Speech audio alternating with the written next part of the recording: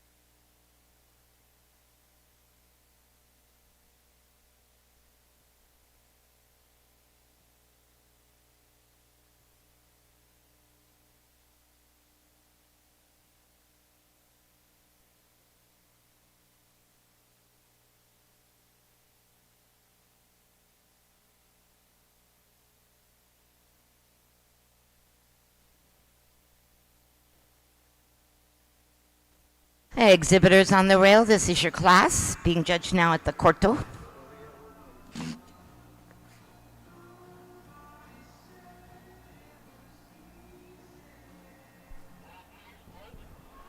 Halt.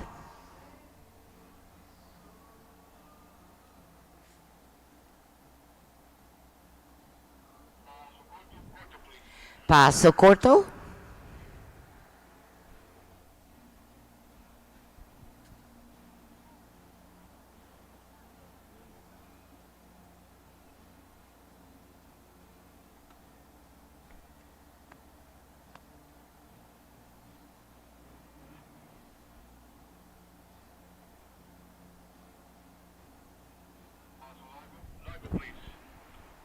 Largo, please. Largo.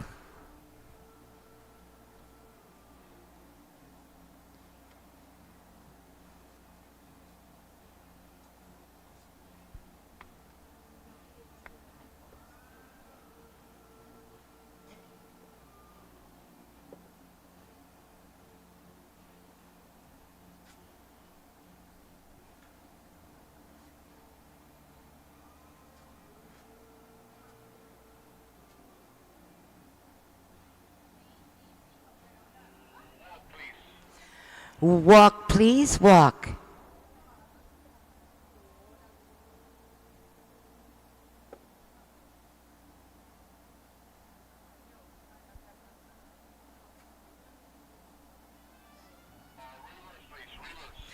Reverse, please.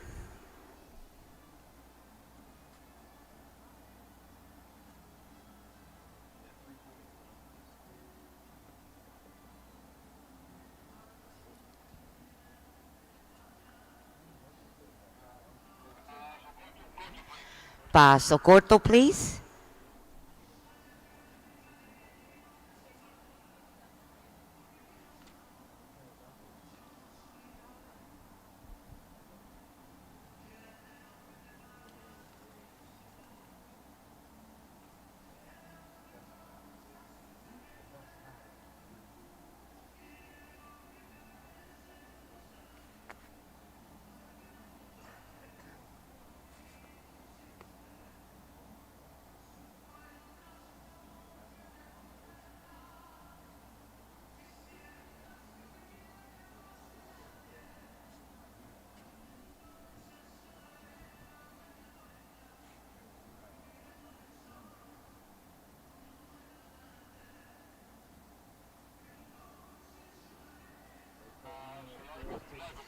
Paso largo, por favor.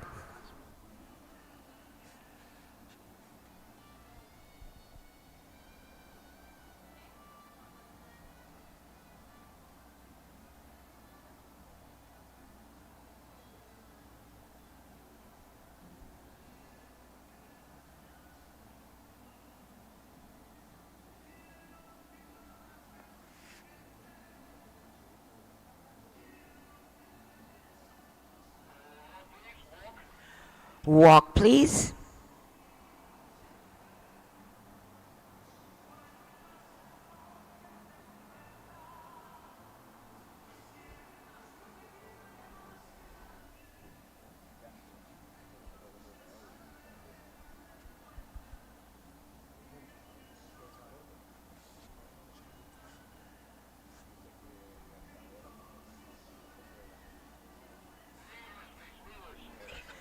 Reverse, please.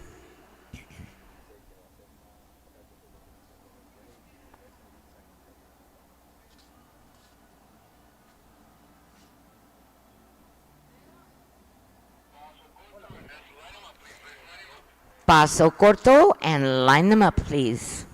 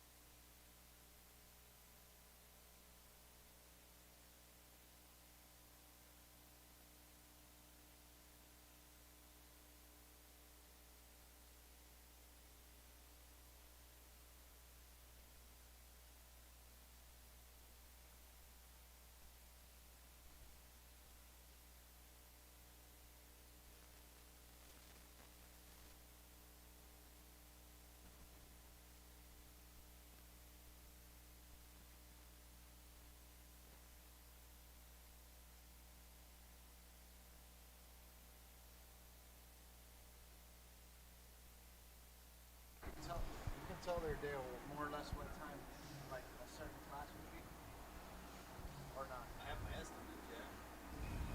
Why you need to know that? I'm on 123. Well, you're right And there. it's in the middle of the day, so I gotta. 123. Yeah. Without any changes right now, if they hold to a schedule, you're looking at 130. That's what I thought.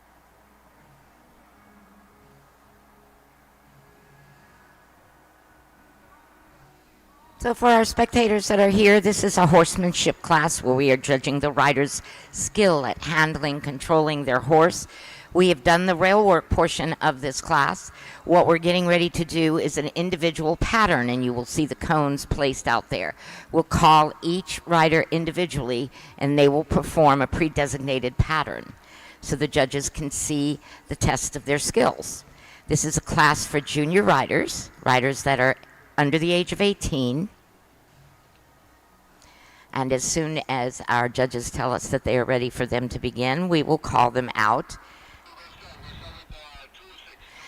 All right, we're going to bring you riders out individually now by numerical order. So first horse up will be 206 to be followed by 228.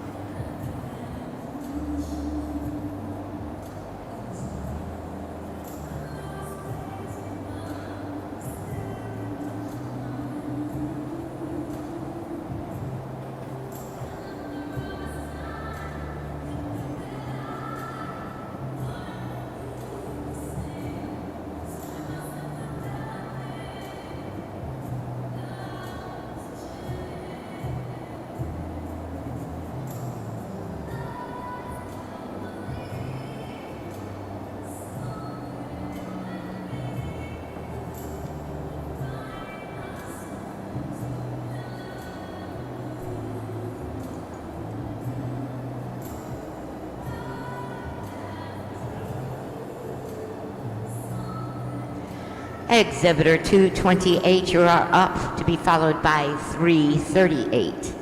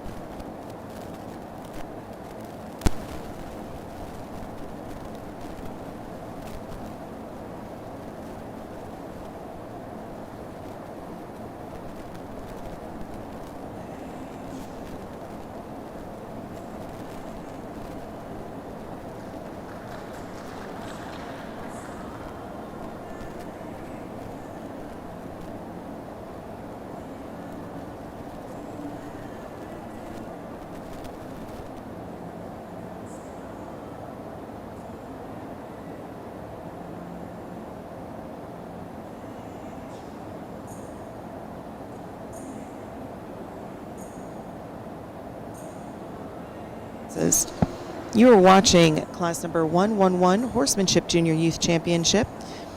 Don't worry, this is the first class of the day, so you haven't missed much. Our exhibitors are now just getting ready to go, or they are doing their individual patterns. I believe this is the second exhibitor to do the pattern.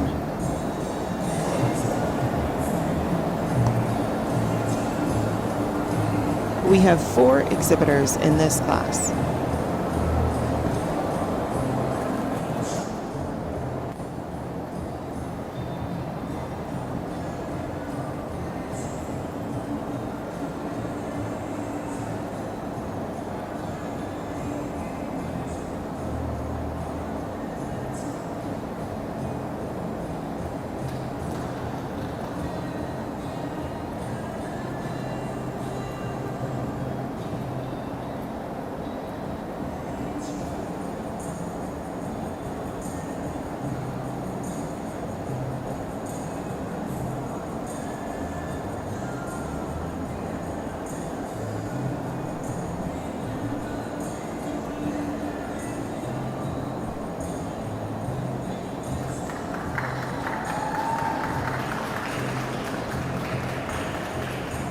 Entry 338 is up to be followed by 498.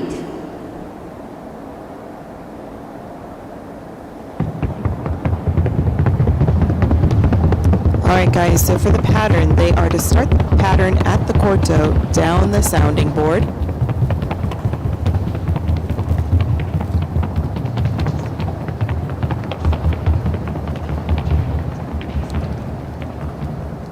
They are going to corto to cone 2 and halt for 5 seconds, then back 4 steps.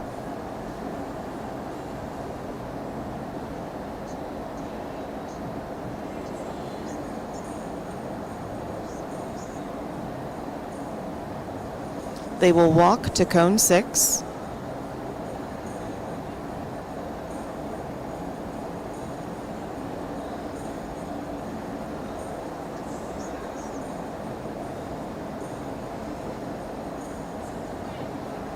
Once they get to cone 6, they will corto through the serpentine, entering from the rail between the first 2 sets of cones.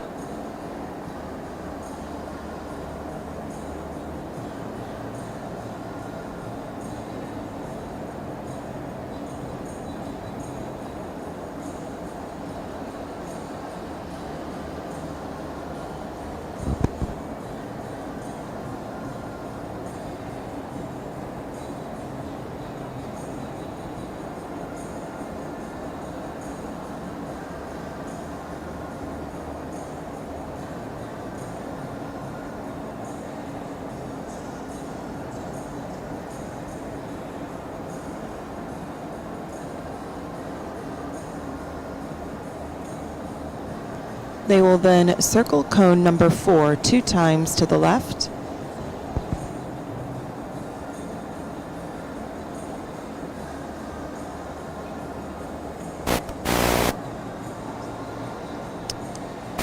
After that, they will transition to the largo and then back to the corto at the corner of the ring, cone 6.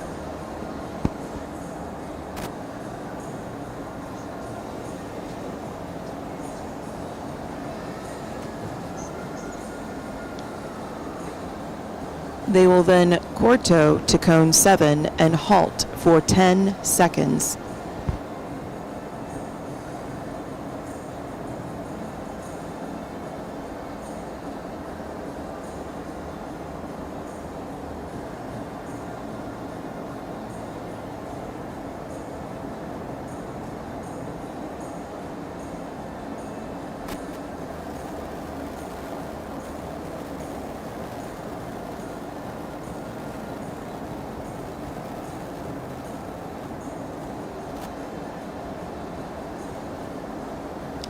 After the halt, she's going to corto to the figure 8 poles, and there she will enter between the poles and perform 2 figure 8s to the right in corto.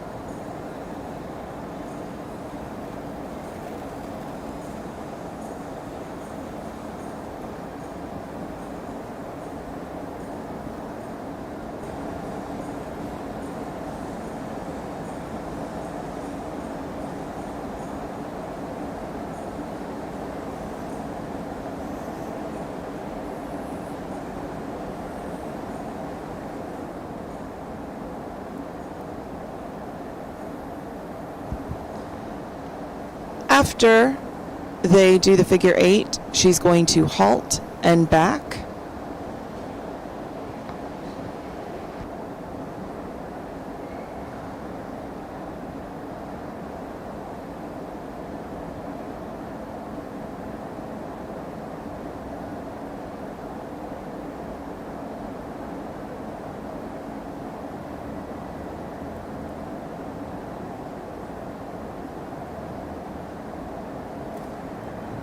And then she's going to walk and return to the lineup.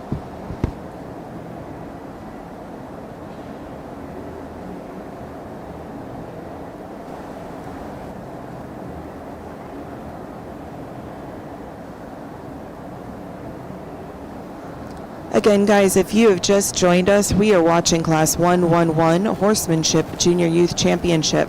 I did just go through the Thank pattern you, with this exhibitor. exhibitor Entry so that you guys can 498, follow you are along up. from home. If you have access to the internet and would like to see the pattern for yourself, you can go to pfha.org, click on the Grand National Championship show page.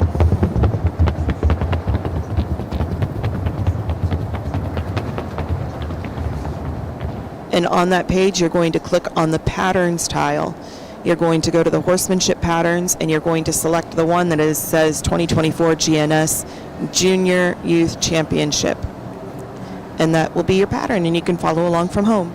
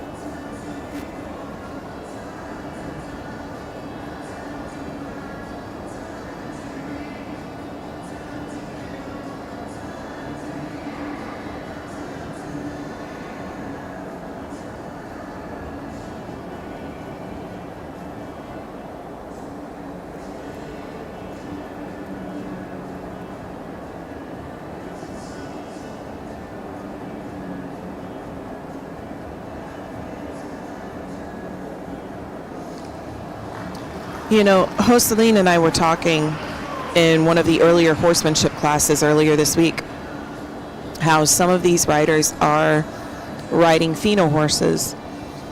And so when the pattern says corto,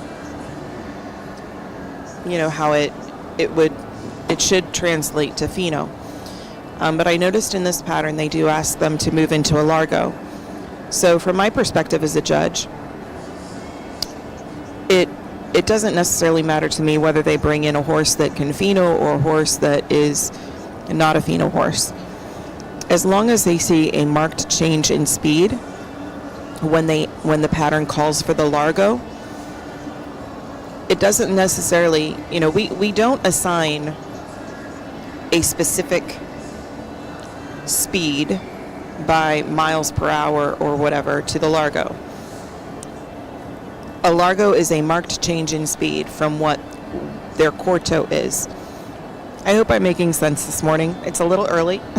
I haven't had my Cuban coffee yet, but I know that has been a point of confusion. I wanted to share the conversation that we were having because it is something important to note, especially if you're new to the breed and you're coming into this and you are just learning about the Feno classes and the performance classes and the pleasure classes, and you're just learning about the different gaits that our beautiful horses can do, I can see how that might be a little confusing when you're watching a horsemanship class and you see the pattern say corto and then largo, but the horse that you're seeing in the arena looks like a Feno horse. And we're not used to seeing Feno horses largo.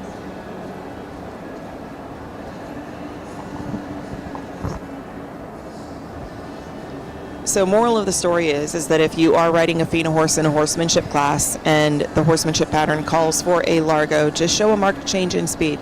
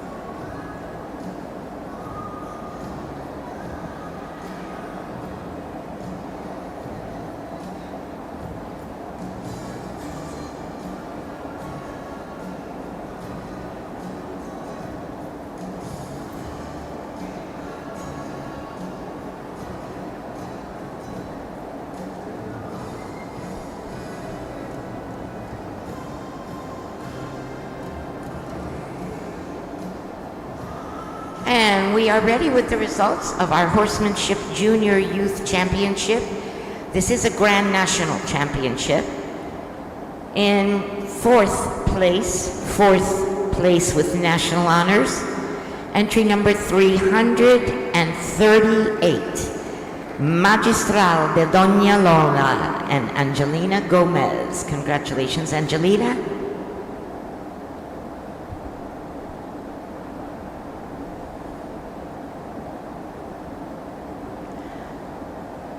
Third place national champion honors going to entry number 498, This is El Triunfo de Mayo en Alisa Paez.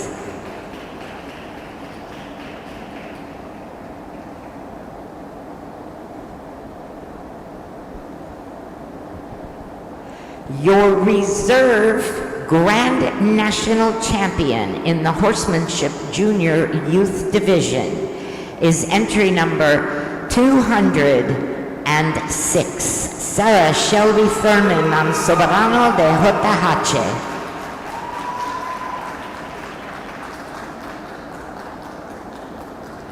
Congratulations, Sarah.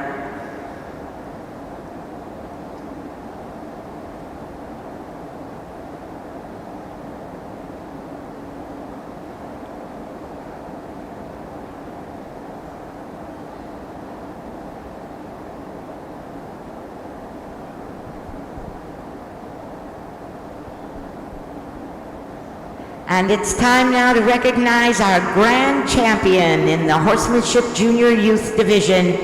This is Mayra Prieto on Cielo de Tambores de San Sebastián. Congratulations.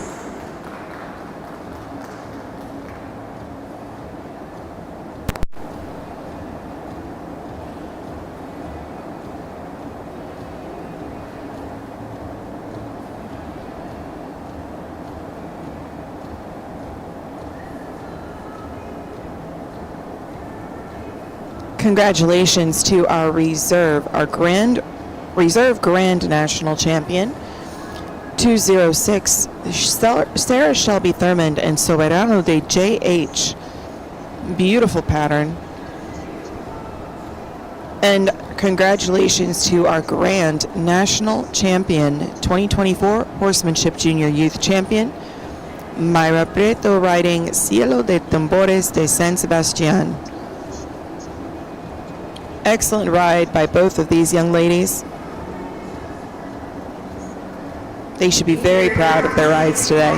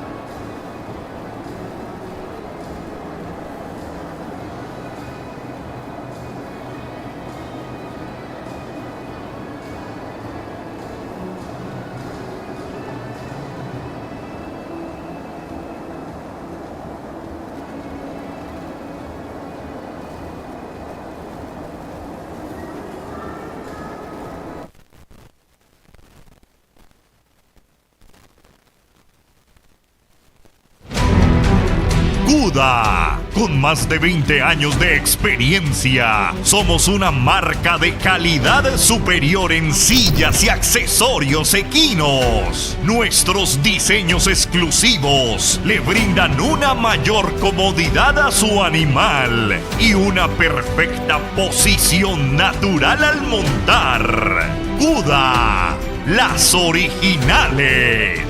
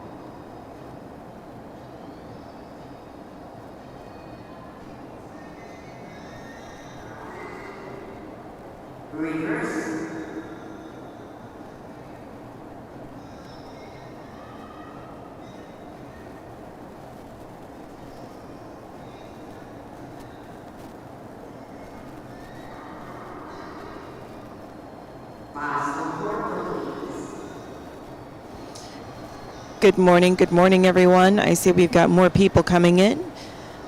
It is early in the morning, and this is our second class of the day. This is class 111 horsemanship. 112 horsemanship sub-junior youth championship. We are looking at 7 entries in this class. They are just coming in to do their initial work, and we will be doing the individual patterns shortly.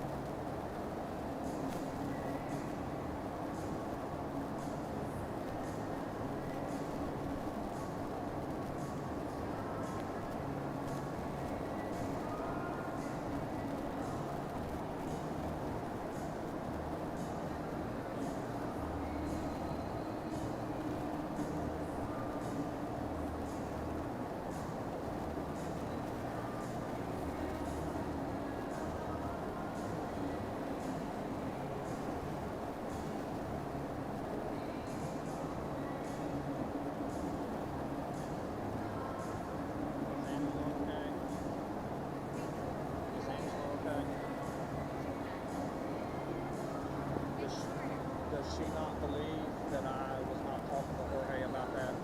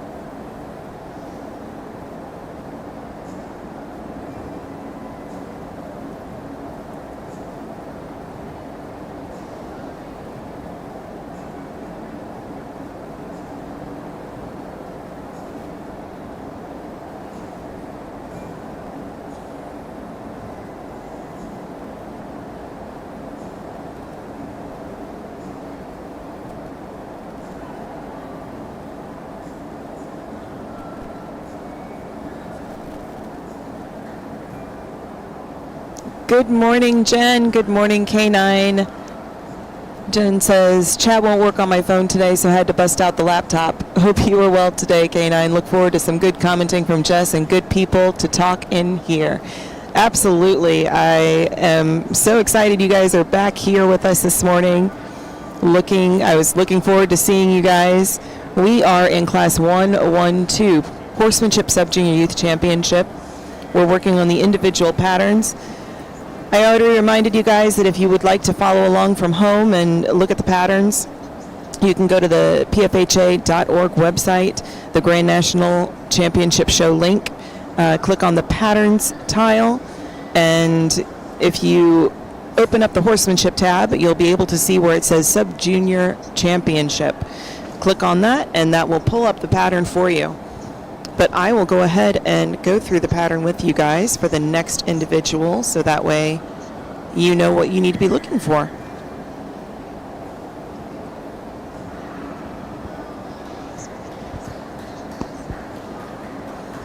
And Jen, I'm sorry that you had to break out your laptop.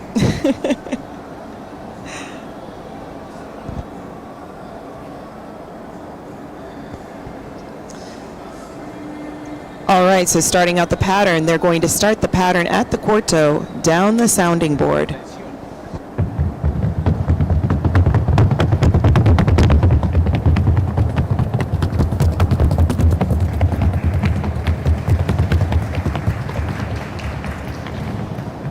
Then they are going to go to cone 2 and halt for 5 seconds.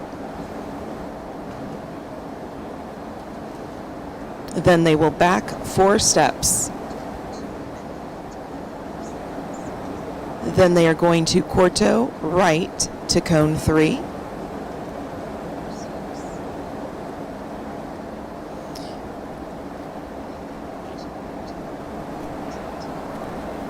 At cone 3, they're going to perform 2 circles to the right.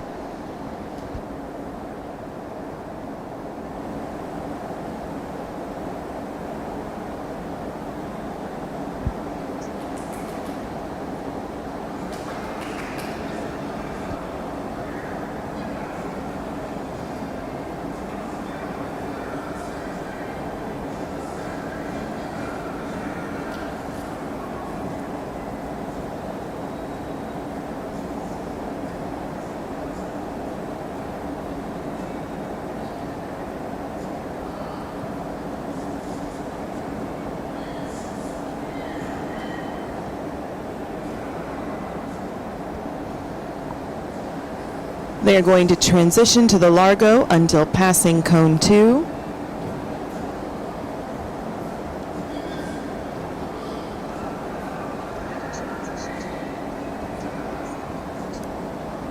And then they will transition to the quarto.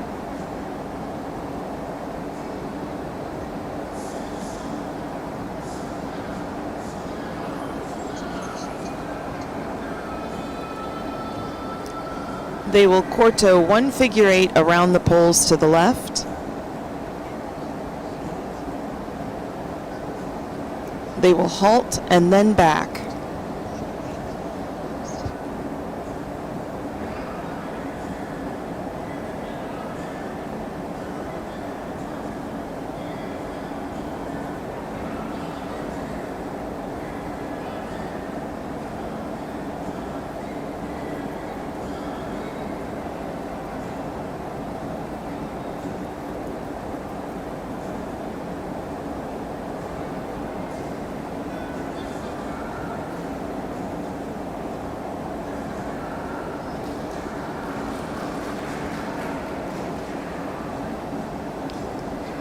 The exhibitor will then walk and return to the lineup.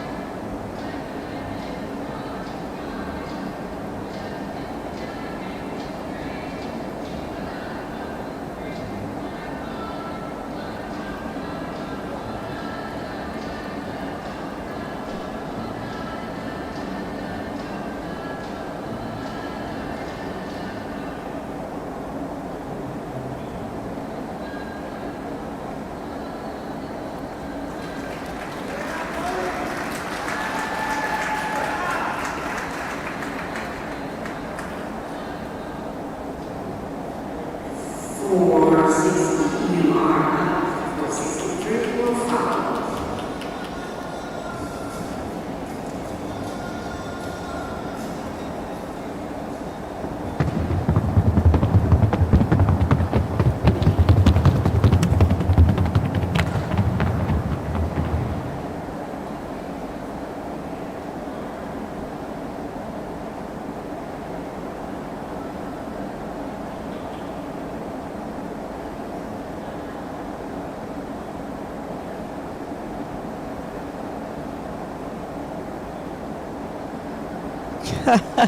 Jen, I have it on the big screen, laptop and phone, casting to TV. LOL. Not paso crazy here in this house. No, not at all.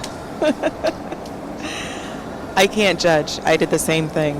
Every single device that I would have in the house would be tuned into the Nationals. So I get it.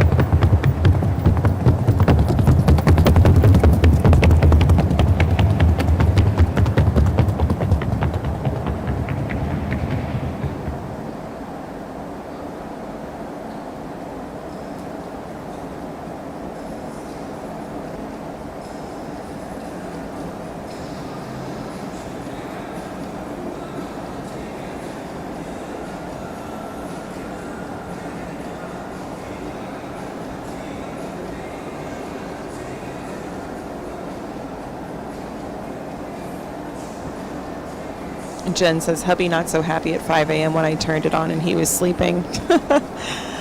I can imagine. Plenty Pasos, can I retrieve the live stream of prior classes? Plenty Pasos, I think that if you go to the pfha.org website, they do, at least I remember on the second day of the show, so on Thursday, I had gone to the pfha.org website and looked under the live stream, and they did have day one posted there so that you could go back and watch the day.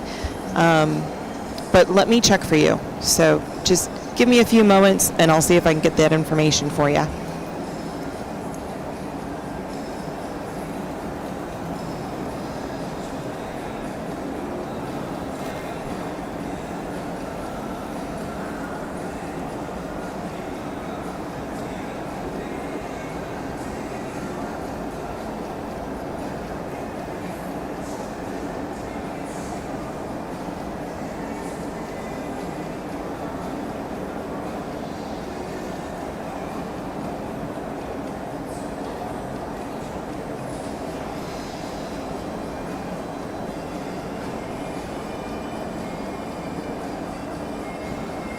Jen says that would be great if they did have it. No, I totally agree, Jen. They used to do that. They used to keep copies of previous days.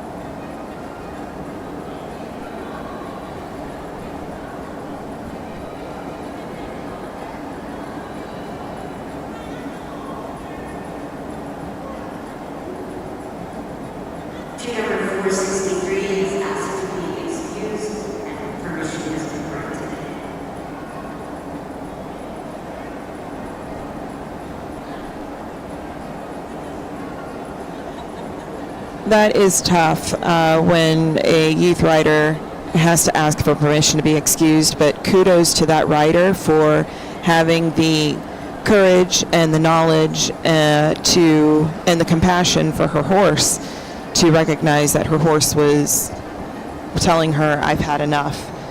So she did the mature thing and the most compassionate thing and went to the judge and asked if she could be excused. So kudos to that young rider. Back number 463, Matilda Gonzalez, asked to be excused and permission was granted.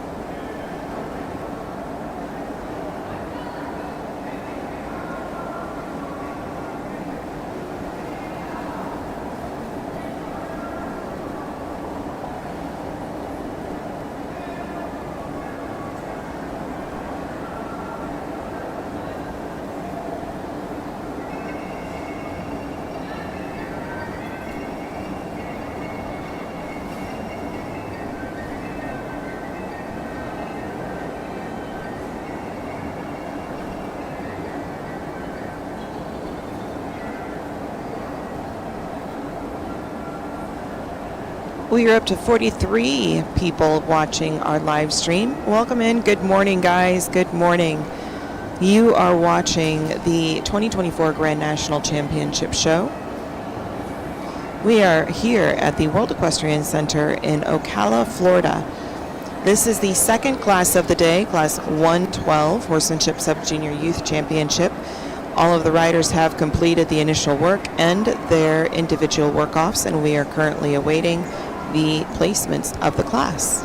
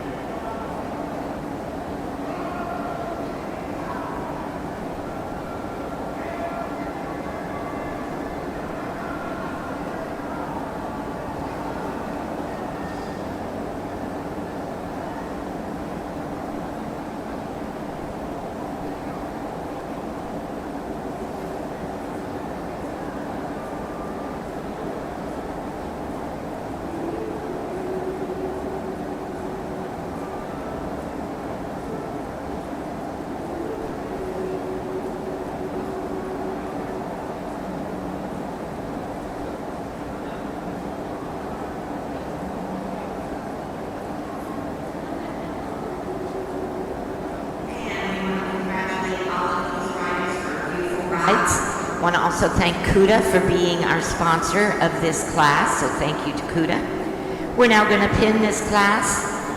This is your Horsemanship Sub-Junior Youth Championship. These are for younger riders.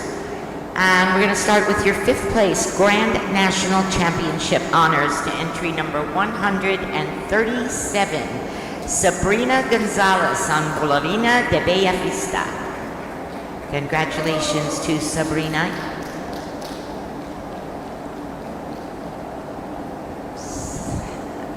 4th place, Sabrina, will you go forward?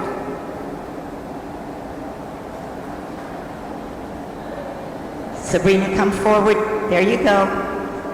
Got to go forward so they can give you your garland.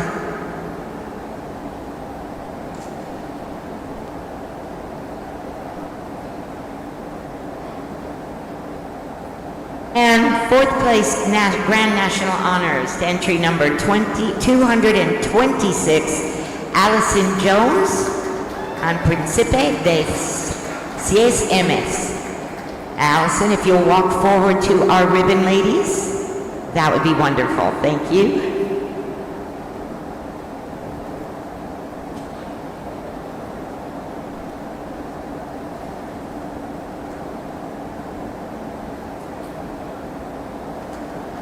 Third place, Grand National Champion. Plenty Pasos, are you still watching? 34, Sophie Gomez de la Reina.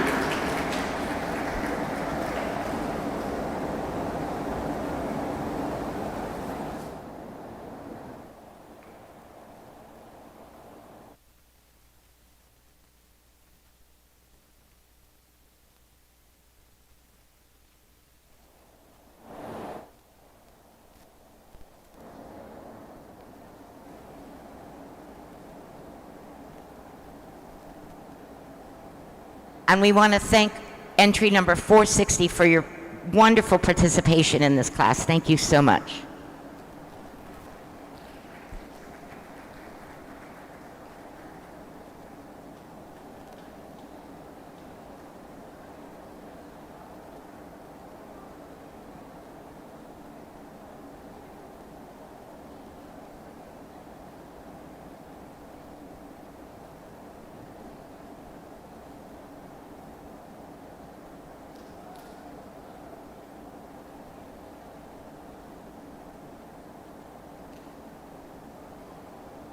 Here we go with your Reserve Grand National Champion.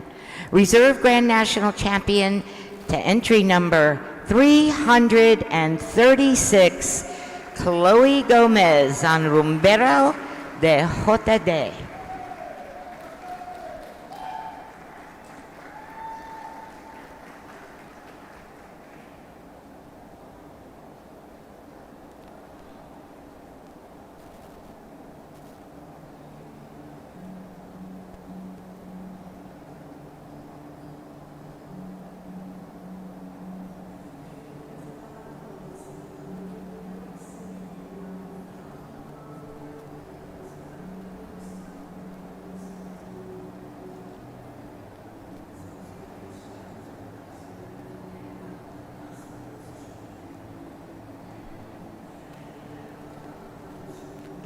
And here is your Grand National Champion, ladies and gentlemen, Valerie Berrio on Independencia de Santa Ana. Congratulations, Valerie.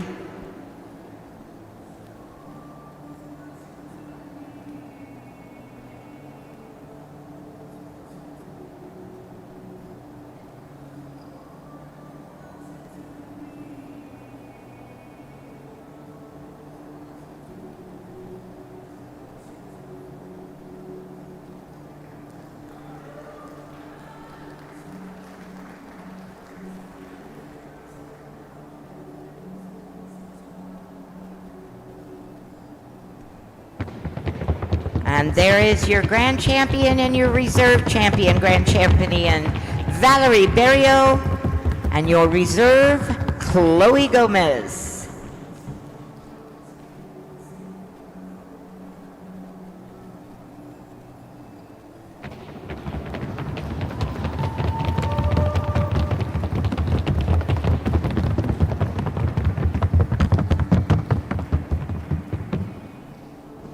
Very nice presentation by those two sub-junior riders.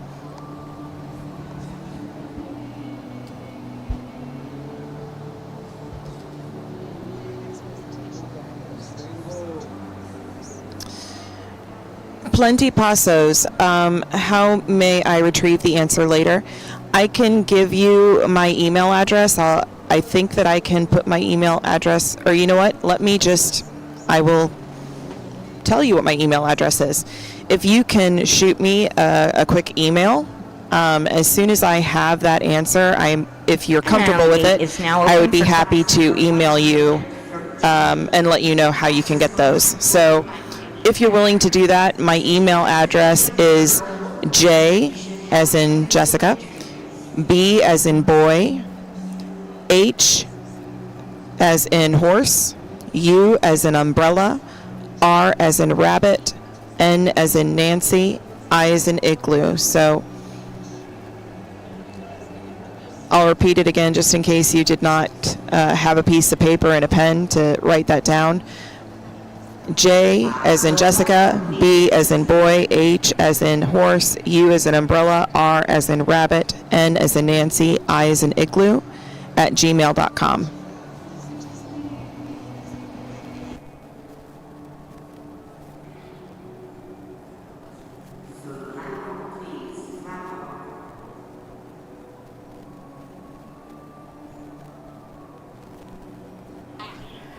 Reverse, please. Reverse.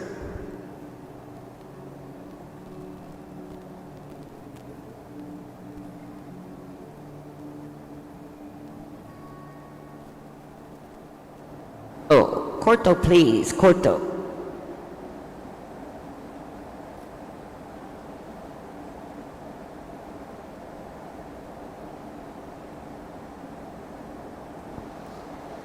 All right, ladies and gentlemen, this is class number 113, Pleasure Geldings for Gold. We have two exhibitors in this class. So the Geldings for Gold program is a special program provided by PFHA. We have 6 Geldings for Gold classes at the national show that is only offered at the national show. It is not offered at any regional shows. The 6 different Geldings for Gold classes, there are 3 amateur and 3 open. 1 for pleasure, 1 for performance, and 1 for Feno. Each class division is open to all geldings aged 30 months and older who have qualified for the national show by accumulating the required 20 points at sanctioned paso shows in their respective amateur owner or open division. So this is a money class, meaning that these exhibitors will win a pot of money if they ribbon. Since there's only 2 exhibitors, they are guaranteed to get money back. How do we get that money? I will tell you as soon as they finish the board.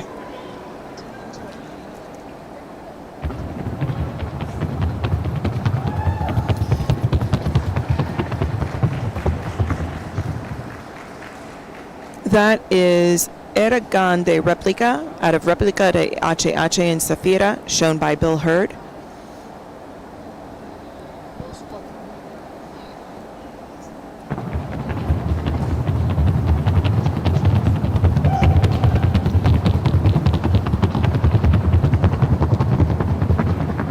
And this is Skyhawks Aristotle, out of Ruckus Farms, Bucephalus and Bridget, shown by, I believe that is Shaw Laney in the stirrups. But the way that they get the money for Geldings for Gold, the entry fee for each amateur owner and open Geldings for Gold class is $220 per horse, plus the national show class entry at the time of entry with the gelding to be entered, and fees paid as you would for any national show class. So they have to pay the class fee, and then they put in an additional $220 per horse. In any Geldings for Gold class, only the top 6 horses will be placed. The total purse money for each division will be divided among the top 4 placements, and it is done by first place gets 40% of the pot, second place gets 30% of the pot, third place gets 20% of the pot, and fourth place gets 10% of the pot. And I actually do have a printout that says how much each of these guys will be getting. Let me See if I can find it. You wouldn't think that I would have so much paperwork up here, but I do.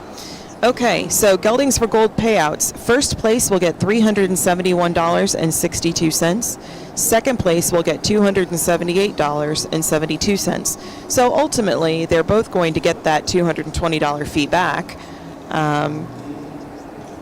So yeah, it's a nice little thing. You get a national show ribbon out of it, you get some money back, and you get to enjoy riding your horse in the arena.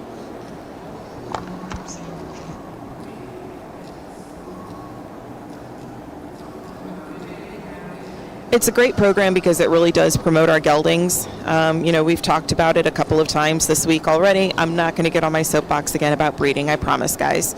But we do have, a lot of male horses that are kept as stallions. And for a while, years ago, it seemed like the geldings were not as favored. I don't know if that's really the word, but the geldings weren't as popular. There we go. That's probably a better way to describe it.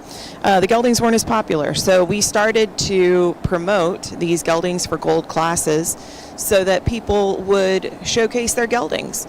And it's been successful. In previous years, the geldings for gold classes were varied. Large pieces of paper. They're actually paychecks.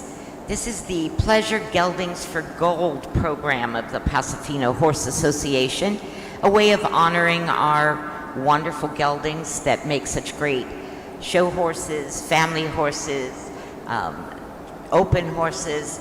Geldings for Gold pays out for each place up to fourth place. So we have two entries in this class. Your reserve champion is going to get one of those nice big pieces of papers, a paycheck in the amount of $278.72. And your grand champion, or your national champion, is going to get a check for $371.62. So that's a nice chunk of change, so to speak.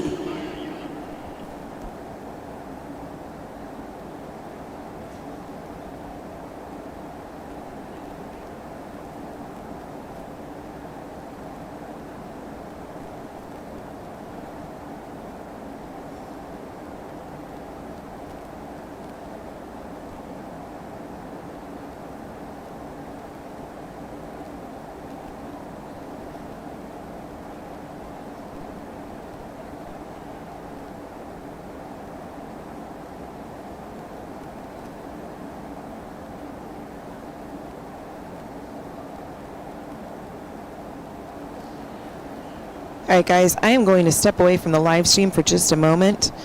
I am freezing, so I am going to go grab a sweatshirt. I will be right back. I'm so sorry that I'm leaving you guys for a few moments, but it is a little cold in the arena, and I forgot my jacket back at the hotel, so I will be right back. Yeah, I'll be right back.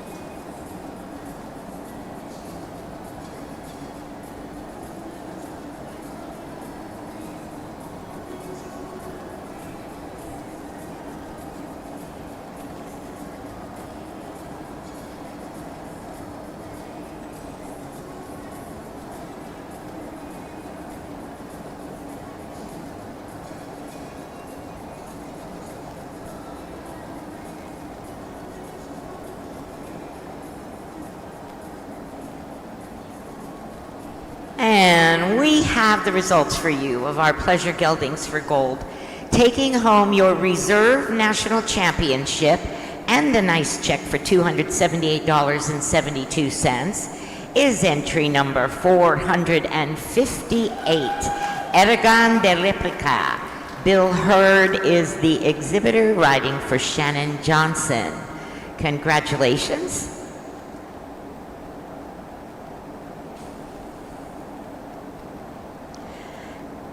And now we have your national champion.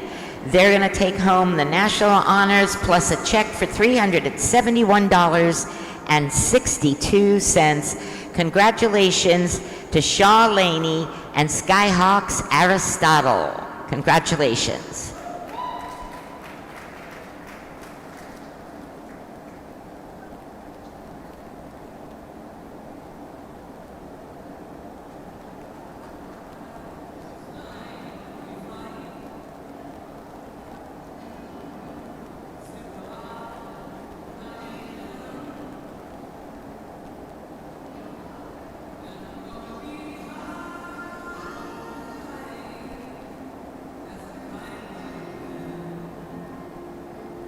There is your Pleasure Geldings for Gold national champion, Skyhawks, Aristotle, and Shaw Laney.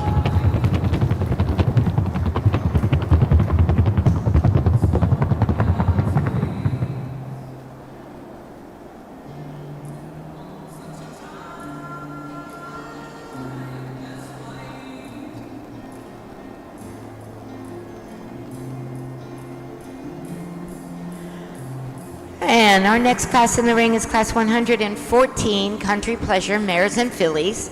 We should have 3 entries in this class. This is also one of our high point classes.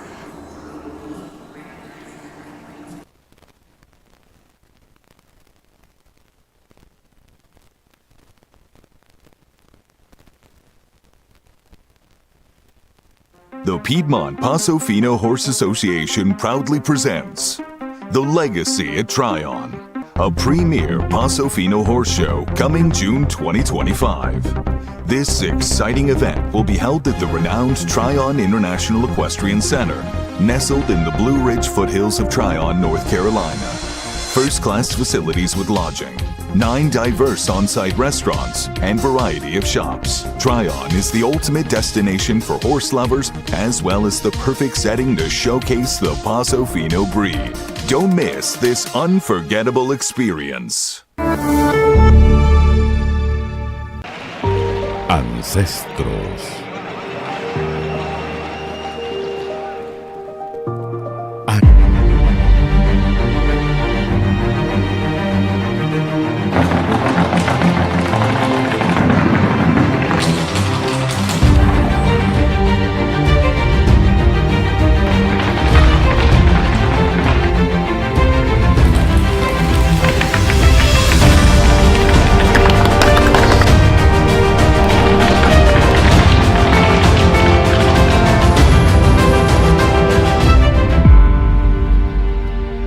El pórtico.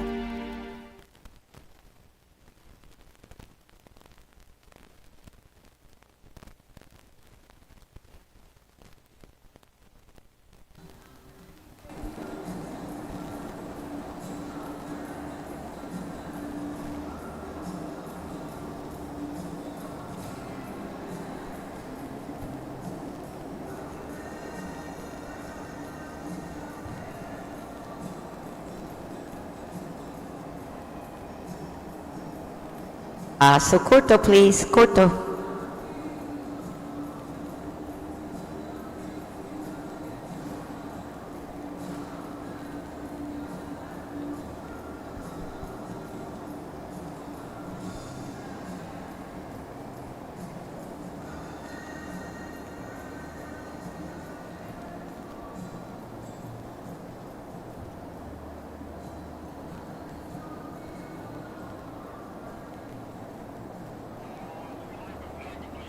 Paso largo.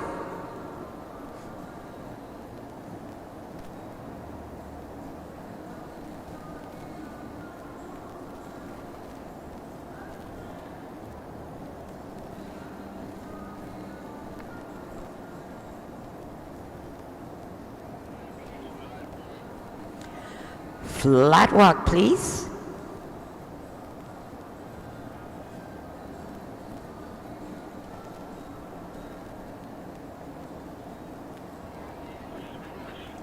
Reverse.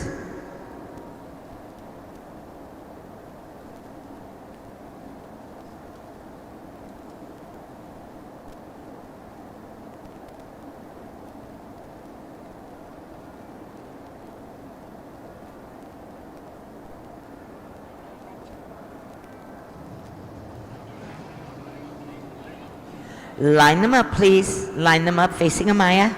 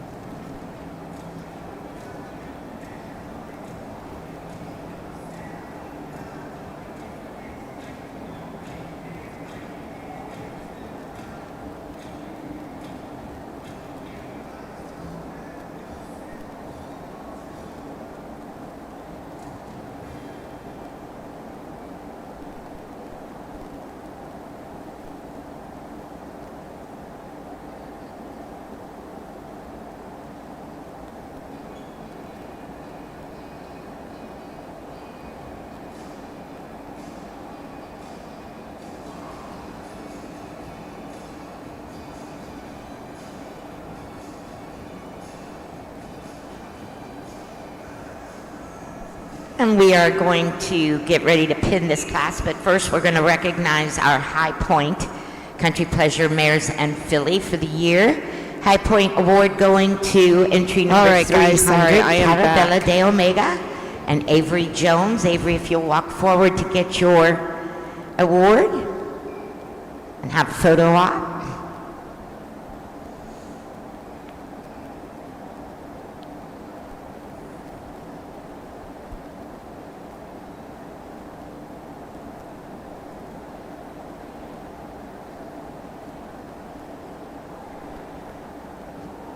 Don't leave. You have to come. Okay.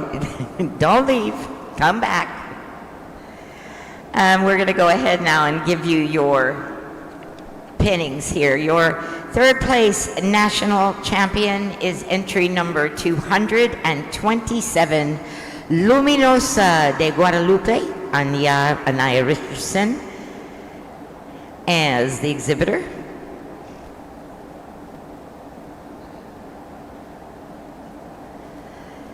Reserve National Champion honors to entry number 457, La Milagros del Amor, and Shannon Johnson. Congratulations, Shannon.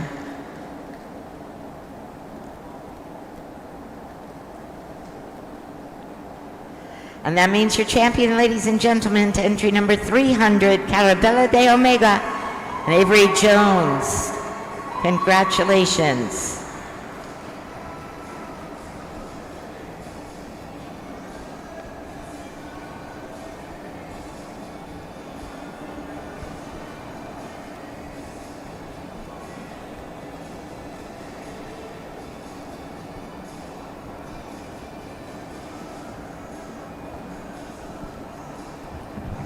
There is your reserve national champion, La Milagros del Amor and Shannon Johnson. And there's your national champion, Carabella de Omega and Avery Jones. Congratulations, ladies. Sorry about that, guys. I wanted to give you the class requirements for the Country Pleasure class. I know they've already pinned the class, but just so that you guys know, in the Country Pleasure class, 20% on Paso Corto, it is moderately extended. 20% on the Paso Largo, with it means it needs to be fluid. All right, we are ready 20% for our on the next flat class, I walk. believe. They're looking This is for gonna be flat-footed and Feno relaxed. sub-juniors, The ages 7 10% back. through 9. The back We is should going to have be from the 4 lineup. They're entries going to coming in dismount this and Feno remount class. from the right side. 10% is on appearance, way of going. They're looking for light rein, free moving, calm, and safe. 20% on manners. They need to be flawless. In the Country Pleasure class, they would be penalizing any horse that's showing an aggressive attitude, that is over-collected, that has excessive animation, and that is showing any sort of resistance.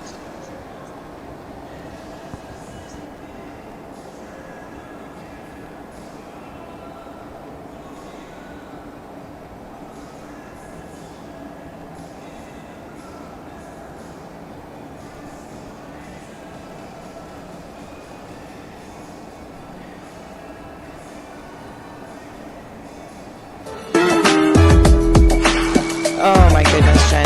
Going to be over 100 here today. Wish it was cool enough for a jacket. Haha. You know, it's, first of all, I'm not jealous of the over 100.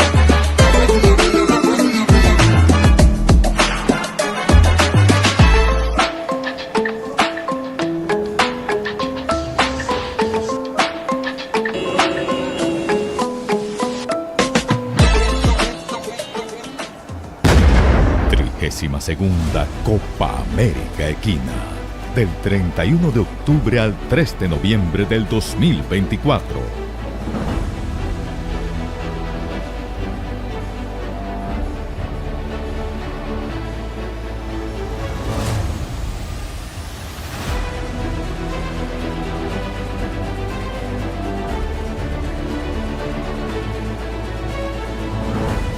Jueves 31 de octubre, Trocha y Galope. Viernes 1 de noviembre, Trote y Galope. Sábado 2 de noviembre, Paso Fino colombiano. Domingo 3 de noviembre, Trocha colombiana.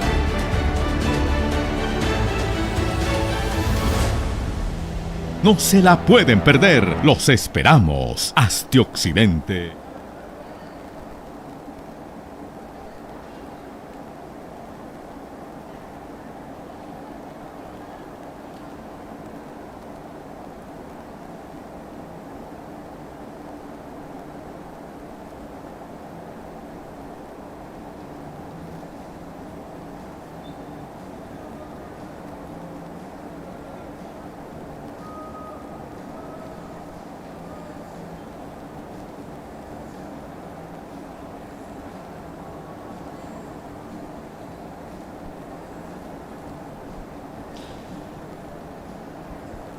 That is your class, exhibitors on the rail now at the Feno.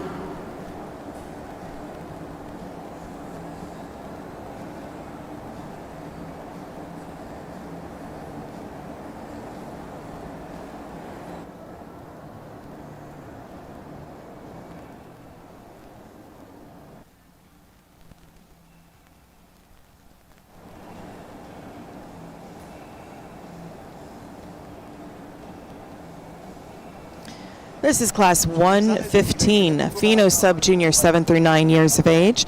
We have 4 exhibitors in this class.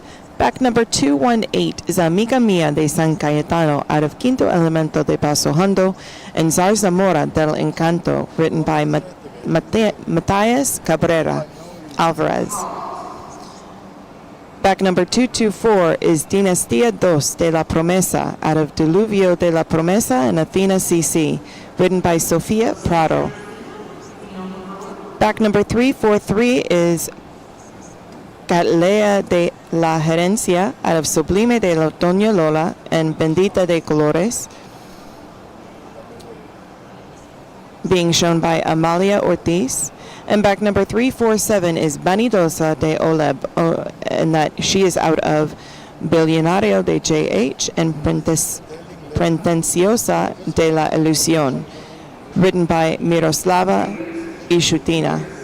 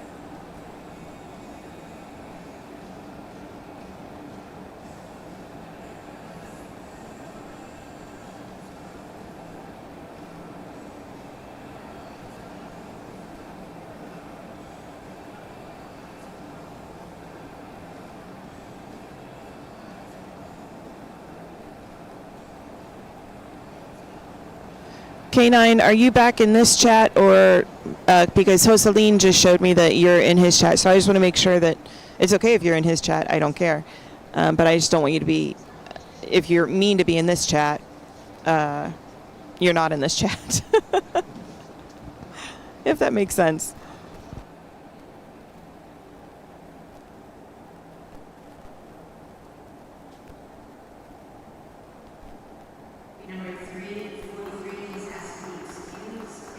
Has been granted. Thank you. Permission granted.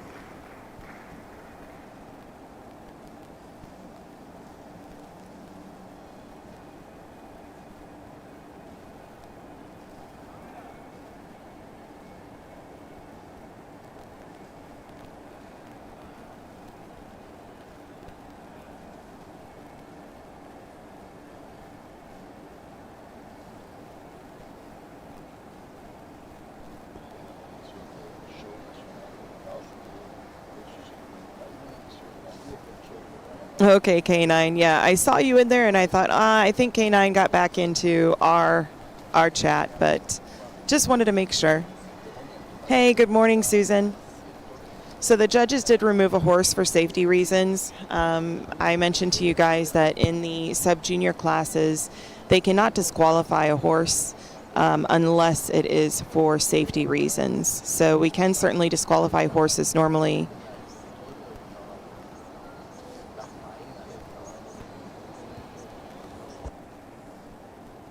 We can disqualify horses normally in the junior classes and in the adult classes, but in the sub-junior they do not disqualify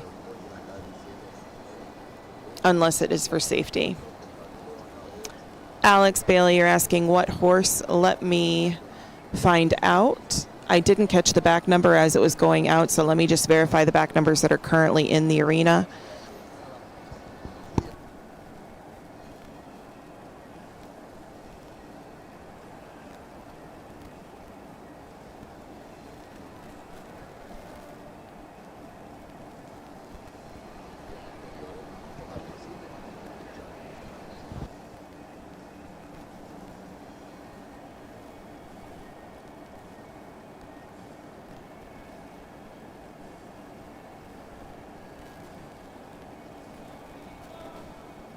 I believe the one that was removed from the class was back number 343, Amalia Ortiz.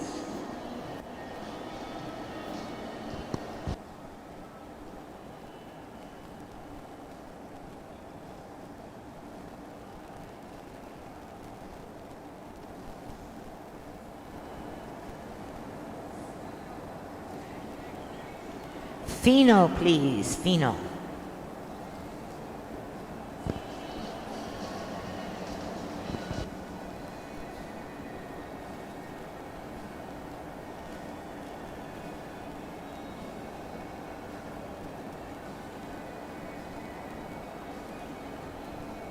Reverse, please. Yes, the one that was excused or disqualified was 343, Amalia Ortiz, riding Galea de la Herencia. It looks like back number 224 is having a little bit of trouble. The judges are asking the horses to halt. Halt. She's been having a little bit of trouble for a little while, so I think the judges are probably considering having her removed from the class for safety reasons. They're giving her a little bit of a chance to see if she's okay. They just asked her if she's okay. She nodded yes. Feno, please. They are going to let her proceed.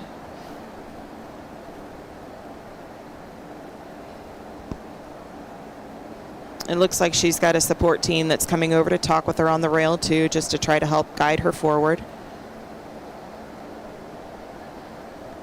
And it looks like the judges are going to go ahead and make the decision to ask her to be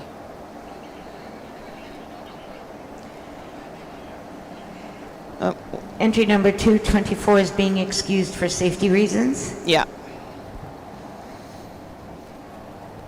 Yeah, I hate to And we see thank that. you very much for your participation. I hate to see that, but we've got to do what's best for the kids, you know, and I know that these kids are excellent riders, but when you're in a situation where you've got other kids in the arena, it becomes a situation where you have to think about the safety of everybody in the arena.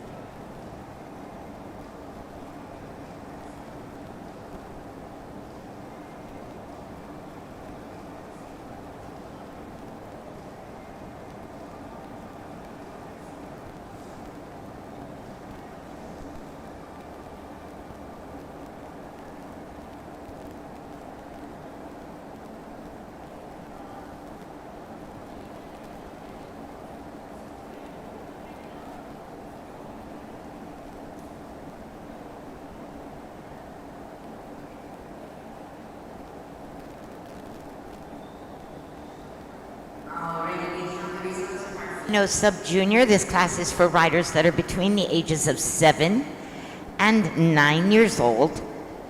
We're going to start with your high point first. High point award in this class is going to entry number 347, Vanidosa de Oleb, and Miroslava Ishutina. Miroslava, you move forward to the ladies there so we can get a photo op.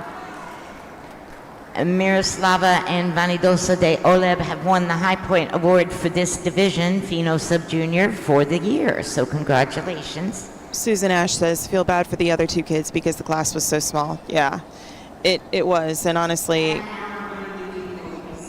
National champion, reserve national championship honors to entry number 218, Amiga Mia de Cayetano. Matias Cabrera Alvarez is your exhibitor. Horse is owned by Javier Suarez. Congratulations, Matias.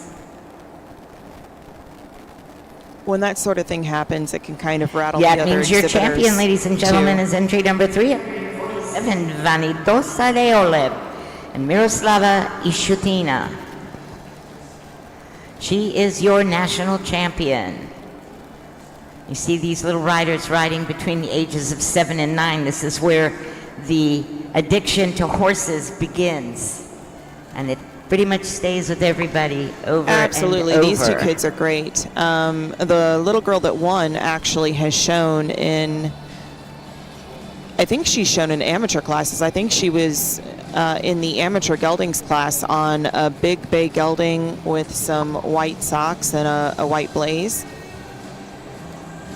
And the 218 is a fantastic little rider too.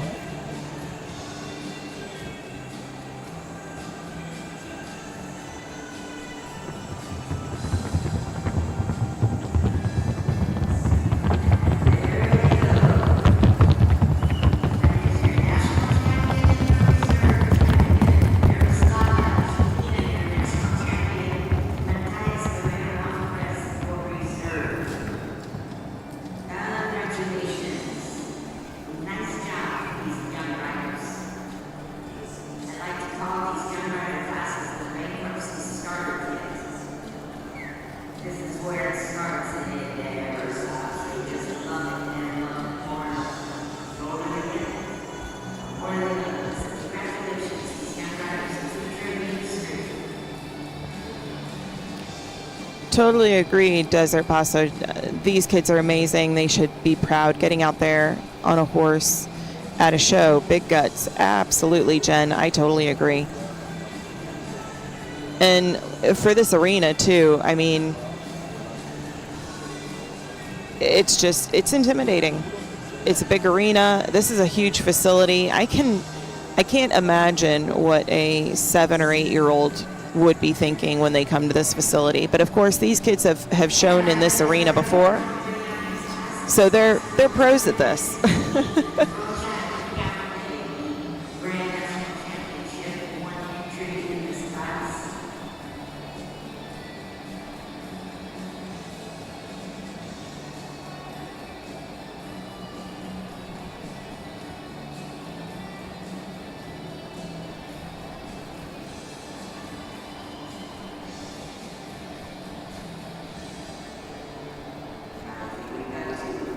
Ladies and gentlemen, the next class coming in the arena is class number 373. This is Trocha and Galope Championship.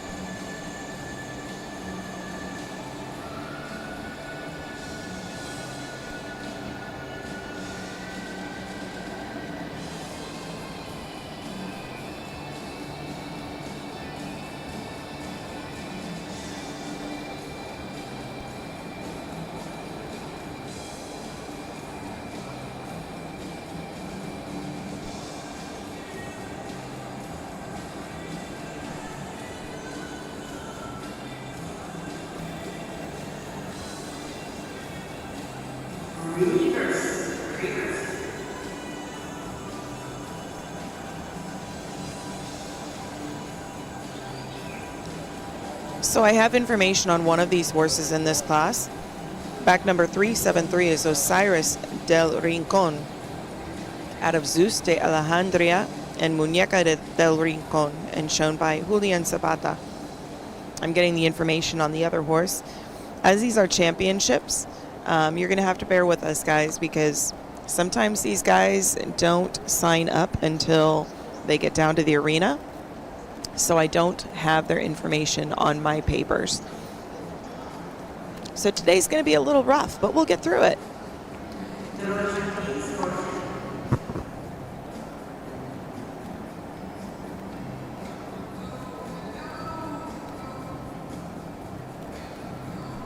So 534 is Constantino de la Casa Amaria, 54 months.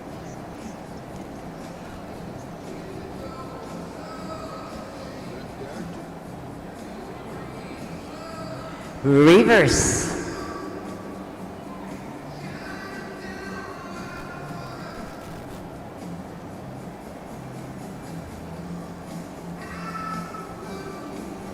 Hi, Vicky. Welcome in. Glad to see you this morning.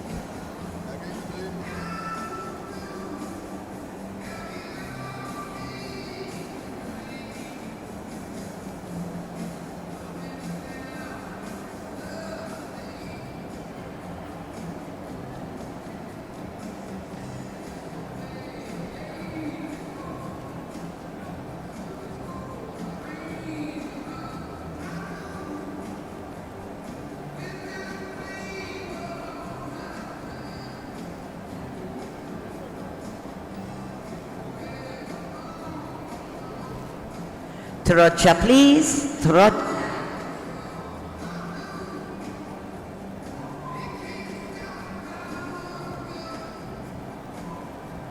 Reverse.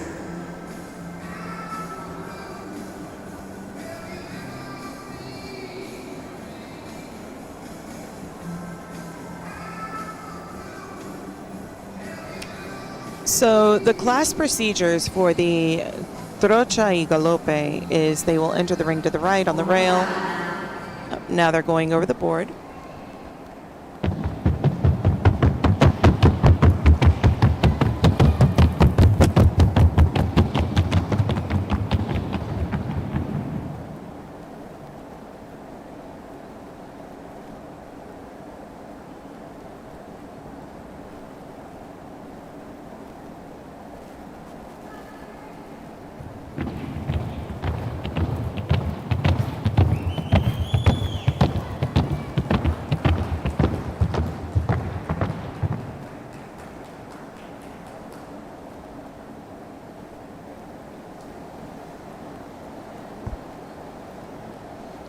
So the judging percentages for all diagonal classes: 50% on execution and naturalness of the gait, 25% on appearance and conformation,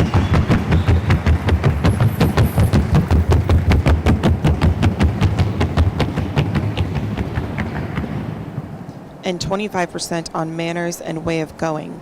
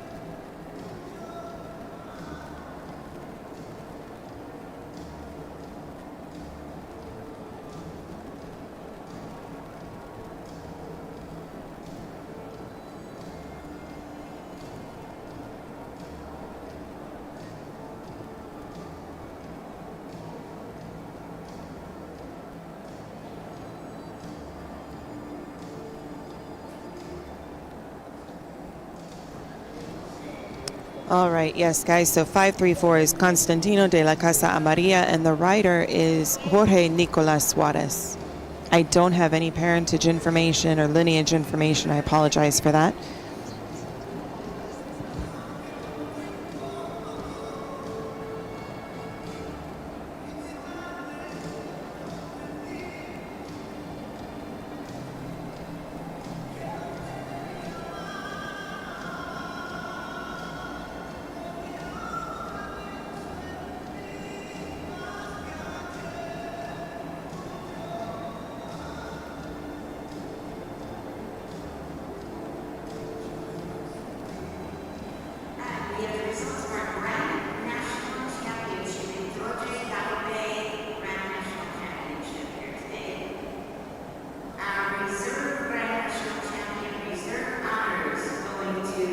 Number 534, Constantino de la Casa Amarilla.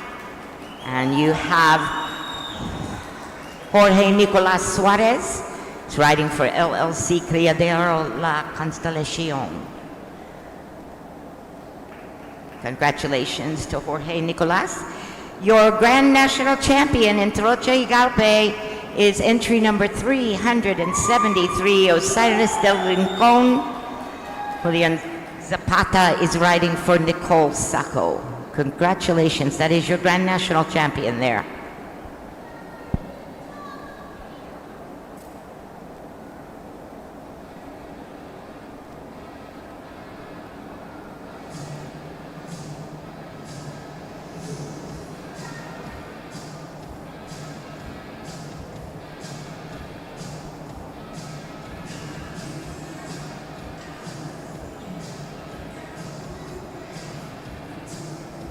I love these horses. I think they're absolutely gorgeous. Very nice ride by Julian Zapata and Osiris.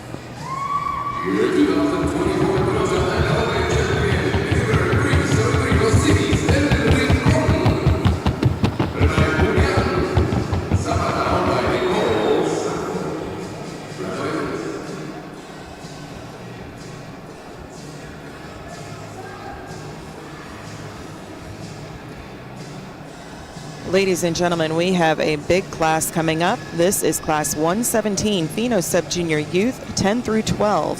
17 entries. So I remember yesterday we were talking with Amy Yarborough, and we were talking about the lack of participation, but how the youth riders, the youth classes have really exploded, especially in Florida. This is proof of it. We have, like I said, 17 kids in the 117 Feno Sub-Junior 10 through 12 category. This is going to be a pretty exciting class, I think.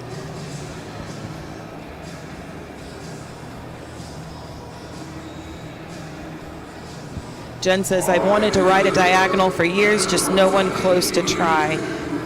That sucks. But if you ever have the opportunity, I know you would probably fall in love with it because they're a really neat horse. Jen says, wow, that's a great number for youth. Yes, isn't it? Really excited to see this class. Exhibitor 118 is making her way into the arena. This is La Emperadora de JH out of Escapulario de JH and Martinica del Encanto. This is shown by Daniela Marie Rodriguez of Miami, Florida.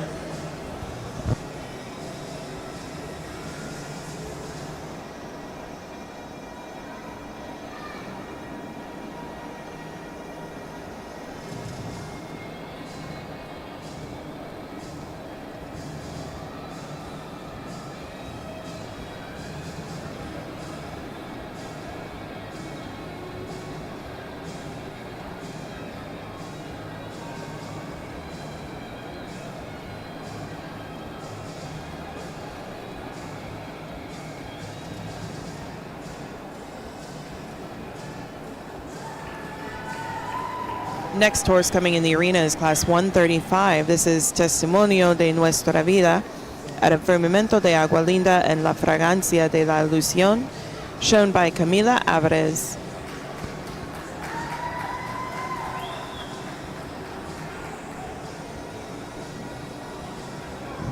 Back number 138 is Cleopatra de Villasar out of Conquistador de Pesilou and Primavera de Limón, shown by Valerie Berio.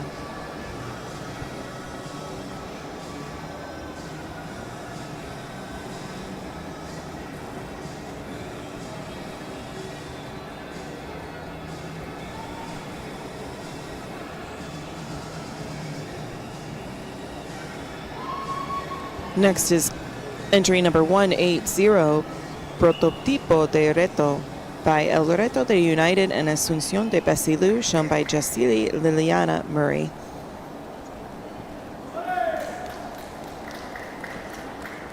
Then we have entry number 262, that is Agua Santa by Primón de San Isidro and Fairways Avalancha, written by Riley McIntyre.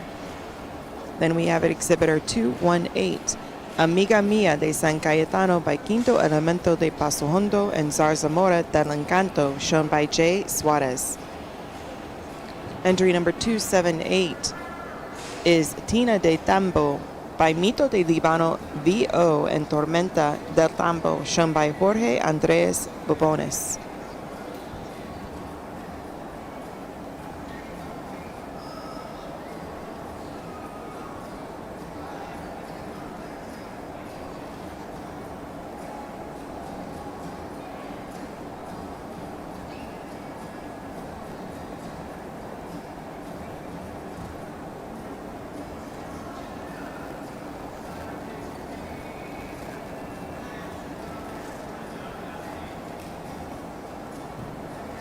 Back number 341 is Arsenal de Redfish by Sublime de Doña Lola and Realeza Colombiana, shown by Sabrina Alvarez. Back number 396 is La Pluma de Colores out of Samaritano de Selecta and Trinity de Colores, shown by Chelsea Arias. Now they're coming in fast and furious.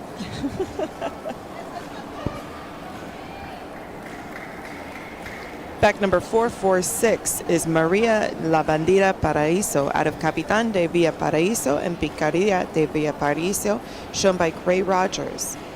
Back number 416 is Dignidad de Fe by Sublime de Doña Lola and La Prenda, shown by Hector Alejandro Aquino. Back number 464 is Jerusalén de Carrión by Deseo de Carrión Paso Fino and out of Princesa Gitana, shown by Matilda Gonzalez.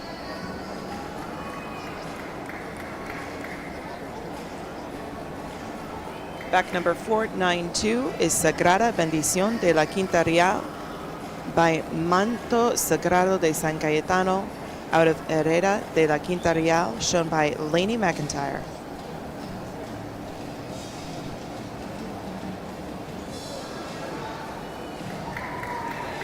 Back number 527 is Andrastea de Milagro out of Joyero Tercero and Lunita de Milagro, shown by Chloe Gomez.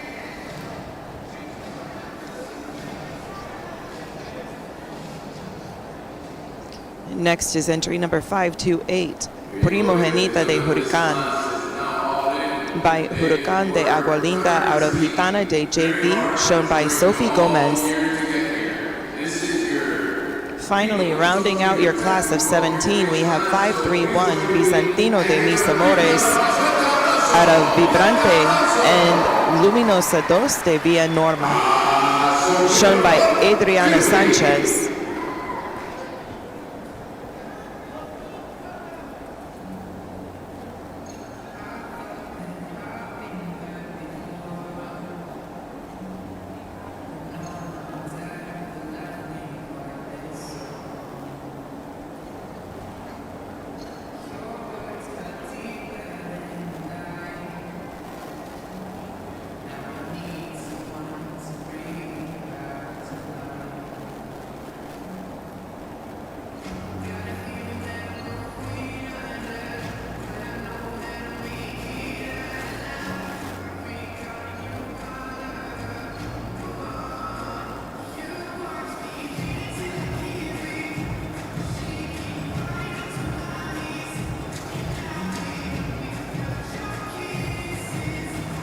As a reminder, everyone,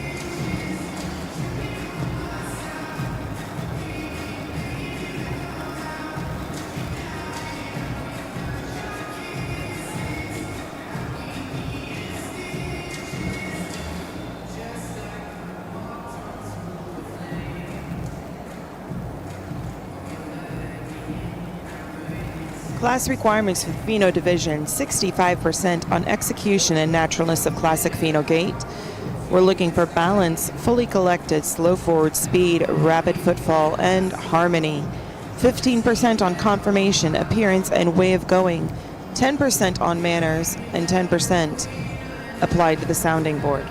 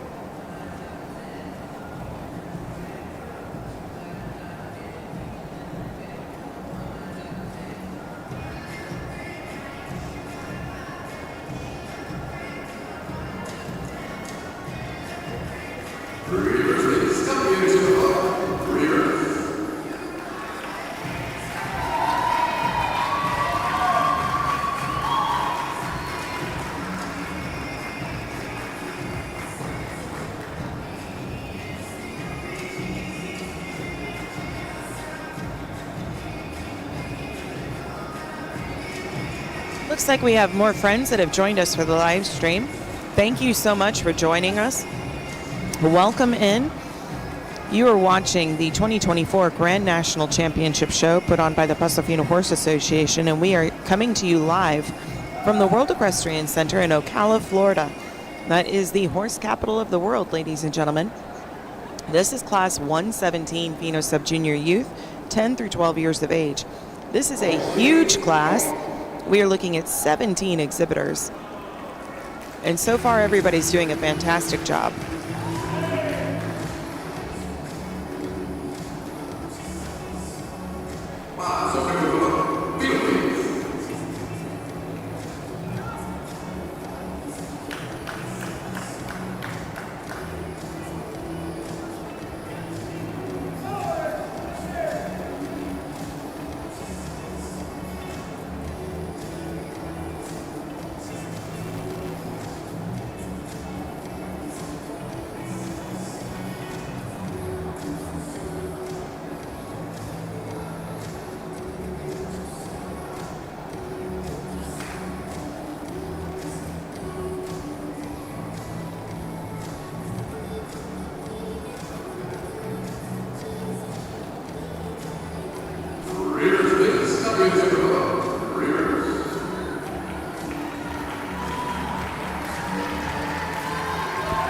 What an awesome view, huh?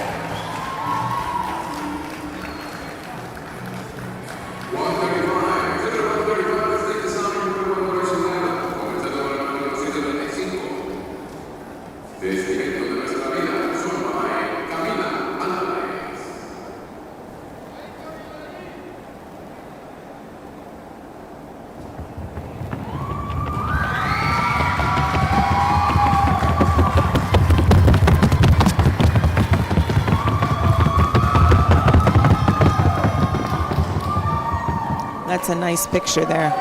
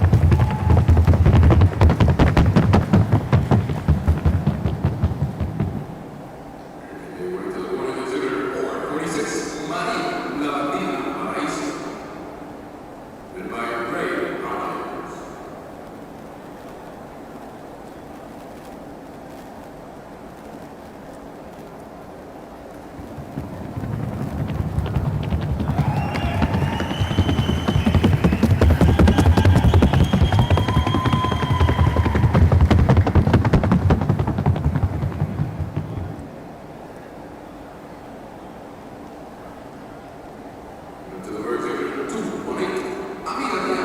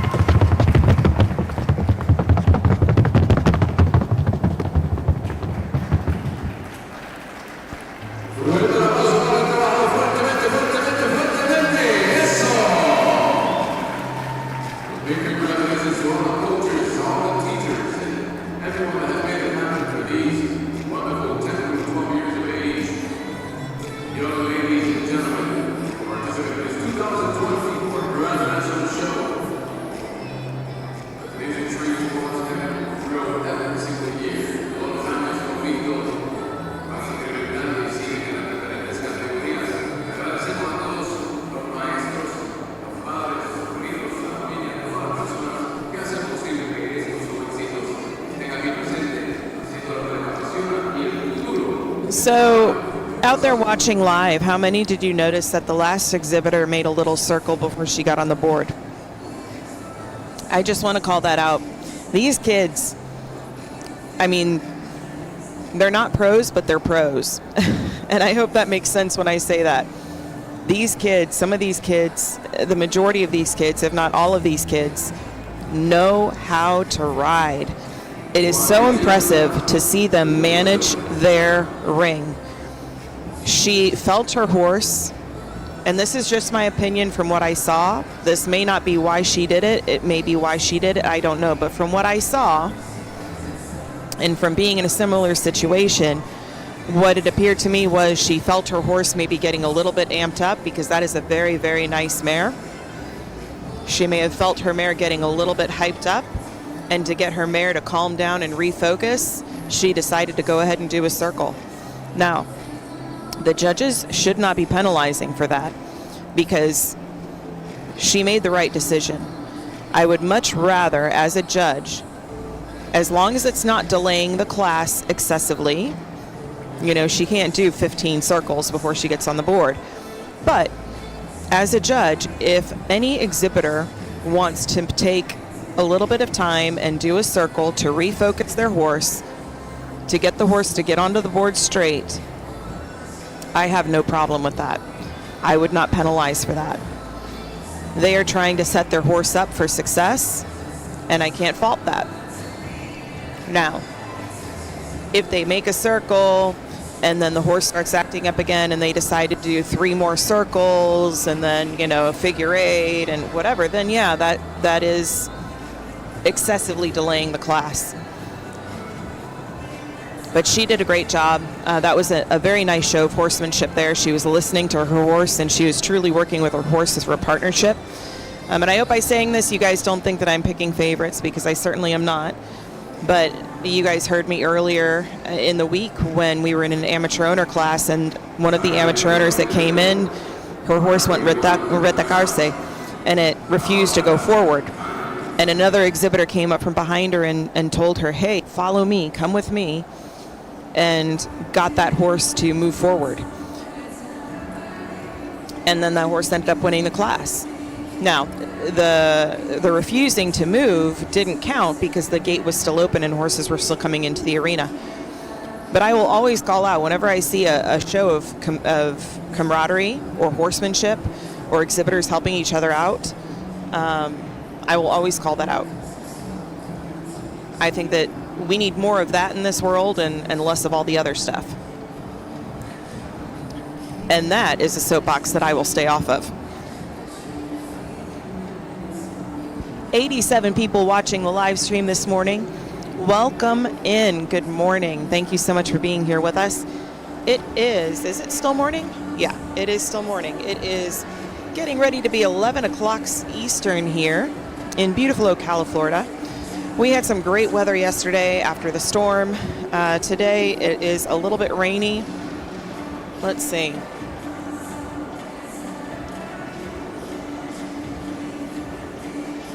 My weather app is saying it is 83 degrees and cloudy.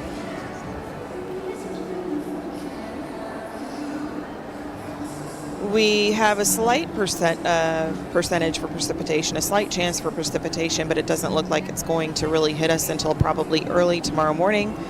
But mostly cloudy, and looks like we're going to be staying in the 80s for the next 2 days. So can't complain about that.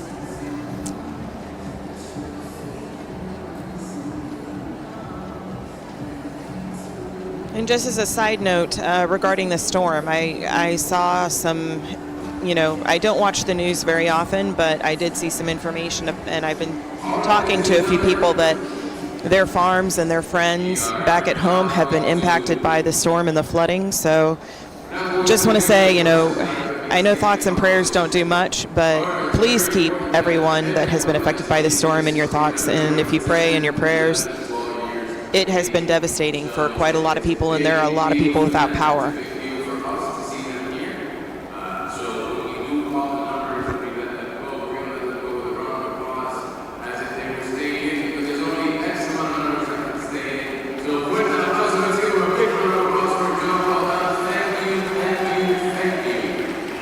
They're going to go ahead and release some of these exhibitors. The judges have made their cut.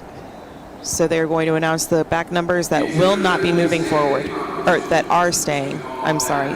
They're announcing numbers that will stay.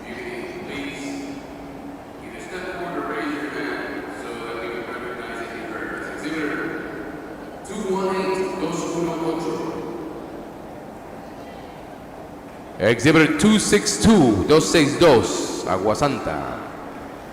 Exhibitor 278-278, Tina del Tambo. Exhibitor 416-416, Dignidad de Fe.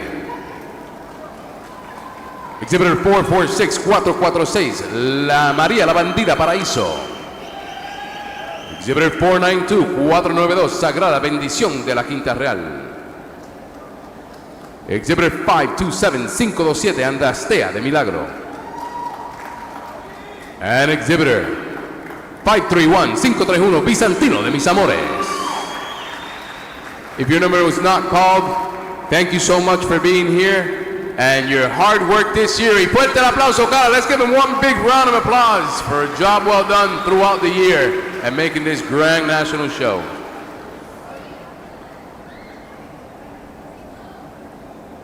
All right, it looks like the judges have selected 8 horses to move forward. That's 8 horses with 8 youth riders in the stirrups.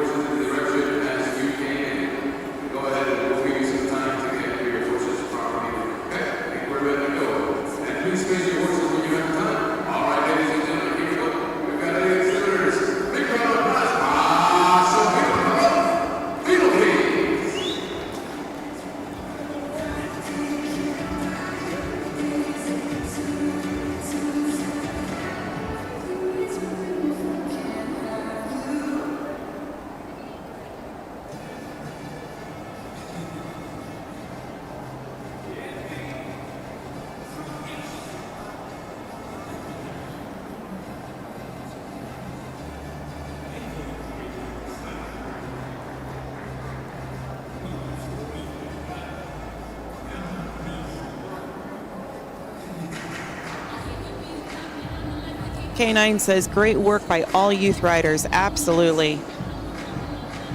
Everyone has been doing a fantastic job in this class, not just the ones that have moved forward into the next cut.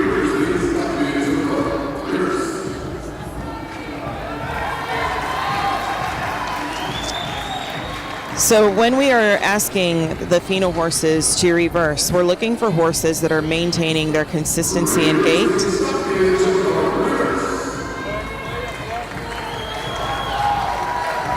Horses that swing wide.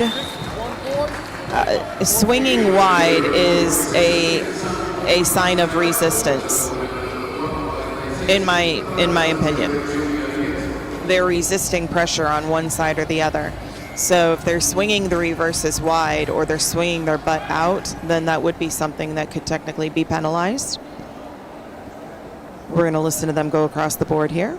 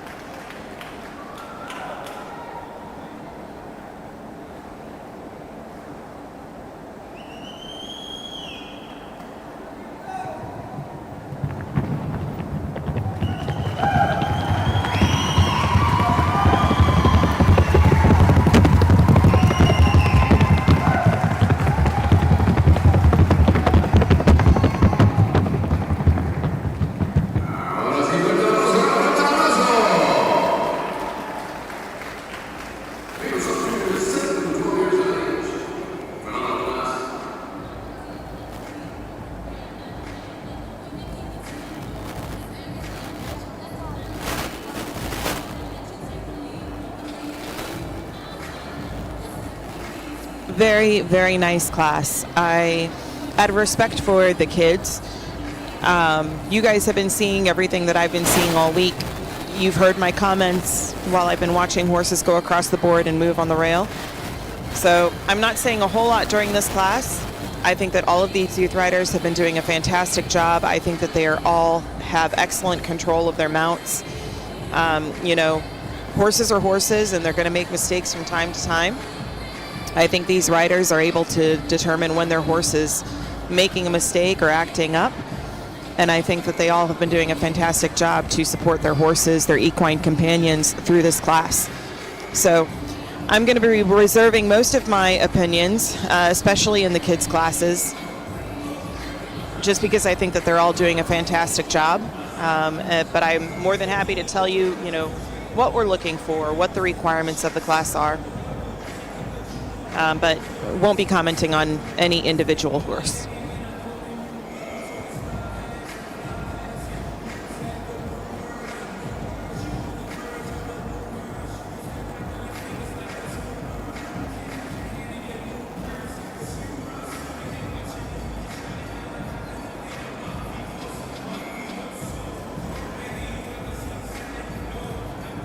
What do we have coming up? So after this class, we have 118 Country Pleasure Stallions, Colts, and Geldings with 4 exhibitors.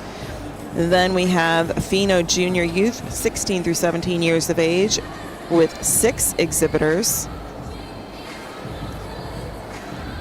We move into Class 120, Amateur Performance Mares, 61 to 84 months, with 5 entries. Feno Junior, Class 121, with 8 entries.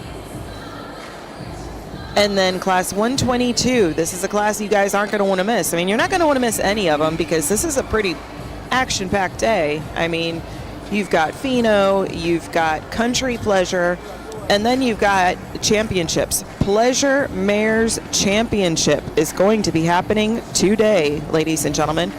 That is going to be Class 122. I don't know how many mares are going to be going to that class. But I can guarantee you it's going to be a good class.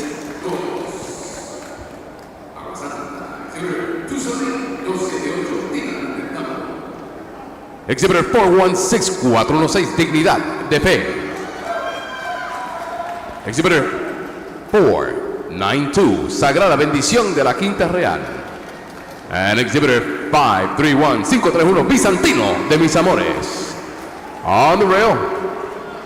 Align your horses. Our judges have pulled out 5 horses to continue working. That just tells you what a great class this is and how hard it is to make a decision.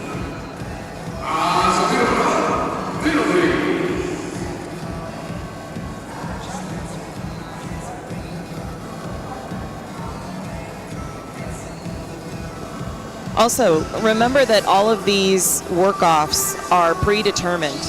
So the judges only have a select amount of items that they are able to select from in order to work these horses. So I'm thinking that they're probably going to be doing work-off B, which is 3 reverses and a sounding board. Remember, in the reverses, they're looking for consistency in gait. They're looking for consistency in gait. They're looking for horses to maintain their form. They're looking for horses to maintain their fluidity.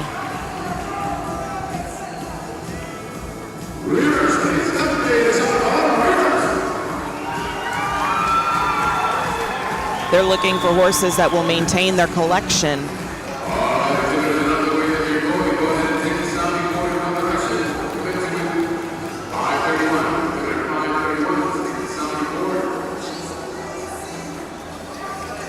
Also, as we were talking about last night, it does not matter if a horse has a little bit higher action than the others as long as the horse is balanced.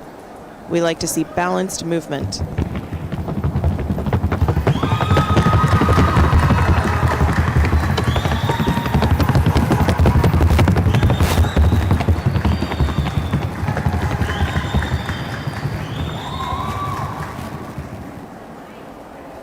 ladies and gentlemen, I'm watching these horses on the rail they're in the lineup getting ready to go to the board. And these horses are amped up, and these riders are doing a fantastic job of keeping them together.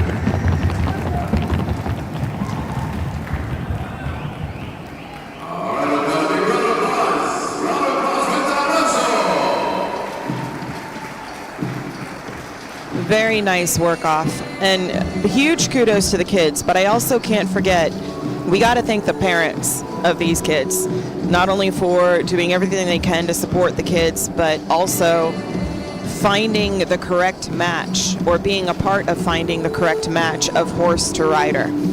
Another big kudos to the trainers too, and the coaches of these kids, because all of the horses, you can tell that some of these horses are on the edge. They're ready to compete. They want to get out there. They want to do their thing.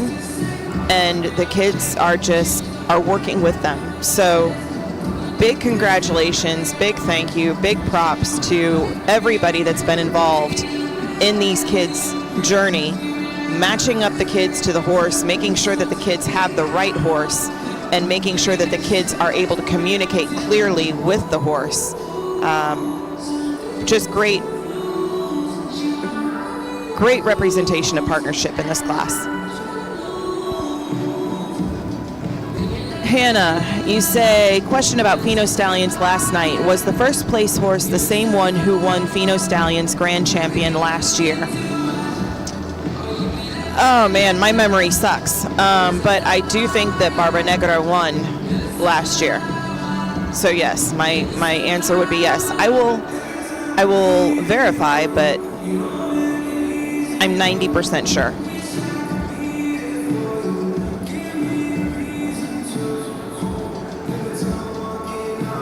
And yes, I verified. That is accurate.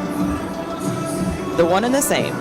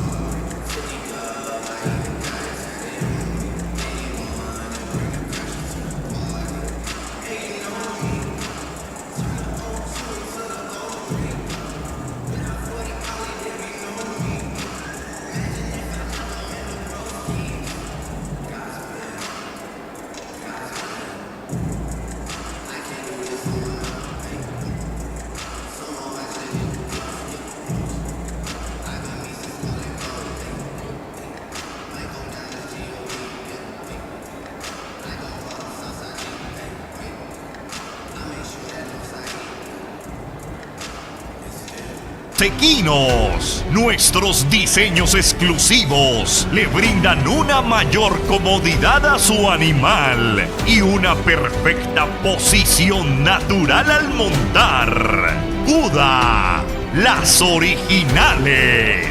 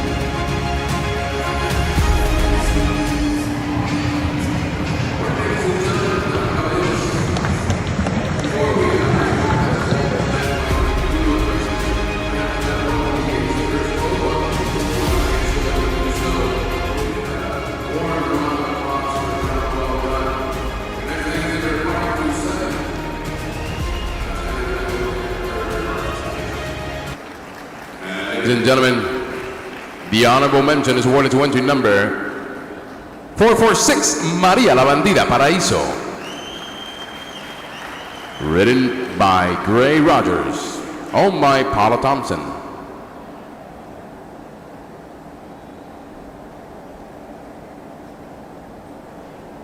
And we do have a high point, which we will do now, the high point of the year for this category.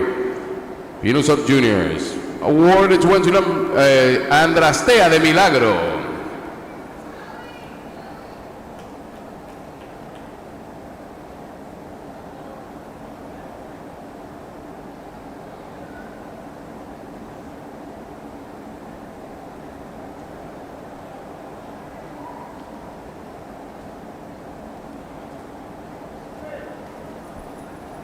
There she is, Andrastea de Milagro, high point of the year.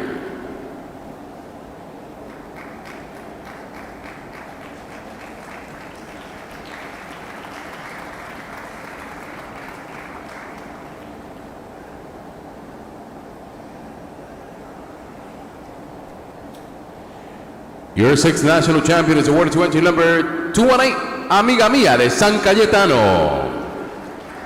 Written by J.V. Suarez, owned by Javier Suarez.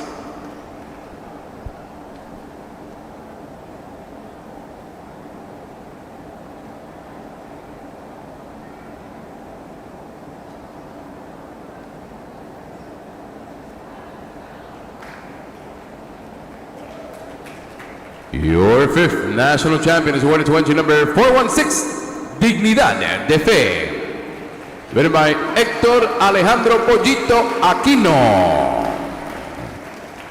Owned by Neis Marie Aquino.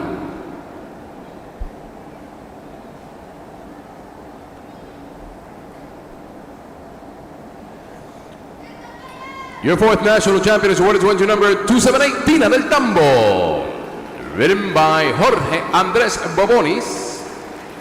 Owned by Nitzali Pereira Miranda.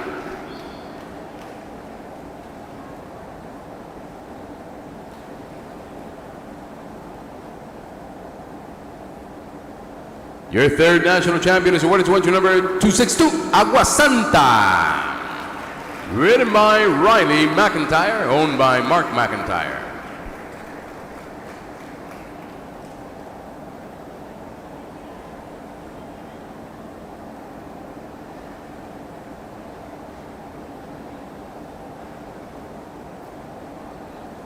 And ladies and gentlemen, your 2024 Reserve Feno Sub-Junior 10 through 12 years of age National Champion is awarded to entry number 531, Bizantino de Mis Amores. Winning owned by Adriana Figueroa.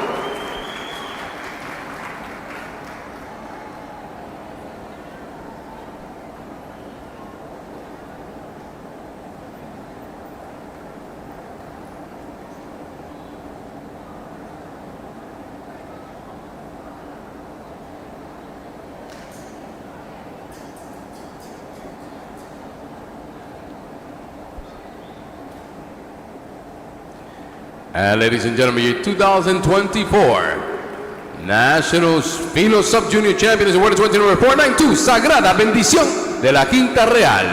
Written by Lainey McIntyre, owned by Mark McIntyre. Congratulations.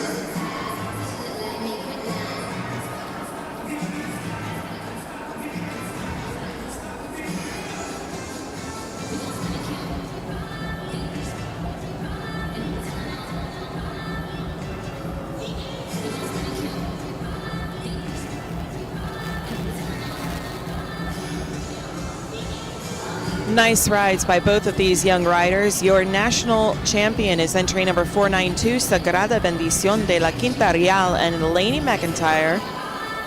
And your reserve champion is entry number 531, Bizantino de Mis Amores, and Adriana Sanchez. Beautiful class by both of these riders. Actually, the whole class, all of the kids in the class were amazing. K9 says it must be a huge time commitment for these kids, given that they have school and normal kid activities to reach this level of proficiency. I can't agree more. Talk about dedication.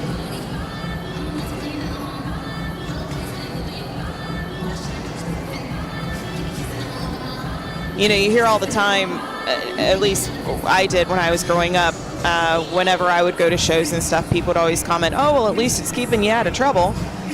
You know, but there is truth to that statement, because you literally have no time for anything else. But you know what? When you love it and you have that passion, it doesn't matter. Like, it does not feel like it's enough time. So, really fantastic class.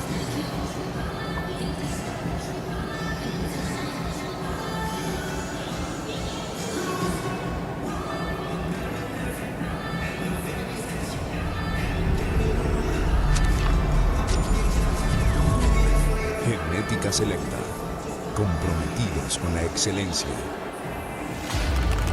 Una encantadora melodía que enaltecerá este bello andar, eminencia del samán, que con su nobleza y hermosura ha cautivado nuestros corazones. Y con su andar y precisión ha encendido nuestra pasión.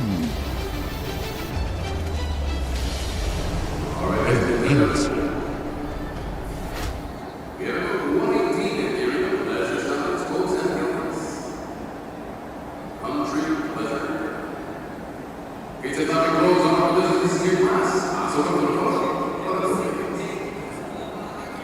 All right, everyone. Class 118 Country Pleasure Stallions, Colts and Geldings is in the arena at this time. So we're going to talk a little bit about what the judges are looking for and what makes this class different than the others. So Country Pleasure is a class that is a type of pleasure class, but it's considered in the specialty group, or the specialty division, if you will. So for Country Pleasure, we're looking at 20% of the paso corto. We're looking for moderate extension. 20% of the paso largo. We're looking for fluidity. I think that's the word. 20% of the flat walk. The walk must be flat-footed and relaxed. We've talked about this quite a bit this week, right, in pleasure. So what that means is we need a walk that is not rushed, but we also need a walk that the horse isn't stopping every other step and hesitating. The walk should be natural. The horse should just be like it's walking down the trail, enjoying itself. 10% on the back. 10% on appearance and way of going. In this class, we're really looking for light rein, free moving, calm horses, and safe horses. So you can see on the live stream that these horses are on a very relaxed rein. All 4 of these horses look like they're enjoying a nice little trail ride. They are very free moving. They are not being restricted or collected in any way. They just look like they are happy. 20% on manners. And the only word that I can sum this up with is flawless. That is what we're looking for. The horse must have excellent manners in this class.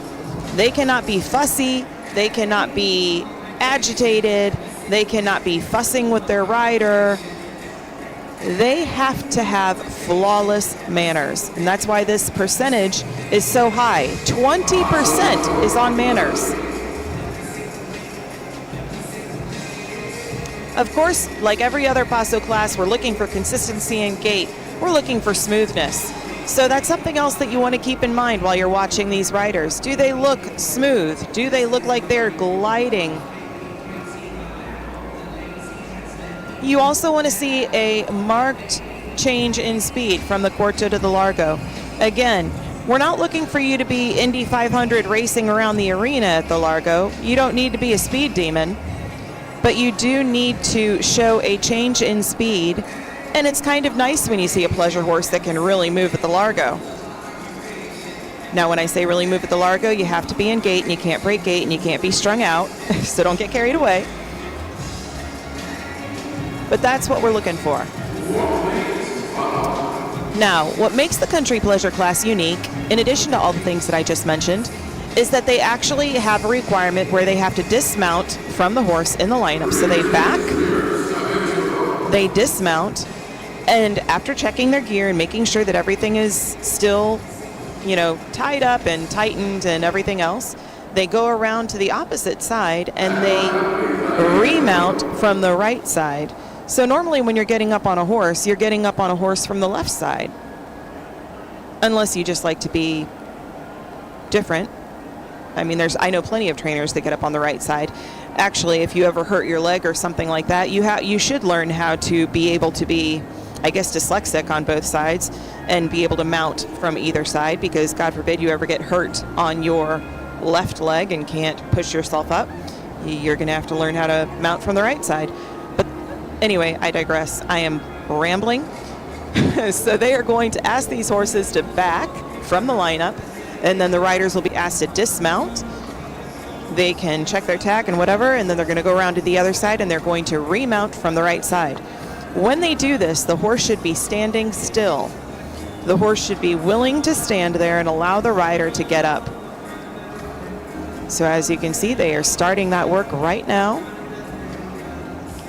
This is Marco Rubio and Megan Johnson.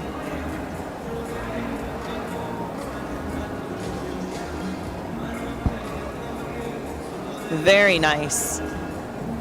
I loved how the horse looked back at her as she was getting ready to get back on, like, you good? I'm good.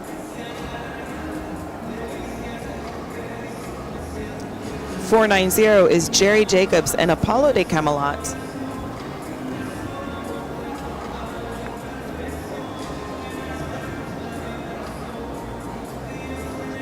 Again, I love how these horses are looking at their owners. It's like, okay, here we go again. You're getting off, cool. And now he's looking at him as he's getting back on.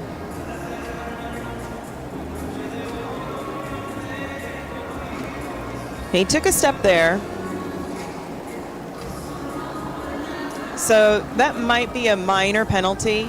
Sometimes the horses take a step just to balance themselves, because when we're getting up, we can throw them a little bit off balance. That horse, he just took one step and then he stopped. He wasn't trying to move on the mount or anything else like that.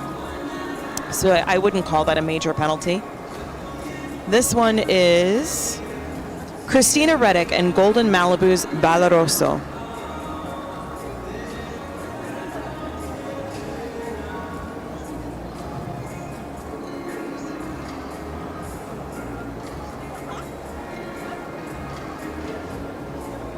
So another little penalty there. The horse, before she was able to get back on, the horse started kind of moving backwards, which does happen from time to time because the horses are trying to anticipate what you're going to do or what you're going to ask.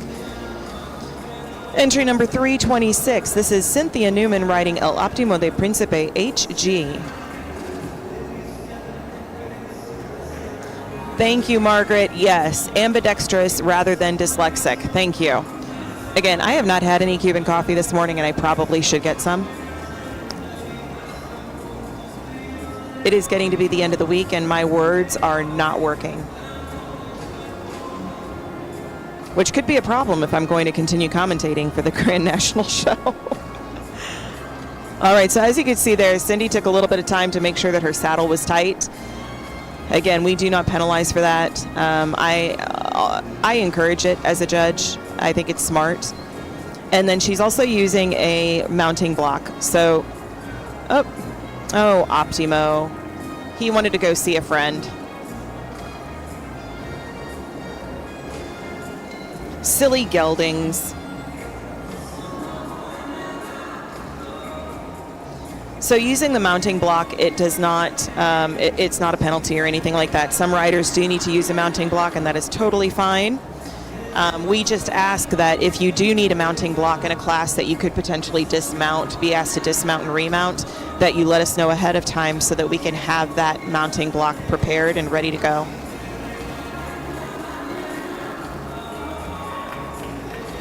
There we go.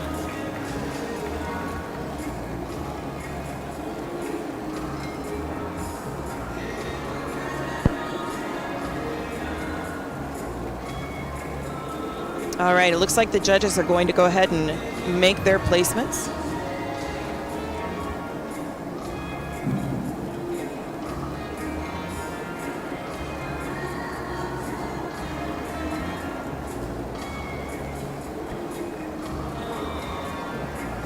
Let's see if I can pull up real quick what the rule book says about country pleasure.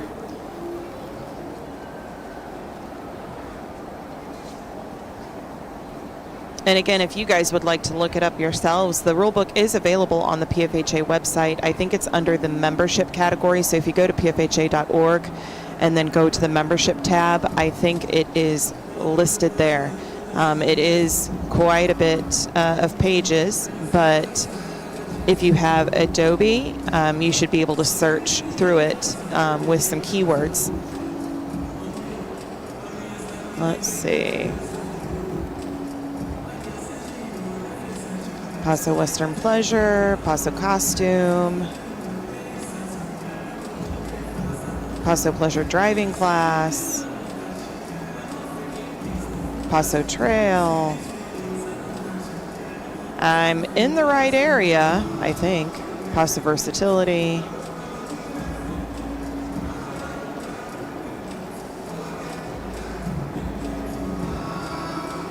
Country Pleasure.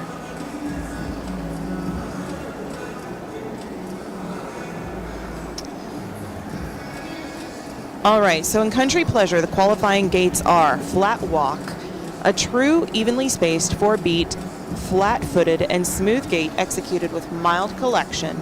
The horse's head carriage is natural and relaxed. Paso corto. And again, this is for the Country Pleasure class. An evenly spaced 4-beat lateral gait with the horse going forward with free and moderately extended steps. The steps should be even and the whole movement balanced and unconstrained. A definite change of speed from the flat walk must be observed. While maintaining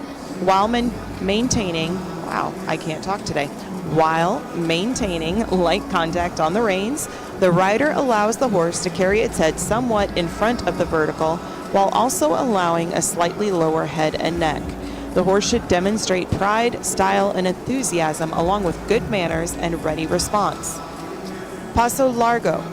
An evenly spaced, longer, stridden, 4-beat lateral gait with considerably more speed than the corto, but a greater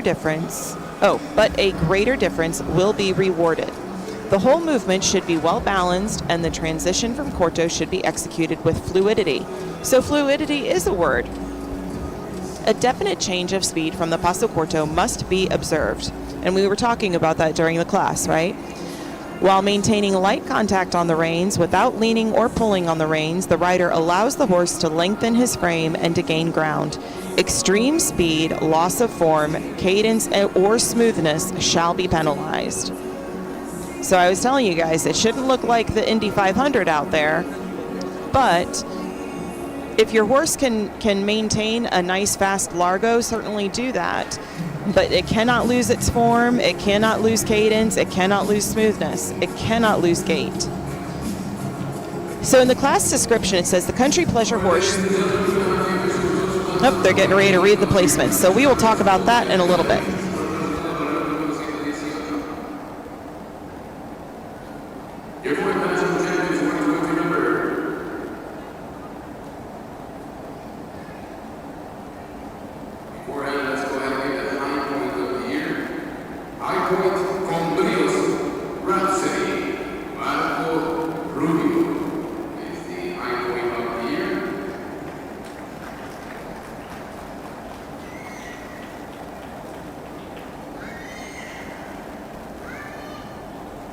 And as she makes her way back,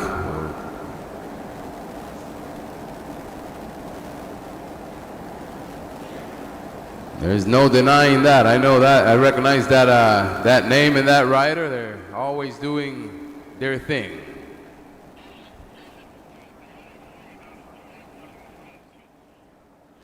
And Combrio's Rhapsody is also another. I don't believe that there's anyone here to claim that, so we're going to go ahead and go to the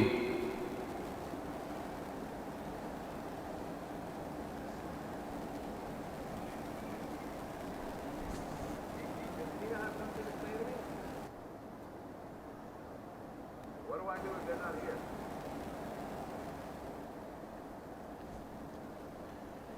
Your fourth national champion is awarded to entry number 326, El Óptimo de Príncipe HG. Winning on by Cynthia Newman.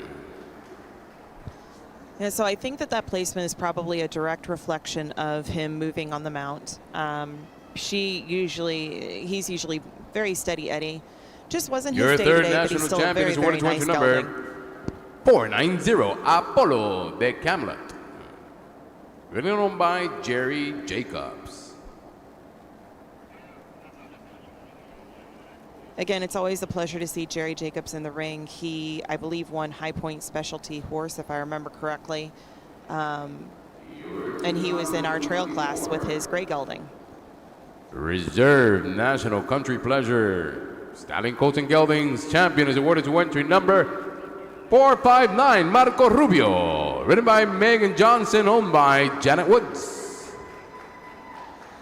Megan's done a really great job with Marco Rubio. I've been watching her show him over the last few years. They are a really great team. It's clear that the horse loves her just by watching him interact with her, especially when she's getting ready to mount. Ladies and gentlemen, year 2024. Okay, let's do this. So congratulations to Megan. Valeroso, ridden on by Christina Reddick. Christina has a great relationship with all of her horses. I've seen her ride this horse quite a bit in other shows as well. And, you know, yes, on the mount, he stepped a little bit. He kind of avoided getting back on. But whatever the judges saw in the class on the rail, they felt that the quality of the horse was such that he deserved the blue ribbon today. So congratulations to Christina Reddick and Golden Malibu's Valeroso. This is a really nice country pleasure class.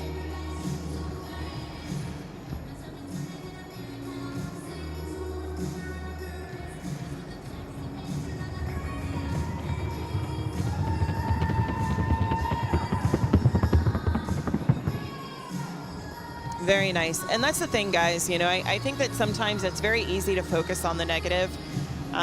And in certain situations, we're like, well, that horse shouldn't have won because he moved on the mount. But you have to look at the class as a whole, you know, and that's where our jobs are as judges. We can't just stick to one thing and be like, okay, boom, you screwed up here, so you're not winning anything. We have to look at the class in its entirety.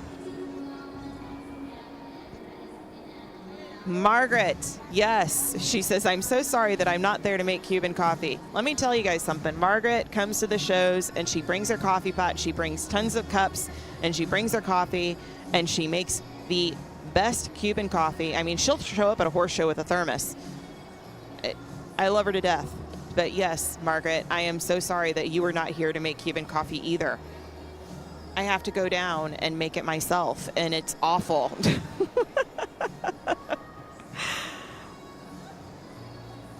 I'm kidding. It's not that terrible. But I definitely don't make it as good as Nicky Miranda when I judged with him at Nationals. Between you and him, you guys make the best Cuban coffee that I've ever had. I am missing Nicky tremendously, especially at this show. And Nicky, if you're watching, I love you and I miss you. I hope you're doing well. But he would make Cuban coffee for me at the Nationals, and it was the best.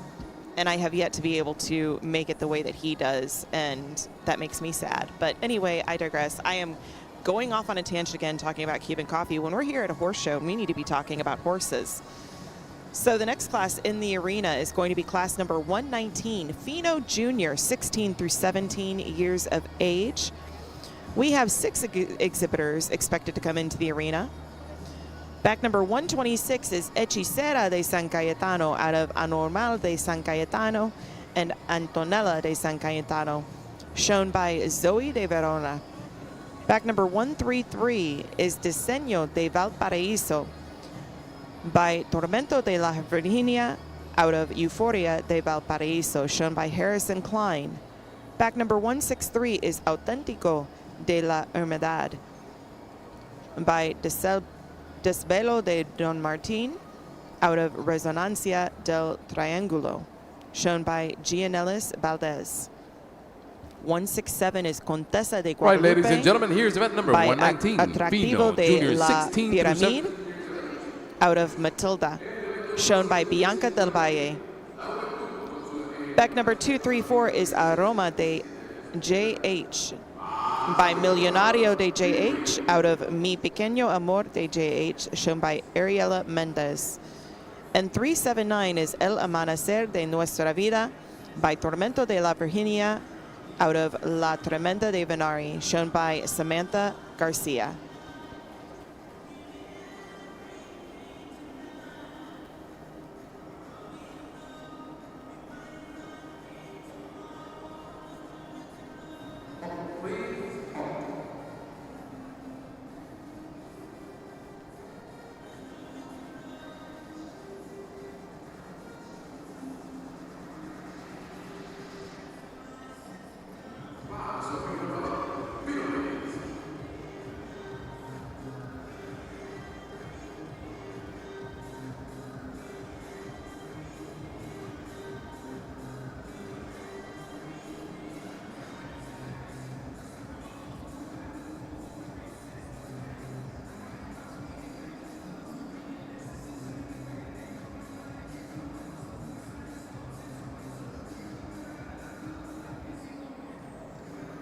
All right, guys, it is that time again to refresh our memory on what the class requirements are for the Feno division. You all should know this by heart, especially if you've been watching with me since day one. 65% on execution and naturalness of classic Feno gait, 15% on conformation, appearance, a way of going, 10% on manners, and 10% on the sounding board. In this class, they will be asked to halt in both directions. And this is something that they should put in every single class, and I wanted to thank you all for the conversation, because you guys have helped me decide that there are a couple of rule change proposals that I want to put in, and this is one of them. So this statement really needs to be applied in every single division. Performance of the horse on the sounding board shall not be given preference over their work on the rail.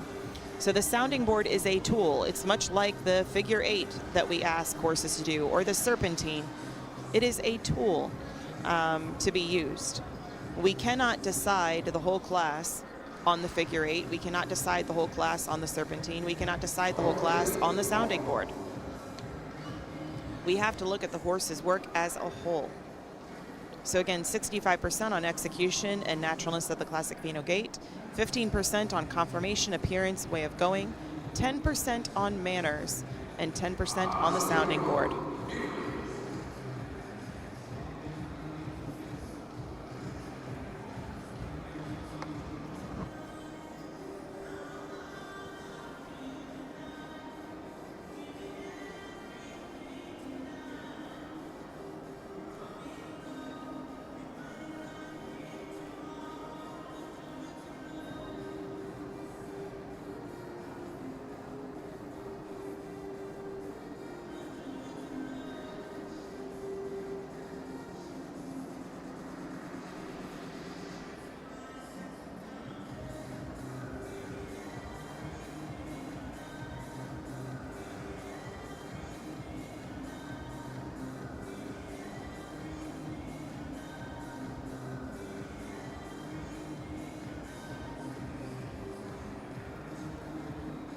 Let's talk about what the rule book says about the qualifying gait of the classic Feno.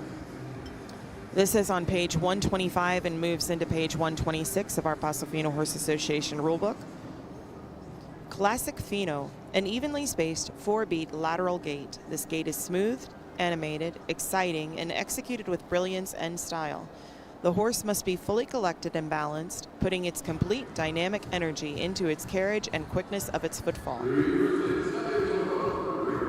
Flexion and extension should be harmonious in all 4 legs, and the horse must present a picture of symmetry and fluidness of motion. The horse must perform this highly collected form of the gait naturally and willingly, and any indication that the horse is being excessively restrained or held in gait shall be penalized. A horse that fights the bit, flattens its ears, or swishes its tail shall be penalized. Extension is absolutely minimal. The horse's forward speed is extremely slow, whereas the footfall is exceedingly rapid.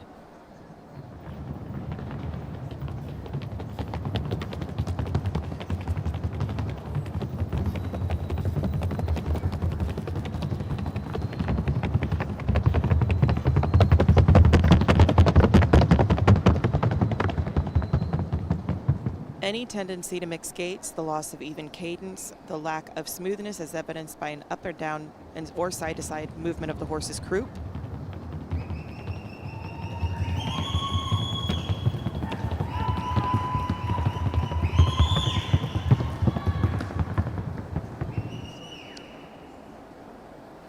Movement of the horse's croup or of the rider shall be penalized. All horses showing in this division must be shown with shoes.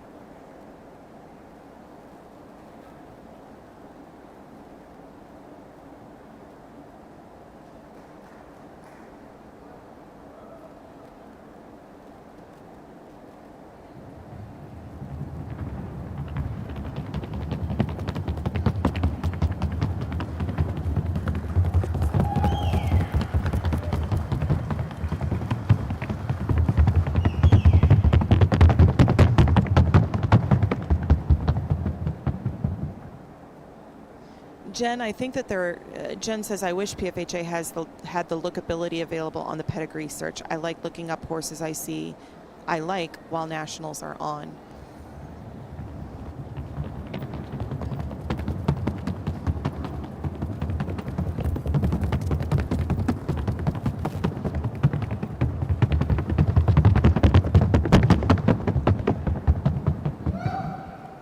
So yes, I agree. I think that there's something in the works for that. We recently came off of Paso Tracker. I think that was the name of the site. And that was where we could log in if we were members and look up horses, bloodlines, and things like that by name.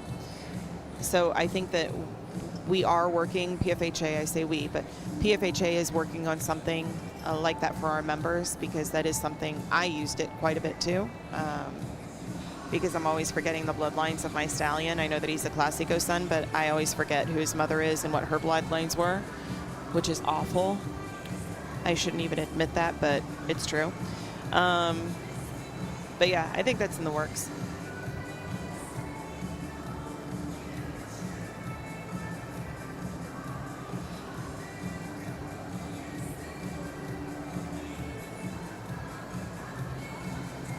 Jen says, "Ah, yes, Paso Tracker, gotcha. Haha, I forget mine too." We are bad, Jen. We are bad horse parents.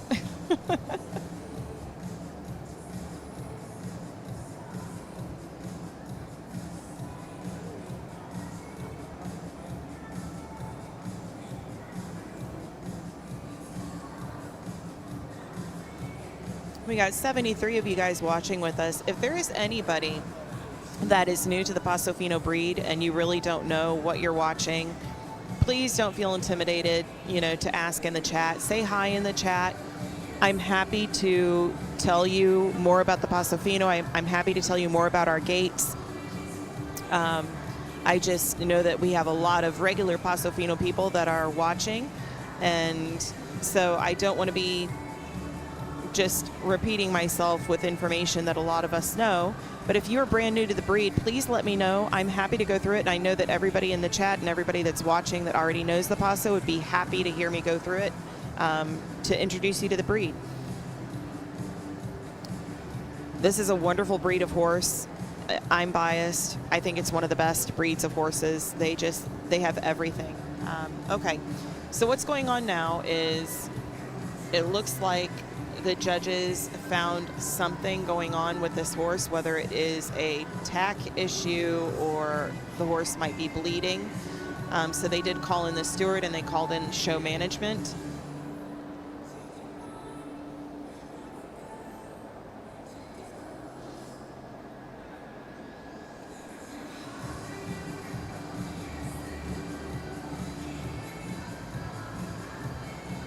But Adele is our steward for the arena. She's the lady in the, I think it's a leopard print shirt. Jorge Morejon is the guy in the aqua shirt. He is the show manager for Nationals. He is Superman, really, when it comes to managing this show. He's done a fantastic job. I'll tell you, this show is not easy to put on. It is not easy to deal with all the personalities that he has got to deal with. It is not easy to try to make everybody happy. But he's been a fantastic show manager as long as he's been the manager for this show. He and his wife Felicia both have been fantastic.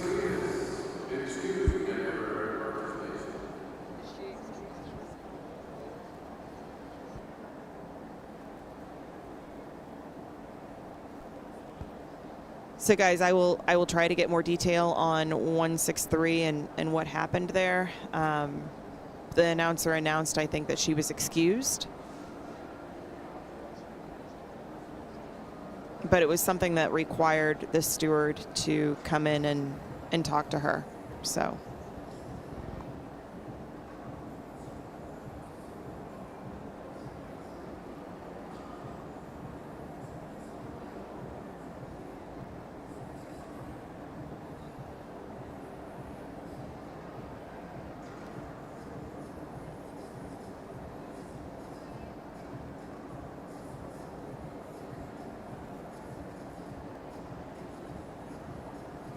That leads me to another statement. So if you are somebody that does show and you have any question in your mind about a piece of gear that you want to use, or even attire, a jacket that you want to wear, pants that you want to wear, a hat that you want to wear, anything like that. If you have any questions and you are not sure if it will be legal in the show ring, contact one of our stewards. They are great. Contact one of our stewards, ask them if you can send them a picture of whatever it is, whatever gear you think might be in question. And most likely they will say, yeah, sure, send it over. For example, Andrea Lord, she is the head of the Judges Stewards Committee with co-chair Sergio Garcia. Andy is a steward. She's been a steward for quite some time. She is my go-to whenever I have a question about anything. I annoy the crap out of her. If I cannot find it in the rule book, or if I'm being too lazy to look it up in the rule book, I text her or I call her. But I have contacted her numerous times. I've sent her pictures on headgear, asking her questions, and she's always very prompt. She's very thorough. And all of our stewards, I don't just want to call her out, all of our stewards are very capable. They're very good. But if you have any questions whatsoever, do not hesitate to look up one of our stewards. I think all of their information is under licensed officials on the pfha.org website. Reach out to one of them, ask them if you can send them a picture, talk to them about the situation, and they will guide you to the correct answer before you even have to go to a show. That way you don't have to show up to the show using something illegal or wearing something illegal and then be told at the show that you can't use it.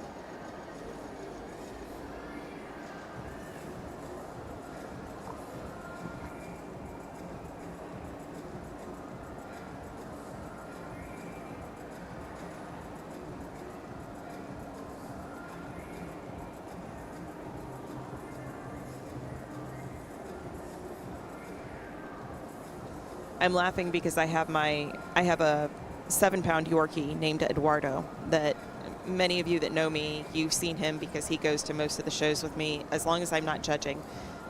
He'll go to the shows with me when I'm announcing or if I'm going to a horse show to support my significant other and his clients and horses. And Eduardo has been up here with us every day with the Sus Caballos team, the announcing team, and he's kind of become the mascot. We laughed because every morning everybody says good morning to Eduardo and completely ignores me. This morning Eduardo decided that he wanted to sleep in, so I left him in the hotel and he stayed in the hotel and was sleeping in the bed. I show up and everybody immediately turns around and they're like, "Where's Eduardo?" I'm like, "He's fine, he's sleeping." But my significant other brought him up a couple of hours ago and now everybody's happy again. So I have to laugh because they're taking this time to go and give him love. He's like the happiness dog of our Grand National Show management team. He also goes and gives love to the judges too.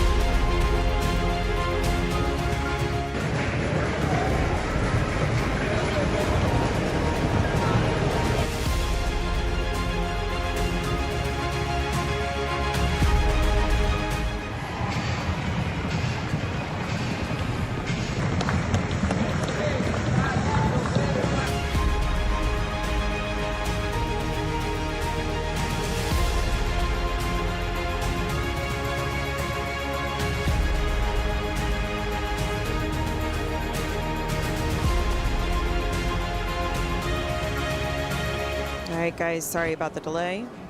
Looks like we are just waiting for the tabulation. Puerta del Sol, el hijo oculto de la serranía por tempestad de serranía. Tormento de la Virginia fuera de concurso por capitán de la vitrina. Un caballo con una genética exquisita del Paso Fino, acompañado de una calidad excelsa, el cual está demostrando en su descendencia lo que ya demostró en la pista. Él y sus hijos son la mayor carta de presentación. Únete a este linaje de campeones.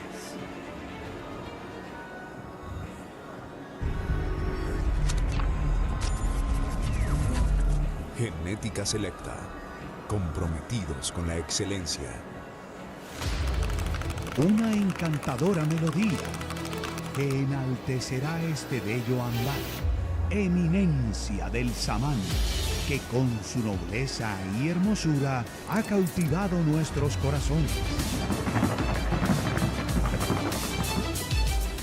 Y con su andar y precisión ha encendido nuestra pasión. Eminencia. Criadero El Arca. Siciliano de 10 minutos.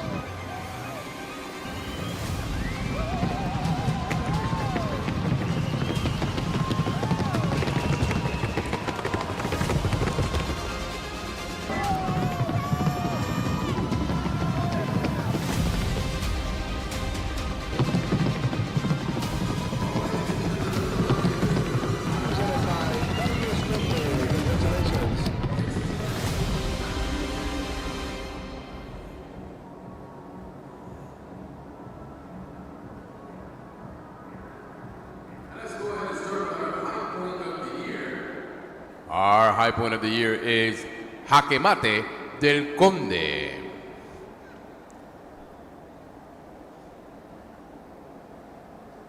And if no one's available to pick up the award, we're just going to go right on to the placements of this class. Number 119, Feno Junior, 16 through 17.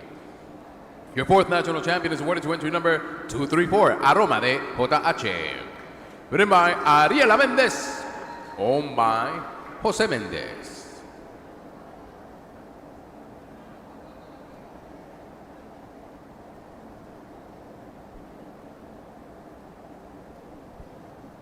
Your third national champion is awarded to entry number 133, Diseño de Valparaíso.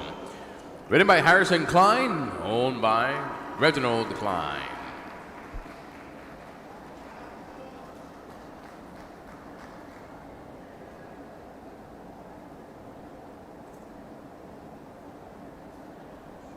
Your 2024 Feno Junior 16 through 17 Reserve National Champion is awarded to entry number 379, El Amanecer de Nuestra Vida. Written by Samantha Garcia, owned by Hacienda Nuestra Vida.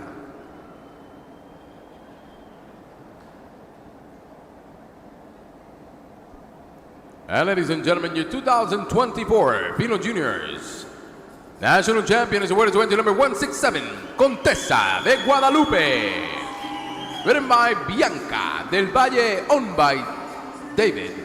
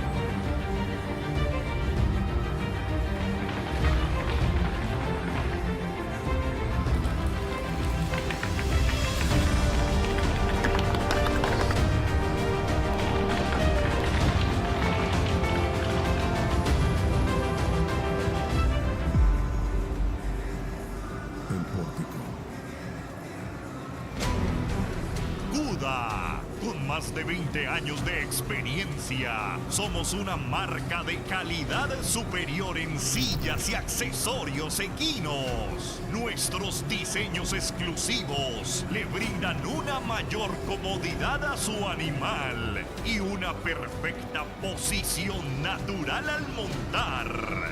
Buda, las originales. The Piedmont Paso Fino Horse Association proudly presents The Legacy at Tryon, a premier Paso Fino horse show coming June 2025. This exciting event will be held at the renowned Tryon International Equestrian Center, nestled in the Blue Ridge foothills of Tryon, North Carolina. First-class facilities with lodging, 9 diverse on-site restaurants, and variety of shops. Tryon is the ultimate destination for horse lovers, as well as the perfect setting to showcase the Paso Fino breed. Don't miss this unforgettable experience.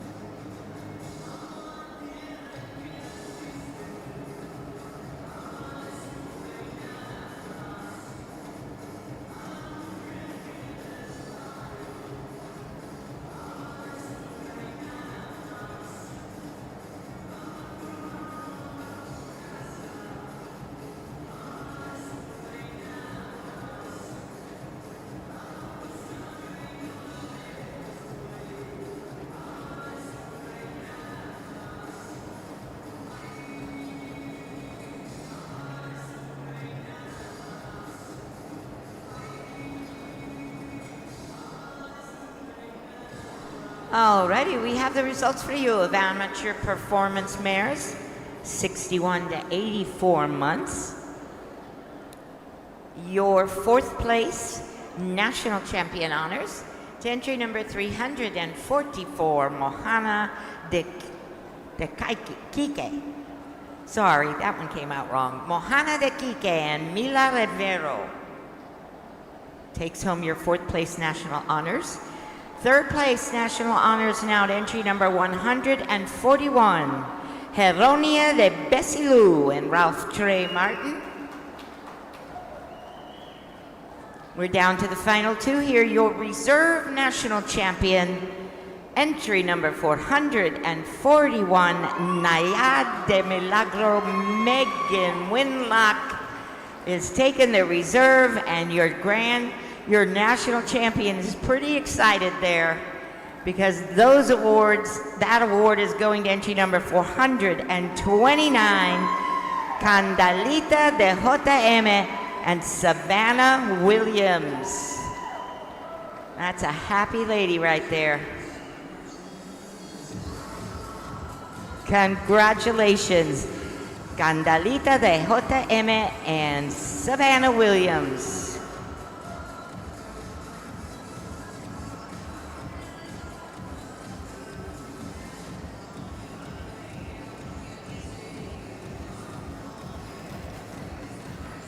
Hey, Heather. Welcome in. All right, guys, that was results of 120 amateur performance mares, 61 to 84 months. Our national champion is entry number 429, Candalita de JM and Savannah Williams.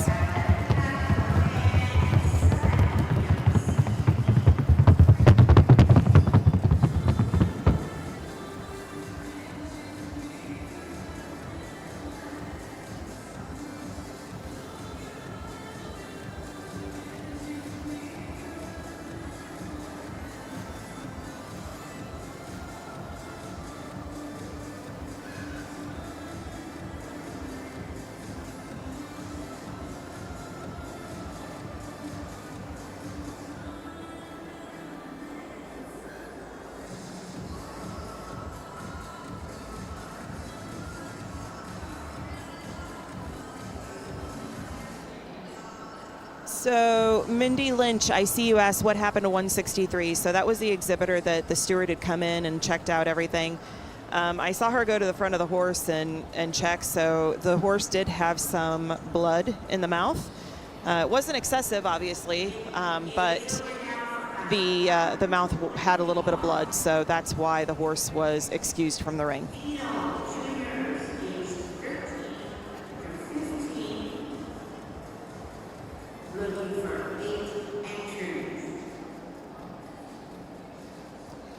Heather says, Jess, I'm so thankful that y'all have this. It's so much easier to get this than the other one. Yes, no, I agree, Heather. You know, I was able to log into the USCF one, but I knew a lot of people that were having trouble logging into it, and they were all USCF members.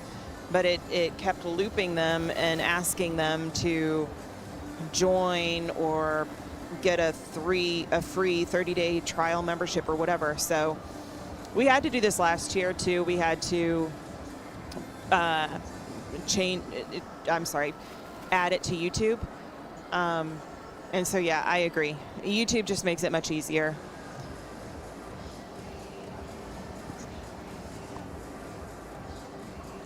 I appreciate that, Jen. Yeah, I'm trying to remember when I get up in the morning to post it on my Facebook page so that everybody has it. But sometimes I don't get there.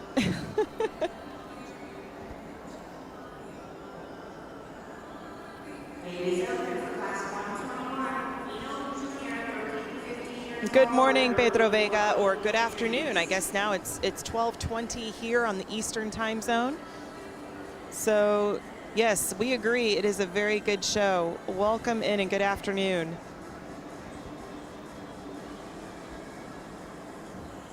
Heather says, also trying to tell family and friends how to do the whole U.S. thing is a nightmare. Yes, it is. I agree.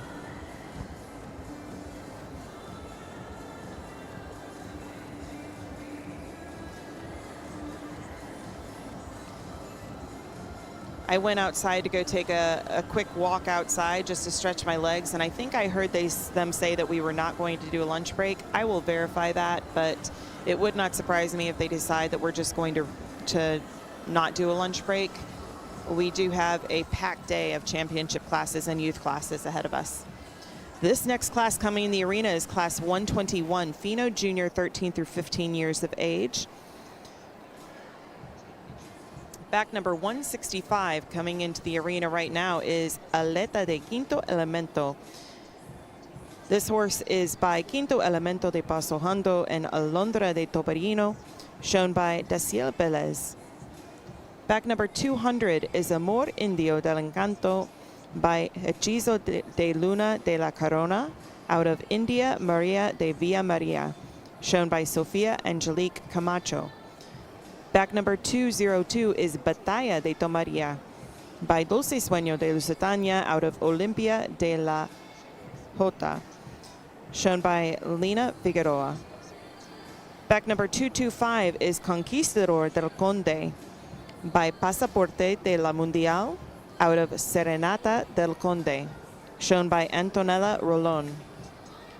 Back number 228 is Cielo de Tambores de San Sebastián by Barba Roja de la Tania, out of Sajiva de Santa Guera, shown by Mayra Preto.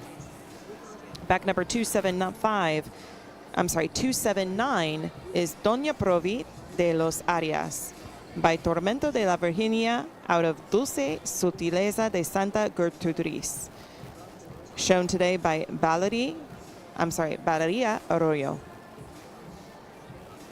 Back number 407 is Certeza de United, out of Jordan de JN and Alianza de la Isla, shown by Coral Gire Gonzalez.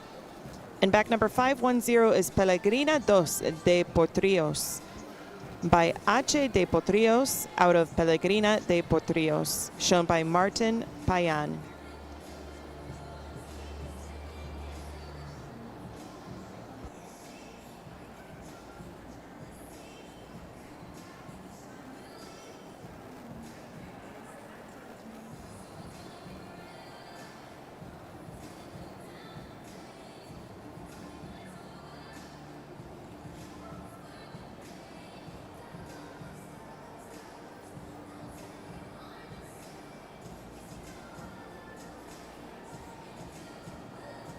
As a reminder for those of you that have just joined us, so the class requirements for Feno Division: 65% on execution and naturalness of classic Feno gait, 15% on conformation, appearance, way of going, 10% on manners, 10% on sounding board.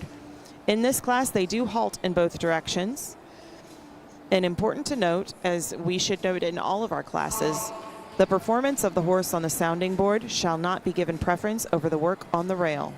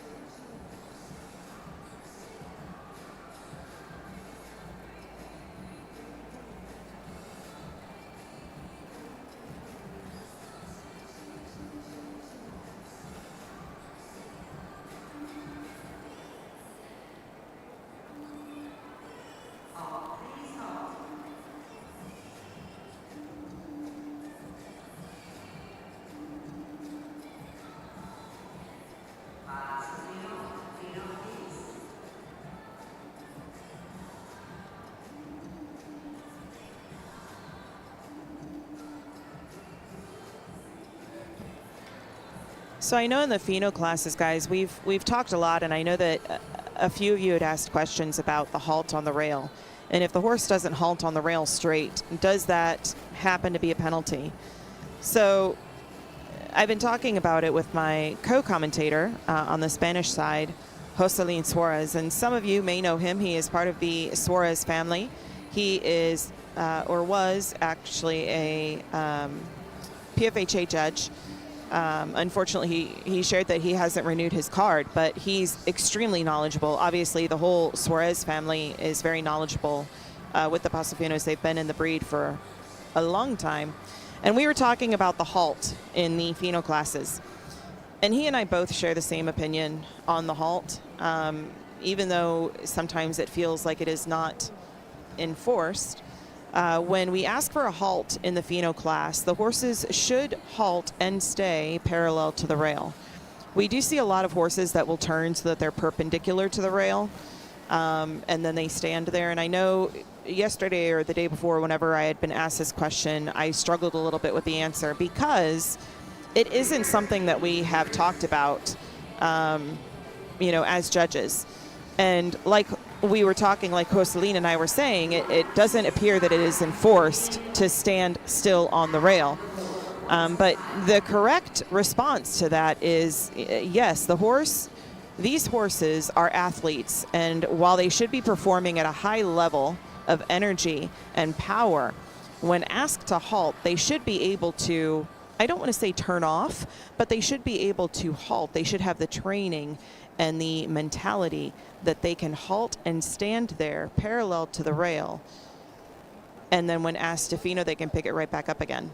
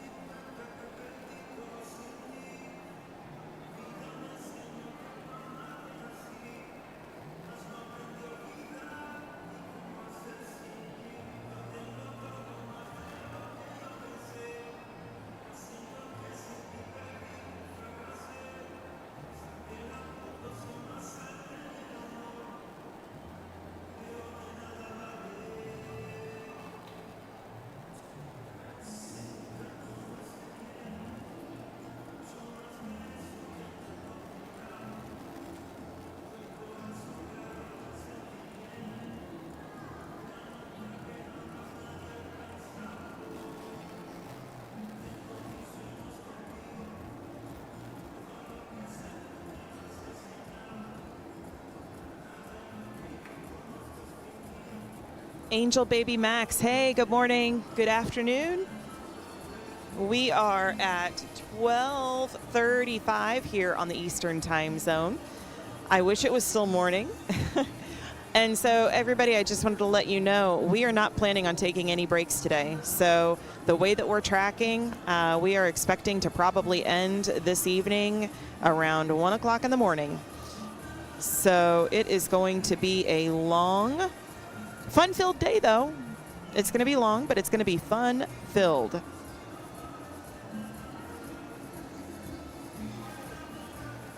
So lucky you guys, you're going to have a whole day without any kind of breaks of action. I will probably take a couple of breaks just to make sure that I don't go hoarse until at the end of the show tomorrow. But this has been a great show so far today. I mean, it's been a great show all week, really, honestly. And again, thank you guys for being here with me. Having the conversations and the discourse that we've been having has really helped me as a judge and as a representative of the Judges and Stewards Committee to identify areas where we can improve and where we can clarify rules. So I've really appreciated this discourse, this conversation. I've appreciated you guys being willing to talk and express yourselves and ask questions, because I don't get this a lot. I do get questions, but I am not in the breed as my job. I have a job outside of the horses.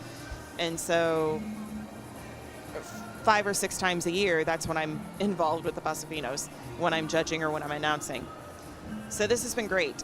I appreciate you guys. Thank you for sticking with us. Thank you for watching. Thank you for supporting Paso Finos. Thank you for supporting the Paso Fino Horse Association.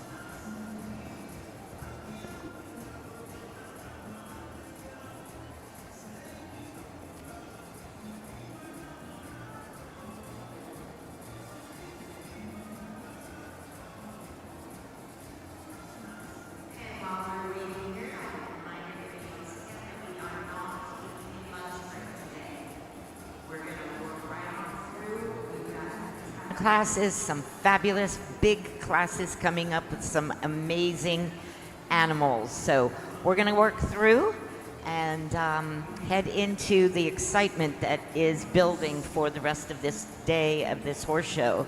Saturday's the biggest day.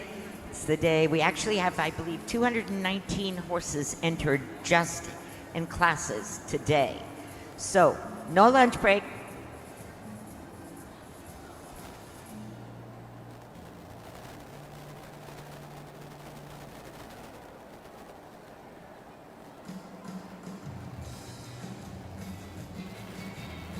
Angel Baby asks, how did you guys fare from the storm? So great question, Angel Baby. We are all fine here in Ocala. I know that there's a lot of people out there who are not and who are suffering and dealing with flooding and no power.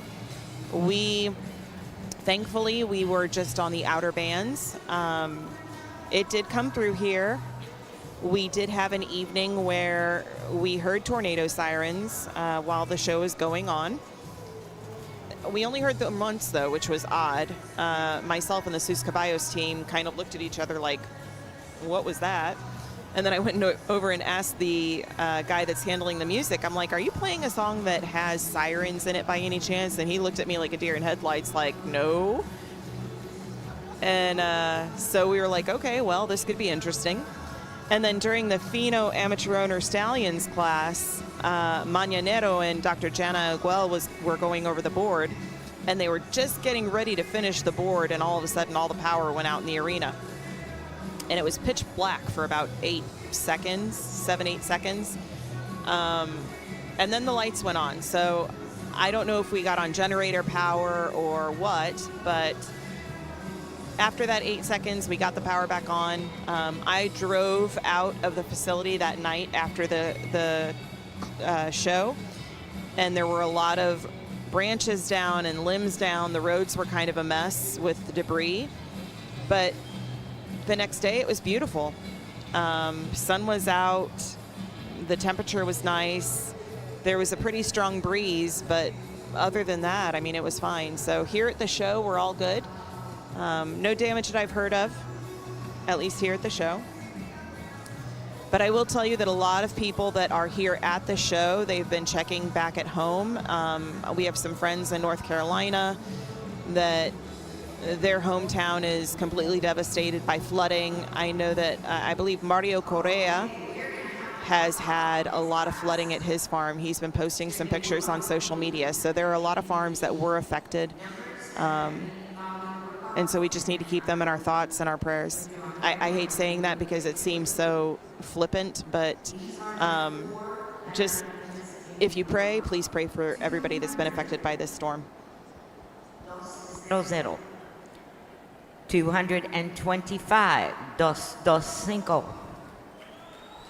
279, 279. And Hi, Vivian 510, Hernandez. This is class number 510. 121. This is Feno Jr., 13 through 15 years of age. We've already finished the initial work-off, and now the judges are calling out 4 numbers, I believe, for a work-off.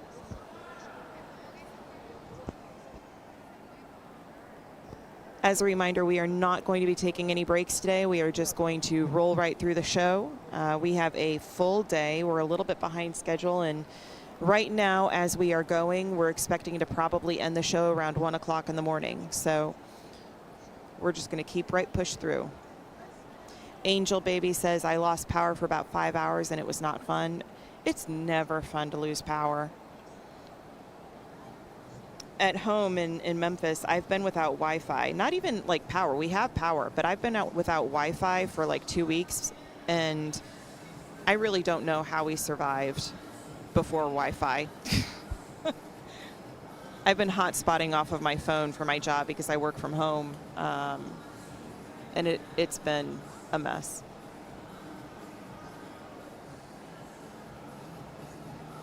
All right, so Amaya, our ringmaster, is moving the horses that are not in the work-off to a different spot in the arena to line up. That way it allows the horses that are going to be doing the work-off to have a little bit more room to do what they need to do. As you can see on the rail, these horses are ready to rock and roll, so hopefully they get them moving soon.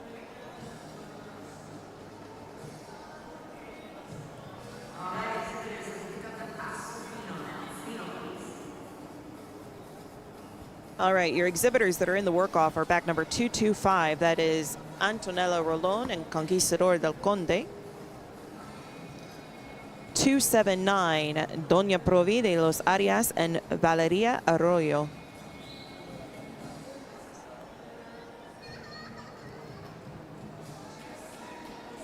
Two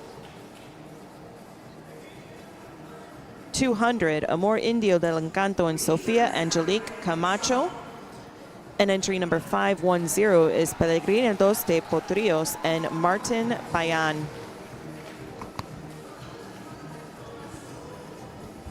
Remember, in Feno, when we're asking for reverses, we are looking for consistency in gait. We are looking for fluidity.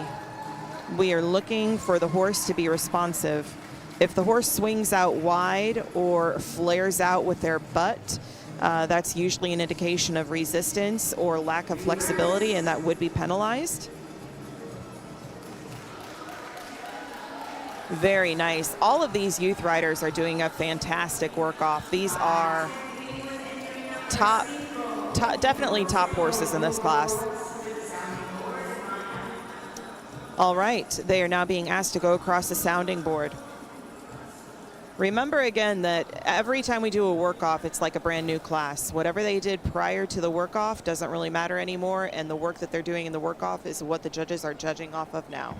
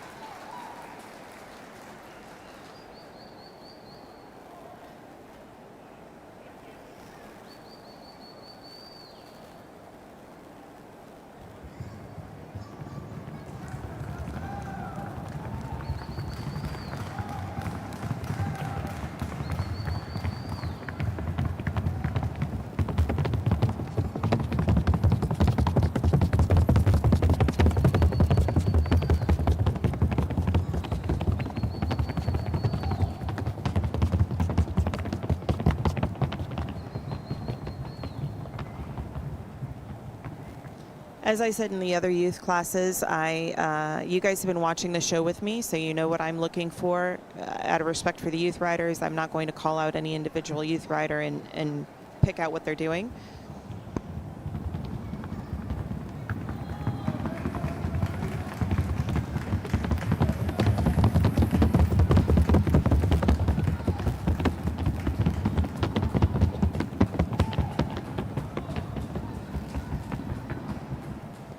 If you have a specific question about what's going on in the arena, I'm happy to answer it. Just put that question in the chat, and once I see it, I will do my best to answer it.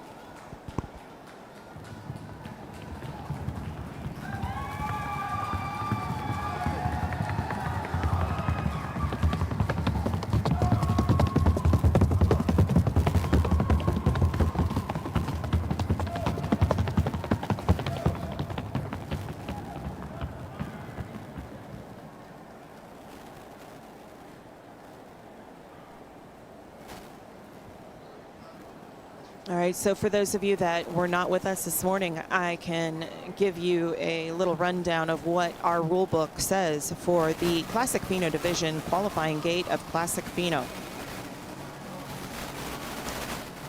And those of you that have been with me all week, you're going to know this by heart by the end of this week. Classic Feno is an evenly spaced 4-beat lateral gate. This gate is smooth, animated, exciting, and executed with brilliance and style. The horse must be fully collected and balanced, putting its complete dynamic energy into its carriage and the quickness of its footfall. Flexion and extension should be harmonious in all 4 legs, and the horse must present a picture of symmetry and fluidness of motion. The horse must perform this highly collected form of the gait naturally and willingly, and any indication that the horse is being excessively restrained or held in gait shall be penalized. So I want to stop there and talk a little bit about that. So if a horse feels like they are being restrained forcibly, or if they feel like they're being held in gait, you will see some sort of resistance coming from the horse in one way or another. It may be head movement. It may be the horse swinging out on the rear end when it turns. But typically if a horse is being, I don't know if the word is over-collected that I want to use, but if a horse is being restrained in some way, shape, or form, you will see the horse resist in some way. So back to the rule book. A horse that fights the bit, flattens its ears, or swishes its tail shall be penalized. And those are all examples of a horse that is resisting as well. Extension is absolutely minimal. The horse's forward speed is extremely slow, whereas the footfall is exceedingly rapid. Any tendency to mix gaits, the loss of even cadence, or the lack of smoothness, as evidenced by an up and down or side-to-side movement of the horse's croup or of the rider, shall be penalized. And all horses showing in this division must be shown with shoes.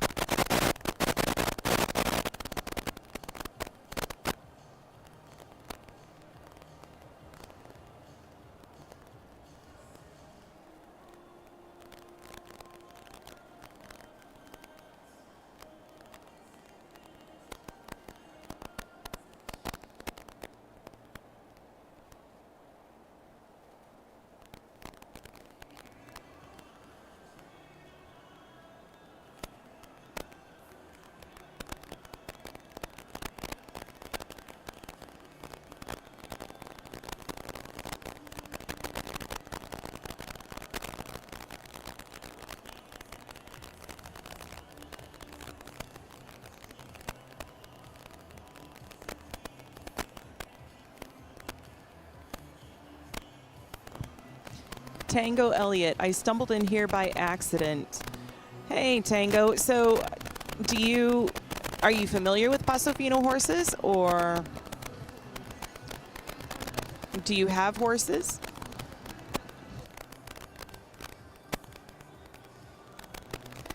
I can explain a little bit. I just, if I know what your background is, or if you have any knowledge of the Pasos, that way I won't go into complete detail. I certainly don't want to give you information that you already know, but you're watching the 2024 Paso Fino Grand National Championship Show. This is the National Championship Show of the Paso Fino Horse Association. We are in the World Equestrian Center here in Ocala, Florida. So if you're anywhere near Ocala, Florida, please don't hesitate to come by. We have this show going on today and tomorrow. It's been going on since last Wednesday. And so today and tomorrow we're going through the youth classes and the championships. Today we've got a jam-packed day of really good classes. This class that's in the arena right now is Feno Junior, 13 through 15 years of age. We've already done the initial work, and they've already done a work-off. The 4 exhibitors, I think here on the right side of the screen, starting with 510, 225, 200, and 279. Those were our 4 horses that were pulled out for a work-off. So I don't know for sure, but I'm assuming that those are our top 4 horses in this class.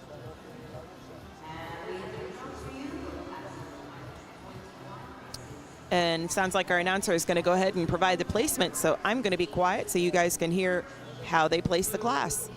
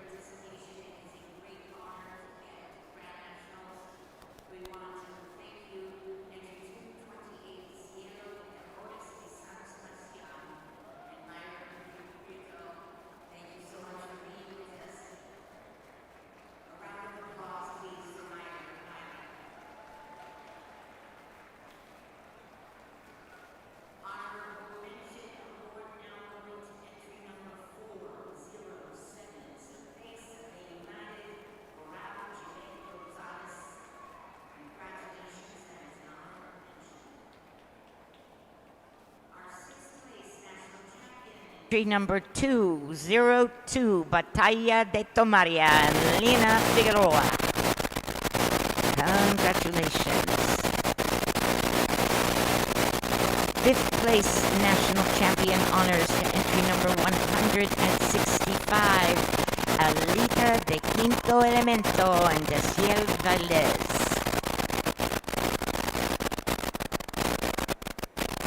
Your 4th place national championship honors to entry number 510, Pellegrina dos de Potrillos, Martin Payan. Congratulations. And now we give you your 3rd place national champion, and this goes to entry number 279, Doña Prove de los Arias en Valeria Arroyo.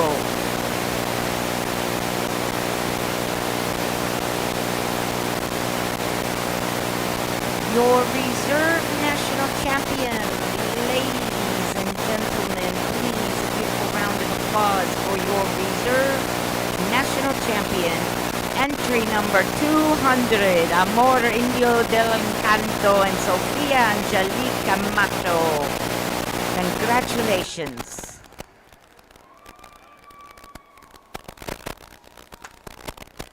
And so clearly, Antonella Rolón knows that she is now the national champion on entry 225, Conquistador del Conde, Antonella Rolón.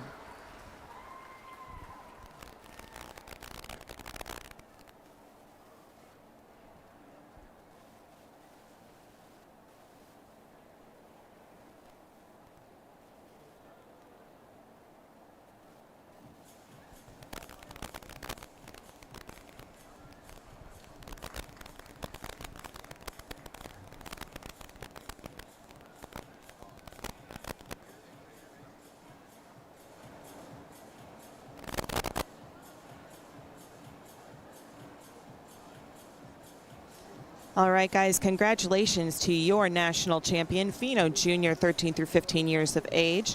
That is back number 225, Conquistador del Conde, out of Pasaporte de la Mundial and Serenata del Conde. The rider is Antonella Rolón. That was a very nice work-off. I think we all saw how great that work-off was with the reverses. The horses were tight. And this is your national.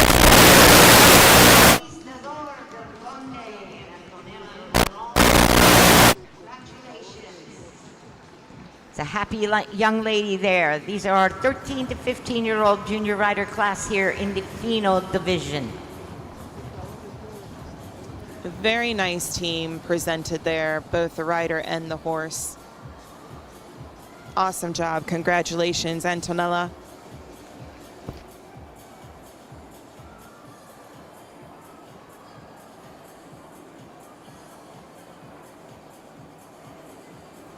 Oh, Tango, I hope you guys don't have static.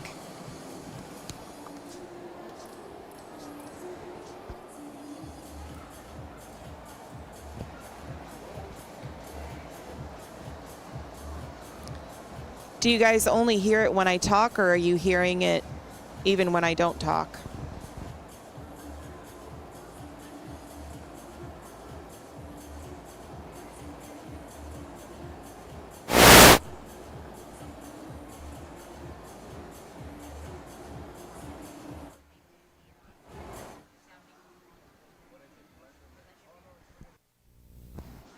Hi, Jerica. Hi, Isabella.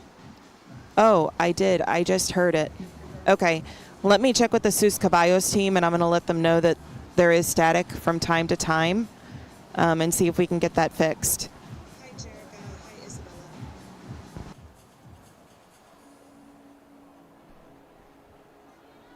All right, ladies and gentlemen, coming into the arena's event number 122, Pleasure Mares in their championship. Del evento número 122. Yeguas de placer en su campeonato. All right, guys, coming into the arena now is class number 122, Pleasure Mares Championship.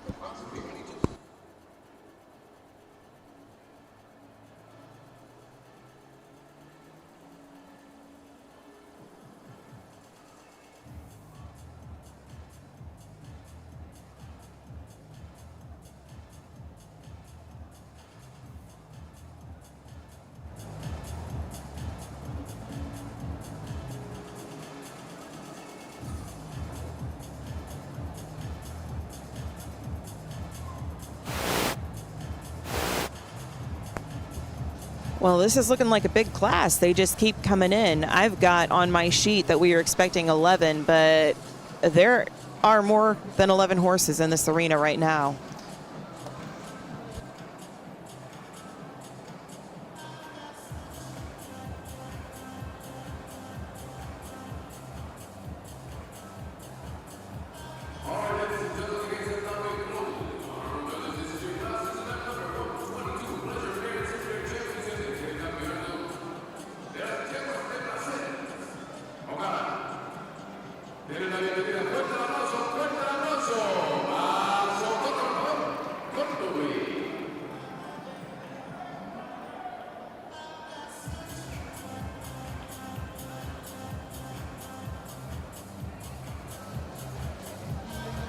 All right, guys, we are letting Sus Caballos know that there is some static on the sound. Tango says, can you just tell me if they are Feno gate in this class? I'm trying to learn more. Well, you're in the right place. This is not a Feno class. This is a pleasure class. So they do the gate corto and largo. And I'll tell you a little bit about the corto and largo, what we're looking for in this class. So in a pleasure division, the requirements that we are doing is 20% on the paso corto. We're looking for mild collection, fluidity. 20% on the paso largo. We're looking for rapid and definite speed change from the paso corto. 20% on the flat walk. So they need to be flat-footed and relaxed. 5% on the back. Remember, in the pleasure division, it is one of the only divisions where we require the back to be done, and there's 5% attached to that. 25% on manners, conformation, attitude, and way of going. These are pleasure horses. They should look like they are a pleasure to ride. They should have good manners. They should have nice conformation. Their attitude should be positive, and they should be moving well. 10% on the sounding board. The reason why we call out the 10% is because we want to make sure that the class is not defined or decided completely by the sounding board. It should not be. Horses should be gating the entirety of the class, whether they are on the board or on the rail. You're looking for horses that are moving. You want mild extension. It is not a race. So right now we're at the Largo. You're seeing a lot of horses, now they're walking, but at the Largo you're seeing a lot of horses move out and move fast. It's not a race. We're not looking for the next Mario Andretti or Jeff Gordon or whoever is the top driver in NASCAR now. I haven't watched it in a long time. Not saying that there's a problem with NASCAR. I love NASCAR. I just haven't watched it. But you're not looking for the best or the fastest horse out there. You're looking for the horse that is maintaining the consistency of the gait. So I could push a horse to go to a really fast Largo, but what will happen if I push them past their limits, they will start to break gait. They may pace, they may trocha, they may start galloping, and that's what we don't want to see in the Paso Pleasure class. We don't want to see that in any class, really. But these riders, most of them are professional, so they know how to best support their horse, and they will keep their horse. They should be keeping their horse at the appropriate speed for that specific horse.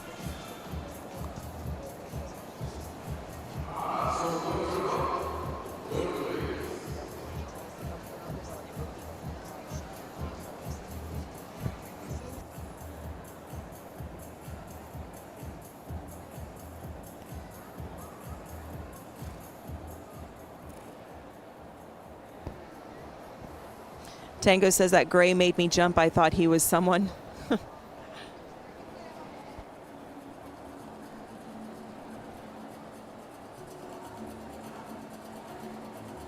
So as you're watching the horses go around, you should be looking at the hands of the riders and the reins. You know, I was saying earlier how in the pleasure class I like to see light contact in the reins. So it doesn't necessarily call out light contact in the pleasure class like it does in the country pleasure class. So you remember earlier when we saw the country pleasure class, it says specifically in the rule book, light contact. In the pleasure division, in such as this pleasure class, we don't expect extremely light contact. We do expect our riders to have a little bit of contact with their horses and the reins, but we're not looking for people to be holding on for dear life, right? We don't want to see their hands in their stomach like they are holding back their horses or restraining their horses. We're at the Largo right now, and you can see these horses are moving out quite nicely. Some of them, as you get close to them, you can see the reins kind of bouncing or wiggling. That's an indication of the horses having slack in their reins. The riders are not having to pull on them. They're not restraining them in any way. They're letting them move. Also be paying attention to the movement of the rider. So in the Feno division, it calls out specifically in the Feno division that any up and down movement or side to side movement by the rider should be penalized because it may indicate that the horse is off balance or out of gait.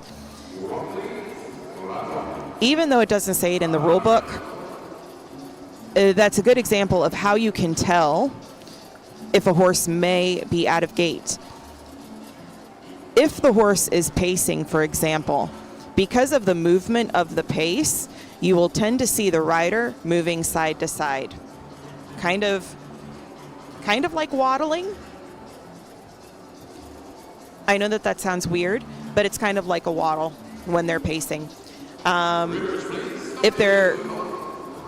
If they're bouncing up and down, there are some pasos that their gait is a little bit rougher.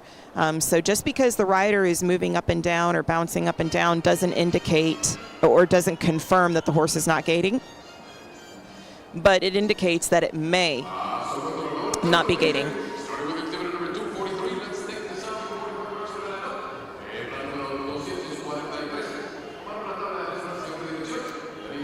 And they are going to go over the sounding board.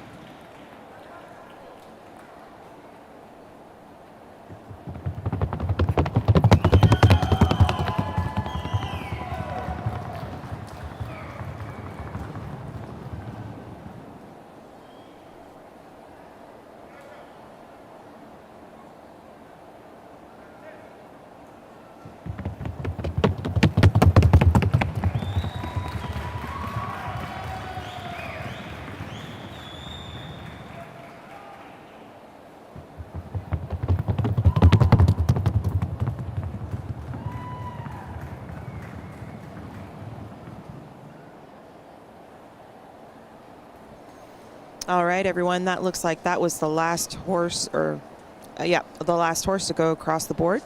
So the judges are going to go ahead and make their cut, their initial cut. I don't know how many horses they're going to pull. I don't know how many work-offs they're going to be doing. Tango says, okay, I am still weak at board recognition. Don't worry, Tango. If you stick around, you will be a pro at the end of the day, I am sure. You may be a pro at the end of the next couple of classes. Usually, I didn't do it in this class because there's so many horses, but as we start to whittle down the entries, when they take them across the board again, I will start pointing out things that I hear from my perspective to confirm whether you're hearing the same thing or not. It's a little hard when you're watching it on the TV, and it's a little difficult for me too, because I am, even though I'm here in the arena, I'm up in I call it a skybox, but it's not that fancy. Of course, everything here at the World Equestrian Center is fancy, but you know what I mean.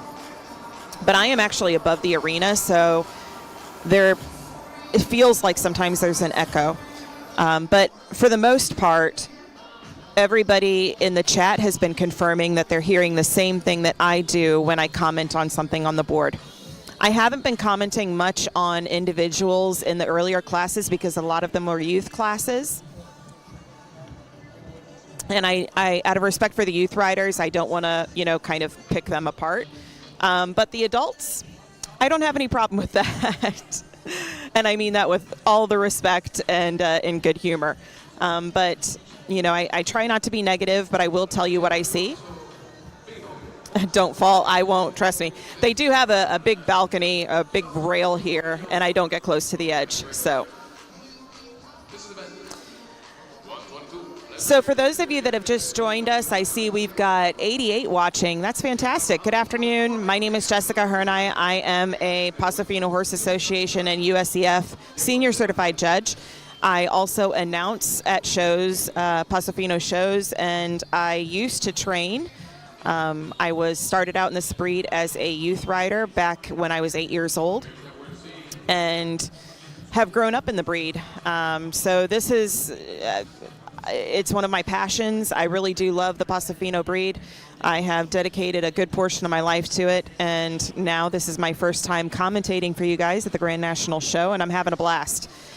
Again, we are at the 2024 Grand National Championship Show that's being held here at the World Equestrian Center in Ocala, Florida, the horse capital of the world. And you are watching the Pleasure Mares Championship. That is a favorite class for a lot of us. Pleasure Mares has always been a huge class. Tango says, Jess, you are one lucky woman. Woohoo. Yes, I am. I am very lucky. So in the pleasure division, you guys just saw the judges walking down the line and asking the horses to back. What's happening is the judges are looking for any signs of resistance or pain. When you're asking the horse to back, they will tell you if they're in any kind of pain by swishing their tail, resisting the back, refusing to back, rearing up.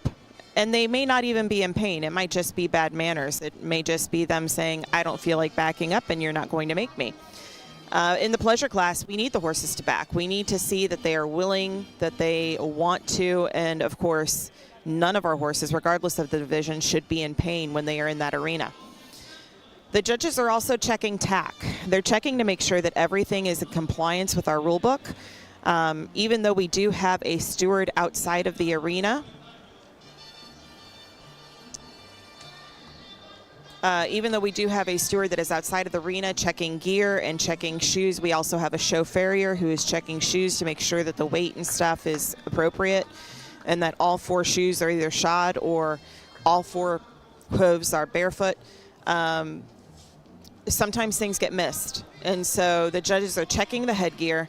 They are checking for blood. So we had a class earlier where the judges, when they were doing their inspection, they did see some blood in the horse's mouth, and they called in the steward, and the steward agreed, and the horse was removed from the class. So there are quite a few reasons why the judges are going through the lineup and asking the horses to back and inspecting. Angel Baby, I see you say you live in Florida. If you're anywhere near Ocala, you should come see us.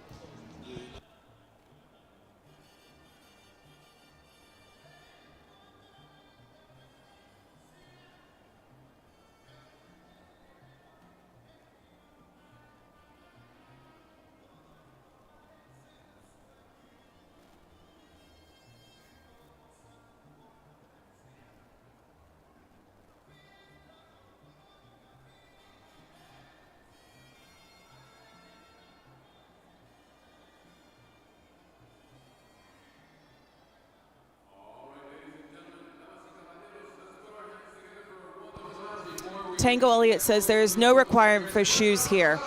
So in the Feno division, they do require that the horses are all shod. I think that in pleasure, and I have to look at the rule book, but I think that in pleasure they don't have to be, but they can't have half shoes on and half shoes off. So they can't have the first two front feet, not first two front feet, that sounds funny. They can't have their front feet have shoes and be barefoot in the back. They either have to be all shod or all barefoot.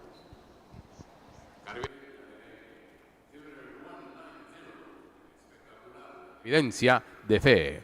Exhibitor 302-302, Tejana del Conde. Exhibitor 342-342, Destinada de la Justicia. Exhibitor 468-468, Ilusión de JG.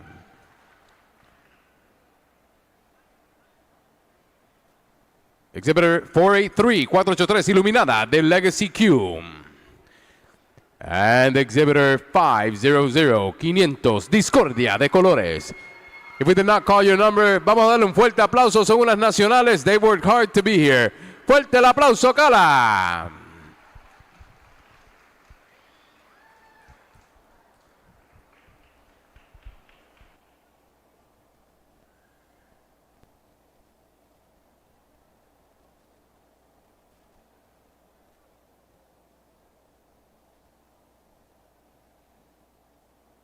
All right.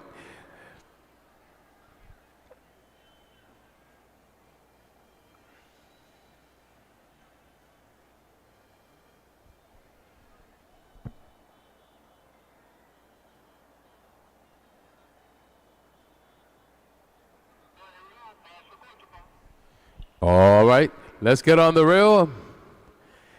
And paso corto, por favor. Angel Baby Max, Corto, you're about please. an hour away Paso from corto. Ocala. Cool. I mean, if you have time, you should take a quick drive over here. I don't know. I'm sure you've probably been to the World Equestrian Center. It's absolutely gorgeous. Well worth the trip. Oh, you're welcome, Tango. Tango's disappointed that the gray is leaving. Yeah, I'm partial to grays too.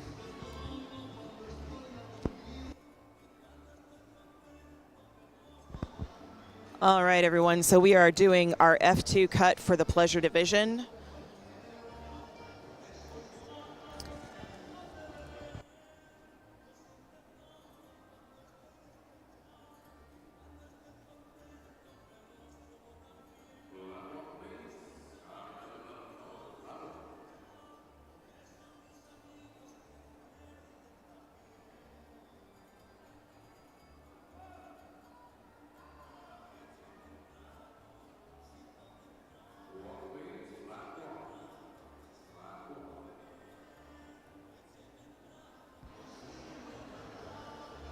Oh, Angel Baby, say I can't drive. I'm sorry.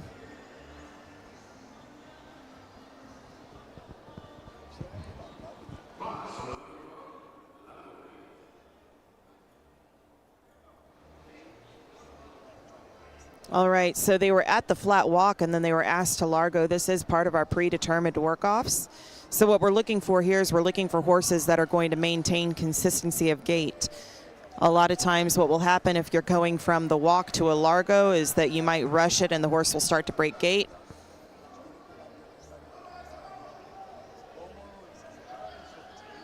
Wow, there's a couple of nice horses really moving out in this class at the Largo. Now, when they're asking you to go from a Largo to a Corto, what they're looking for is the smooth transition, of course. They're looking, again, for consistency of gait. What will happen sometimes when you go from a largo to a corto, the horse will try to stop or walk. In the reverse, we're looking for flexibility. We don't want a horse to swing out far, like I said in the Feno class. You don't want horses that are going to make this huge, huge reverse. Likewise, you don't want the horse to make an extremely tight reverse. You want the horse to make the reverse that is comfortable for them so that they can continue to maintain that Paso Fino gait. Again, we're at the largo. As we talked about the class requirements before, you guys might have noticed that 20% is on the largo, 20% is on the corto, and 20% is on the walk. That means that all of these gaits are equal. We don't weight the largo heavier than we weight the corto or the walk, and we don't weight the walk heavier than we weight the largo and the corto. We should be giving equal attention to all three gaits.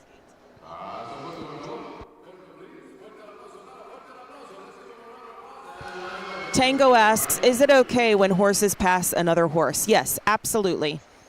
Absolutely. It's not a penalty or anything like that. We understand that some horses are faster than others, and it's totally okay. We would prefer for them to pass them on the inside, but if you're in a situation where the horse in front of you is coming off of the rail and you feel like you've got a better chance and you feel safer to pass on the rail, then by all means, do what you got to do.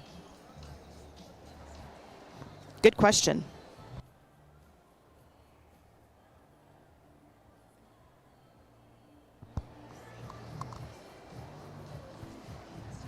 Angel Baby Max asks, did Moonshine show? Is Moonshine a horse? I don't see the name Moonshine on my list.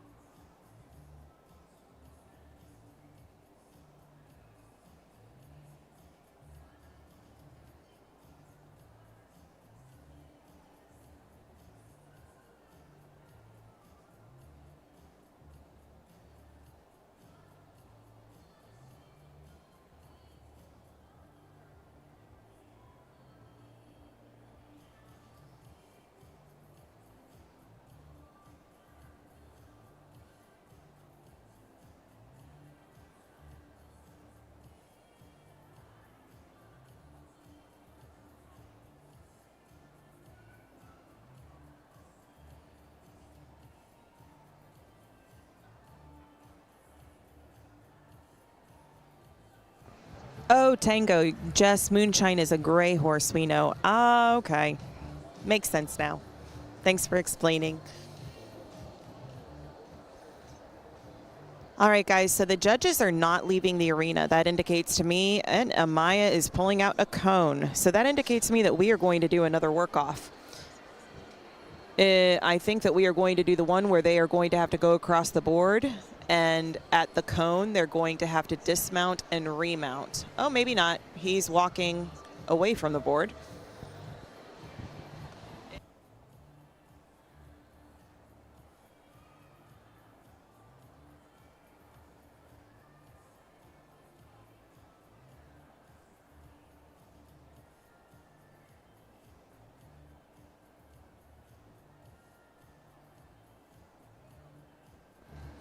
Tanko says, oh boy, tight race. Yes, this is, when they were working them on the rail, I mean, any of these horses could win this class. Oh, he is putting it in the middle of the board.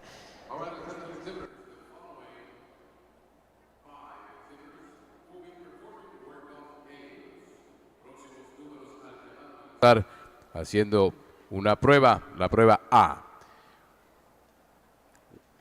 Work off A reads as follows. Serpentine in both directions. Corto to the marker. Flat walk on the sounding board in the direction away from the lineup. And largo back to the lineup. Beginning with exhibitor number 184. Comenzando con el ejemplar número 184. Va a hacer la serpentina en ambas direcciones. Van a ir al paso corto hasta el cono. Luego van a hacer andar en la dirección lejana, más lejana del alineamiento. Y cuando salga van a hacer el paso largo hasta el alineamiento. Beginning with exhibitor number 184. All right, guys, so they are doing work off A in the pleasure division. That is a serpentine in both directions, corto to the marker, flat walk on the sounding board in direction away from the lineup, and then largo to the lineup. So we talked about the serpentine. We have seen the serpentine a few times at this show. The serpentine is on page 130 in our rule book, the way that it should look. So the way that the rule book describes it is as a straight line, half circle, straight line, half circle, straight line, half circle. This is back number 184. I believe this horse's name is Caribeña de LM. She is not on my list, but that does not mean anything because as this is a championship class, sometimes they enter after my sheets have already been printed. So far, she's very fluid in her serpentine. She is doing a very nice job. The lines are not exactly straight, but they're good. As a judge, I would not penalize for that. She is maintaining the Paso Fino gait, very consistent. She's loose in the reins. The rider is very smooth.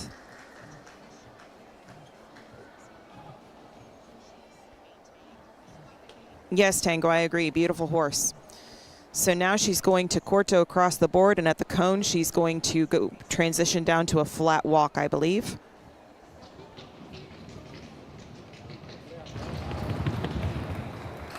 Oof, very nice transition. She just completely dropped down into that relaxed walk. Look at how loose the reins are. Very, very nice.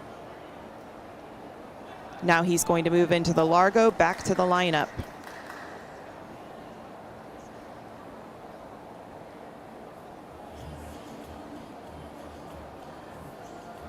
Very nice largo. Look at that extension. And smooth as glass. That's a tough horse to follow. That is a tough horse to follow. All right, exhibitor 190 is Espectacular Evidencia de Fe.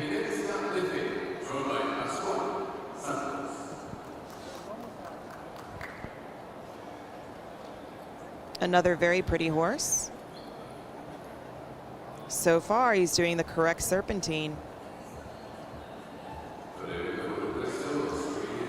Also remember yesterday, guys, we were talking about the serpentine and how it's a good opportunity to also look at the horse's tracking. Oh, she got a little bit rough there. Looks like she wasn't quite sure what direction the rider wanted her to go.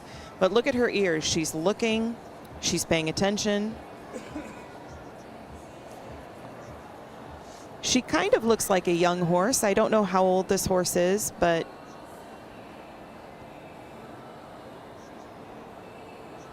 anyway, I was talking about the tracking. So by tracking, I mean the footfall of the horse.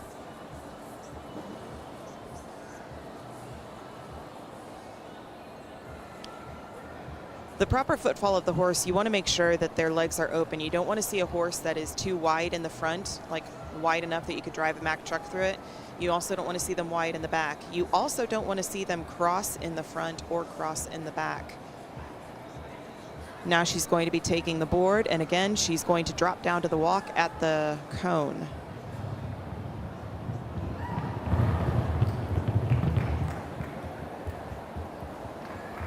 Man, what a tough class. Now she started to hesitate there, and you could see the rider kind of put his hands forward and encourage her to keep walking. That's fine. As a judge, I wouldn't necessarily penalize for that. She continued walking. She didn't stop. She looked like she was thinking about it, but she didn't. Very nice transition into the corto. Another very nice, solid work off. These ladies did not come to play around. George says, I'm so happy to hear you talking about what a proper serpentine is. It made me even happier that they rewarded a proper serpentine in the performance class with Rick Meyer. I agree, George. I am so glad that they did. And you know, I am really happy to see that so far all 3 riders have been doing a proper serpentine in this class. The first one, he wasn't as straight as I would have liked to see, but he was pretty close. But so far, the second and the third horse are both doing the proper serpentine. And again, if you guys want to follow along in the rule book, it is on page 130 that you can see the illustration of the serpentine. Tango says, what is her color? I think you were talking about the second horse. I believe she's gray.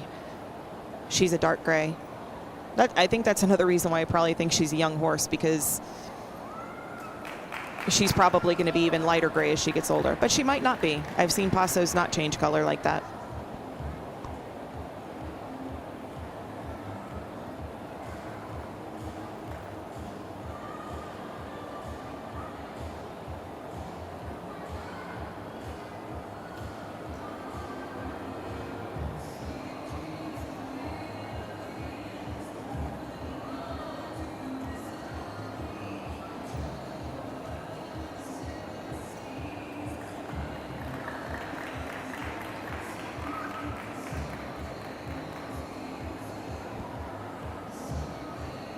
Very nice serpentine.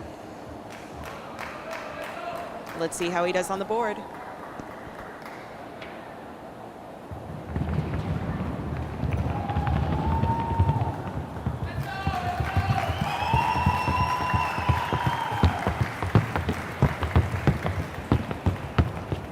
Another nice transition down.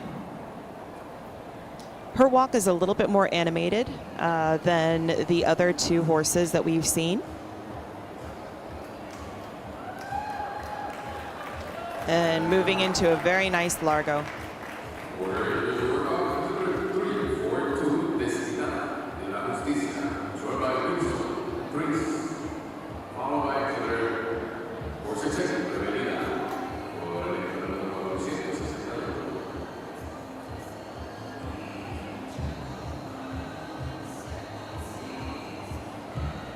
Very pretty little chestnut mare here.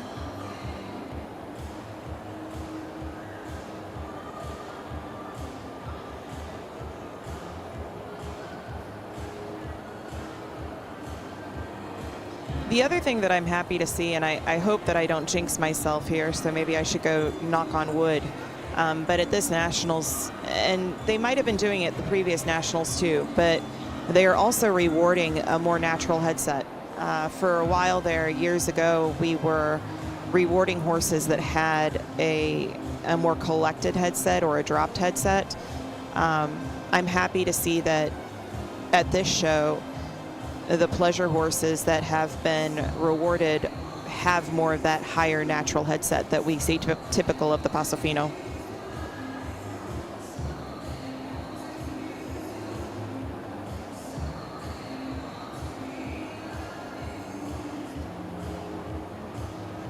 Another really nice serpentine.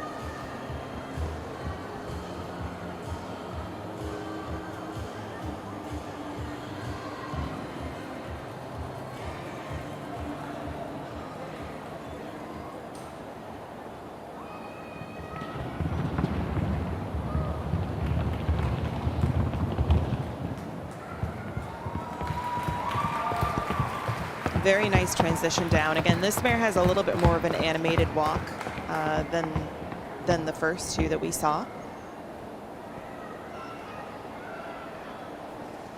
And now she's going to move up into the largo. Look at the hock action. She's got a really nice hind end. Very nice largo.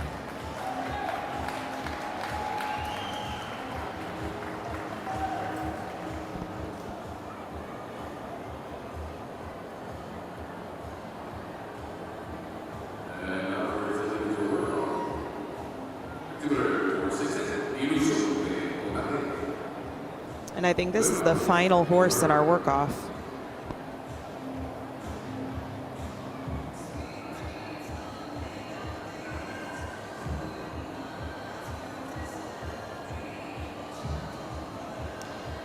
So if you guys can see it on the live stream, look at the tracking on this horse in the front end. I know that and I'm not picking on this horse by any means, but this is an educational experience for a lot of you that are watching this live stream from home.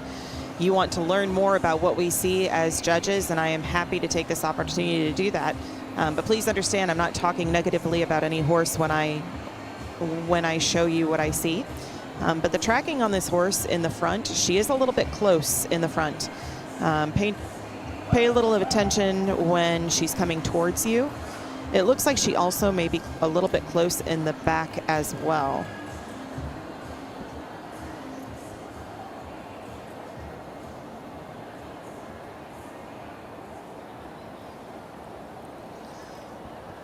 Tracking would fall under the confirmation category in this class. And I believe it's 20%, if I remember correctly, 25%, I'm sorry, 25% in pleasure on manners, confirmation, attitude, and way of going. So if I was judging this class and I saw that mare, technically I could hit a little bit of that 25% based on the tracking. But the Serpentine was outstanding.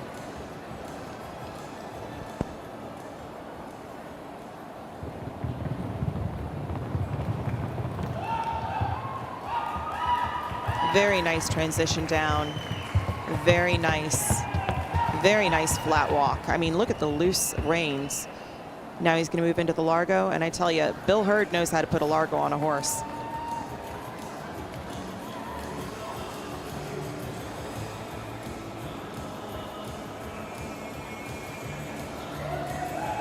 Very nice. It looked like towards the end there she started kind of getting a little inconsistent in the back, but still a really nice pleasure mare. I mean, this is a tough decision for these judges. Now, I'm not going to tell you what back numbers I have where, but I definitely have my top two. Do you guys have your top two? You don't have to share it in the chat if you don't want to. But you know, as you're watching this class with me, I would love it if you guys started trying to place the horses yourself on what you see and see if you're right with what the judges place. And don't feel bad if you don't match what the judges do. Remember that even as judges, we are human, we make mistakes, we only see what we see.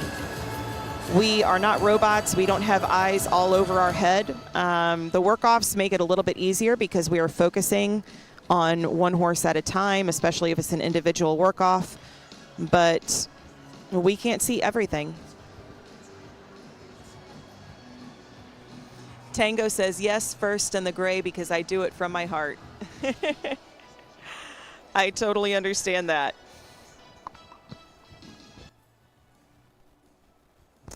We had a class of all bay horses, and I asked the same question. I don't remember what day this was, and somebody put, yeah, the bay horse is going to win.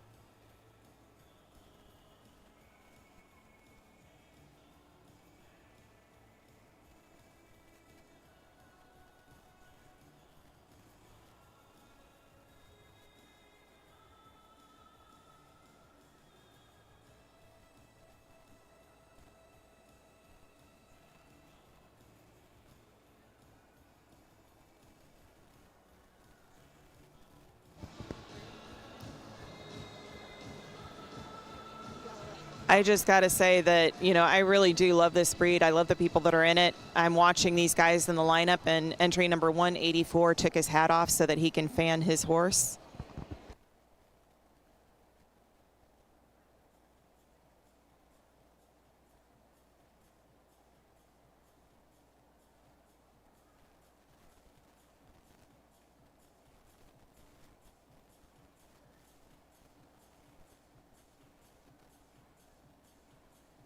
Tango says, no Palomino today. I love them. I do. I think Palominos are gorgeous, too.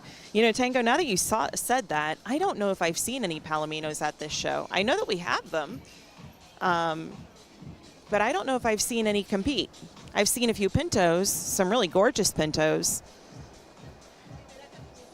And I've been in the arena for the majority of the time. There have been a couple of classes that I've missed, but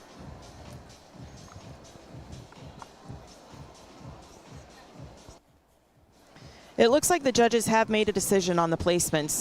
The majority of them have gone back in to sit down. So the only reason that we would have another work-off is if we have a tiebreaker in the tabulation.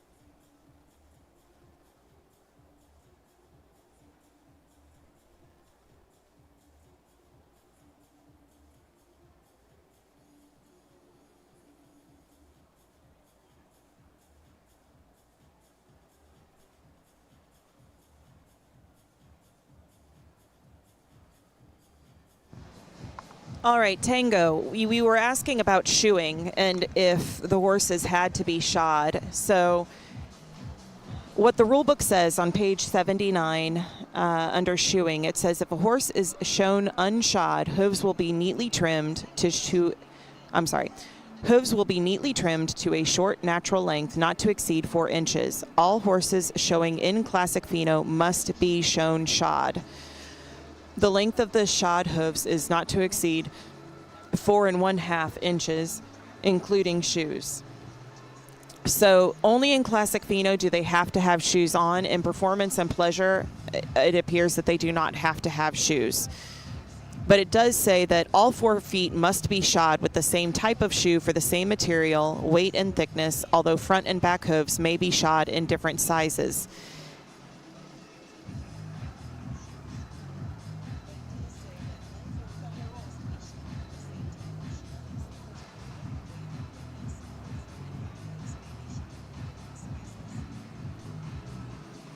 Tango says horse competitions are not for the weak of nerves. You are absolutely right.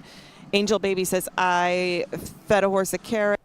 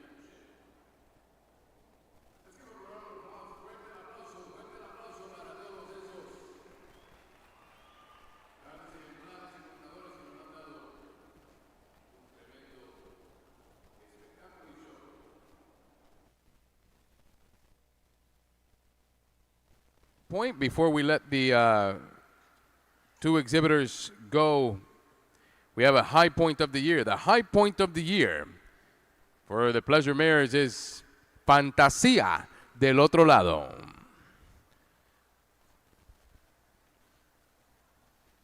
And if Fantasía del otro lado is not here, she will come and get her award after this class. We'd like to thank exhibitor 500 and 483 for their participation. El ejemplar número 500 y 483 le agradecemos su participación y los despedimos con un fuerte aplauso. And ladies and gentlemen, Class 122 Pleasure Mares in their championship. Your fifth Grand National Champion is awarded to entry number 468, Ilusión de J.G. Written by Bill Hurd, owned by Donna Thomas.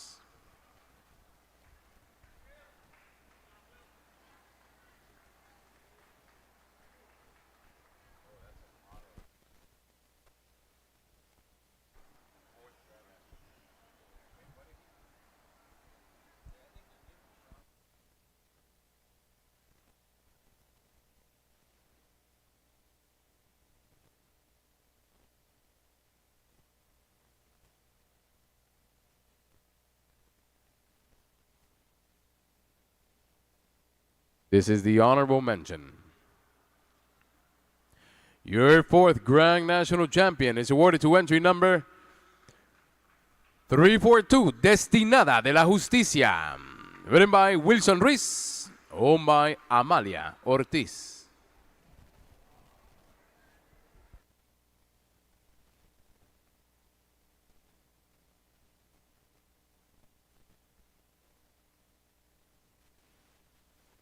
Your third Grand National Champion is awarded to entry number 190, Espectacular Evidencia de Fe. Written by Pascual Santos, owned by Lisa Hall.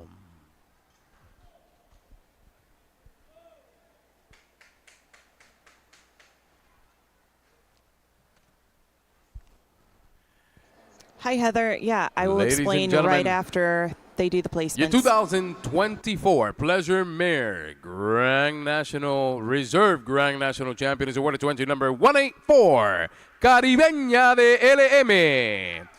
Written by Jamil Crespo, owned by Doris Waddell.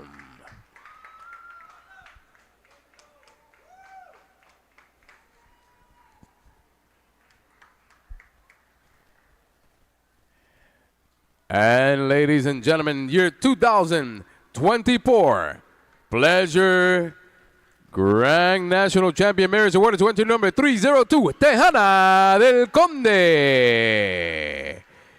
Written by Jorge Nicolás Suárez, owned by Castle Ridge Paso Finos. Congratulations.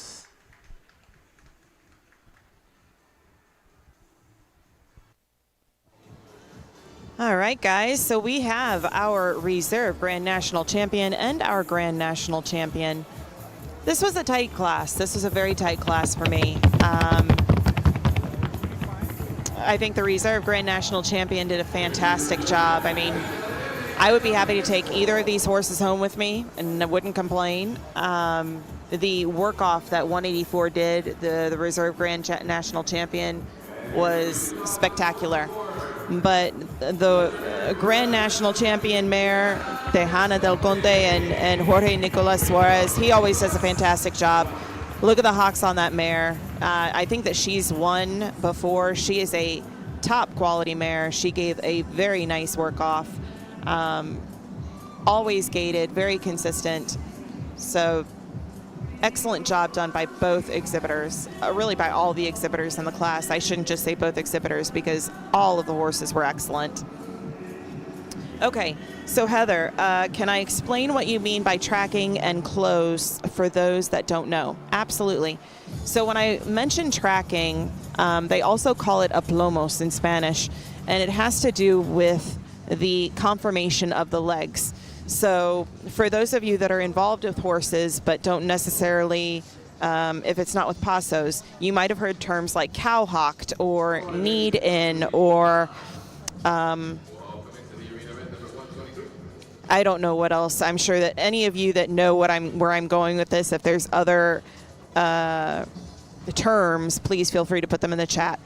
But it has to do with the conformation of legs. So when Paso Finos move, their legs should be balanced. They should not be too wide, and what I mean by wide is their legs too far apart. When Paso Finos move, it should mostly be an up and down motion with their legs.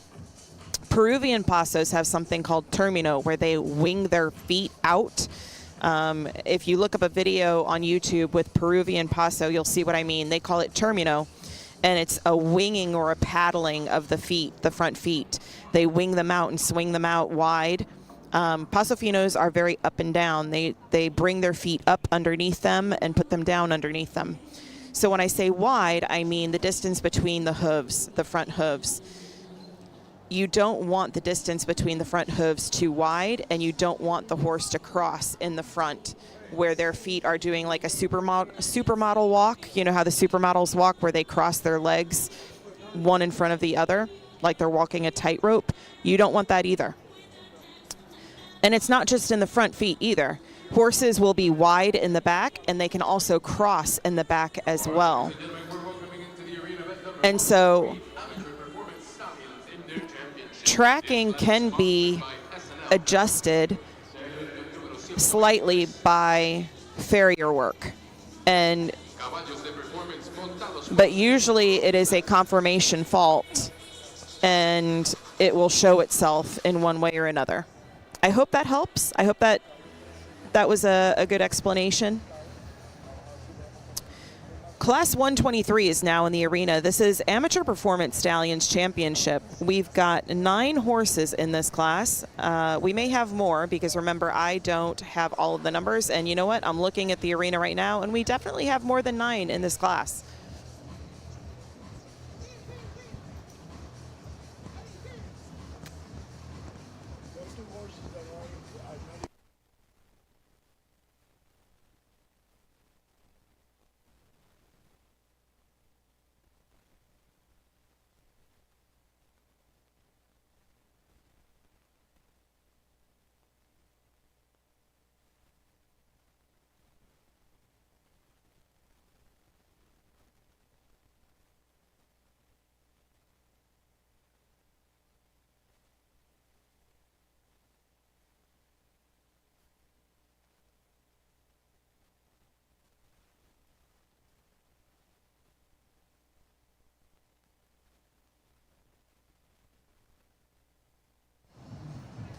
Tango says, well, if I understand, everyone does. I hope so, Tango. All right, let me take a look. I'm going to take a few minutes to look at the back numbers in this class to make sure that I've got all of them written down on my sheet, so that way I can provide you guys with the correct information. So I'm going to go a little quiet for a moment, but I will be right back.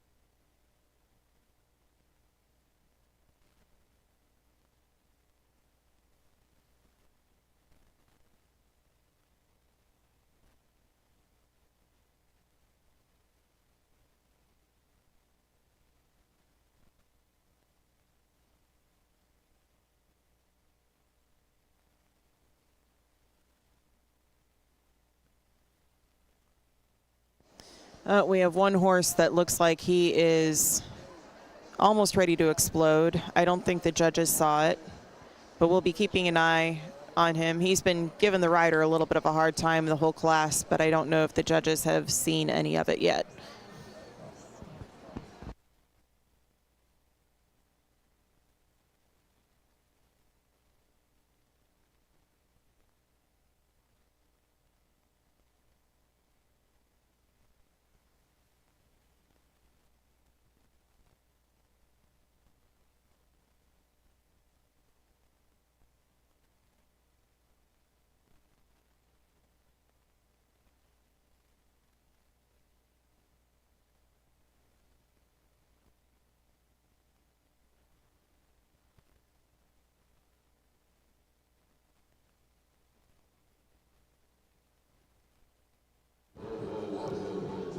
Oh boy.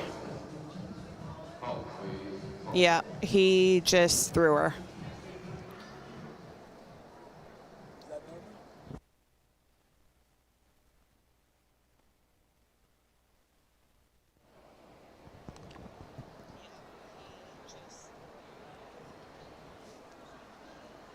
So I didn't see the whole thing, but he'd been hopping the whole class on and off, and this is a horse I've seen him before.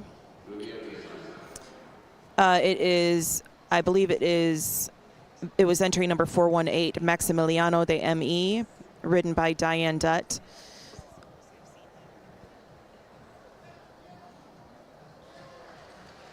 All right, she is up. Thank goodness.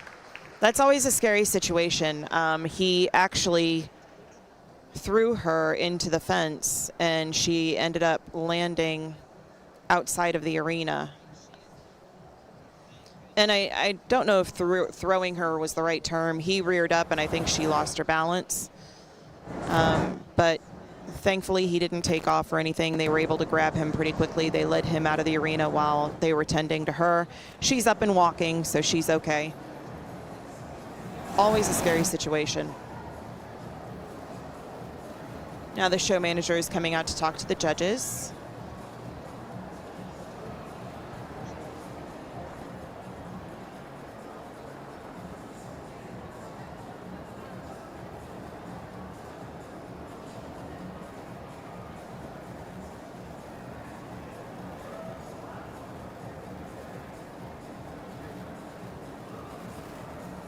Yeah, I was going to say, I've seen that horse perform a lot. And again, I'm not a veterinarian, you know, I'm just speculating, but that horse usually does not act like that.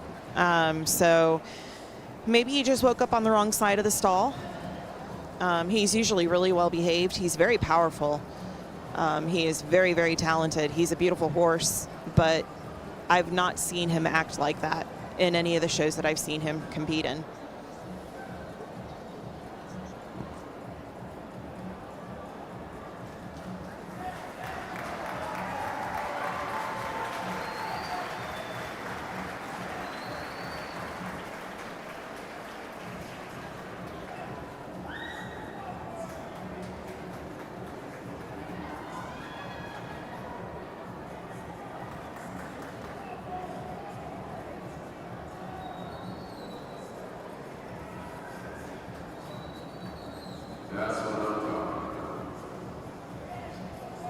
So they brought her to the exit gate, and she's back on the horse. I'm not quite sure what's going to happen here. She came off of the horse, so technically she should not be able to compete anymore.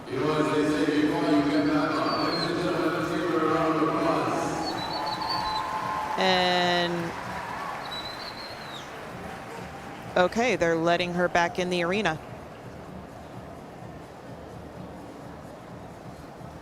Well, I'm a little perplexed.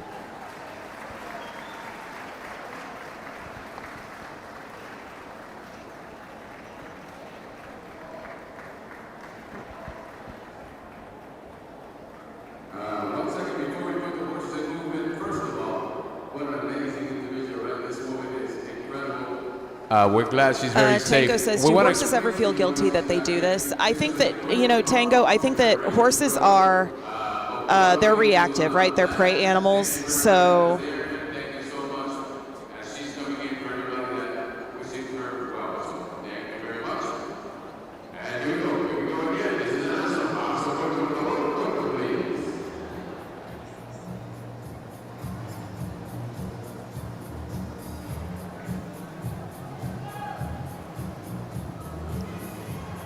to answer Tango's question, I think that horses, especially with the partnership that they have with their rider, I think that they definitely don't mean to hurt us. And so I don't know if they feel guilt, but I think they get confused when we come off because we're not supposed to. But yeah. George, I wish, I'm not kidding you. And Jeannie, hi, Jean Towery, I came off on Wednesday and they let me complete the class. That's interesting. I mean, I know that in certain situations, if it's not a behavior issue with the horse, like if the horse spooks, if somebody did something on the rail, like threw something and scared the horse and you came off, then I know that in that situation, sometimes they will let you get back on and complete the class. But I don't know. Becky says, wow, back in my day, that was an automatic DQ. Was the gate still open by chance? No, it wasn't, Becky. They were working the class.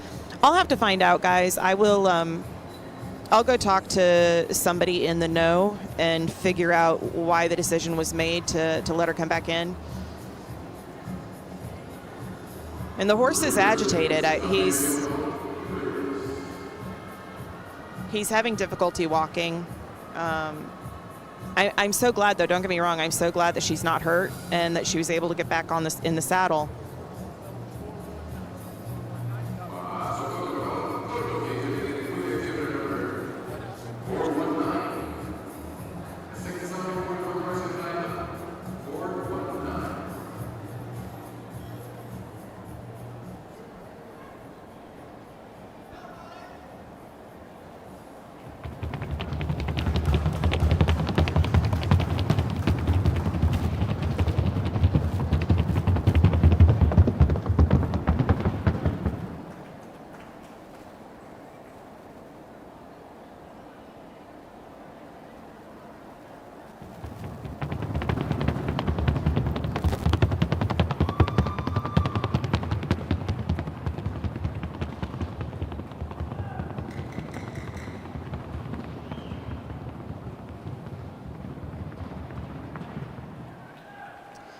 Dean Towery says, I did stick to the saddle for a long time and then stepped down. My gelding spooked. Yeah, and I know in that situation that they often do let you come back in because it wasn't the gelding's behavioral issue.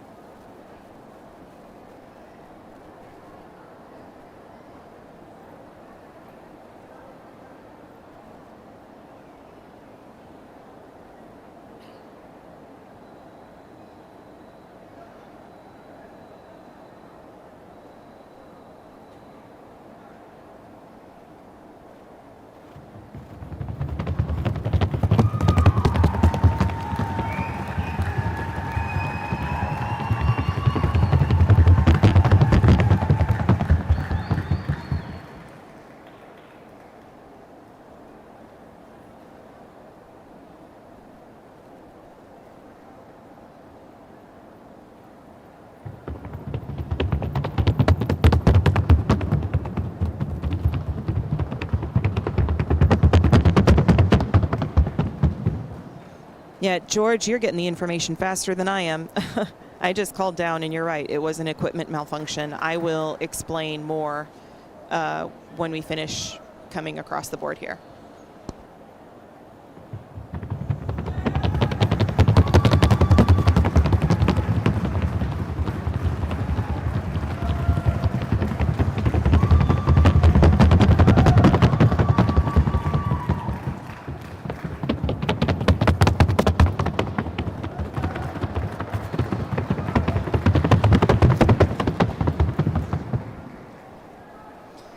Yeah, so guys, what happened with entry number 418, I said I didn't see the actual event happen. I saw the aftermath. I heard somebody yell and scream, and then that's when my attention went over to there. But apparently, when she was in the corner, her rein snapped. It broke. And so that's what caused the horse to do what it did. Thankfully, the horse didn't take off. But when the rein snapped, the horse reacted, she reacted, and so when the trainer showed them that the broken rein, the steward came out, and if it's an equipment malfunction where a piece of tack breaks and that's why the rider comes off the horse, it's not a DQ.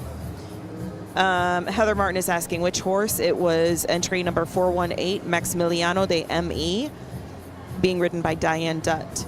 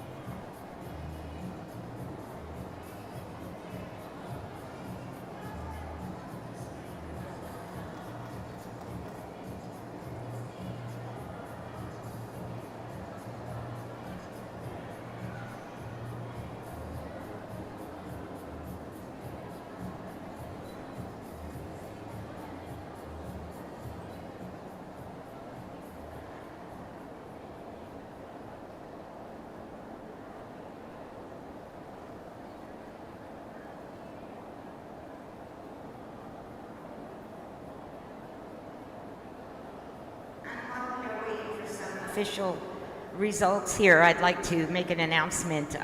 In this class, we have a horse by the name of Sueño de Paz. Jennifer Carnes riding the horse. The horse is actually owned by Carolyn Barron and is being ridden by her daughter Jennifer today. The Paso Horse Association and Great Lakes Hall of Fame recipient Carolyn Barron is celebrating this year her 50th year in the Paso Fino breed. So we want to give a round of applause. Carolyn's not able to be with us right now. She is home under the weather, but how wonderful that she is celebrating this year her 50th year, and her daughter is in this class riding her horse. So congratulations.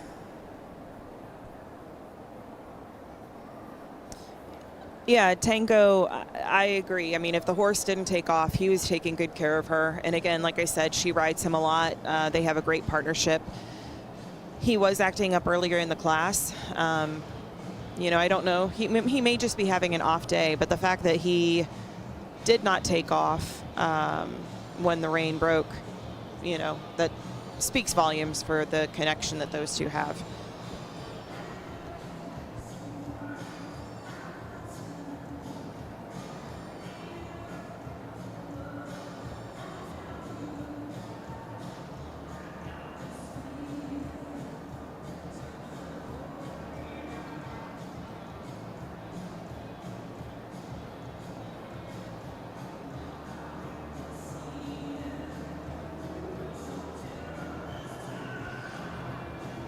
Heather Martin says, according to the rules, you shouldn't have been allowed to continue if your horse shows poor manners to make you come off. And yes, Heather, that is true. However, this was a situation where the gear broke. And so the horse may have been showing poor manners prior to that, which I saw. However, I was told that when it happened, the horse was not showing poor manners. The horse was behaving appropriately. and the broken equipment was what caused the horse to react. So in that case, that is not considered poor manners. And that's the same situation. Jean Towery was saying that, you know, she came off Wednesday, I'm sorry. And Jean, if you're still in here, I am so glad that you didn't get hurt. I'm sorry, I was caught up in the moment and I didn't even think, but I'm so glad that you did not get hurt and you were able to get back up and be okay. Yeah, and that's the same thing with Jean. So her horse spooked at a camera in the corner. That's not poor manners either. The horse is spooking at something that really shouldn't be there.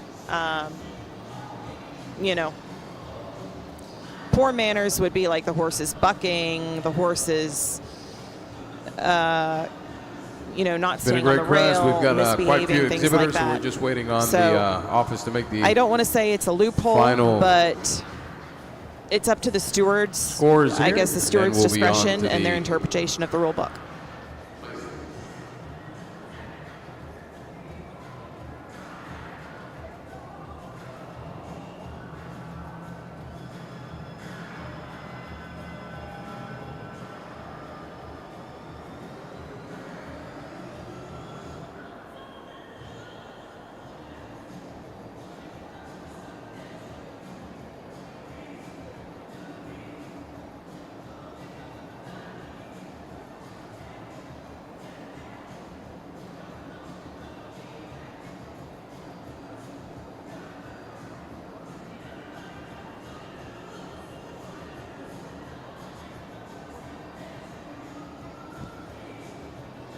Yeah, definitely. I mean, it is no joke, and especially, I don't bounce like I used to.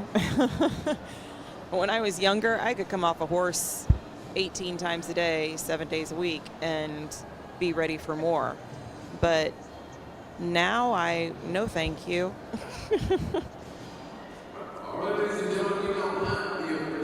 Results for class number 123 amateur performance stallions in their championship. Son los resultados para el evento número 123.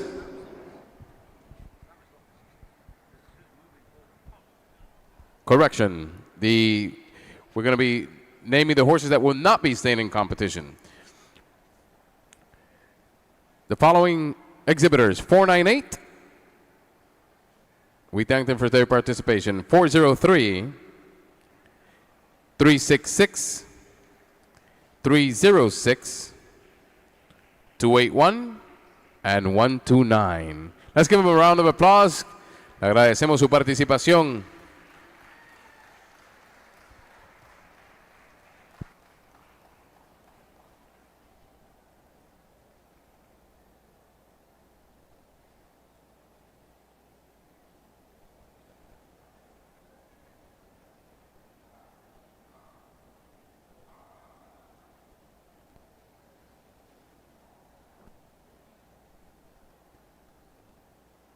All right, exhibitors. And the way that you came in, please, on the rail. En la valla, por favor, in the direction in which you came in. On the rail.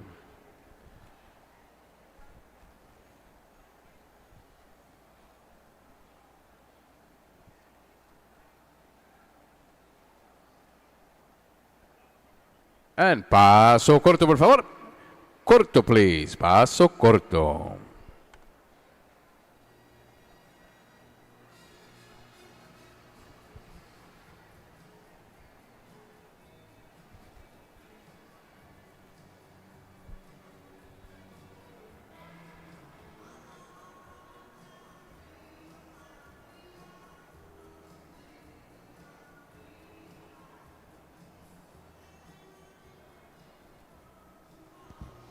All right, ladies and gentlemen, we are doing this is the F2 cut. We have back numbers 280, 303, 386, 418, and 419 still in the arena competing.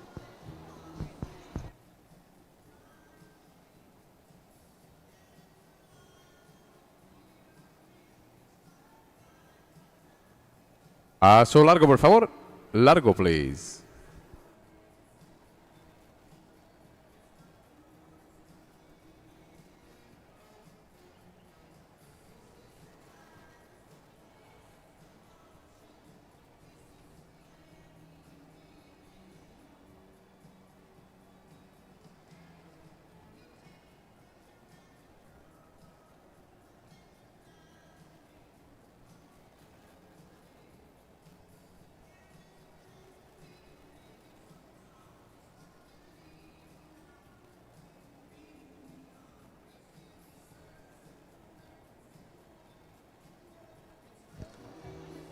Looks like we've got 91 people watching. If you have just joined us or recently joined us, welcome in. This is class 123, Amateur Performance Stallions. They've already made their first cut, and this is the F2 cut. This is the 2024 Grand National Championship show put on by the Paso Fino Horse Association. We are being broadcast to you live from the World Equestrian Center in Ocala, Florida. We have 5 horses that are competing for the title of Grand National Champion Amateur Performance Stallion. We started out with 11 horses, and these are the ones that the judges have selected to move forward into the final cut.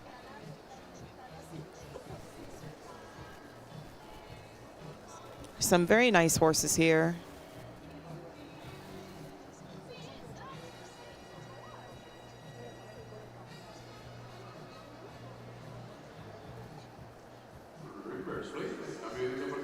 Interesting hock action on that last horse.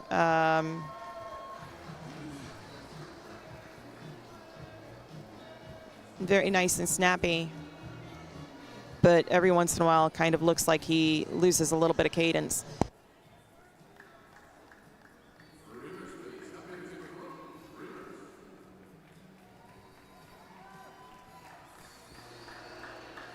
Very nice reverses.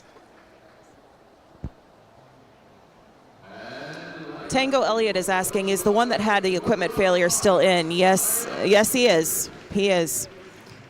Megan Johnson says, I remember last year when the gate was still open and someone came off and they let him continue. Horse was fine and rider was too. Yeah, Megan Johnson said, no, it had to leave. No, Megan, the horse that had the equipment failure, he's still in. He went out and then they brought him back in.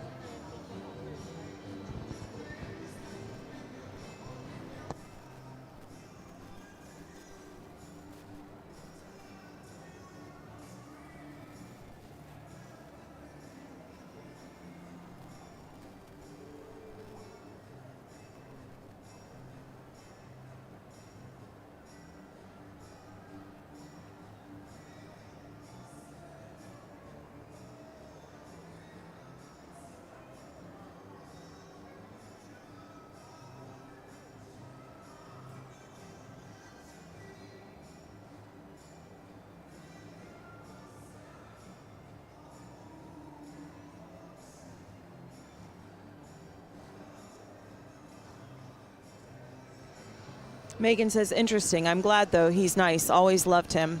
And Tango Elliott says, so naturally, that's who I am rooting for. Yeah, you know, guys, like I said, he's a beautiful horse. He's got a lot of talent. And what I saw on the rail prior to that episode, like I said, the judges may not have seen it. But,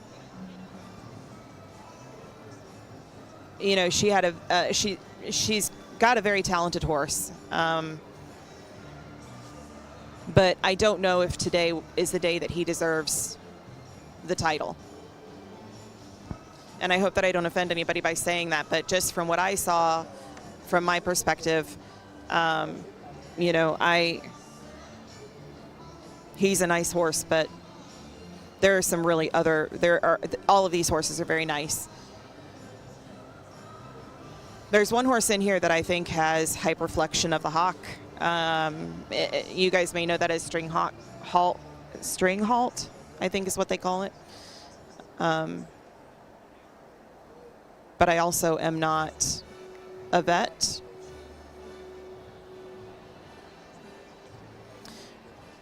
Hey, Jacob Harris, good afternoon. Good class. A lot of these horses are on the same level. Yeah, it is a good class. All of these horses are very talented. Tango says, well, Jess, I will defer to you because I am clueless. Don't say that. You're not clueless. You are allowed to like who you want to like. You know, I'm looking at it from my perspective, from my serious judge perspective. But, you know, I'm also only human, so.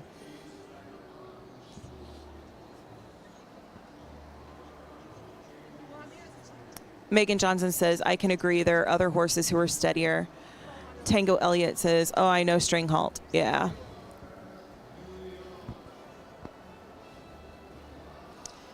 Yeah, I didn't notice it before, but as I was watching the horses work in the work-off, I really started paying attention to him. And, yeah, something looked a little off. And Jacob Harris says, I am late to this conversation. Don't worry, Jacob. We've been talking about a lot today. You know me already. You've been with me for the last few days. I talk a lot, and we cover a lot of topics in a short amount of time.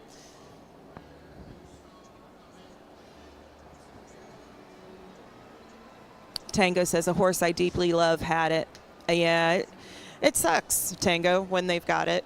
And it affects horses differently. You know, some it's more serious than others. Class.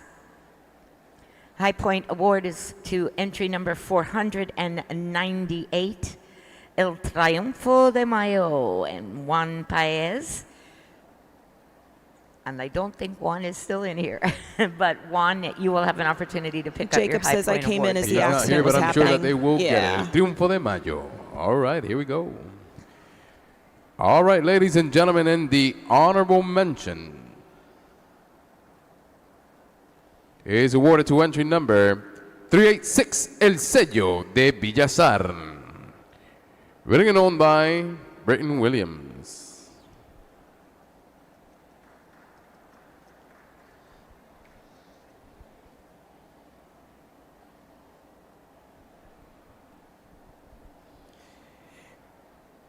And your fourth 2024 Amateur Performance Stallion Grand National Champion is awarded to entry number 419, El Amanecer de United. Winning and owned by Karen Trocha.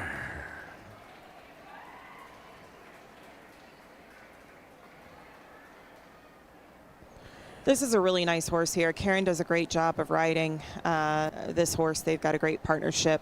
I don't know, I don't have his age in front of me, but I think And ladies and gentlemen, he's still a younger stallion. your He's not a colt, but he's a younger 2024 stallion. Amateur Performance Stallion Grand National Champion is awarded to entry number, and if I have to say, there's somebody that inspired me this week, and it is this wonderful woman. Exhibitor number 418, Maximiliano de M.A. Winning and owned by Diane Dodd. All right, your third national champion amateur performance stallion is Maximiliano de M.E., ridden by Diane Dutt.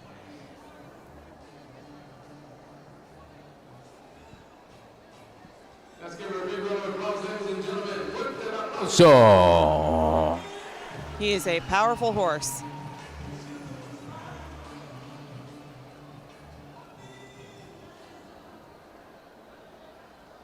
all right, ladies and gentlemen, your 2024 Amateur Performance Stallion Reserve Grand National Champion is awarded to entry number 303, Montes de Navegante Isla, ridden by Amy Yarbrough, owned by Castle Ridge, Paso Fino. Congratulations to Amy Yarbrough and Montez. I love this partnership. I love this stallion. I have loved this stallion for years. He is just a beautiful, beautiful horse.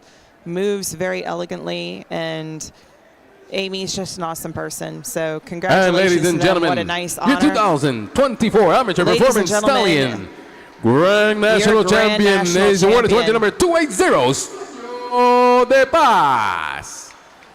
Ridden by Jennifer Carnes, owned by Carolyn Barron.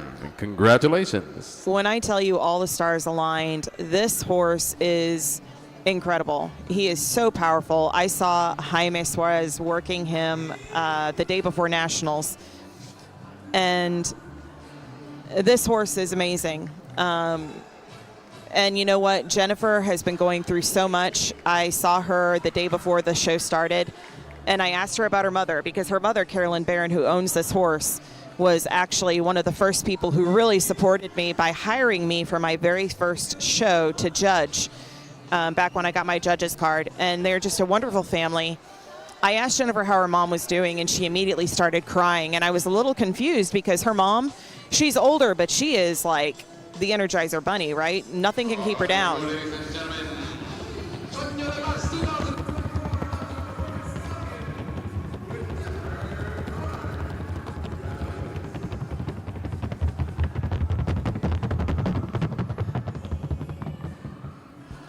Unfortunately, her mother, Carolyn Barron, is sick. That's why she's not here at Nationals. Otherwise, she would be.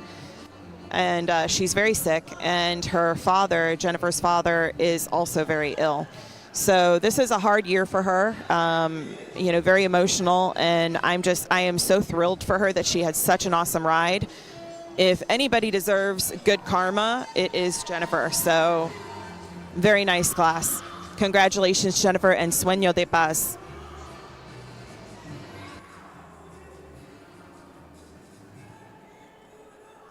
Heather Martin, Jacob Harris says, do you agree with the placement? Jacob, that unfortunately I cannot answer because, you know, I am not judging this class. I defer to the judges that are judging the Nationals. I think that, you know, I don't know. I don't know how to answer that. I can't say yes, I do agree, and I can't say no, I don't agree. But I think that it was a great class. So if I tell you my opinion on who should win and who should lose, then I will get in trouble. Heather Martin says, yes, but the gate was open last year. They planned to make him leave, but since the gate was still open, he was allowed to continue.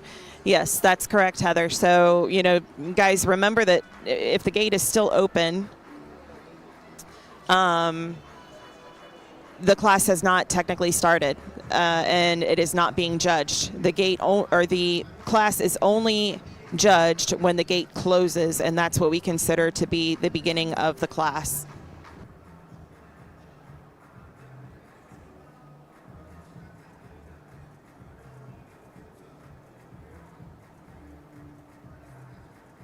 Tango says, on the board is where I have problems. Sometimes it looks like one leg is Feno and the other isn't. Yeah, so Tango, that does sometimes happen. And, you know, the big thing on the board is to remember, close your eyes and listen to it. Don't look at it. Close your eyes when the horses go across the board and just listen. And what you should be hearing is a very even, taka, taka, taka, taka. I can't do it because I can't roll my R's or anything like that, but you should hear a very even gait. I think people sometimes get confused when they try to look at it and they're trying to see the gate in addition to hearing it. And I found that when I was starting out and trying to hear gate, closing my eyes and just listening helped me really capture. If you think that, though, when you're watching a horse, whether it's on the board or not, if you think that you're seeing a horse get discombobulated or disengaged, or you're seeing one leg move more than the other, then it's possible you are. I will tell you, horses that have chrome on them, and by chrome I mean like white socks, if they have one white leg and one dark leg, that can be an optical illusion, because the white leg will make them look sometimes like they are off balance, but they really aren't. That doesn't happen all the time, but that is something that I've noticed.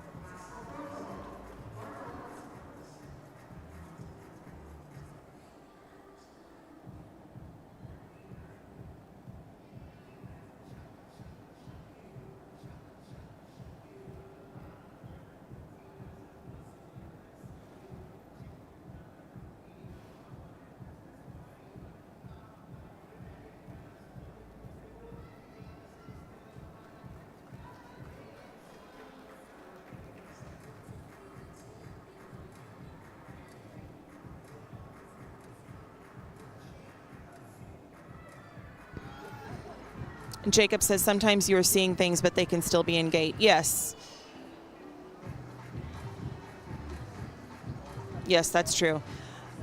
All right, sorry guys, I got distracted and I didn't even announce the next class. So the next class is 124, Performance Sub-Junior Youth, 10 through 12 years of age. Tango says, I get a bit emotional at the Feno gate. It touches me deeply that a horse even does that. Yeah, it is definitely a gift, a blessing, Tango. And it's something that even as a judge, if I see, and really it's any horse, if I see a really talented horse, it's hard to take your eyes off of it. And it's hard not to get emotional about it. Even as a judge, when I'm down there, I still get goosebumps with some horses when they go across the board.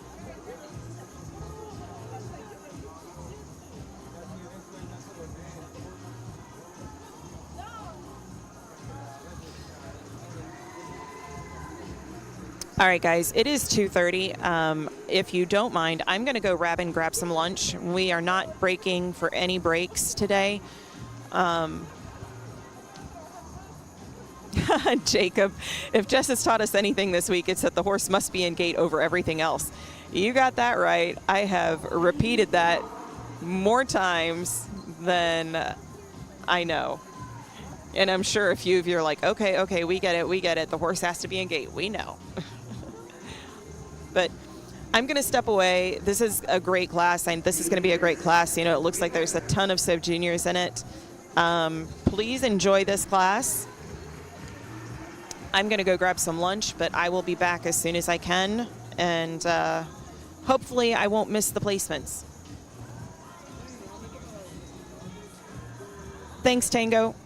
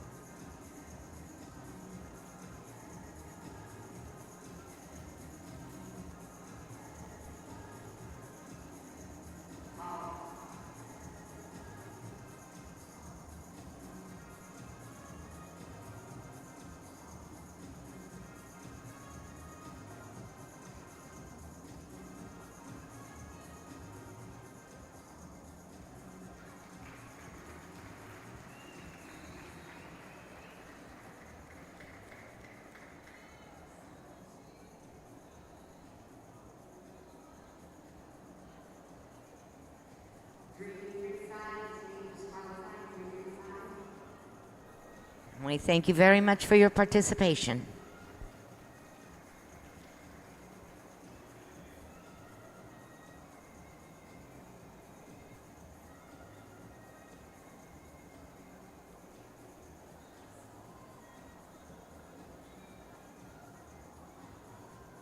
To resume the paso corto now, paso corto.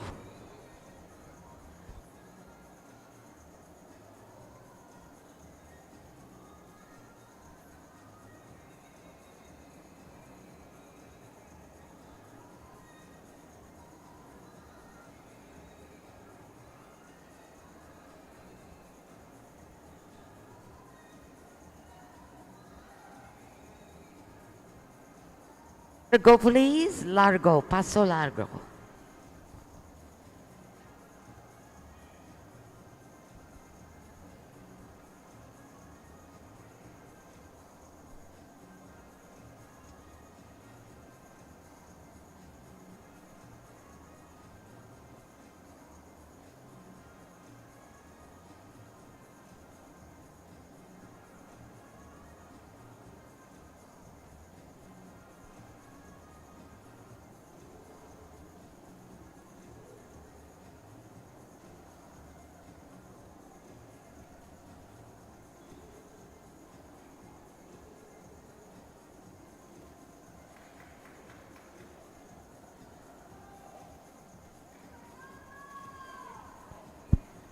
Walk, please.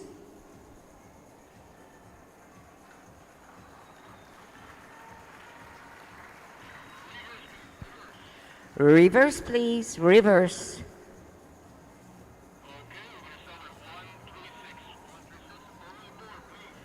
One, 3, 6. You will be the first over the board. Corto over the board.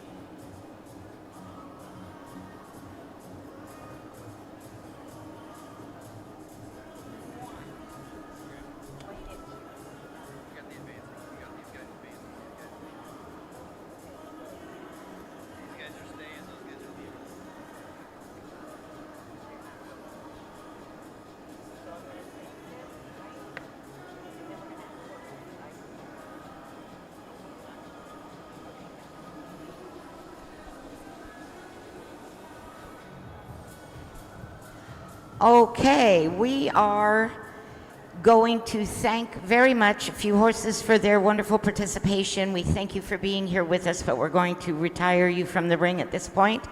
Entry number 344, Mohana de Quique and Mila Rivero. Entry number 335, La Rutila de la Botilla, Sophie Gomez. 135, Testimonial de Nuestra Vida, and Camila Alvarez. We thank you so much for your participation.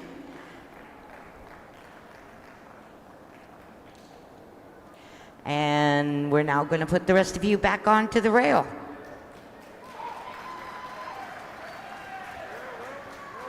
Onto the rail, please. Pick up your corto.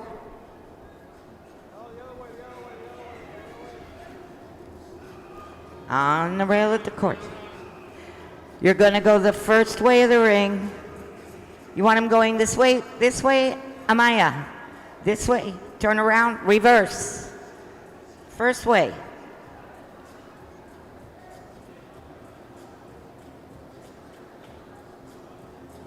There you go. Paso corto.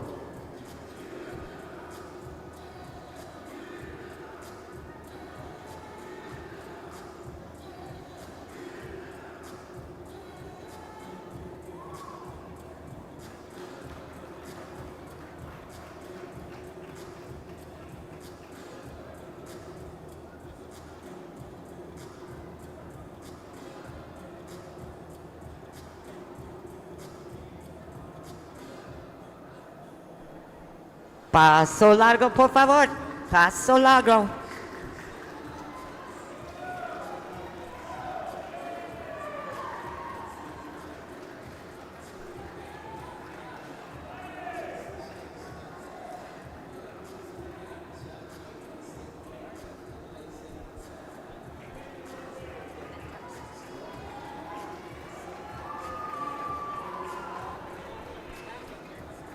Corto, please. Paso corto.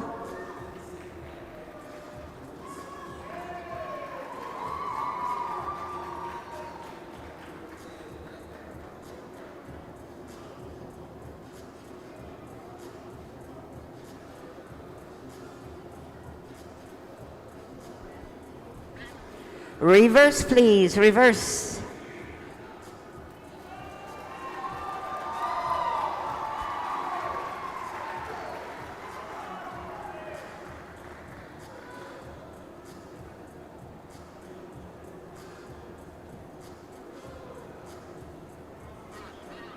Reverse.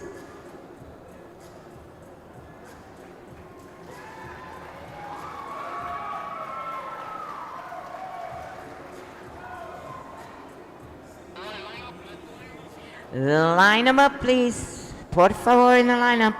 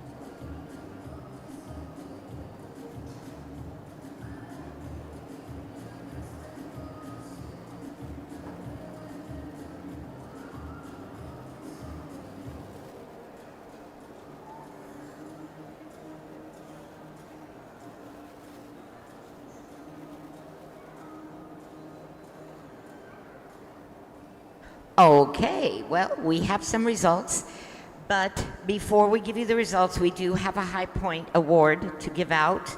However, I do not believe that that horse was here today, but we will mention, and the High Point Horse of the Year in the Performance Sub-Junior category of 10 to 12-year-olds was Soñadoro del Portico. And Soñadoro was not in this class, so we wish them a... Or maybe they are. I can't see that number, 136. Okay. That's entry number 136. So we will let her take that award. Now at this time we have to excuse somebody, and thank you very much for your participation. We want to thank you very, very much. And that's entry number 46. It's a great honor to make it to the 461. 461. It's a great honor to make it to the Grand Nationals. So we thank you so much for being here with us.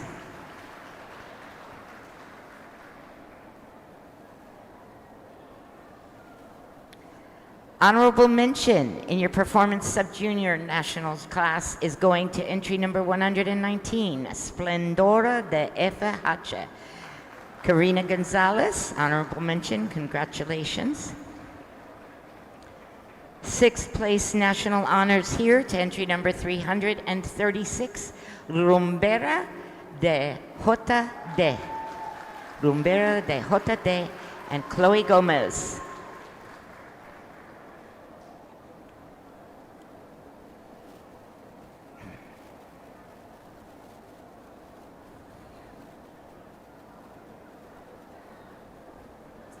Fifth place national honors to entry number 136, Benjamin de Arcoresis and Kaylee Palango.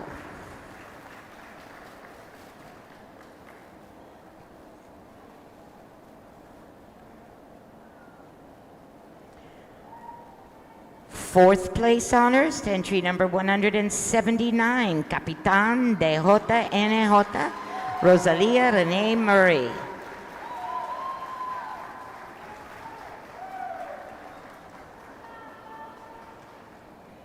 Third place national honors to entry number 258, La Prohibida de Lucion and Riley McIntyre.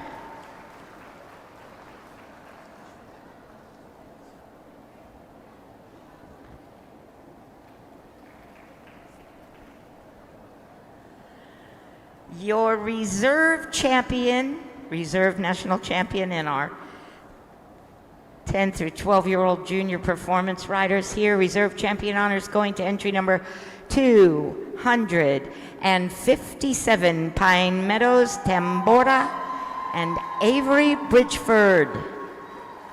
Congratulations.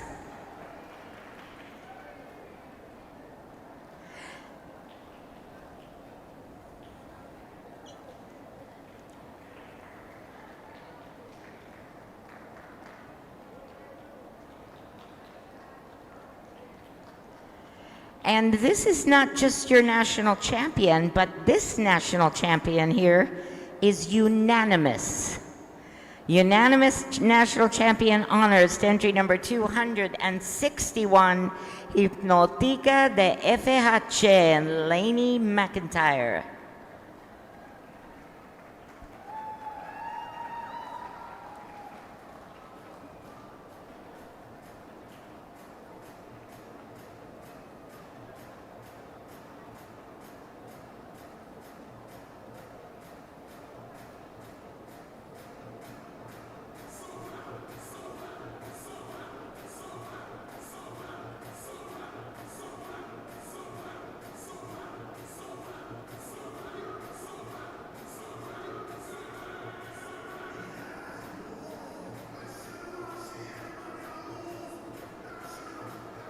Here's going to come your reserve champion and your national champion.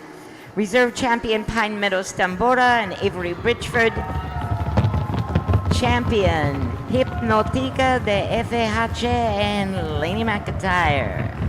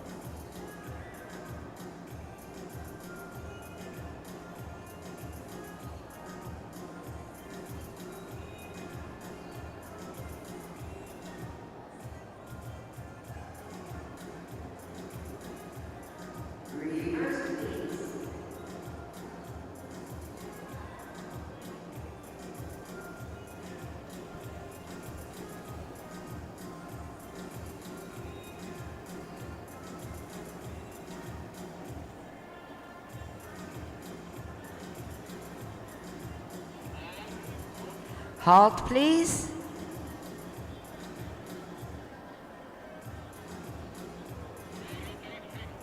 Fino, por favor, Fino.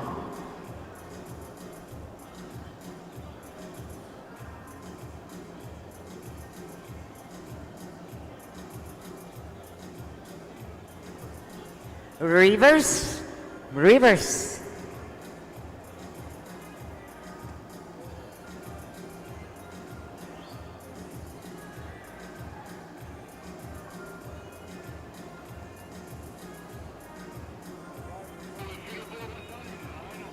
Down the Fino board and or the sounding board and line up.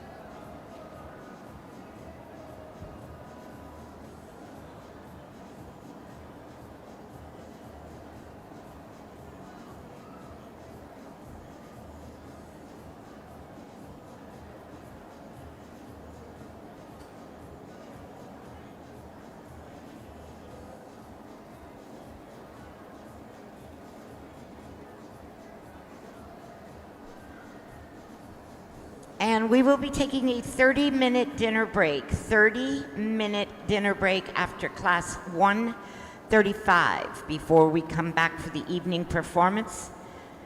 30 minutes after 135.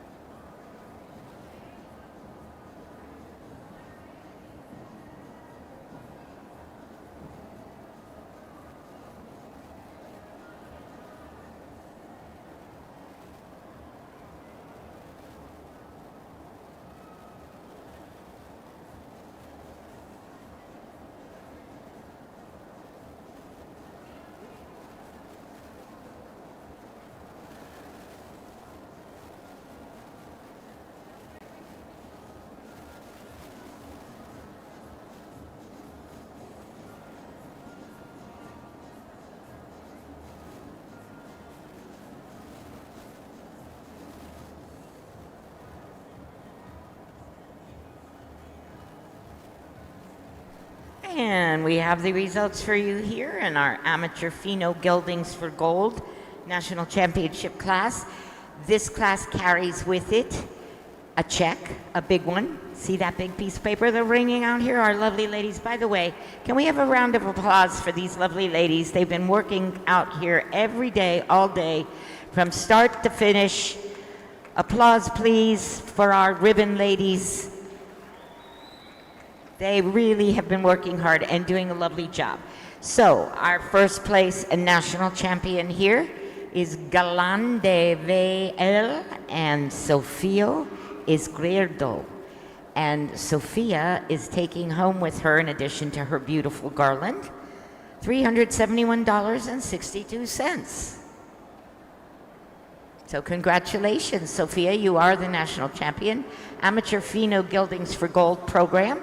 If you'd like to know more about this program, you can stop by the PFHA booth here, or you can go to their website and check it out. So we want to congratulate Sofia and Galope.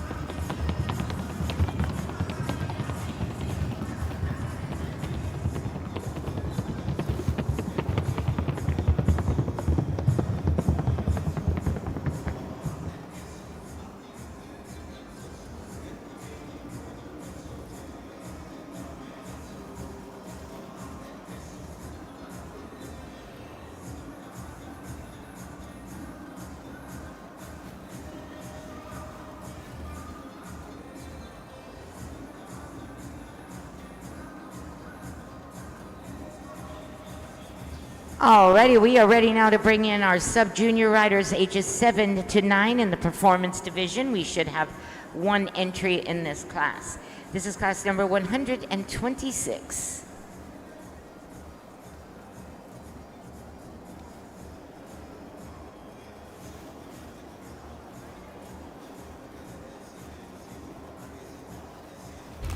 Una encantadora melodía que enaltecerá este bello andar, eminencia del samán, que con su nobleza y hermosura ha cautivado nuestros corazones.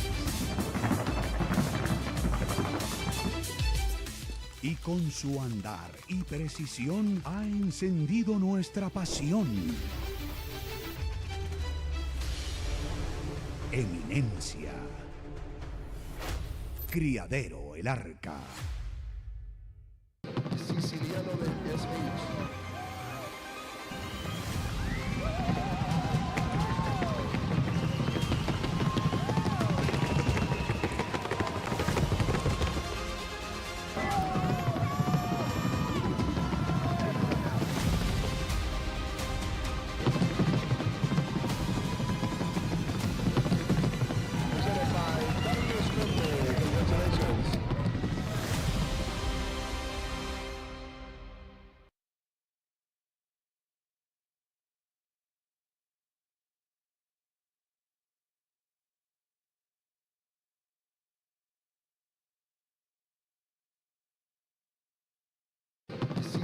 Siciliano del SH.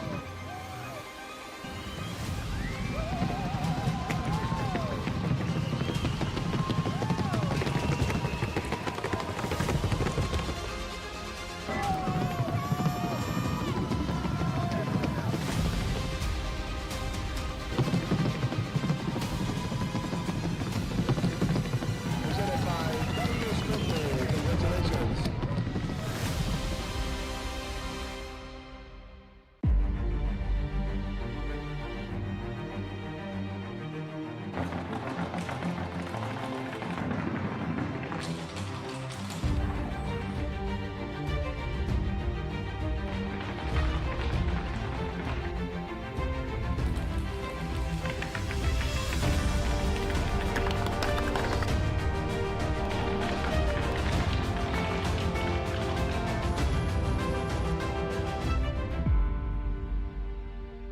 El pórtico.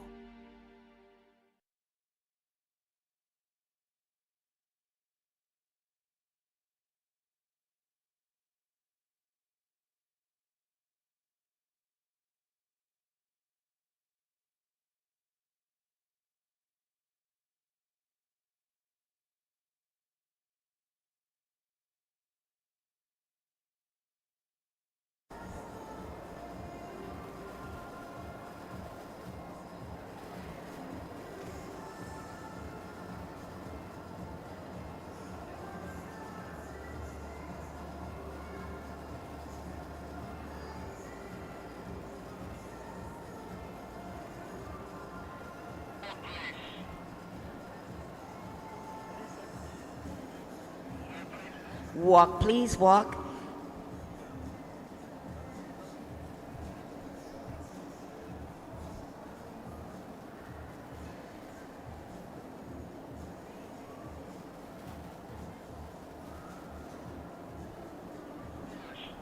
Reverse, por favor, reverse.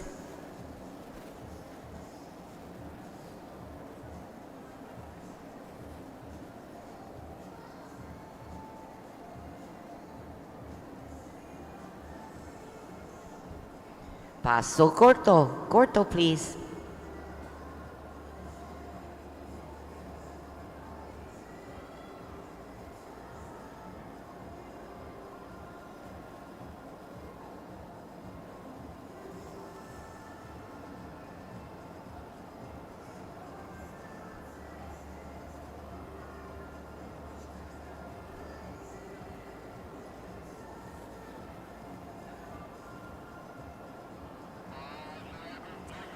Paso largo, largo, please.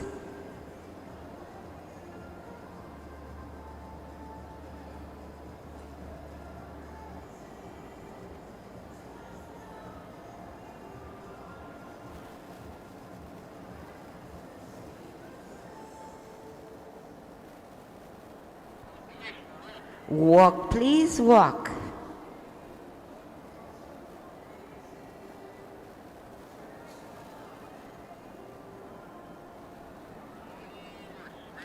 Reverse.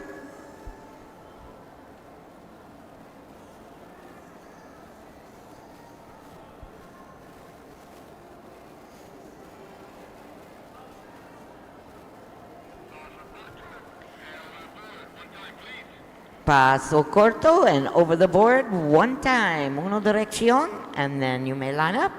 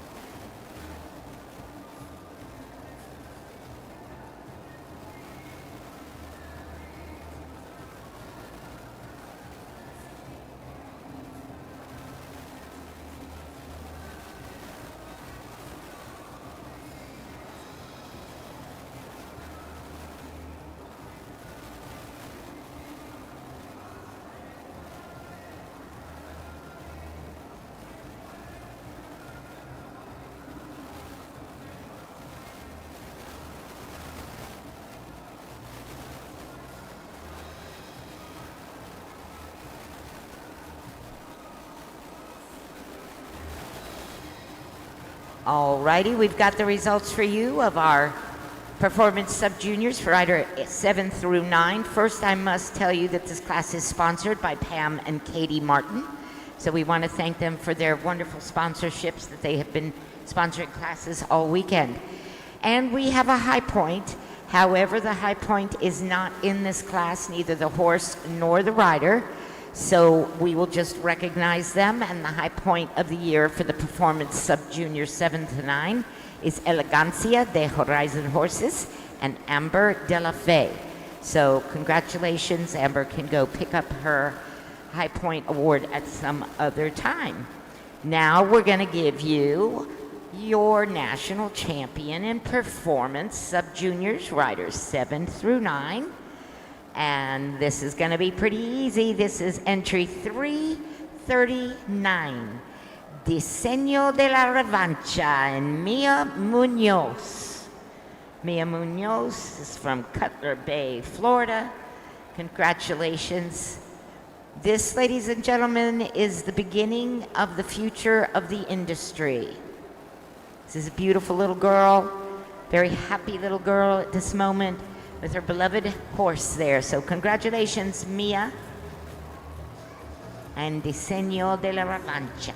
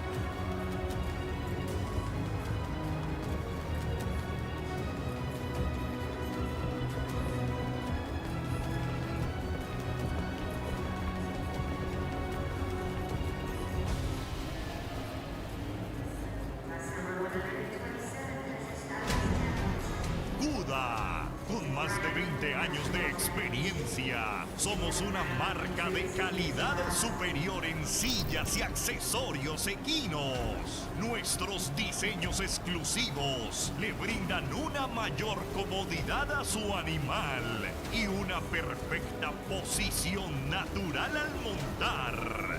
Buda, las originales.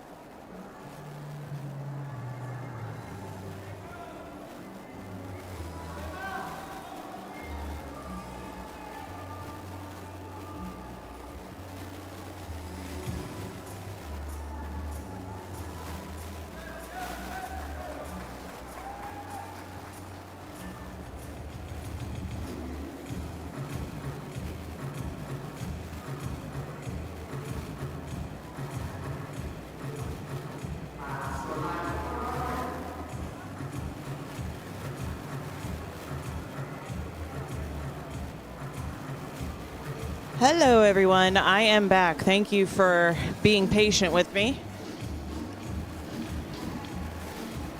Looks like we have a pretty awesome class in the arena right now.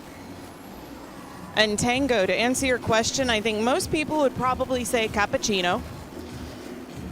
But Resorte, definitely the Resorte line.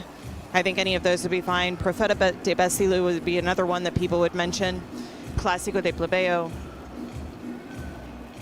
Coral Latte. It just depends on what kind of Passo Fino you gravitate towards. But I think cappuccino is probably the most famous Passo Fino that we have.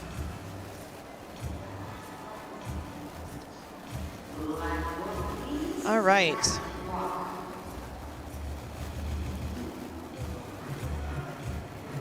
Wow, I missed a couple of classes. Goodness. This is Pleasure Stallions Championship, Class 127. Hey, K9, yes. Coral Latte.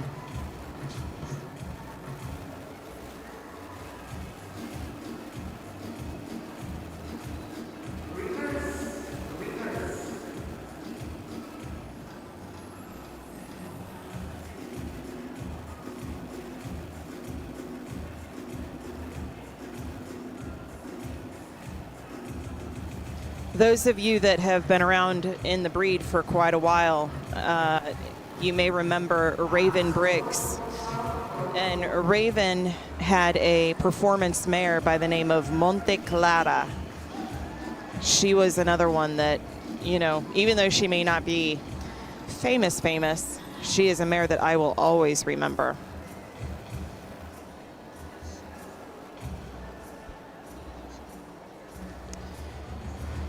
Jeannie Towery, where does Profeta de Basilu fit on the scale of greatest? Temperament as part of my equation. To be honest, if we're talking, for me, if I'm talking about temperament, Profeta would be at the top. I have yet to find a Profeta baby that is not, I mean, all Profeta, how I want to word this. All Profeta offspring that I've seen have been easy to work with, eager to please, beautiful horses. I mean, the conformation, the thickness. I like thick horses. I like chunky horses. And he puts that stamp on them. So I'm sorry if anybody else is, you know, more towards another horse, but for me, temperament, Profeta, you could not breed to a better stallion if you're looking for temperament.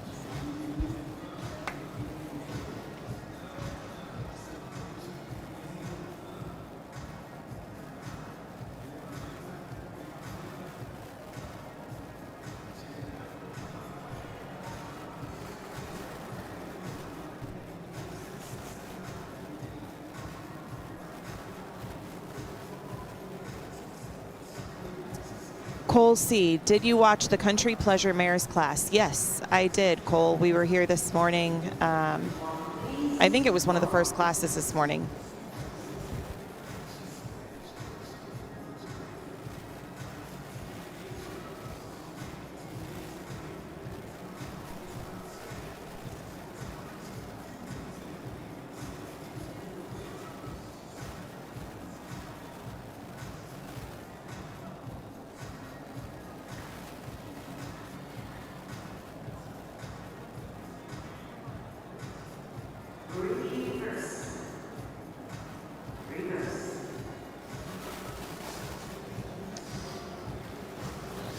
If so, what did I think of the Country Pleasure Mares class? So I think that was the one that Carabea won.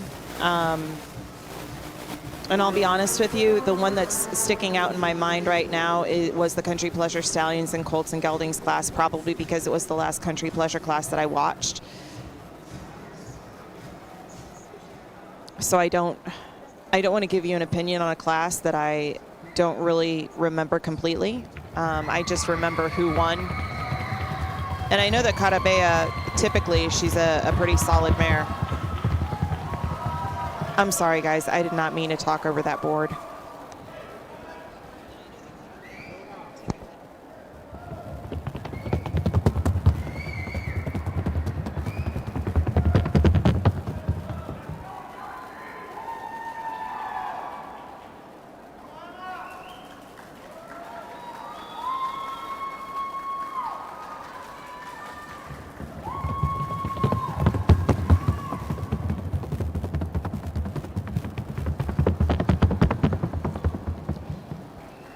Gene, yes, I agree. I mean, I have yet to see a bad Profeta baby.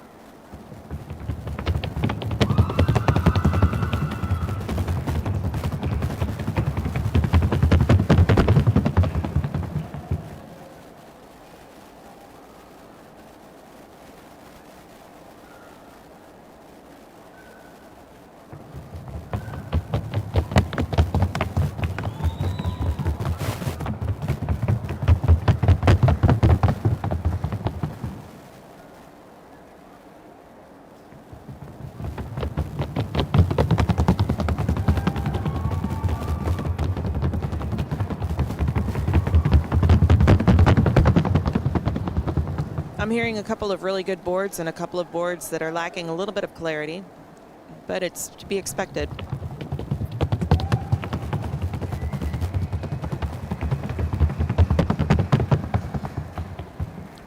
This is the second to last day of nationals. Some of these horses are getting tired. I know some of the riders, the trainers are getting exhausted.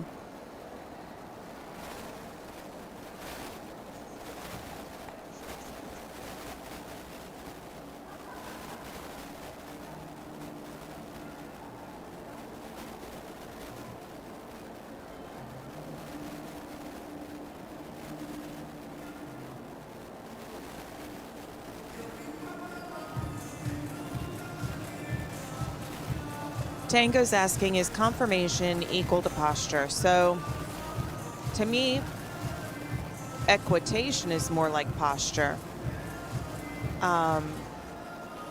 Conformation is, I guess, conformation could include posture of the horse. But conformation is much more than just posture. It is bone structure. It is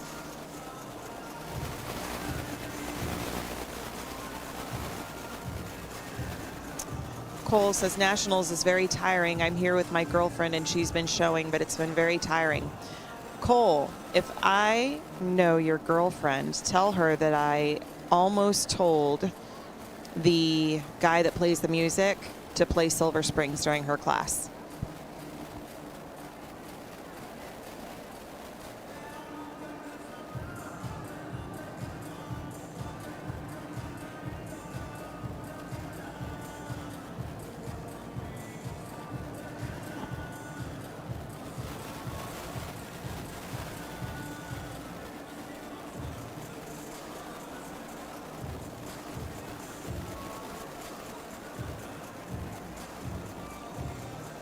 I figured, Cole. But yeah, I was very tempted. I almost went over and unfortunately I got distracted, so I never made it over there. But I was thinking of her, and she had a great class. Tell her I said congratulations.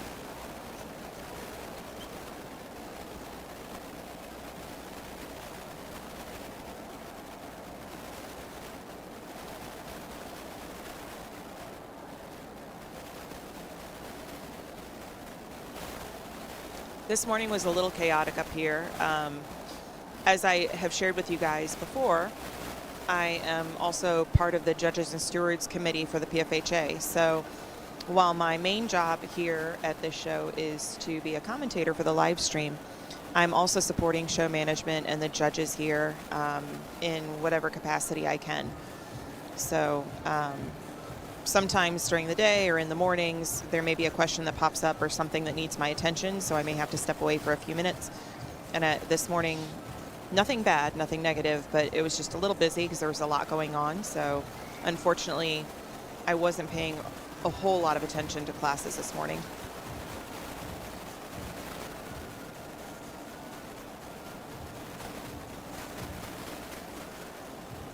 Oh, Cole, good luck to her. I'll be here. I'll be cheering her on. Gee, just wanted to tell you how much I have enjoyed listening to your commentaries. Such great explanations, easy to understand and very helpful. Thank you so much. I'm so glad to hear that. I do have a tendency to start rambling, and sometimes I talk a little fast. So I've been trying to work on that, but I'm so glad to hear that they're easy to understand. That's my goal. You know, I want to make this as welcoming to everybody as possible, and my main goal here is just to help educate and make sure that, you know, people walk away from the show feeling like they know a little bit more. Tango Elliott says, Jess, when you retire, write a book and please list your top 50 horses of all time, please. I'll have to think about that one, because the top 50 horses of all time, like my personal favorite horses, because it'll be horses that not a lot of people know. Uh-oh, Static is back.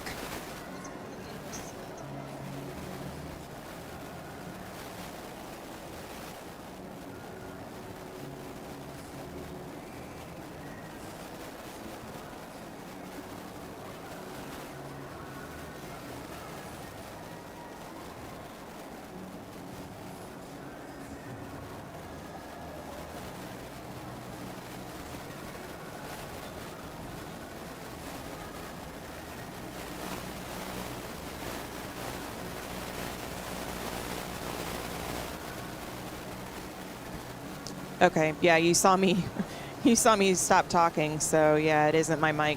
We told Sus Caballos earlier this morning. Jocelyn told them for me, and so I don't know if they were able to adjust something.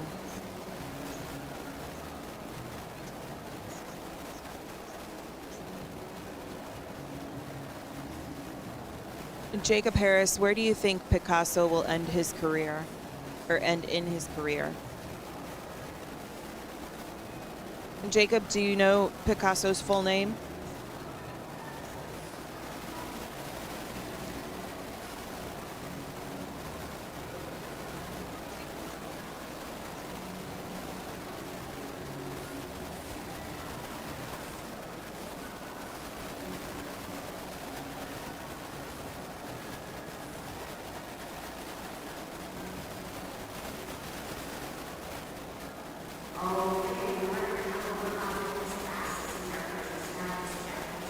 Oh, ladies and gentlemen, we have a work-off.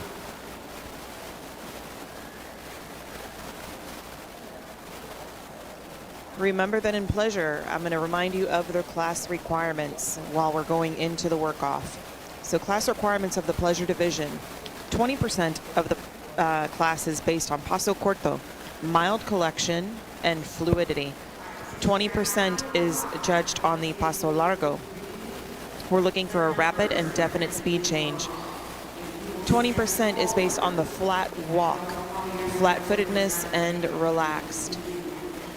5% on the required back, 25% on manners, conformation, attitude, and way of going, and 10% of the sounding board.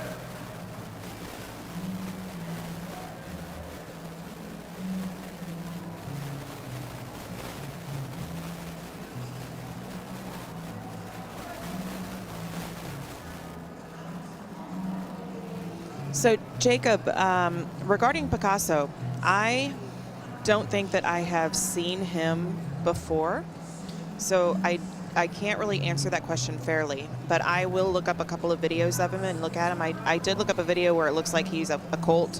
It was 3 years ago, and so far I like what I see. But let me watch a couple more videos and look at him, and I will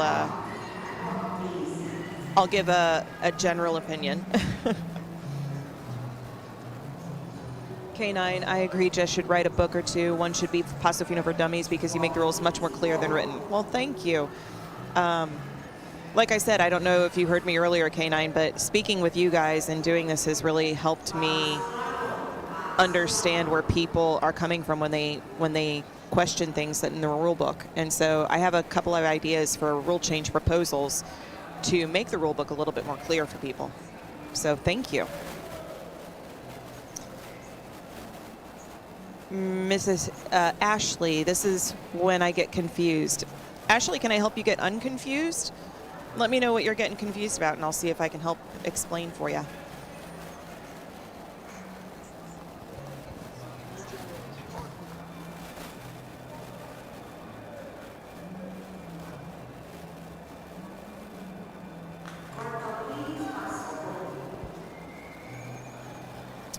Tango Elliott, Jess, is Paso Fino competitions harder to judge than other breeds? Right at this point, Tango, the only breed that I judge is Paso Finos. I have judged lightly in Rocky Mountains, but I am not a certified Rocky Mountain judge. And I'll tell you, the Rocky Mountains were super hard for me to judge just because I didn't know what the heck I was looking at. So I think it really just depends. If you are comfortable, if you have grown up at a breed and you have a lot of knowledge about the breed, I don't think it's as difficult than if you are not involved in the breed and you're trying to learn the breed while you're judging it. So I will be right back, guys. I have to run downstairs for just a quick moment. Somebody needs my help, but everything's fine. Don't worry, but I will be right back, I promise.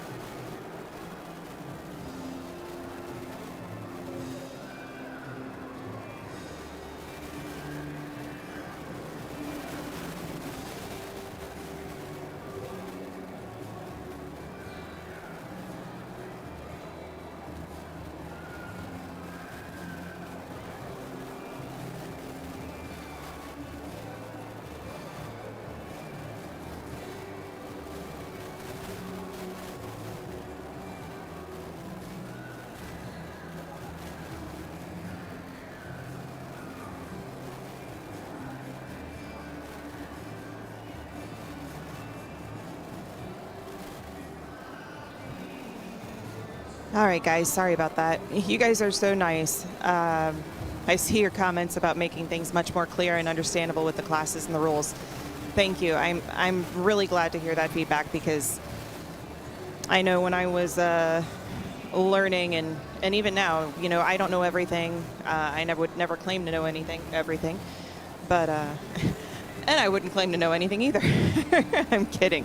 You know, but I'm always learning more things about the rule book, and there are rules.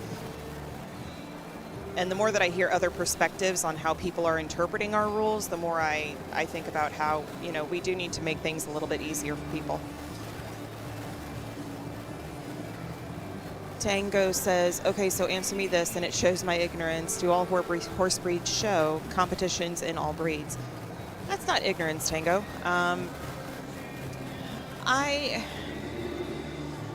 You know, that's a good question. I don't know. I know that a lot of breeds compete in shows, and I'm trying to think of the breeds that I know that do have shows. I mean, all the breeds that I know of have shows, but probably because the reason I know of the breeds is because I've seen them at shows. So, but that's a good question. I would think that they probably do. They probably have some sort of competition. It may not be a show. It may be a race. It may be something else. But I'm sure that there's competition, some sort of competition in all breeds.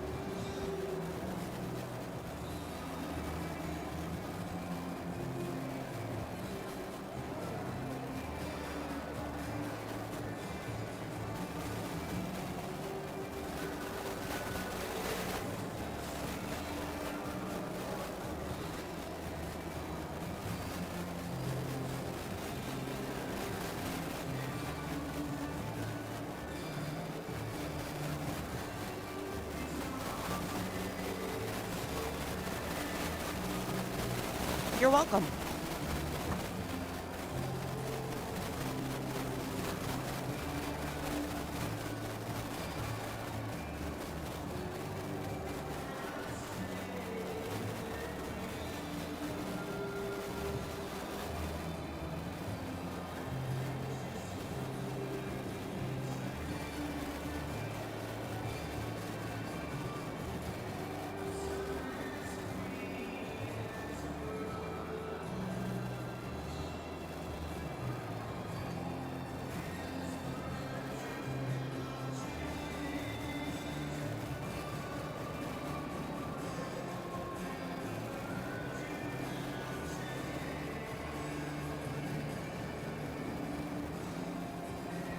Oh, K9, if you are still around, I wanted to let you know I did get the names of the ribbon presenters that you so kindly called out and said that they were doing such a great job. And since they are coming out to present ribbons, I would like to publicly thank Sofia Rosales, Susana Alvarez, and Annette Vives. These are our 3 ribbon presenters. They've been doing a fantastic job all week. They've been here every single day trying to put ribbons on nice horses, trying to put ribbons on unruly horses, trying to put ribbons on any horse that is supposed to get a ribbon. Sometimes it works out, sometimes it doesn't, but they are doing a fantastic job. And they've been working, like I said, they've been working all week. We were talking about rotation and, you know, how the judges get a rotation. But, you know, being a judge, I think that we're probably the luckiest because we do get to sit down from time to time, like in between classes and things like that. But when you think about it, other jobs in a show like ringmaster or gatekeeper, the gatekeeper job, that is, you talk about a tough job. Being a gatekeeper is insane. You have to be tough. You have to be ready to yell at people because you got to get people down from the barns to the arena. You know, you got to tell people, hey, your class is coming, get down here. And if they don't show up, then you got to get a little tough with them again. You got to deal with people yelling at you because they missed their class. So, and gatekeeper, they don't get any breaks. They are very instrumental in keeping the show running efficiently. So Next time you go to a show, thank your gatekeeper, please. They are the most overworked and underappreciated job at the show, I think.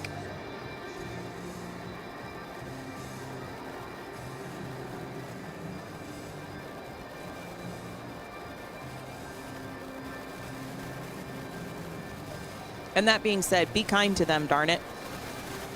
Don't get mad at them, because if they're getting after you to get down there for the class, they're only doing their job. So. And thanks for coming to my TED Talk.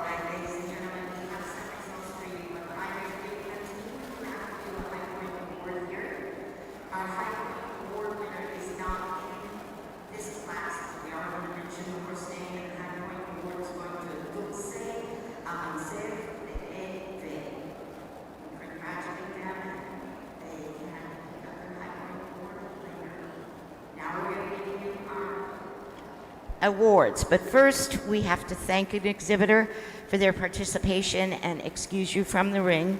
We thank you so much for being here with us, and congratulations on making it to the Paso Fino Grand Nationals, and that is exhibitor 394. Thank you so much for being with us.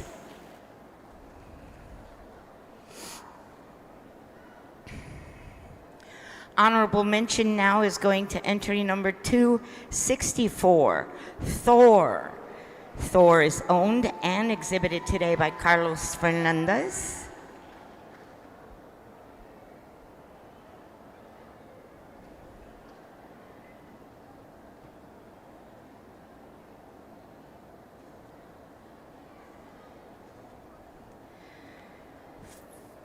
Fourth place in our Grand National Championships, fourth place Grand National Champion to entry number 289, W.R. Don Jose Franco.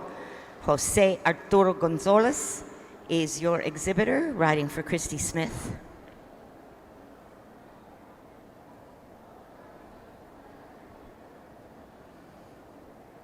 Third place Grand National Championship honors to entry number 291, Tributo.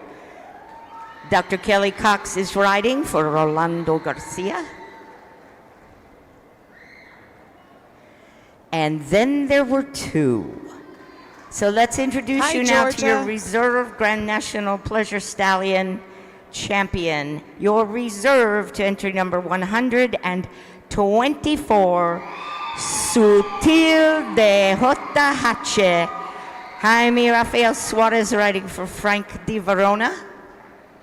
Congratulations, Jaimito. And that means your champion, here he is, 134, Salvatore de la Potilla. Osiris Gomez riding for Kelly Palango. Congratulations, felicidades.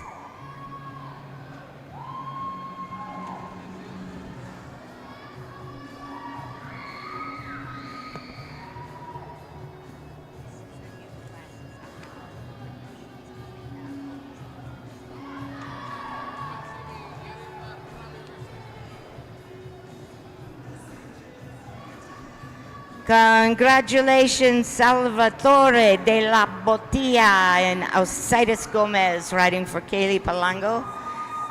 That is your Pleasure Stallion Grand National Champion for 2024.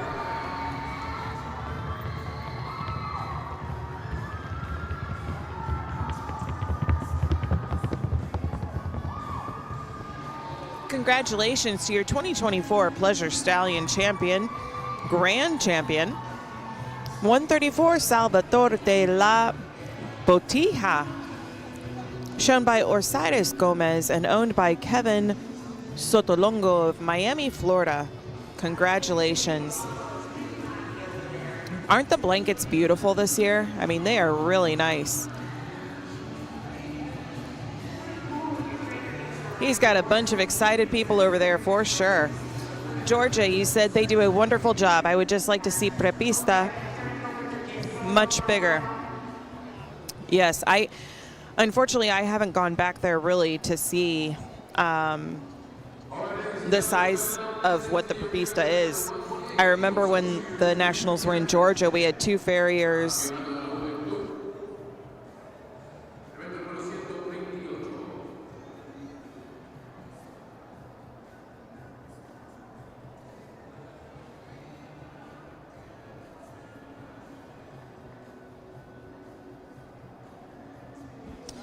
But I was saying in Georgia, we had, Perry, Georgia, we had 2 farriers. And I don't know if we've got 2 farriers back there in the Pista, but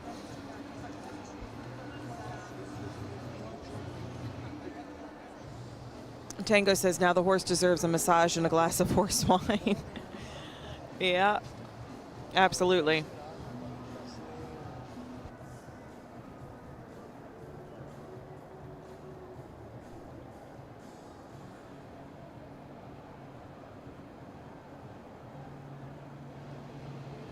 Oh, wow, we got a big class coming up next, 128. Feno Sub-Junior Youth Championship. So I don't know if it's big. I see 13 exhibitors listed on my paper, but that does not mean that 13 are going to show up. Georgia says 1 vet, 1 farrier, but it's the warm-up space that's too small. Yeah, that's true. Georgia, do they still have, I think it was Arena 1 that they had open for you guys to also work in, or did they close that?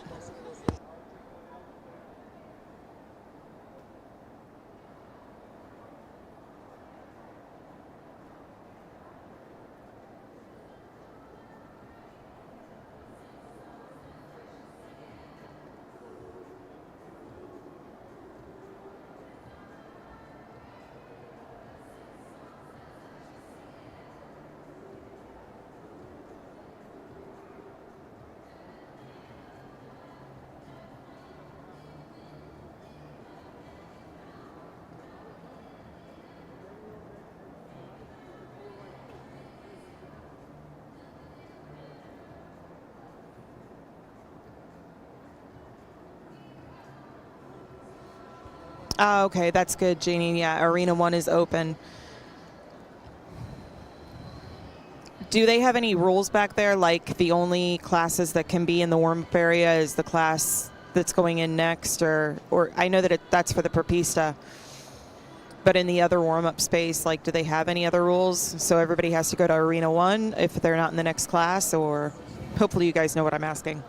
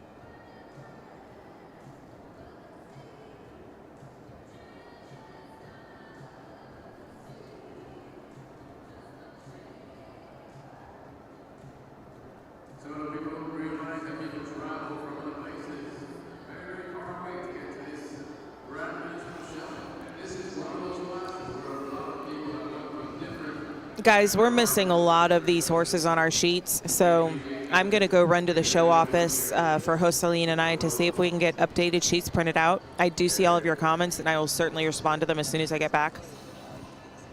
But Jeannie in Georgia, that is not the first time I've heard that. And I did report to show management that people were having a little bit of trouble hearing for their class number and stuff.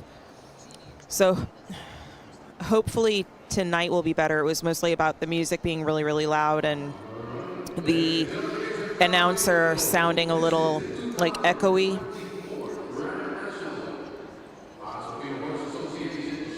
But I'll let George and Janie know that we're getting this feedback too, and see if there's anything they can do about it. But I'll be right back. I'm going to go get new sheets so that host Celine and I know who's in this class.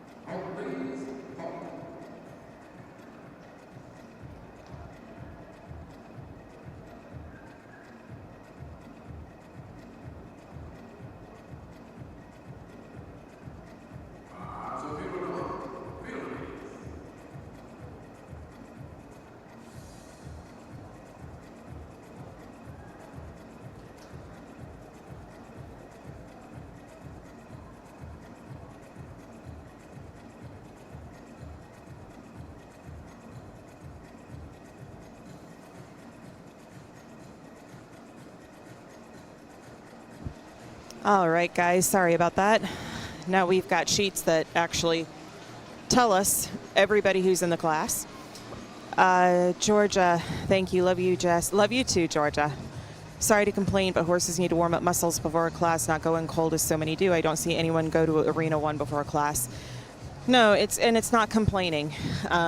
You are vocalizing a concern, and you're absolutely right. I mean, this is the Grand National Show. They do need to warm up.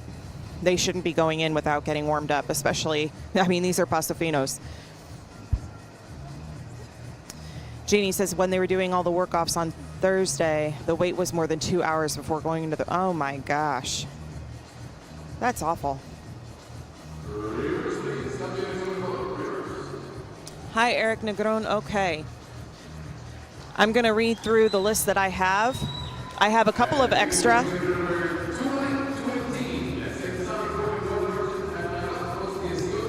Okay, so 218 is Amiga Mia de San Cayetano and Matias Cabrera Alvarez.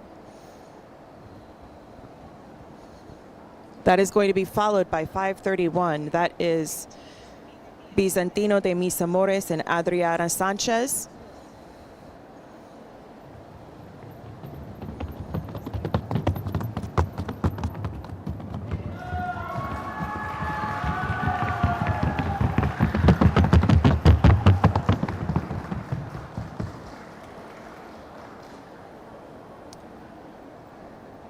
After the one that is approaching the board right now, we will have 278. 278 is Tina del Tambo, ridden by Jorge Andres Bobanes.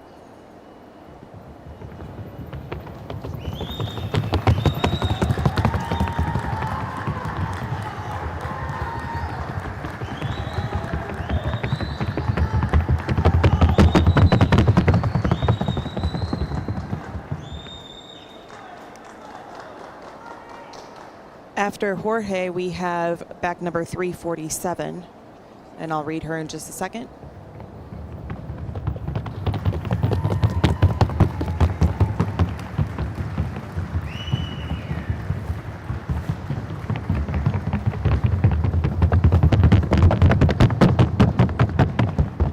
The next one coming is entry number 347, Vanidosa de Oleb, ridden by Miroslava Ushutini, Tina.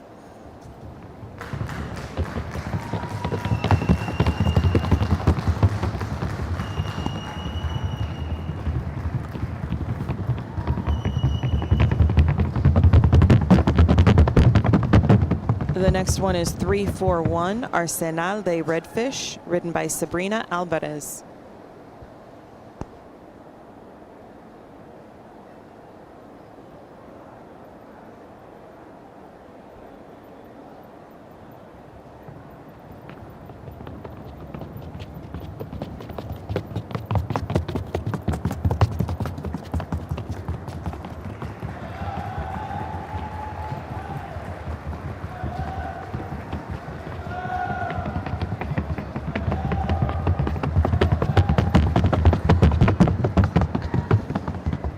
.118 is La Emperadora de JH and Daniela Marie Rodriguez.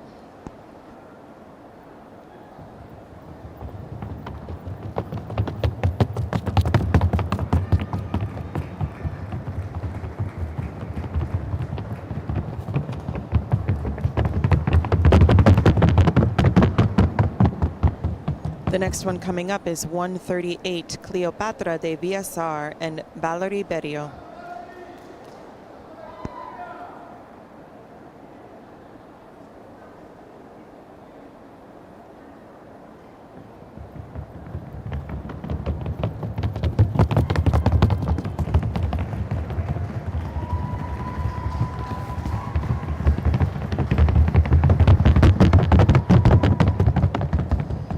.135 is up next, Testimonio de Nuestra Vida and Camila Alvarez.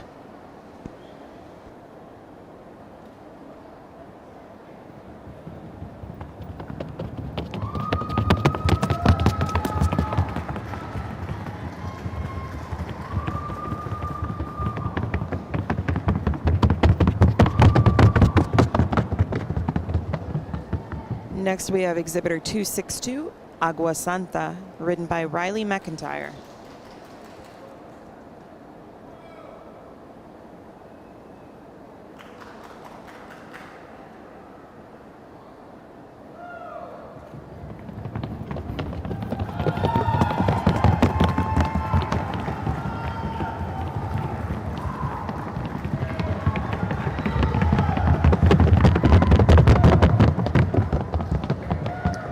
Next is 528. That is Primogenita de Jurucan, ridden by Sophie Gomez.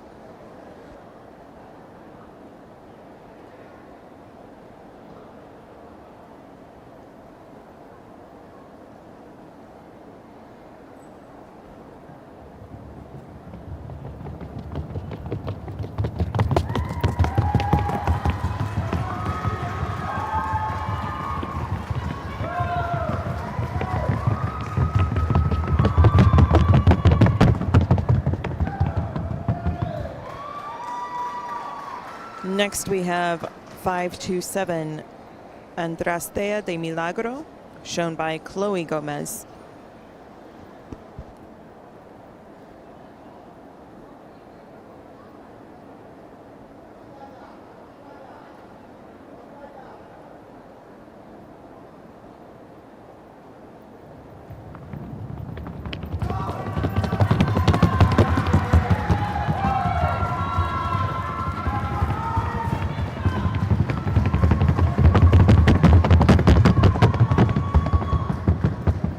Next we have entry number 492, Sagrada Bendición de la Quinta Real and Lainey McIntyre.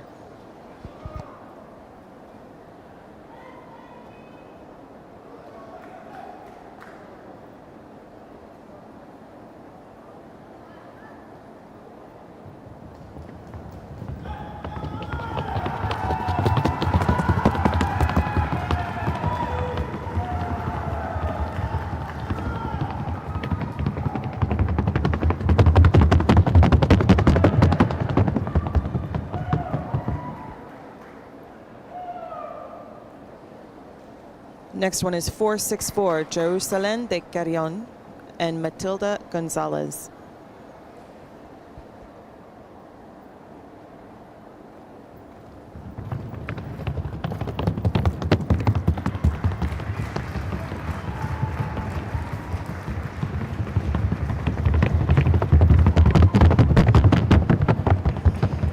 (396) La Pluma de Colores and Chelsea Arias.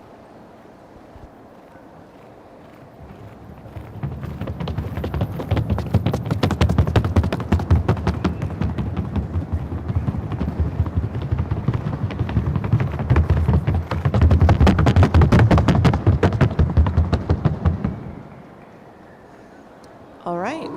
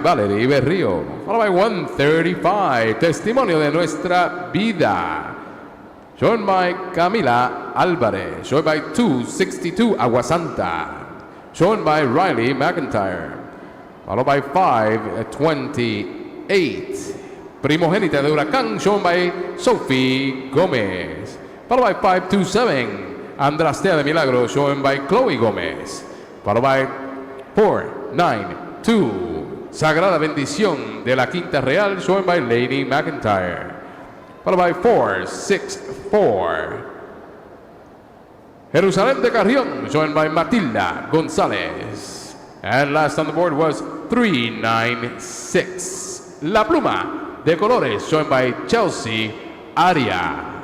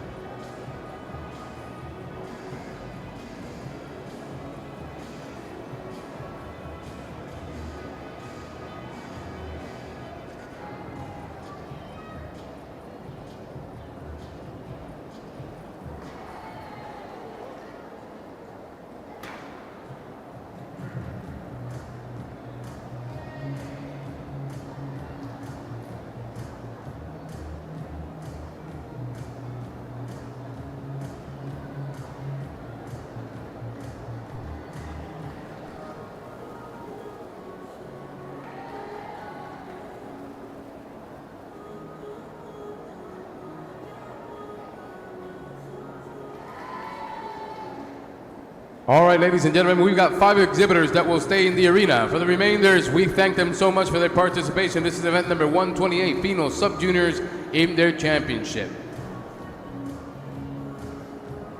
And the 5 exhibitors that are staying, please either raise your hand or step forward so that you know that you heard us. For the following exhibitors after that, we thank you so much for being here. Exhibitor 262, Agua Santa. Exhibitor 347, Vanidosa de Oleb. Exhibitor 492, Sagrada Bendición de la Quinta Real. Exhibitor 527, Andastrea de Milagro. And Exhibitor 531, Bizantino de Mis Amores. If we did not call your number, we appreciate your participation. Vamos a darle un fuerte aplauso a todos. Todos, fuerte aplauso, cara.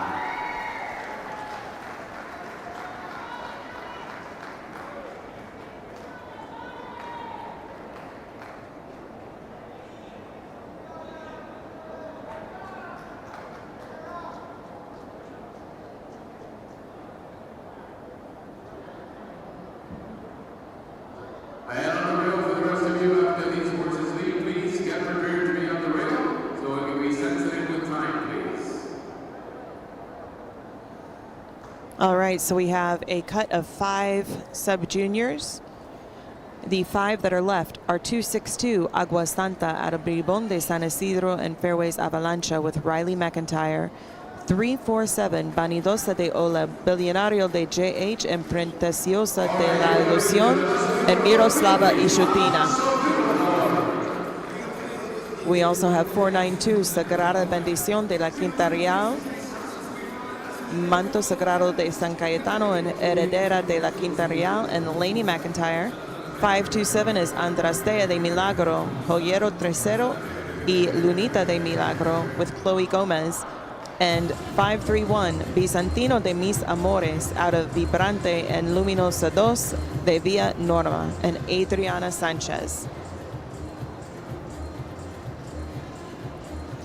So in the Classic Feno Youth, they're most likely going to be doing a ask for a Feno, then 2 reverses, then the sounding board, and line up.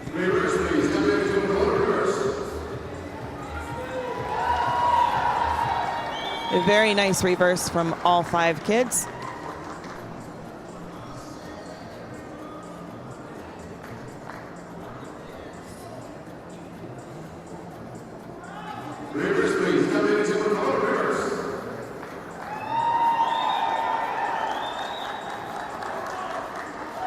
Nice job. We do have one that's getting a little fussy.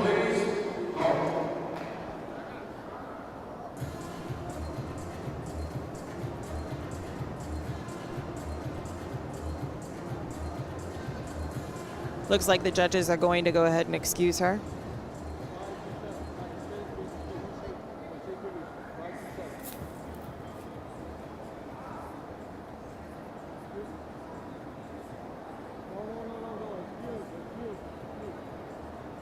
Okay, exhibit 527 is going to be excused. We thank you so much for your participation. Ha sido acusado la ejemplar número 57. Por el International Show of These Iraqis, let's give her a round of applause. Fuerte el aplauso para ella. Man, that's so frustrating for the little girl. I mean, she worked hard. She got into the final cut, and her mare just said, I'm done.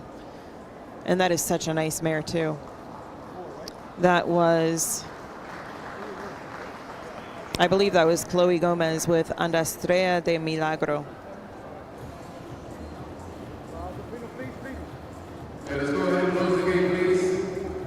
Paso, Fino, por favor. Fino, please. All right, starting with 347, 1 board, and line them up. And beginning with exhibit number 547, let's take the sounding board. And line up.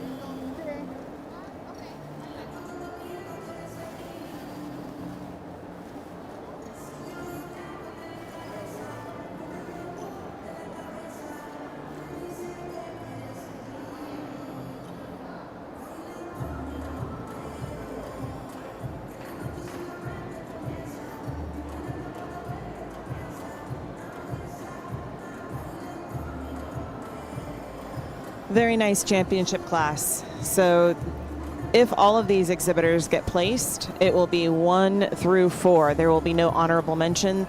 They only had selected 5 to move forward, and the 5th horse was excused because it was a safety issue. So honorable mention in this class will be vacated, and all 4 of these kiddos will probably get a ribbon as long as the judges feel that they deserve to be placed. Yeah, Tango, it's tough.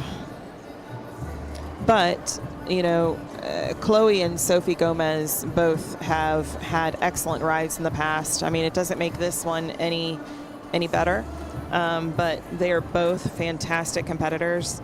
They have excellent horses, and, you know, most of the time they have great rides. Today just wasn't their day, so...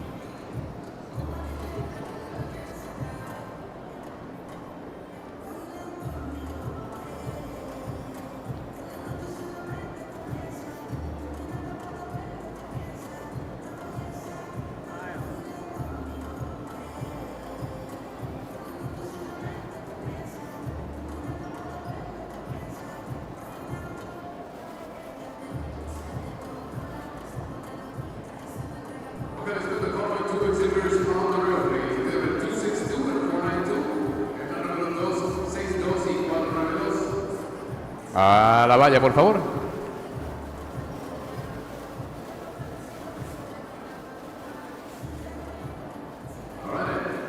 All right, we have a work-off between the 2 sisters. This is Agua Santa with Riley McIntyre and Sagrada Bendición de la Quinta Real with Lainey McIntyre. How cool is that?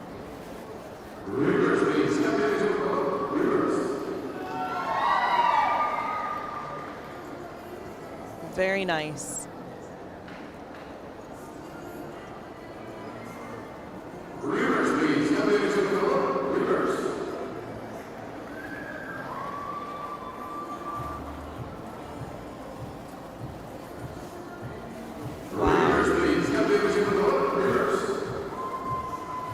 Oof.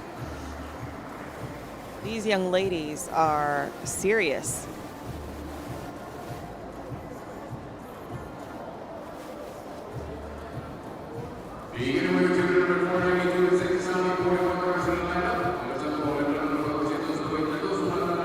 La dirección y alinearse, por favor.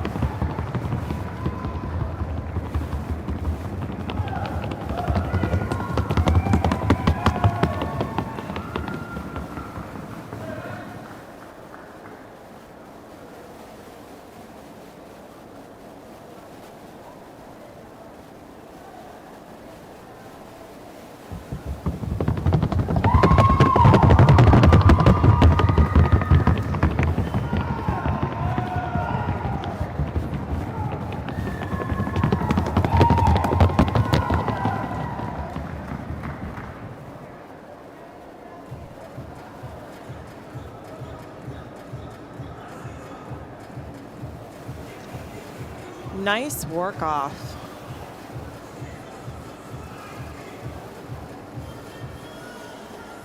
Two really nice mares. These sisters are very lucky to have such beautiful mares. They do a fantastic job riding. I mean, everybody in this top 4 have done a fantastic job.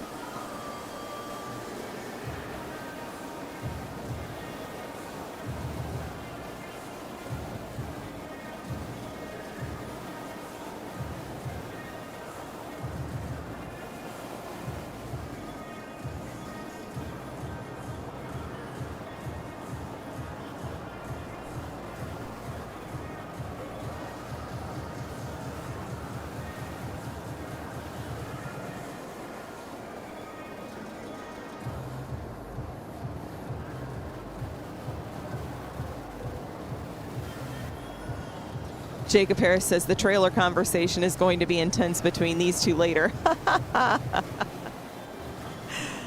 Yep.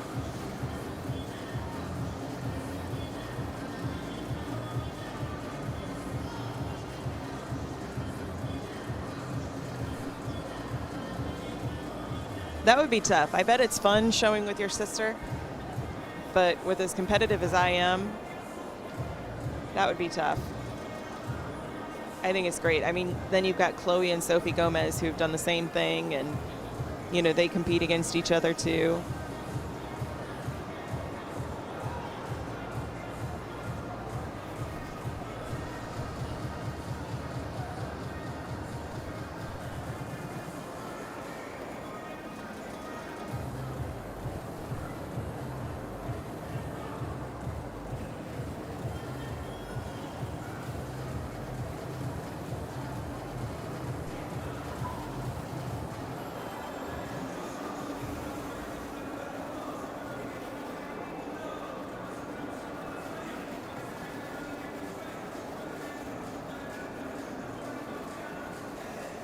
Tango says, oh no, dinner will be interesting.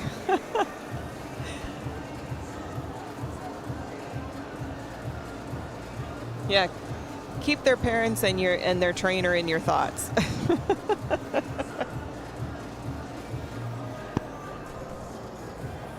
Ladies and gentlemen, we don't have the official results for class number 128 Feno Sub-Juniors Youth Indoor Championship. Let's give them a round of applause and un fuerte aplauso a esta juventud con sus ejemplares de caballos de paso fino. Ladies and gentlemen,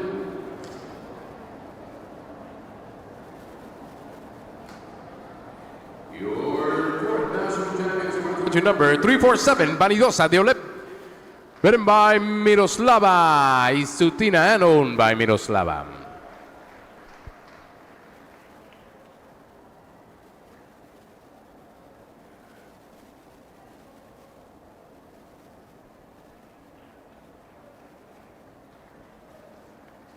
And your third Grand National Champion is awarded to entry number 531, Bizantino de Mis Amores. Ridden by Adriana Sanchez, owned by Adriana Figueroa.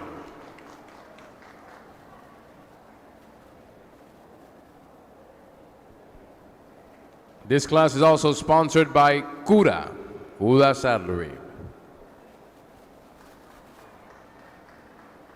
Ladies and gentlemen, your 2024 Feno Junior Youth Champion Reserve Grand National Champion is awarded to entry number 262, Agua Santa. Ridden by Riley McIntyre, owned by Mark McIntyre.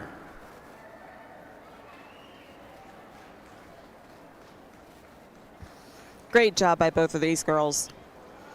They both have very talented mares that I'm sure are not as easy as they make it look.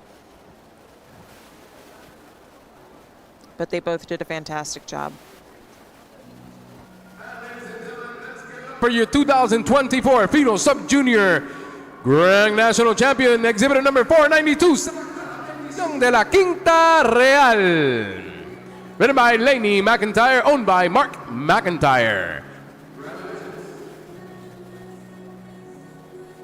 The whole family really should be proud. I know they are. They are. I don't know them personally, but they are very, very nice people. Yes, Viviana Bizantino is amazing, spectacular, absolutely.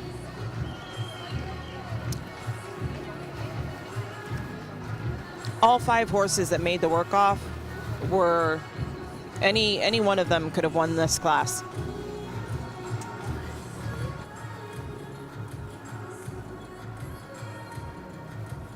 Heather Martin, I'm so glad to have the kids in the Paso Fino community. I pray our daughter will get more into it. Absolutely, Heather.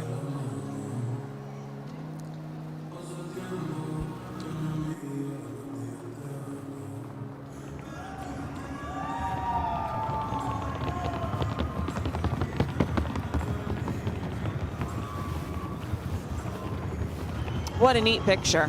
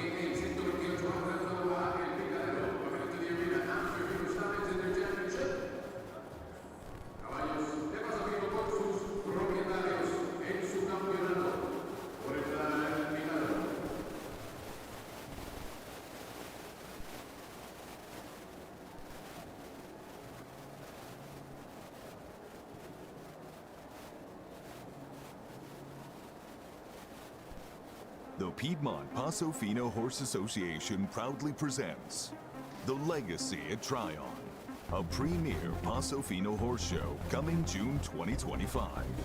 This exciting event will be held at the renowned Tryon International Equestrian Center, nestled in the Blue Ridge foothills of Tryon, North Carolina. First-class facilities with lodging, 9 diverse on-site restaurants, and variety of shops. Tryon is the ultimate destination for horse lovers, as well as the perfect setting to showcase the Paso Fino breed. Don't miss this unforgettable experience.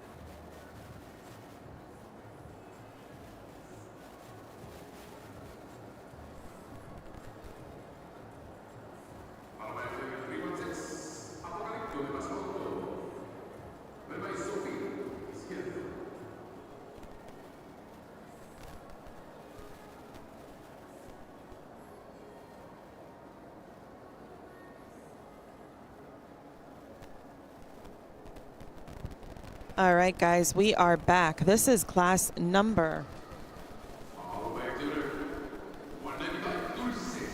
128A Amateur Fino Stallions Championship. Tango Elliott says, okay, I missed it. Who won? It was, Joseline took my sheet. It wasn't Agua Santa. Agua Santa got second. Sagrada Bendición won the class. So it was the two Laney, two McIntyre sisters.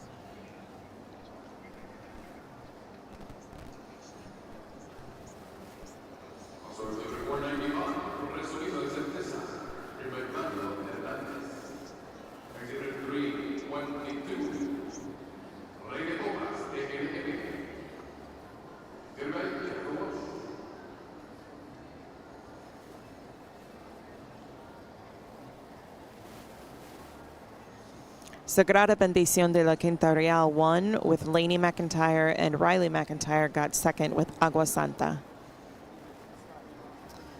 And then for the Amateur Fino Stallion Championship, the exhibitors I have are 122 Osairos de Besilu, shown by Kevin Carrera.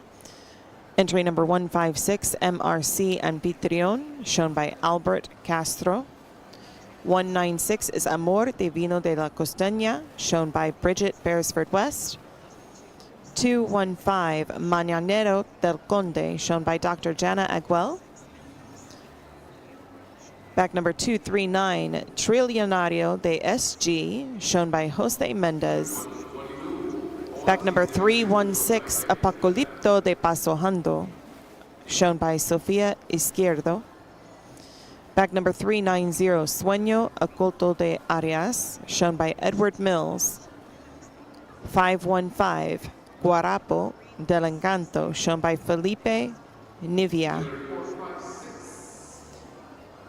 And I think I probably am missing a couple of entries because there are more horses than what I just listed.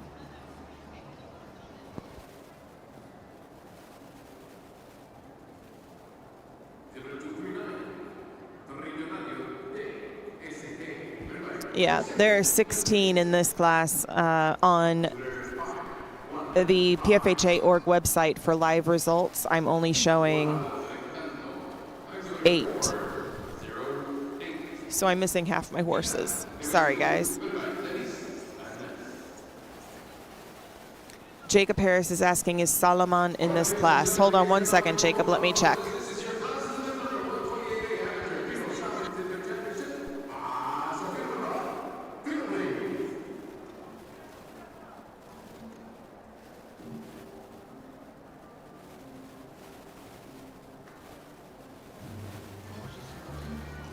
If Salomon is the horse's name, no, I do not see Salomon listed on my sheet.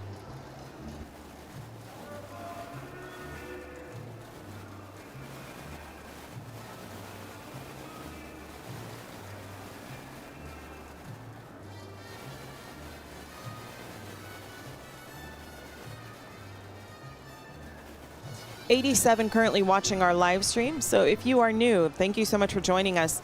You are watching the 2024 Grand National Championship Paso Fino show being held here at the World Equestrian Center in Ocala, Florida. We are live, and this is Class 128A Amateur Fino Stallions Championship. We have an amazing class of 16 stallions.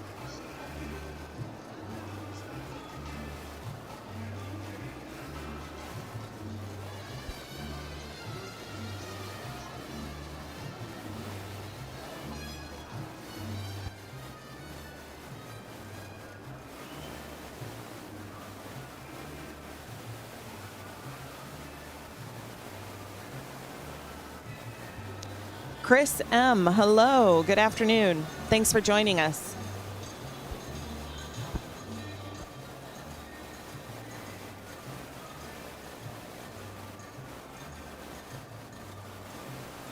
Hi, Gloria, welcome back. Good afternoon.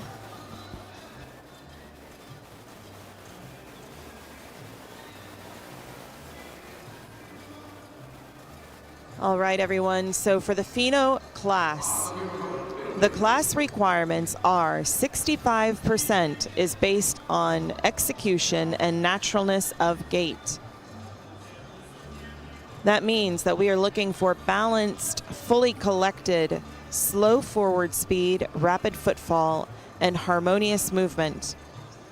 15% of this class is based on conformation, appearance, and way of going. 10% is based on manners, and 10% is set aside for the sounding board. In this class, horses will halt in both directions. And as in this class and every class, performance of the horse on the sounding board shall not be given preference over their work on the rail. And I believe it was Jacob who said it so perfectly earlier. If there's one thing that you guys have learned throughout this week, listening to me, it is the horse must be in consistent gait at all times.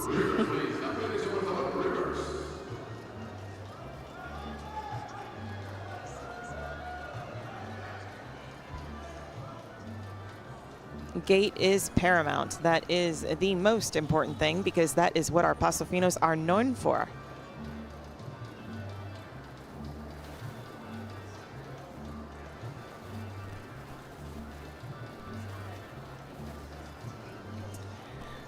So Jacob is asking, what are the requirements for class entry? So for a championship, they just have had to finish the class. So so whatever class they were in, they had to make it to the lineup. They didn't have to place, but they had to make it to the lineup. If they were excused after the lineup, so let's say that they made it in the class, they made it through the initial work-off, they were selected to move forward in the class, and then all of a sudden the horse acts up and they got excused, they can still go in the championship because they met the initial requirements of the class. J.R. Cruz. Hello from Vieques, Puerto Rico. Welcome in, J.R.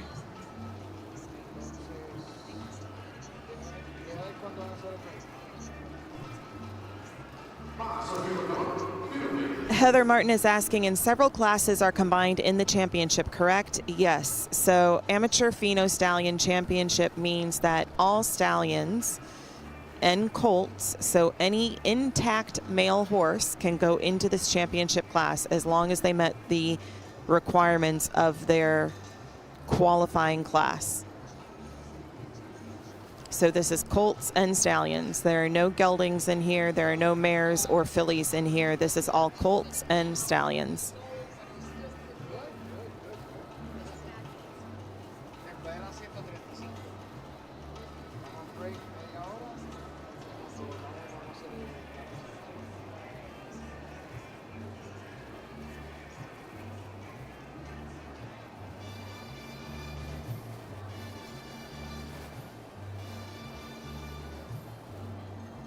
Yes, Heather Martin, all age stallions.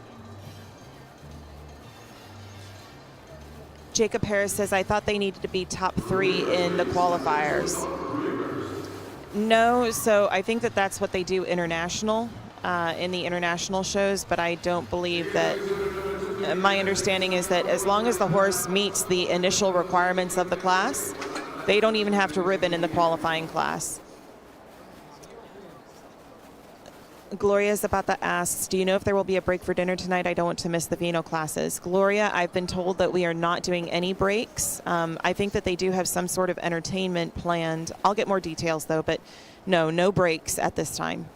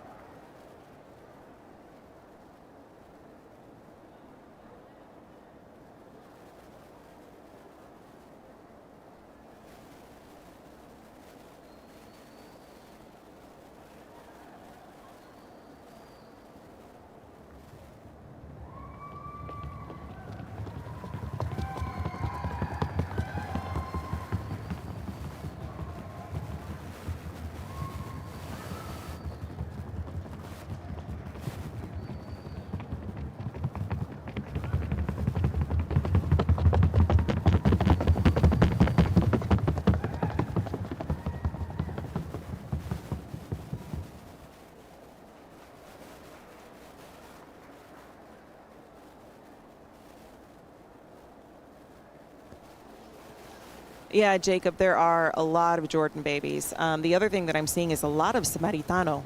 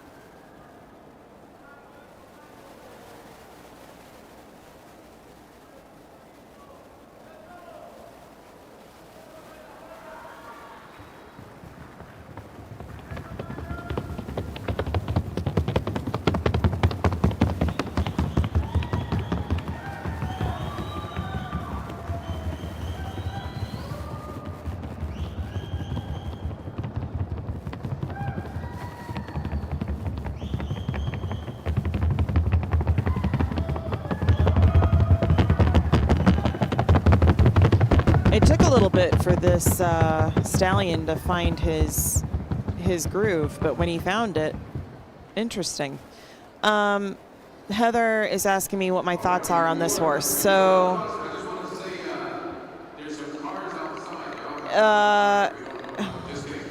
let me think about how I want to word this.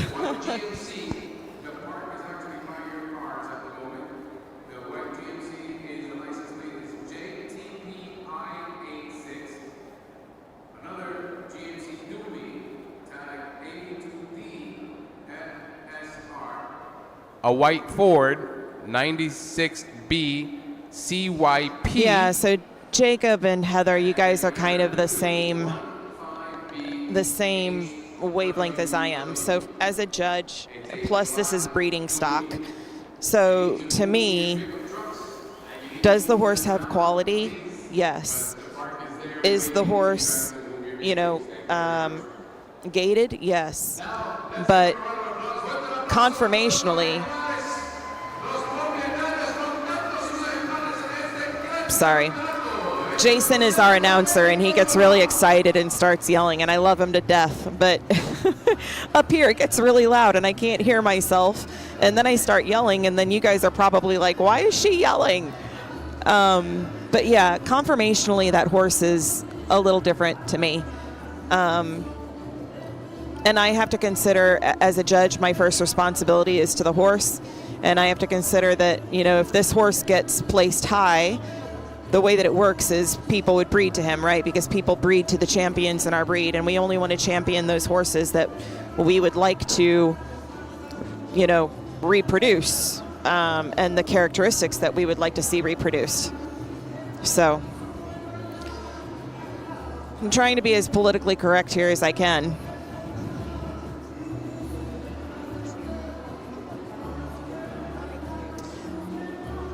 I see the conversation around the horse must love competition. So I think that generally the majority of these horses do like the competition.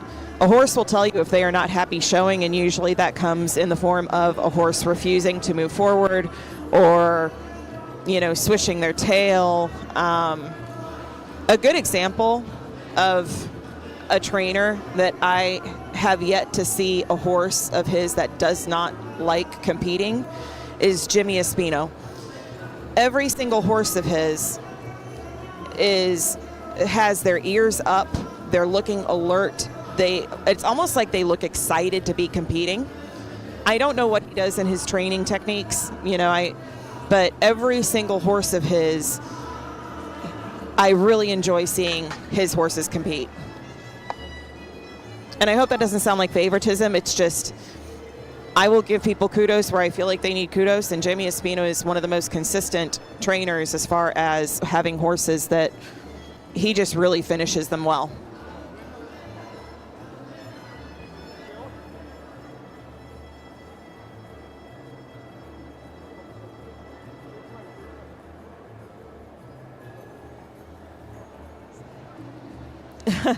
Heather, he's saying, I don't envy your position right now. To me, yeah, sometimes you guys ask some difficult questions. So, you know, as you guys know, I cannot place the class. I can't tell you who I think should get first or who should get second. I would prefer not to, you know, I can't give my opinion on the judges' placements or if I agree with their placements. You know, I do try to give you what I see for certain horses, but I definitely don't want to be insulting to the horse or to the rider in any way, because, you know, we are all here because of our love for Paso Fenos, and all of these horses that are showing at this Grand National show qualified to get here. It's not like they just pulled them out of a pasture and said, let's go to nationals. They all worked hard, they all went to shows, they qualified, and now they earned the right to show their horses here. So no, it's okay, Heather. It's a good question. I don't want you to feel that way. I don't want you to feel like you have to apologize for asking that, because it is a valid question. And if people are new here and they want to learn, that's the only way that we are going to be able to learn. So you didn't ask me about, you know, how I felt the horse should be placed or anything like that, or how I felt the judges were going to judge that horse. You were asking a question about the conformation, and I knew where you were going there. I just had to figure out how I could answer that without sounding negative.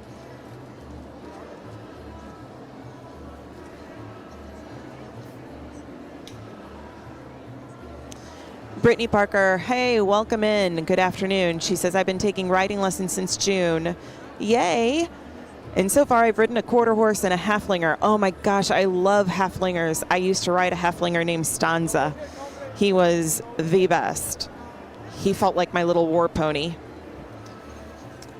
And mostly so far, but I would love to ride a Paso one day. Well, we would love to have you ride a Paso sooner rather than later.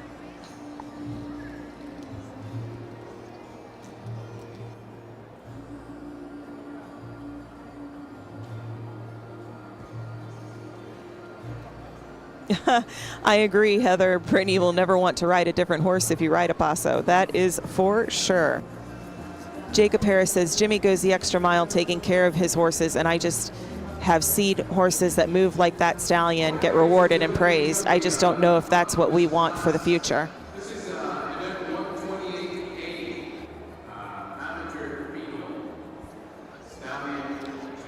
Yeah, Jacob, you're talking about the horse, the last horse that went across the board. I agree.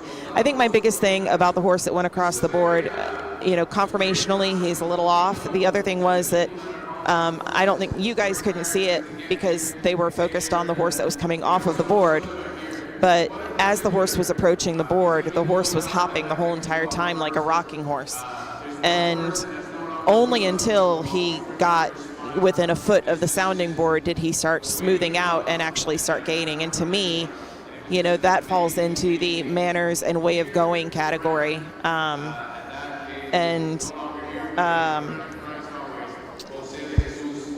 Yeah.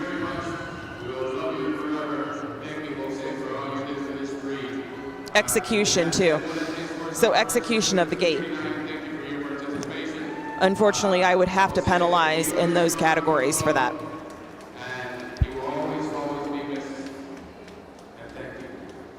The following exhibitors, you can follow this exhibitor. Thank you so much for your participation. Exhibitor 495, welcome to Cinco. Presumido de certeza. 408, Gitano de Besilú. Exhibit 390, 390, Sueño Oculto de Arias. Exhibitor 322, Rey de Copas de LM. Exhibitor 215, Jacob Harris, just keep your job. I understand what you're saying, LOL. Thank you. I like my job. I don't want to lose it. You guys are great. I really appreciate you guys. Tango says, I'm hoping one day I can understand half of what you guys understand. Tango, I'll tell you. And I'm sorry, I'm talking over the announcer while he's giving the work-off placements. But I'll reiterate them to you guys once this is done. But Tango says, I'm hoping that one day I can understand half of what you guys understand. Tango, don't feel bad. I've been in this breed since 1988. And just over the last couple of years, I've gotten more focused in on the rule book. So, you know, you're going to be constantly learning, trust me.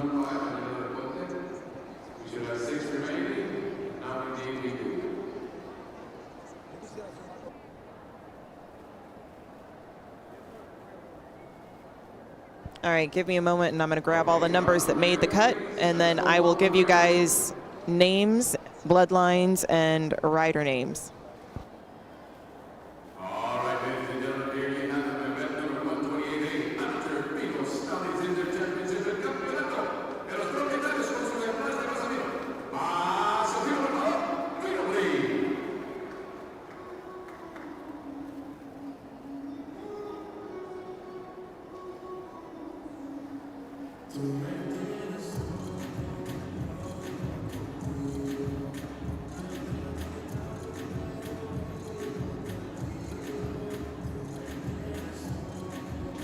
All right, guys, so the horses that made the work-off are entry number 122, Osiris de Besilu.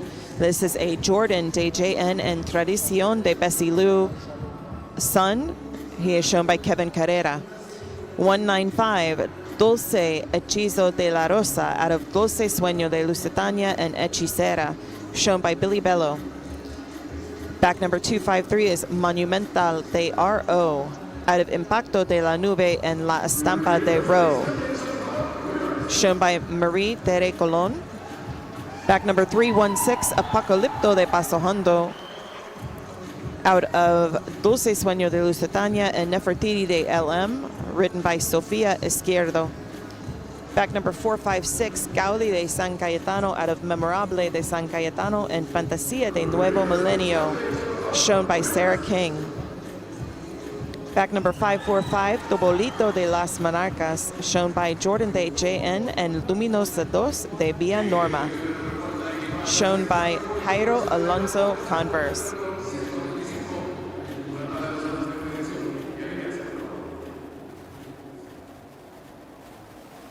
Here they go across the board.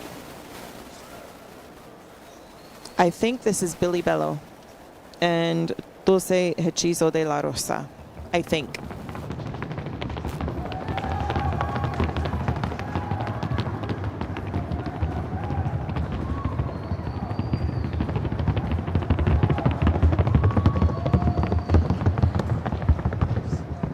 Now, in my opinion, that is very nice execution of the Feno gate. That horse is very balanced. He's got a lot of action. He's collected nicely. And he's gated.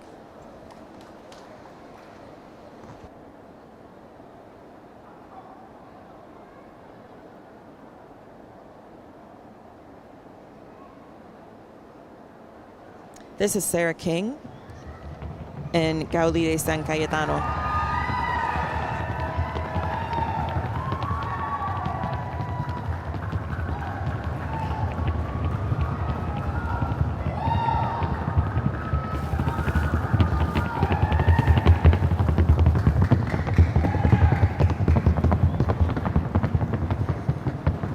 Another very nice horse. He sounded like towards the end of the board he was hitting with one foot a little bit harder than the other, but a very nice horse nonetheless.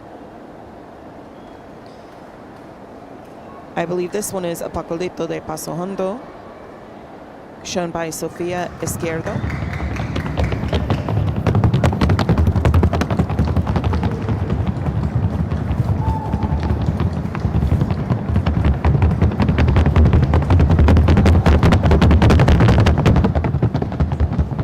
Very nice execution on that horse as well.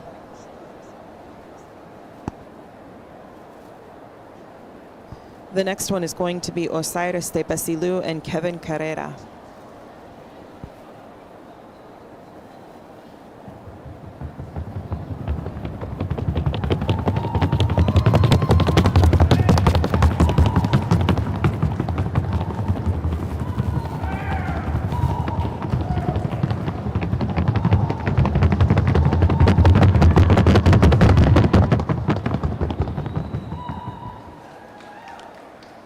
Edgar, welcome in.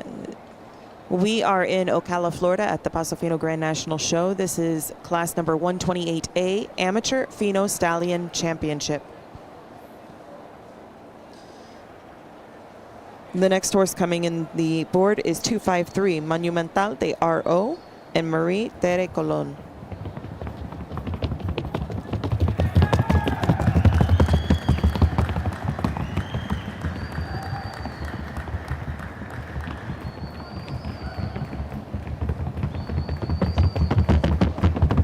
This is a very pretty horse, but it sounds like he's lacking a little bit of clarity to me.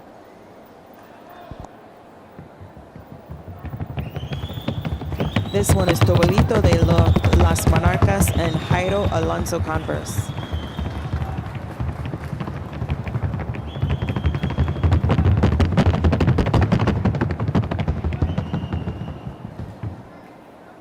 Jacob Harris asks, how do you feel about the ears being back? That's a great question, Jacob. So to me, that horse's ears weren't pinned. He was back listening to the rider. You know, of course, I like the total picture of the horse's ears up looking forward, but I also understand that some horses have to work or work better with their ears flipped back to their riders because they're listening to their rider. They're paying attention to their rider, especially if it's a horse that requires a lot of kissing. And by kissing, I mean pushing the horse with your mouth. In my mind, there are three ways that you can push a horse. You can push the horse with your legs, you can push the horse with your hands, and you can push the horse with your mouth. And a lot of times, the Paso Finos, they are very sensitive, so they will respond to leg or to hand so that you don't have to use your mouth. But there are some Pasos or some people that feel more comfortable pushing the horse with their mouth, so they will cluck to it or, you know, things like that, or whistle to it or make sounds. So if the horse is used to that kind of stimulation, then they will mostly work with their ears back to listen to the rider and listen for that that command. Lyndon, good evening. Welcome in.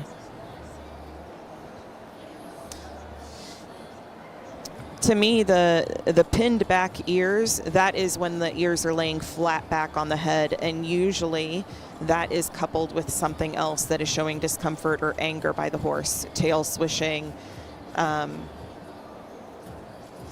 you know, how do I want to say it? Snap reactions, things like that.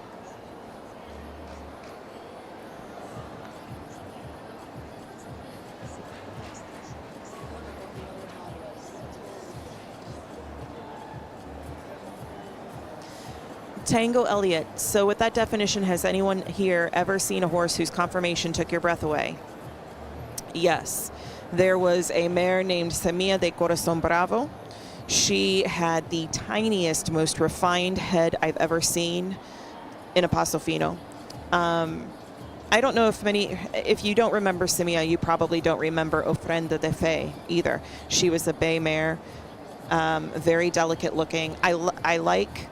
I told you guys before, I love chunky horses. I like those powerhouses that have the big butts and the big chest. I love it, but I also like my refined mares. So, Paloma de Besilu, she is a mare. She actually won the Nationals. She's won the last, I think, 7 years, maybe 8 years, the Bay of Forma Mares Championship. She is outstanding. I mean, big, beautiful, powerful. When you see her in person, if you get close to her, that mare will take your breath away.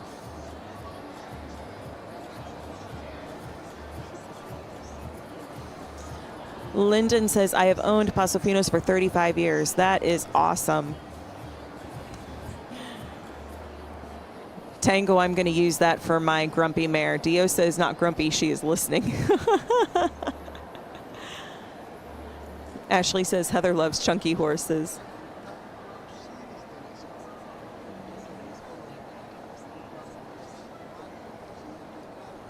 Yeah, Heather, you know, most of my mares will give me the mare stare. That's what we call it, the mare stare, when they look at you like they want to kill you. But then when you get close to them, they're like, okay, you're not so bad.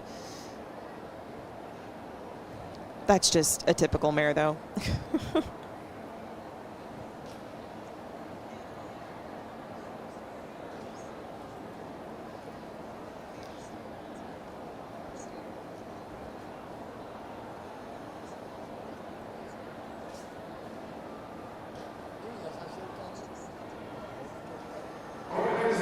Oh, Jeannie, thank you for saying that. Paloma was retired after her class this year, 8 consecutive years, 9 total. I will miss her. She is... Every time I get in the arena with her, I get goosebumps. She is beautiful.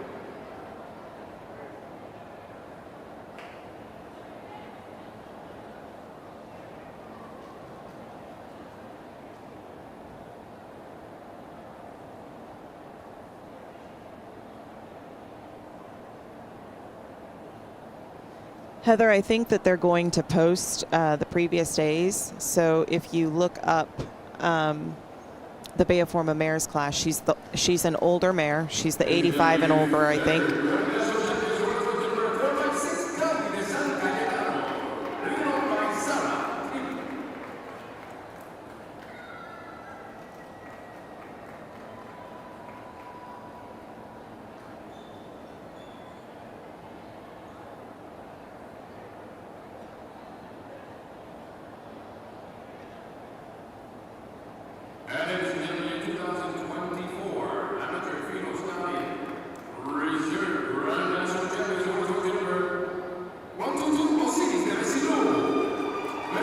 Carrera, owned by Fabio Laverde.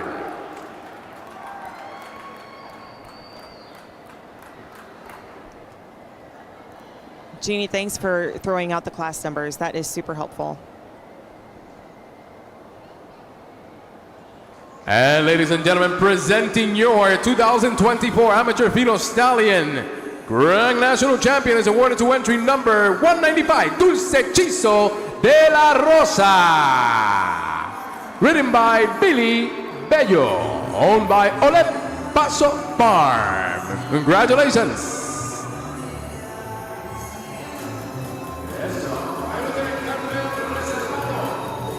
So guys, I think that this is actually a pretty good example of 2 different types of Feno horses, if I remember correctly. Both of these horses are awesome, exceptional.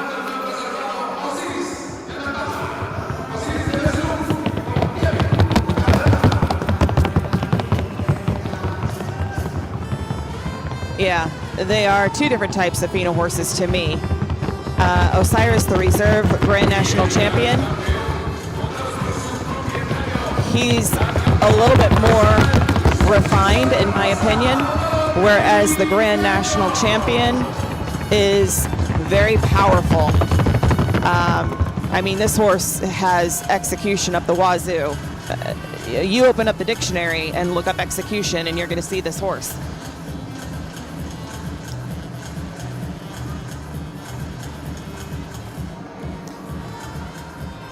Lyndon says, I have a mare with Julio Lorenzo in Miami, La Chinchilla de Reeves Ranch. She is bred to Manto Sagrado de San Cayetano. He is really nice, Lyndon. If it's the horse that I'm thinking of, I think he's here showing, right? If he is, I know who you're talking about.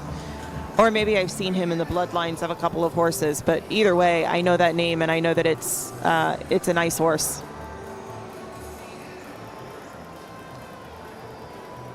Heather Martin says, I need to practice putting those things on Dorado because it scared him when they tried to put that around his neck. I have a funny story about that, Heather. I'll have to tell you guys. Tango Elliott says, Jess, you should meet Diosa one day. She is a Feno-gated, hysterical, food-loving, stall-protective, adorable black mare who has caused me to cry with joy while watching her gait. She sounds absolutely lovely, Tango. She really does.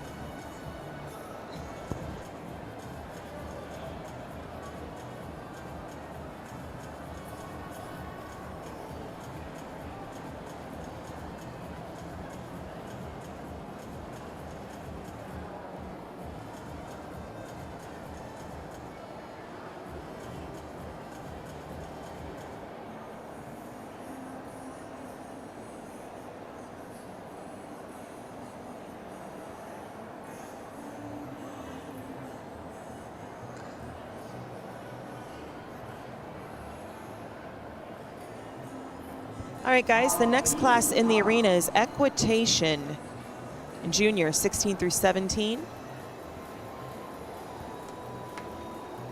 We have 3 exhibitors in this class. This is an equitation class, so what does that mean? That means 100% of this class is judged on the rider.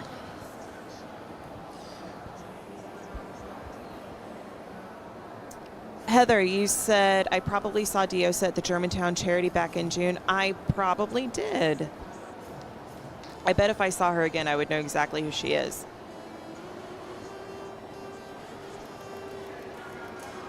Lyndon, yes, thank you. Okay, yes, I know who he is. He's showing a Feno Geldings 85 months and older. Yeah, he's super nice. That should be a nice baby. All right, guys, I'm going to pull up the requirements for equitation. So, like I said, it's 100% based on the rider. When I was showing horses, this was my least favorite class because I never had the body type to do well in it. I remember Carmen Sapero looking at me and telling me, your legs are too short and you need more blush, because every time I showed, I would lose all the color from my cheeks and I would look terrified. So she told me that I needed more blush. I love Carmen.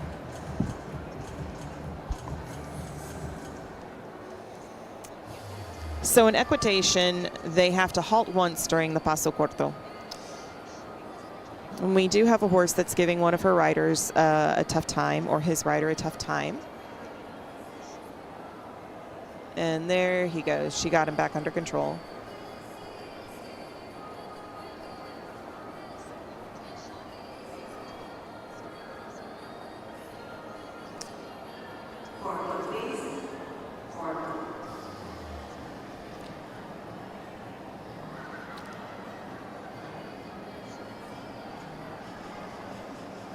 So even though equitation says that it is 100% based on the equitation of the rider, they still have to gate.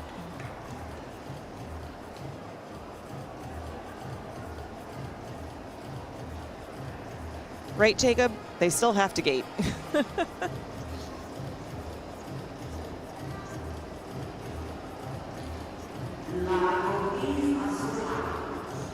Ashley and Tango would not make it as judges. They'd see a gray horse and that would be it. It wouldn't matter if the gray was bucking across the arena. Gray gets first place. Oh, Heather, yes. You were riding her across the board when that horse took off with Reef. Oh my gosh. That was such a mess.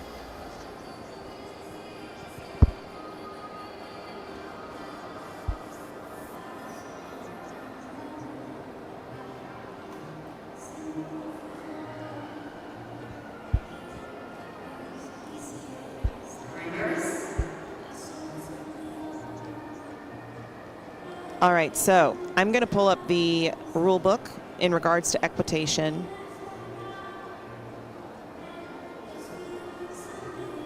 Give me 1 second here.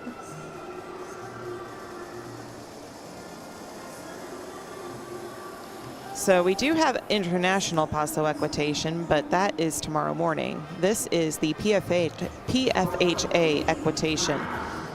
So in paso equitation, this is what it says in the rule book on page 105. The paso equitation seat enhances the particular and special style, grace, rhythm, and oneness of horse and rider. The class is to be judged 100% on equitation. Results, as shown by the performance of the horse, are not to be considered more important than the method used in obtaining them. Horses shown in this class will perform the required Paso Fino gaits. Basic position. The rider shall convey the impression of effective and complete control at all times, showing both the horses and the rider to the rider's best advantage. A complete picture of the whole is of major importance. So arm and hand position. The arm should hang naturally with the elbows not extending outward beyond a perpendicular line even with the rider's shoulders. The reins shall be held in one of the following manners. This is very important because with the start of international equitation, PFHA equitation and international equitation are very different in the fact of how we hold our hands. So in PFHA equitation, we can hold them in one of the following ways.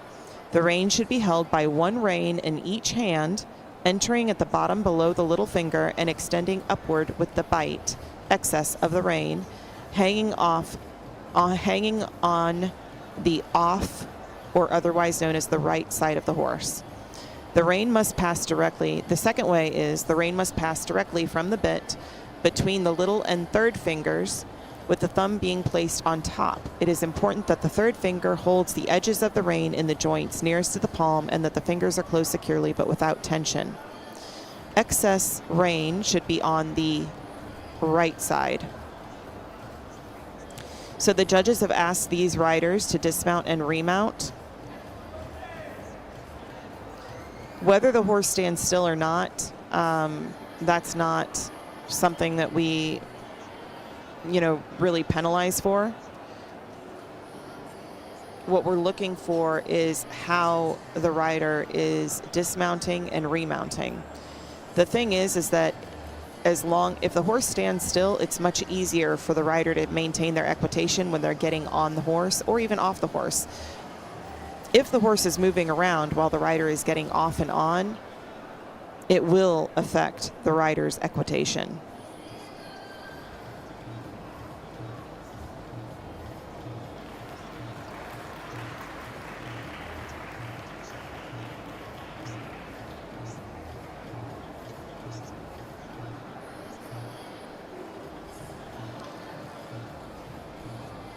So the way that the rule book reads for the dismount and remount, and how I was taught, is when you dismount, you straighten your knee over the horse's rear end.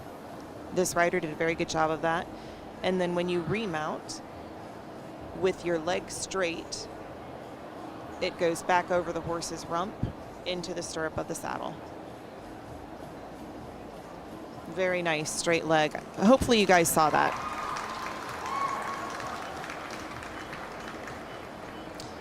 Jill Dyer, sorry, I didn't see your comment before. You're asking who are the judges? The judges are Angela Ochoa, Wilman Rodriguez, Keith Dane, Nick Burgos, and Cindy Griffith.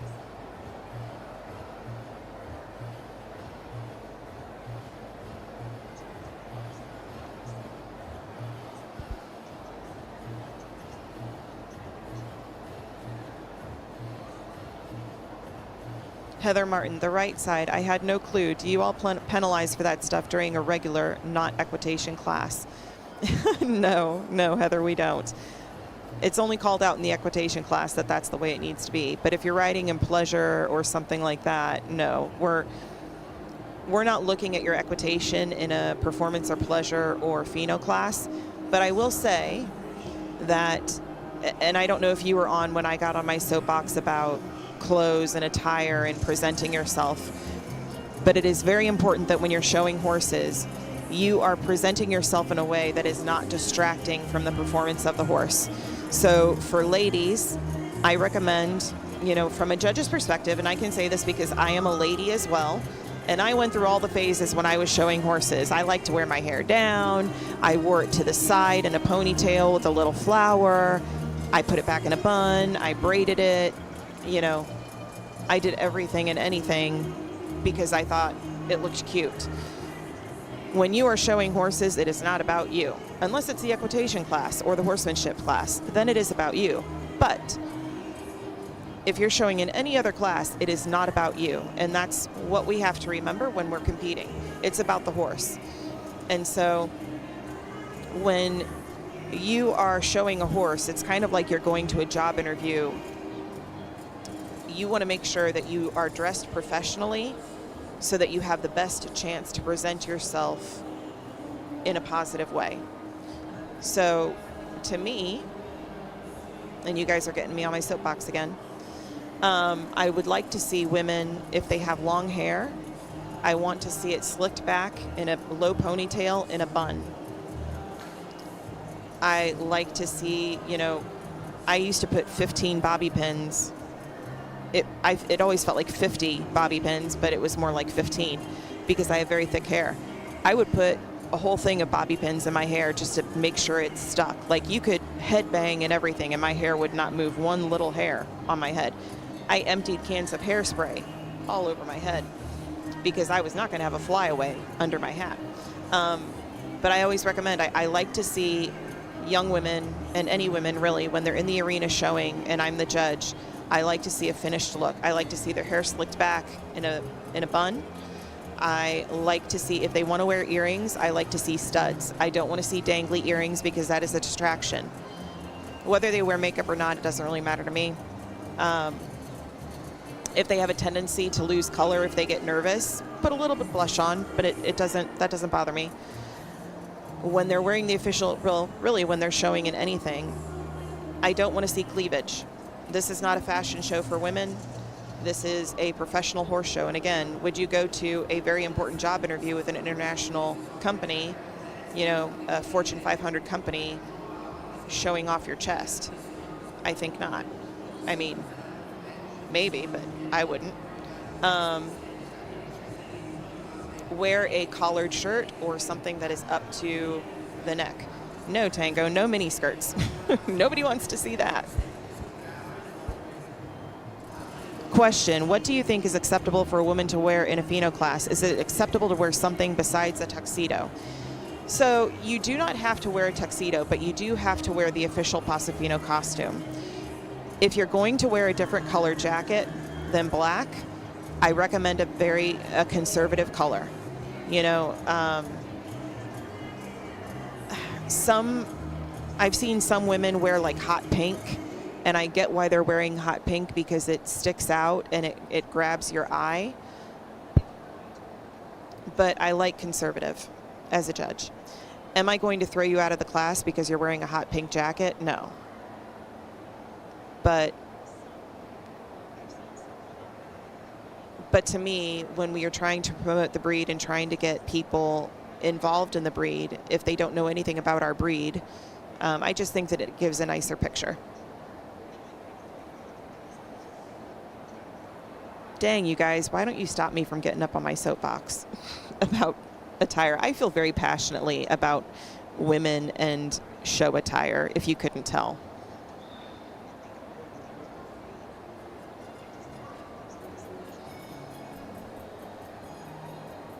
I just see so many young girls that, you know, I feel like they're showing more than they should be when they're showing horses. And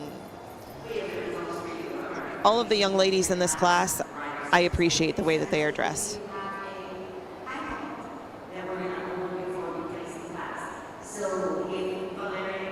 If you Lyndon says, I took a 15-year break raising my kids. Within that time, I still owned Pasos, and the horses had evolved tremendously.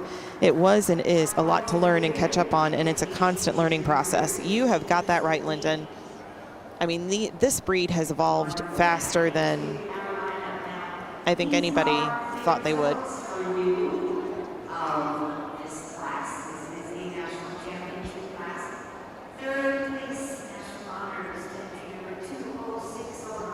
Tahachi and Sarah Shelby Thurman. Congratulations, Sarah. Reserve champion honors in your junior equitation riders. Reserve champion, entry number 333, Enigma de Doña Lola, Valeria Garcia. She took her high point and she's taking home the reserve ribbons as well. Very nice class. Obviously, Avery. These young ladies are very excited impressive. National champion. On Fantasia de Otro Lado, Avery Jones, entry number 301. Congratulations.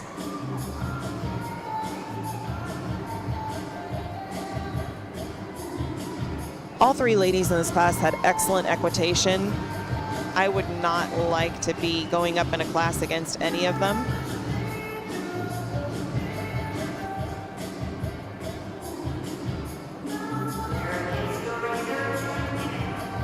Valeria Garcia, Enigma de Doña Lola.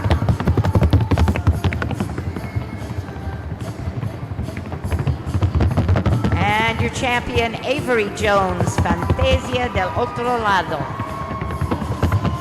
Awesome job. Congratulations to Avery Jones and her national championship in equitation junior 16 through 17 years of age on Fantasia de Otro Lado. Beautiful class.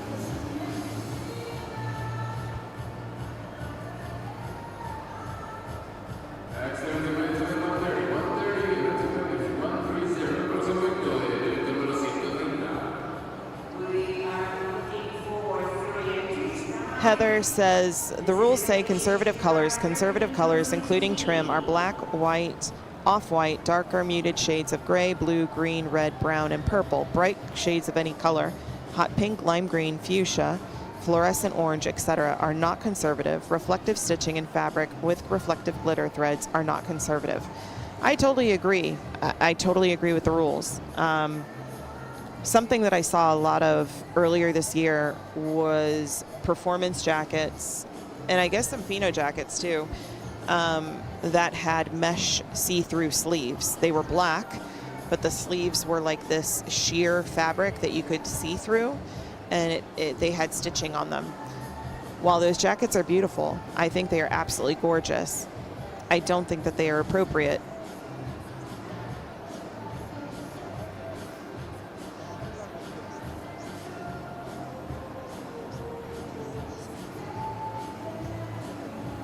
All right. This next class coming in the arena, we have another equitation class, equitation junior 13 through 15 years of age. We have 3 exhibitors in this class.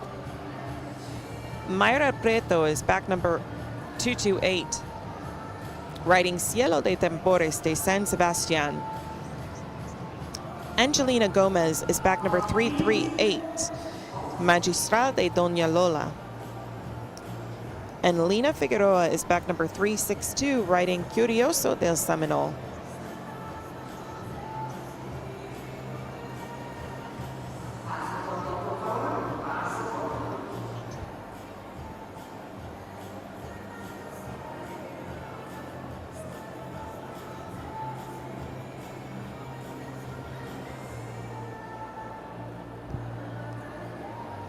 Heather, I think that you should wear, you said, I always wore a tux until this year. I felt kind of weird wearing something different and wanted to know your opinion on how a judge felt about a woman wearing something conservative besides a tux. So, Heather, first of all, I think that, you should wear whatever you feel comfortable in. I think that tuxes are nice, but I would say that, you want to make sure that they're not too big, because if it's too big, it's going to look bulky, and that's not going to be a very nice picture of you on the horse. I am a fan of things that are form-fitting. I don't want tight, like, so you can hardly breathe. But I think form-fitting looks very nice. For instance, if you look at the kids in this class, the jacket shows the lines of their back. It shows the lines of their arms. And this is very important in an equitation class, because this is how we're going to see their equitation the best, if the clothes are form-fitting.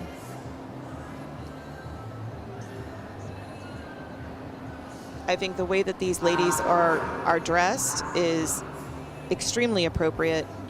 I think that it is professional.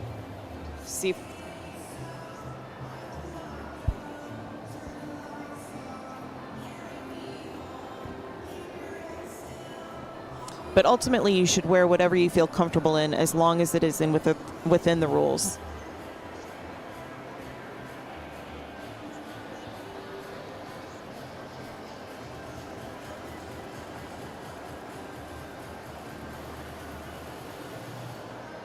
Good, Heather. That's, you said mine always looked big in years past and I felt bulky. I felt so much more comfortable this year. Good.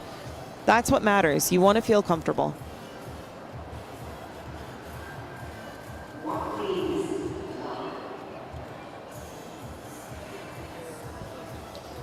So I'll read a little bit more about equitation. Let me go back to, we talked about hand and arm position. So head position, the rider's head should be held erect with the chin up. The rider's eyes should look straight forward. Back position, the rider's back should be straight but not stiff. The rider's shoulders should be square. Feet and leg position, the rider's legs should hang naturally with a slight bend at the knee. The rider's lower leg should be under the rider's body and not flared outward. Flaring of the lower leg shall be penalized. The rider's feet should be parallel with the horse's body, with the heels slightly lowered, approximately 1 inch. The ball of the rider's foot should rest directly over the stirrup iron with even pressure on the entire iron with heel, hip, and point of shoulder in line. So that means that there should be an imaginary line that can go from your point of shoulder all the way down to your hip, all the way down to your heel. The rider's foot position should be natural, neither extremely in nor out. Position in motion. So the rider's position in motion should be natural, coordinated, and graceful. The rider should remain almost motionless at all gaits. From the side, a straight line should be able to be drawn perpendicular to the ground through the rider's head, shoulder, and ankle. The rider's toe should never be more forward than his knee, thereby keeping the center of balance directly above his feet and ankles. The rider's upper arm should fall naturally from the shoulders toward the hip bones and should be flexible, never clutch to the body, extended forward, or spread away from the body. The rider should appear to have a natural flow downward into the saddle and show no side-to-side movement of upper body. At all gaits, the rider should remain in the center of the saddle and not slip back on the cantle.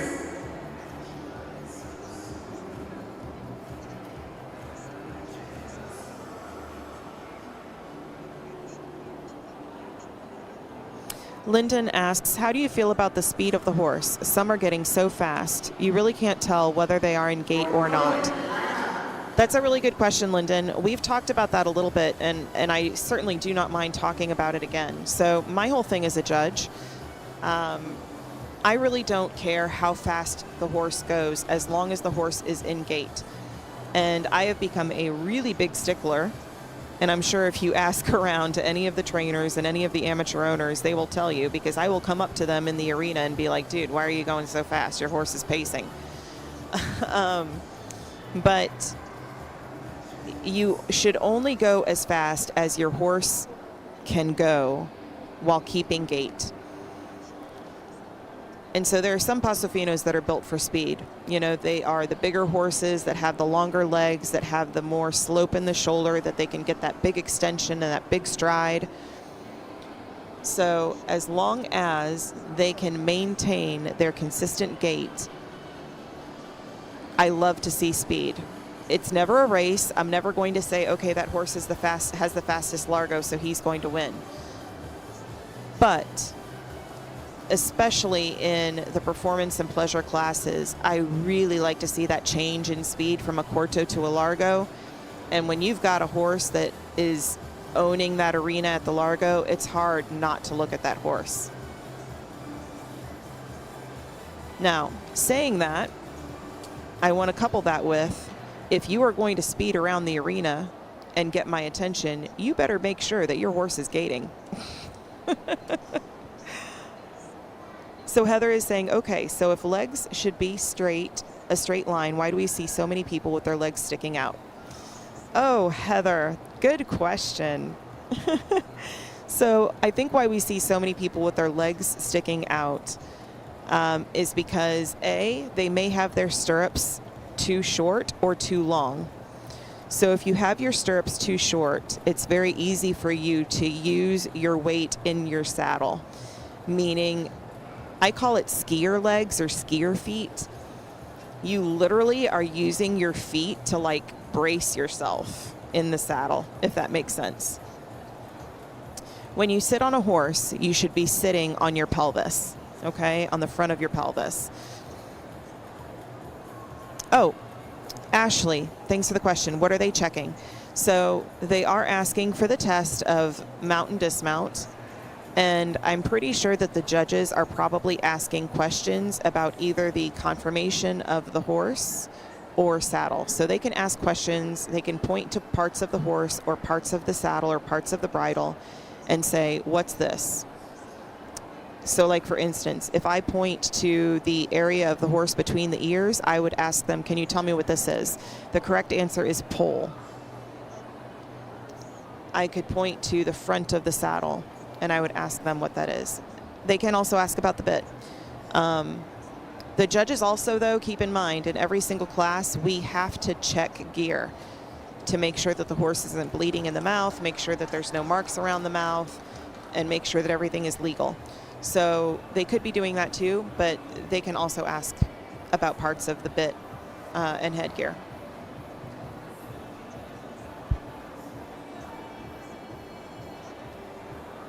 Heather, I am learning so much from this. I hope they are paying you well for your lessons this week.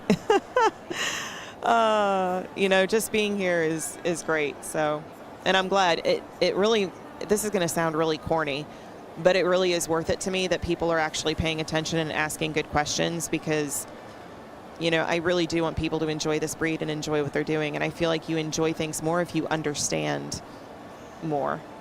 But going back to the legs, so the proper position sitting on a horse, like I was saying, you sit on the front of your pelvis, and your stirrups should be long enough that you are not putting every single bit of weight you have in those stirrups.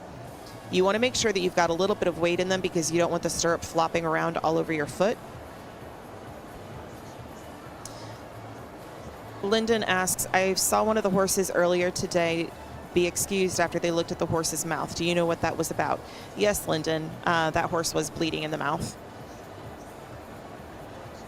Heather Martin says, I feel like I'm probably driving you crazy with questions. No, Heather, not at all. Please do not feel that way. I love questions. I'm glad when you guys are interacting and asking me questions, because then I don't have to come up with things to say and just fill dead air.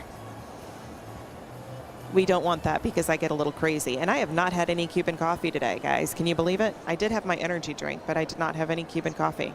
That's for later tonight, when we're going to be going until 1 o'clock in the morning or later. Oh, that reminds me. Jeannie told me that they said that we were going to take a break. Let me go ask the announcer if they heard anything about a break.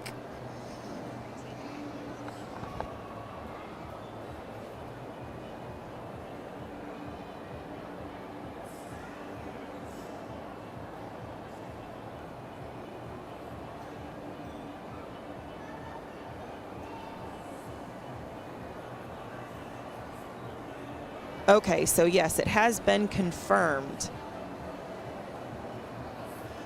We are doing a break after class 135, and the reason we are doing that is because the judges have to get into their fancy schmancy clothes for this evening's championship classes. That was my least favorite part of judging nationals, because I am not a dress wearer. I am not a fan of wearing dresses, and even though I didn't have to wear a dress, they were like, oh, you can wear a nice pantsuit. I'm like, every single woman I know that has judged nationals always wears these beautiful dresses. I'm not going to be the first woman to go judge nationals and wear a pantsuit. I mean, I'm all about being a torchbearer, but I wanted to feel fancy too, so. Okay, Tango, oh my God, a quiz. I could probably come up with a quiz if you guys want one. But the main question is going to be, what is the one thing that I say about gait? And you all are going to know it. Yvonne Marquez says, Jessica, didn't you say you live near Memphis? So does Heather. Yes, ma'am. I live in Lakeland, Tennessee.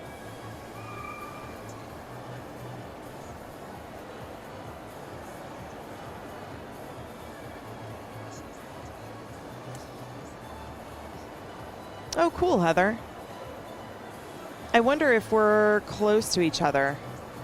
I mean, I'm over at Norman and Debbie Tim's place all the time, Shady Creek Ranch.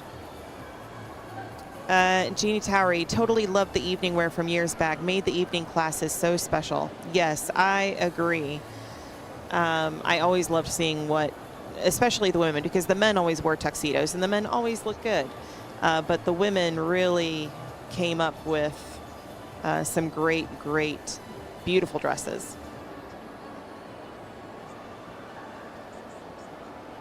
K9 consistency. Yes, K9 gets the gold star for the day.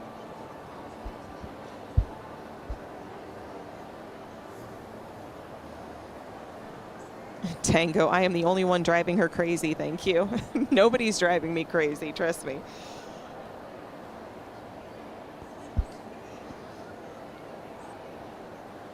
Smooth Moves Ranch. Yes, I've seen you guys on TikTok. You guys have great videos. In Byhalia, Mississippi. I hope I said that correctly.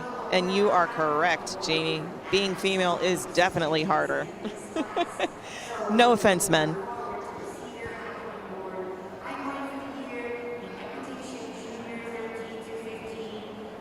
Mayra Prieto, Anciero de Tamboras de San Congratulations Sebastián. to our High Point, Mayra Prieto. I always see all kinds of posters, and I think I see advertisements in Paso Fino Horse World of supporting her. I think it's great.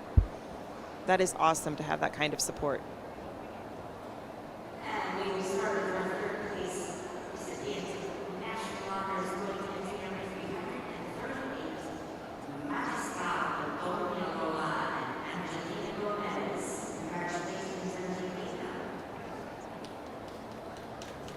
Heather, bye hell yeah. I love how you say that, how you spell that out. That's great.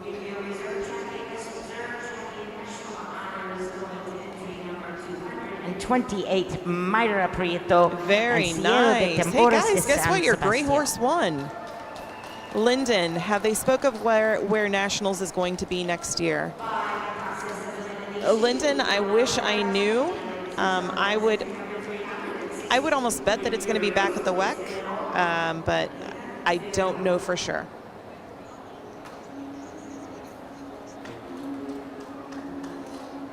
Beautiful rides by these riders. You know, the equitation class is always very difficult.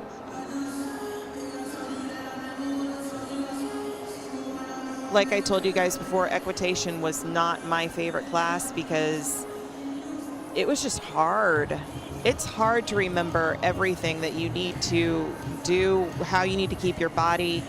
When I was teaching kids, and Gianna Miller was one of my students, she went to the World Cup and the Mundial and everything else in Puerto Rico, and I used to sing to her to have her remember what her equitation should be.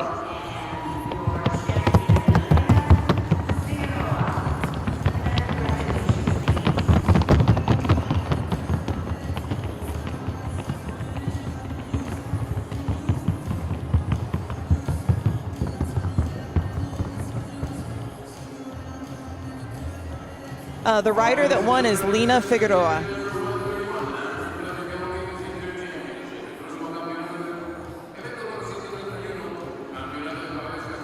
K9 asks, any idea of which rider has the most rides at this show? Just curious. They do track that, and I think they'll have a high point rider of the show, but I don't know who's in the running.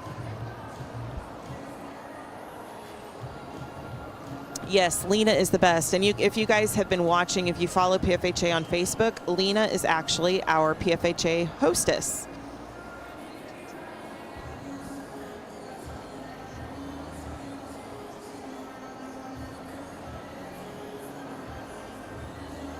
Tango says, so basically when they tell the horse to walk, they should be gaiting. So technically, Tango, the Paso Fino gait is the walk. It's the same cadence of footfall as the walk.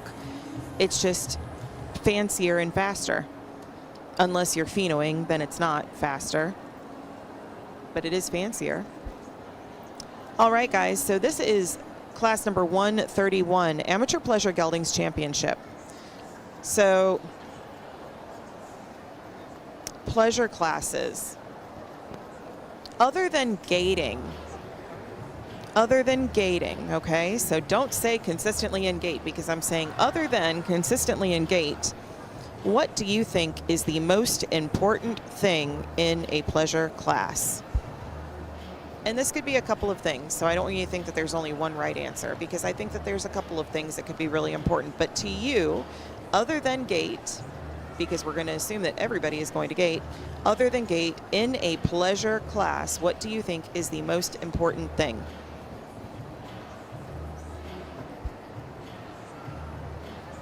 K9 says manners.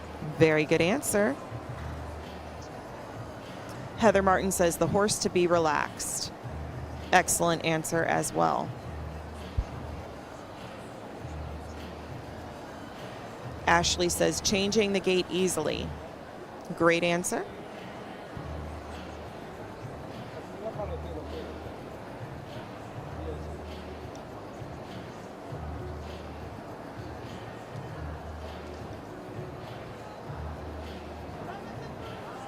Tango says, I think reversing in not wide or not narrow move. Yes, so that is a great answer too, Tango.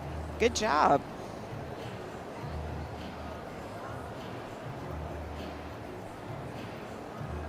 Anybody else have any?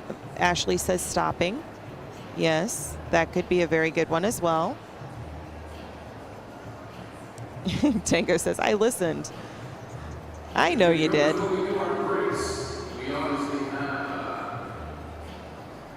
Heather Martin says not having to hold the horse back. That is also another very good answer. I will tell you guys what my next most important thing is. Other than gait in a pleasure class, I must see the horse flat walk. Flat walk is so important in this class. Vivian Hernandez, yes, flat walk. I have seen so many pleasure horses, and the reason why I say flat walk is because if the horse is flat walking, they're going to be relaxed, right? So that takes care of Heather Martin's, the horse to be relaxed. Flat walk also relates to good manners, as K9 said.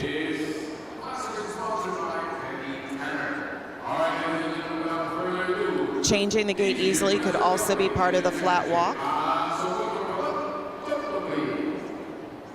I will, Tango. So the flat walk that we're looking for is we're looking for a flat walk that is relaxed. It is not rushed. It is not hurried. It doesn't look like the horse wants to get up and start moving again real fast. It doesn't look like the rider is having to hold the horse back. However, it also means that the horse is not trying to stop, like the horse is walking so slow that the rider is having to urge it forward. The flat walk is something that, as judges, and I can say this because I am a judge, but as judges, we really need to do better about rewarding horses that flat walk. Yes, the class is so much more than just flat walking, but in pleasure, the flat walk has to be a priority, just like gait, in my opinion. All right, ladies and gentlemen, I am going to run through the riders in this class real quick. So back number 110 is El Aventero de JH, ridden by Kevin Carrera.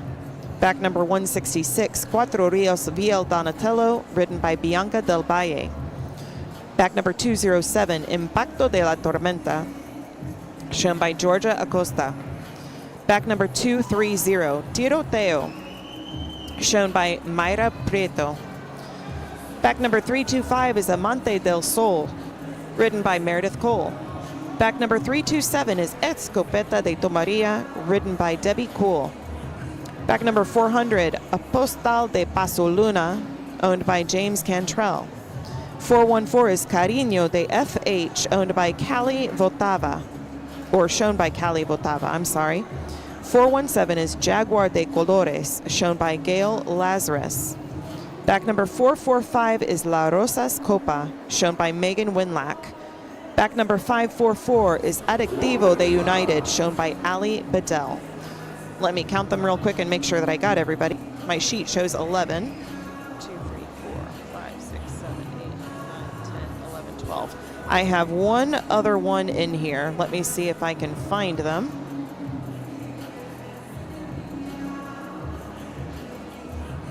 So the screen right now, you see that horse? That is not a flat walk, unfortunately. I love that horse. I really do. But she's having a little bit of trouble getting that horse to flat walk.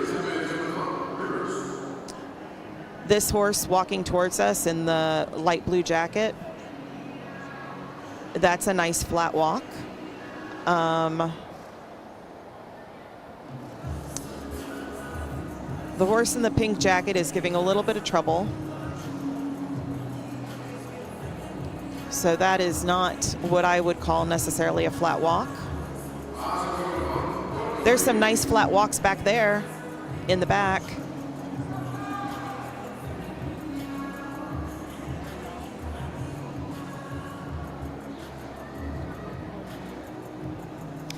All right, guys, I am missing one exhibitor. I don't know who it is, but we will find out.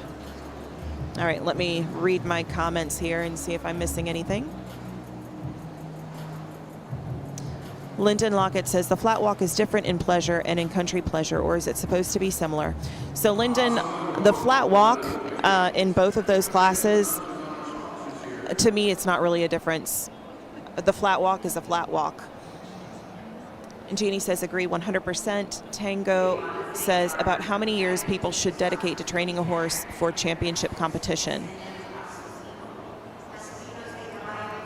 So Tango, it really depends on the horse, and it depends on you. You know, training is not only the horse, it's also related to the person. So the horse could be ready for nationals or could be ready for competition. That doesn't mean that the person is.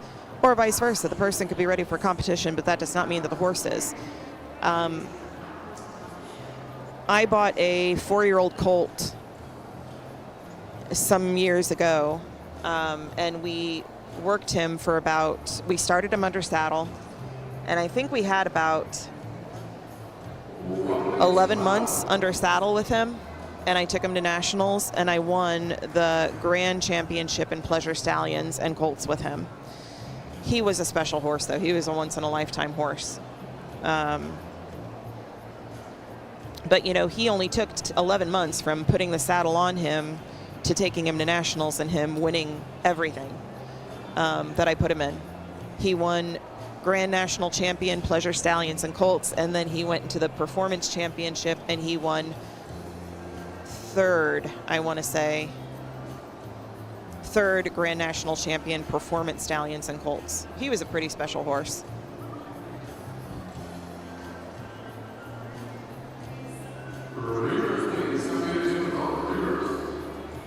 Hold on, I'm going to go tell Lena congratulations. She's walking by.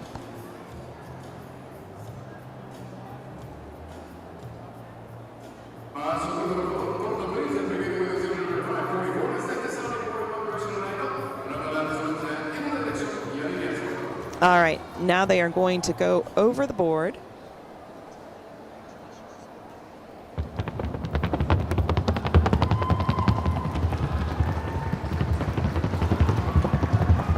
Very nice board. That's a nice looking pleasure horse.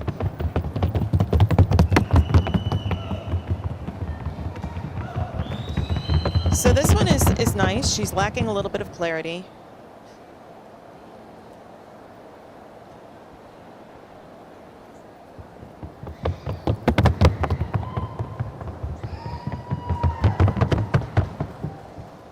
Pretty horse, but also lacking a little bit of clarity. He's a young horse. I know him. He is a young horse.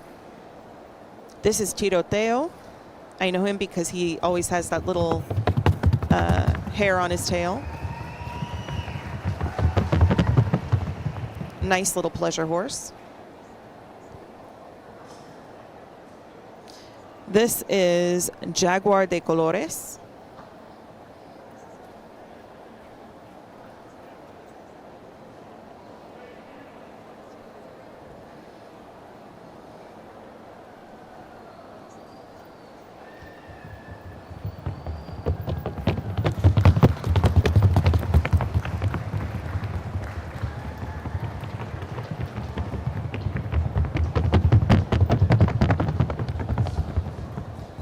This is a nice horse.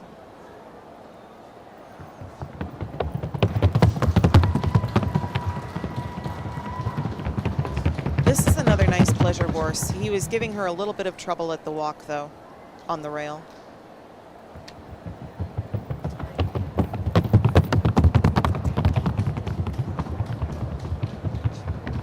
This is Jim Cantrell riding a Postal de Pasoluna. This is a nice horse.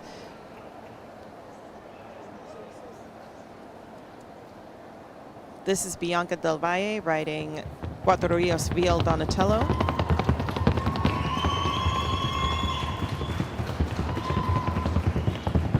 I believe she won her class. He was giving her a little bit of trouble at the walk in this class too. You know, like I said, horses have their good days and their bad days. This is Georgia Acosta riding Impacto de la Tormenta. We saw her in the chat not too long ago. Very nice horse. That horse has one heck of a largo.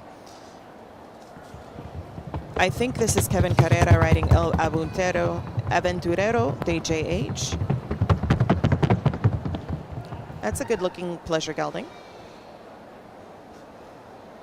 327, she is Debbie Cool riding Escopeta de Tomaria.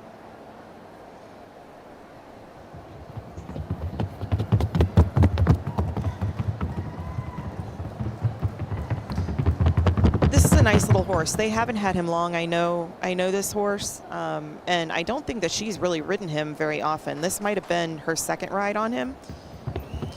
This is, oh, I don't have her, oh, yes, I do. No, I don't have her name on my list. But we just saw her in one of the youth classes. I think her name is Mira, but I don't remember what her gelding's name is. But I will get that information.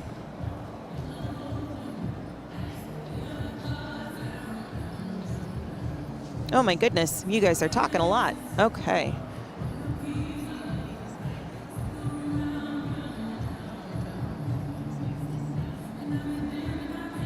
Okay, you guys are talking between each other. Cool. Just making sure I'm not missing any questions.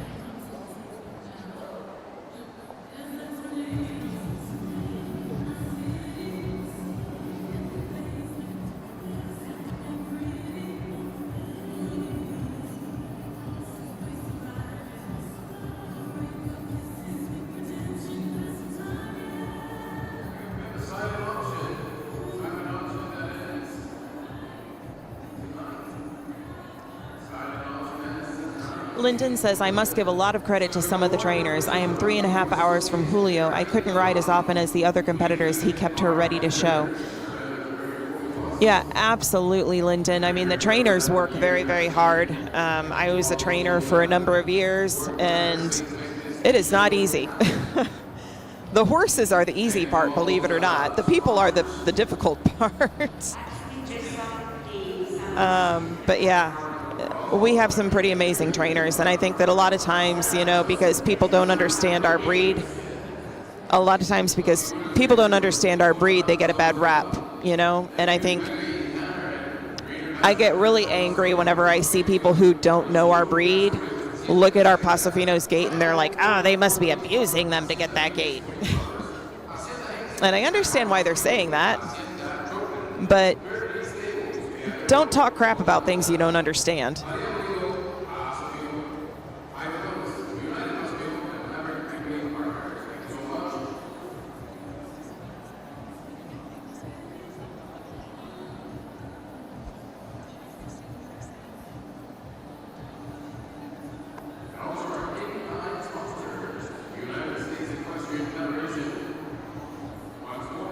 What was the thing that Thumper used to say all the time to Bambi?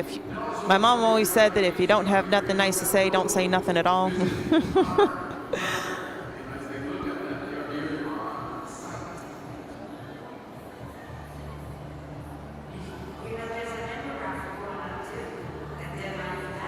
Yeah, whenever I see that on social media and people commenting stuff like that, it makes me want to fight people. Oh, I bet, Heather. I bet. I don't know how you guys do it, because I would be ready to fight people all the time.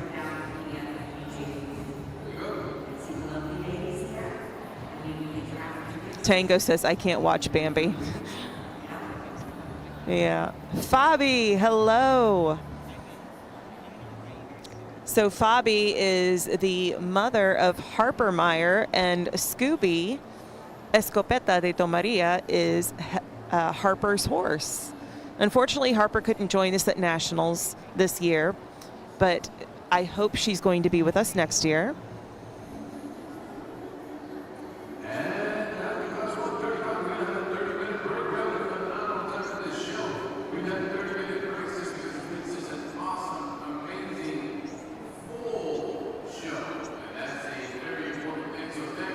Heather, it looks like you've got a good team helping you out with Ashley and Tango and everybody else that's in here that's, you know, supporting you and your farm. That's good. It takes a village.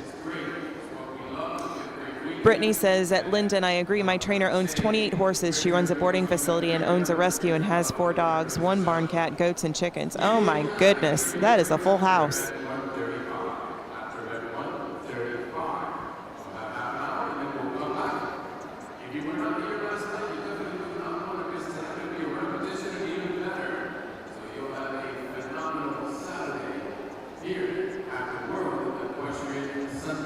Jerica says, this is a harder class. I really can't decide. LOL. Yes, it is. Pleasure is always a tough class to judge and to figure out what they're going to do, because there's a lot of variations in pleasure. You know, I was talking earlier about the Feno class and how they were 2 very good examples of different types of Feno. You've got 16 different types of pleasure horses. Pick one. Oh, Jerica's also a moderator. That's awesome. Man, Heather's got an army in here. That's great. That's awesome that you guys are all on here supporting, though. I think that's fantastic. That's what it's all about.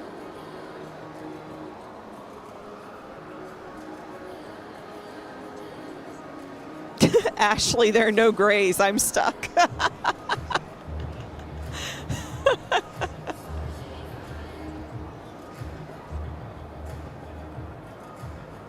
Oh, hey, Patricia.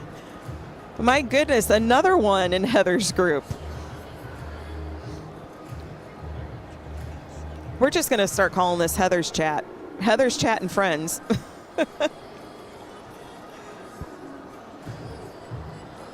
Jerica, just pick a bay.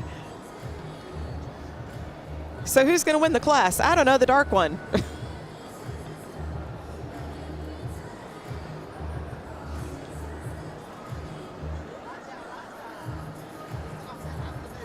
Yeah, Palominos are beautiful. They really are.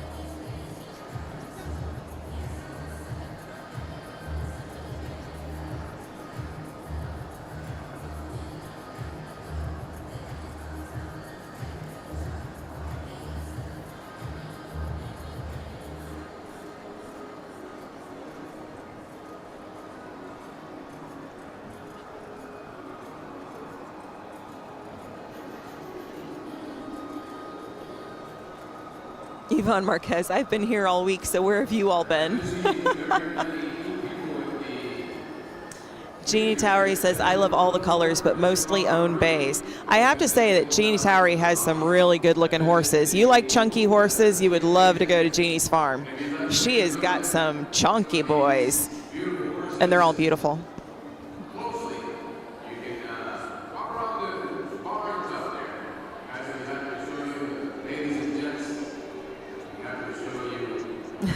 Heather says, I'm happy to not be the one in your position, Jess. It's nice to be on this side. I appreciate that.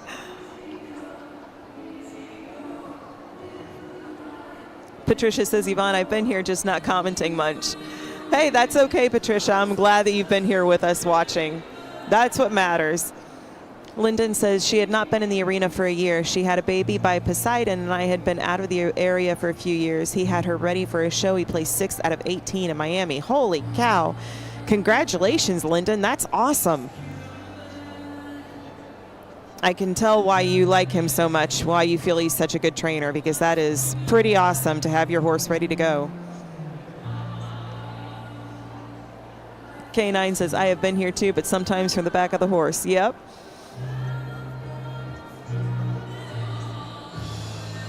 Tango, I got here today and I haven't stopped talking. Sue me. You guys are hilarious.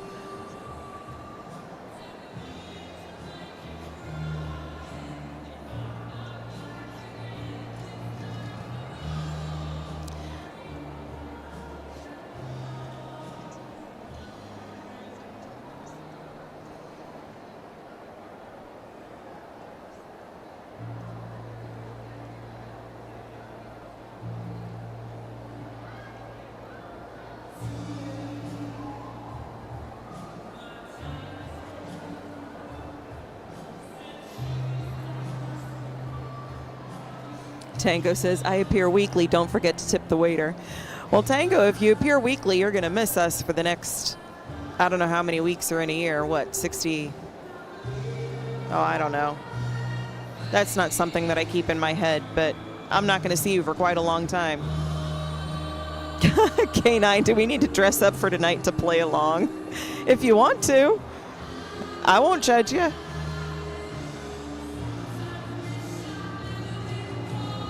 $51. Thanks, Heather. So, Tango, I won't see you for another 51 weeks if you appear weekly. So,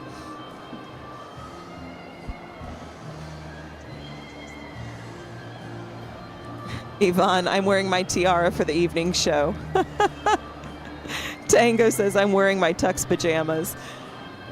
You guys are crazy.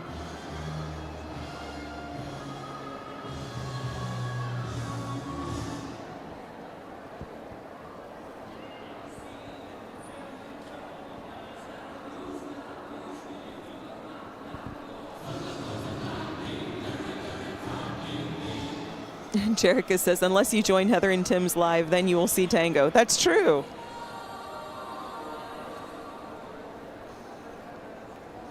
Well, I hope so, Tango. I hope you arrive more often because tomorrow is the last day of the show and the last day that I'll be doing this.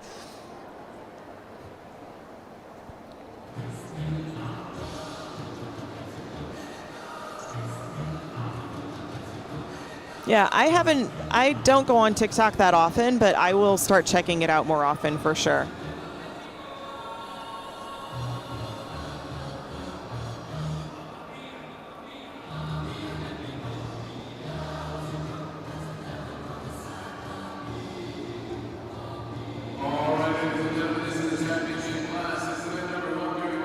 All right, sounds like they are getting ready to make their announcement for the cut.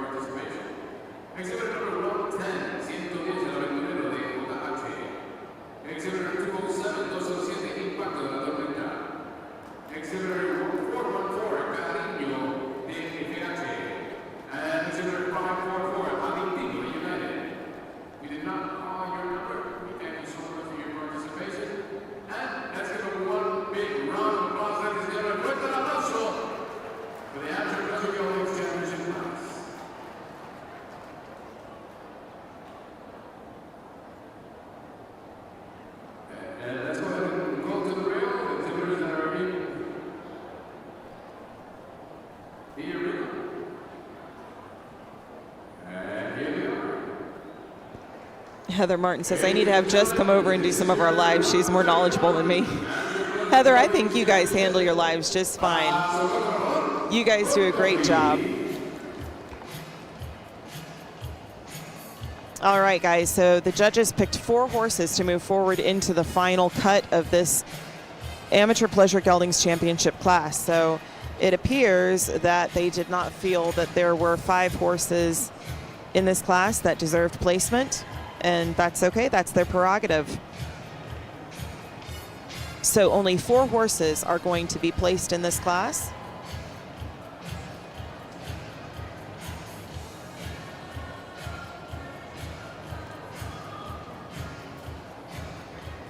I can tell you right now, the Bay's gonna win.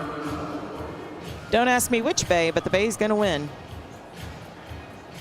All right, flat walk. So if you look at the first horse, I don't know if you can tell, but look at how loose those reins are.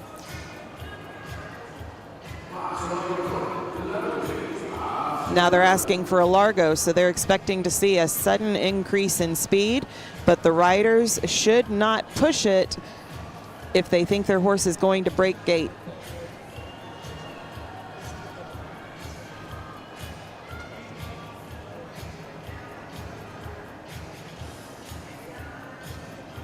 Very nice.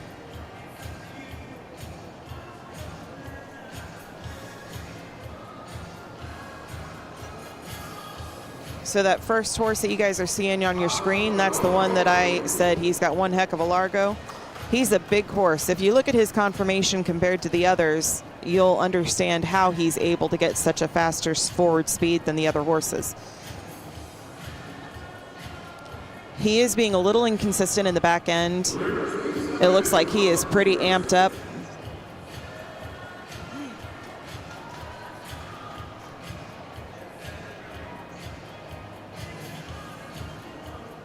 He really wants to go. Still a nice pleasure horse, but he is pretty excited in this class. This is a very nice work-off.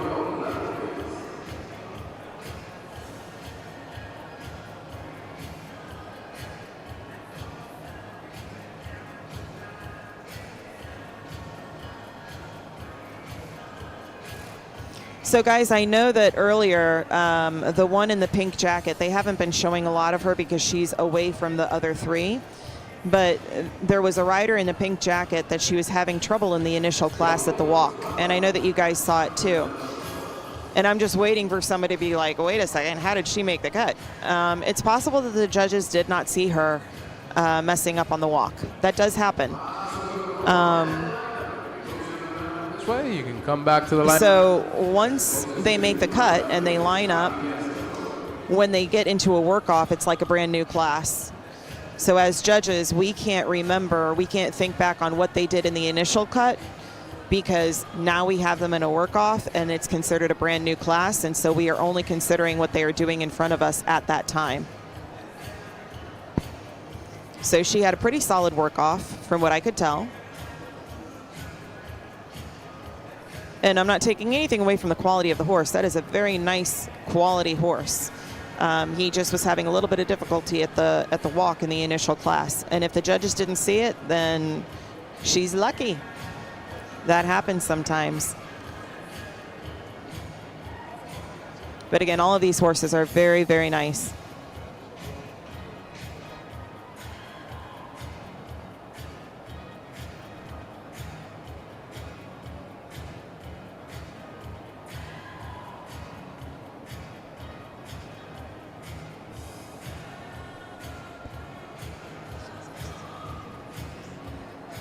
Hey, Hope. Yeah. You guys almost tricked me into saying which one I liked, but I'm not going to do it. I'm not going to do it. They're all great. Lyndon said, in the 90s, I recall at shows we had Largo Racing and Team Penning. Yes, indeed. We were talking about Team Penning the other day on this chat. It's great. I do miss the Largo races too. I miss the pole bending. Pole bending was my thing.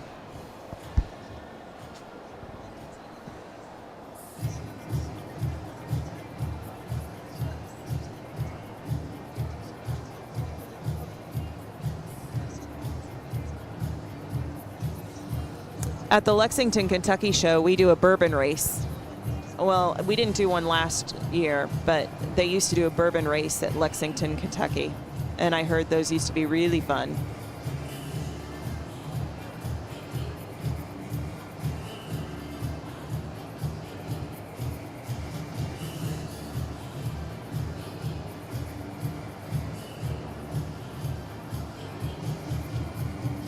Oh, Heather, yes, there is Paso pole bending, absolutely.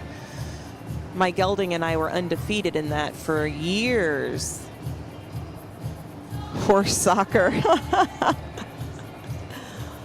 Oh, that would be hilarious.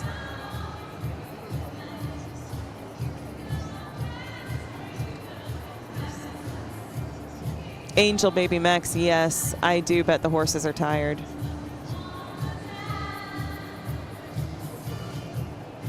K9 said, no Largo race. I won one here in Texas on a Corral SA mare. Oh, well, that's no surprise there, K9. Corral SA horses could Largo like no one's business.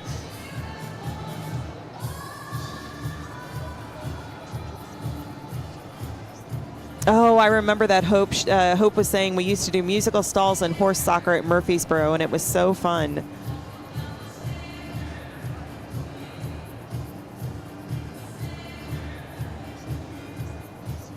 Hey, Taylor, welcome to the chat.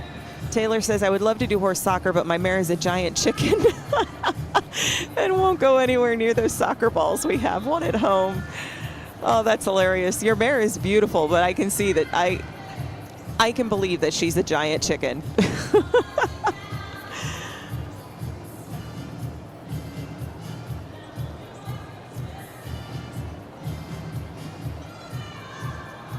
Tango, I just saw a video of Mr. Ed hitting a baseball, running the bases, and sliding into home plate.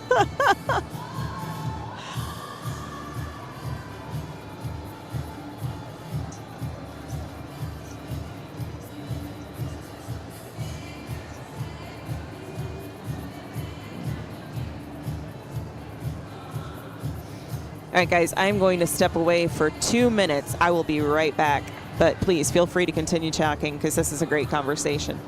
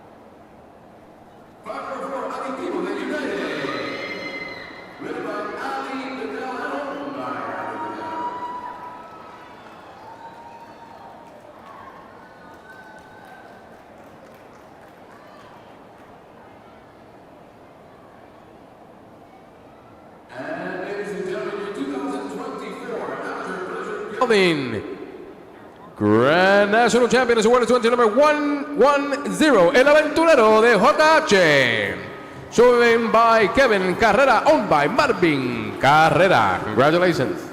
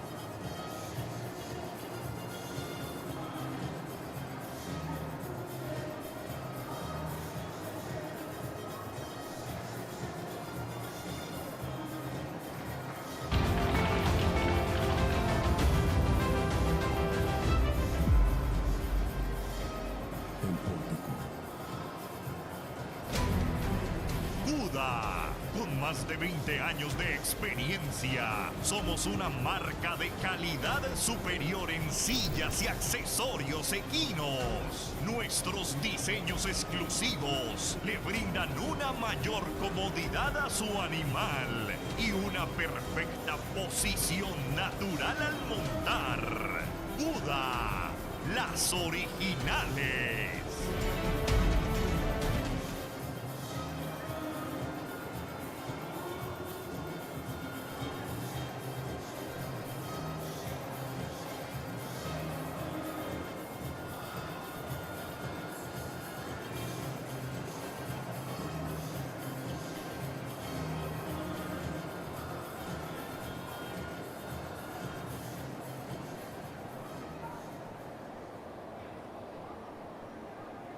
Right, ladies and gentlemen, the case has now been closed. Honorable judges, this is your class. This is event number 132. Equitation sub-juniors 10 through 12 years of age. La juventud de 10 a 12 años de edad. Los ejemplares haciendo su equitación.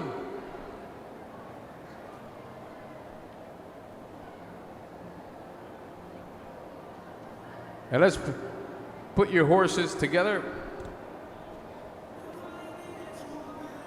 Just wait until everybody is in one group, and we'll be ready to go.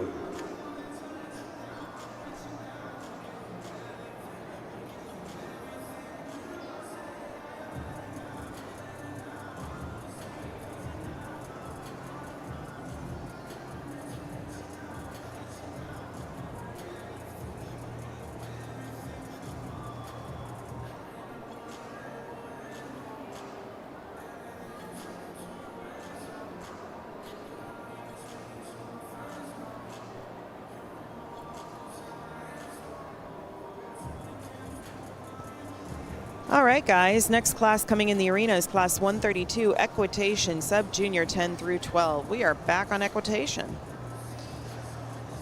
Class requirements, 100% equitation of the rider.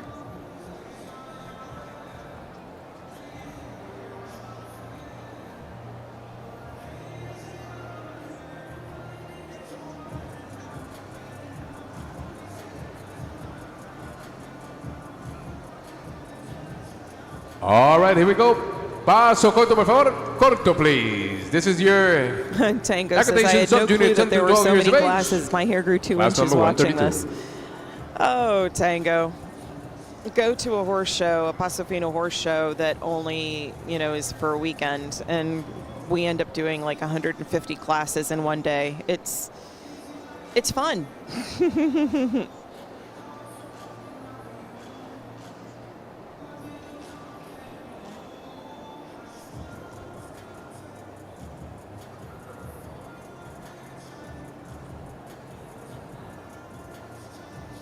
Heather says, oh my goodness, our moonshine, Grand Momento de Poker, got High Point Pleasure Gelding. That's awesome, Heather. Congratulations. Halt, please. Halt. Taylor says, I do not miss practicing equitation. Kudos to all these kids. Taylor, you and me both. I have already said it a few times. Equitation was not my favorite class, but these kids rock it. Paso corto, por favor. Corto, please. I think I'm still traumatized after Carmen Cepero told me my legs weren't long enough. I'm like, what do you want me to do about that? I can't make my legs grow Paso longer. largo, por favor. Largo, please. Megan Johnson says, girl, me too. My injury's coming back to haunt me.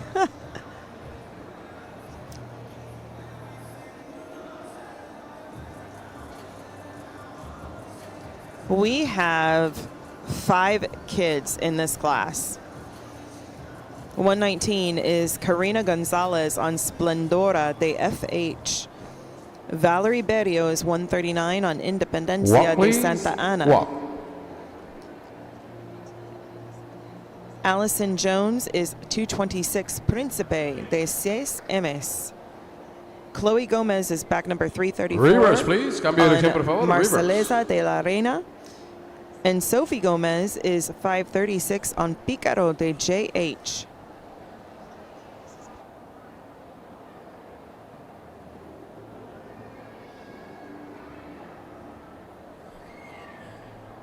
Paso corto, por favor. Corto, please.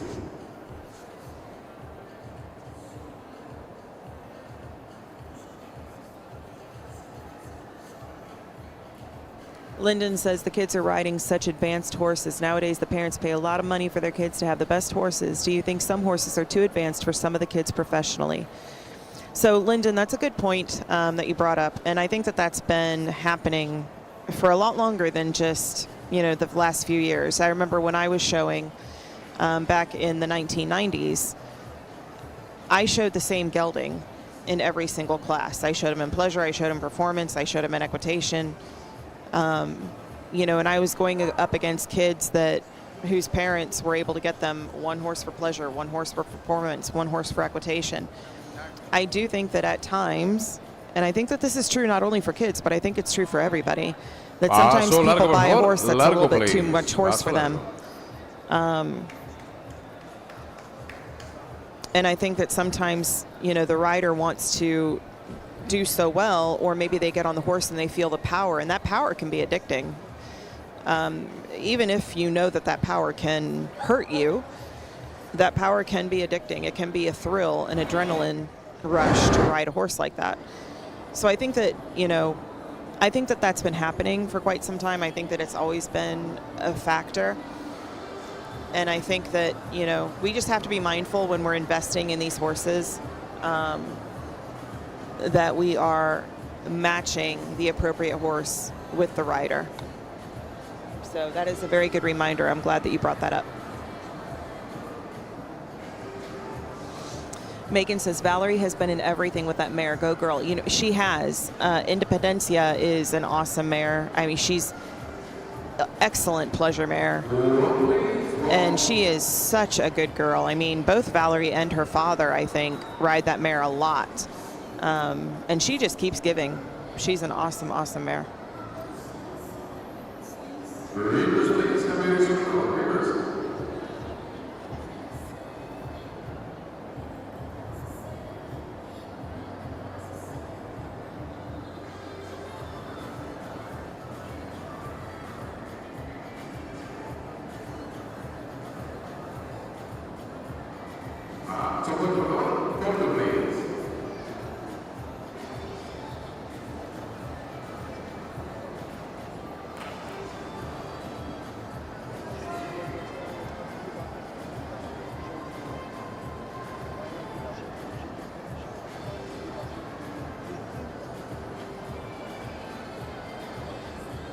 So as you guys are watching these youth riders, and I wish that they had a camera angle. There we go, that one.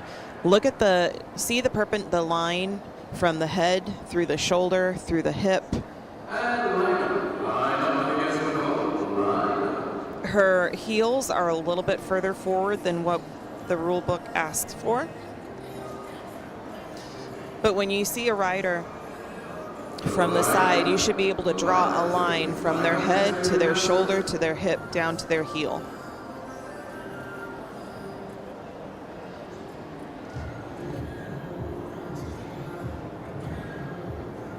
And the other thing that a lot of riders don't pay attention to in equitation is making sure that you tuck in your lower leg. And what I mean by tuck in, it's got to be, as a judge, when you pass by me, if I get right behind you, I don't want to see daylight between your lower leg and the saddle.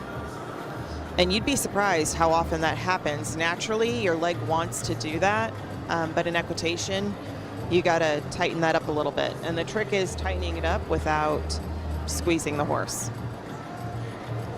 Megan says the Gomez girls ride so beautiful in equitation. Yes, they do. They do. This is a really nice class.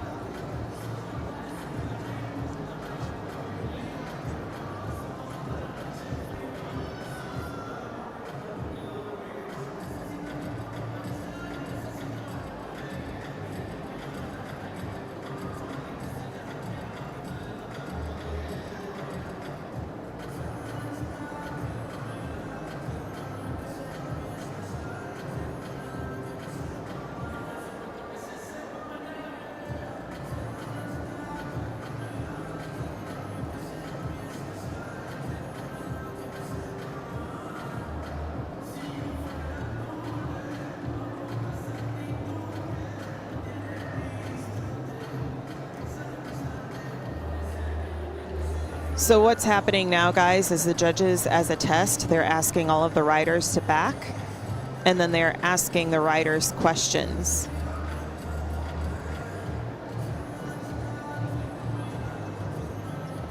So it looks like she is asking them one question, and it looks like it's, where is the pommel or the cantle? God, that's terrible. I don't even remember what the front of the saddle is called. Whew. I always get confused. I do remember, though, how to remember what the place between the horse's ear is called. Do you guys know the limerick for that?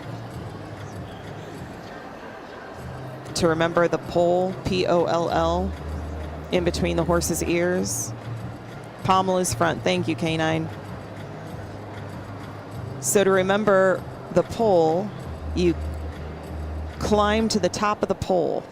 That's how you remember what the section in between the ears is called. Pommel in front, cantle back. Thank you, guys. It has been a long day, a long week.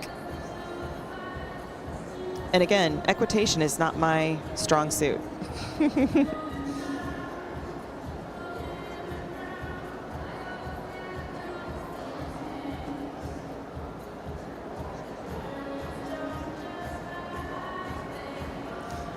Canine and no Cuban coffee.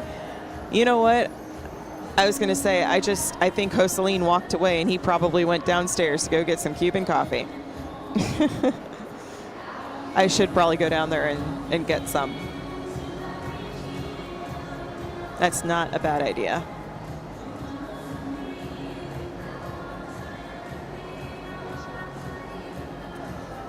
Even my dog Eduardo is like passed out. And he hasn't done anything. He's literally slept this whole entire time. I brought his bed up here so that he could stay up here with us, and he's literally slept this entire time. And every time he looks at me, he's like, oh my gosh, this is so exhausting. Dude, I wish I had your job.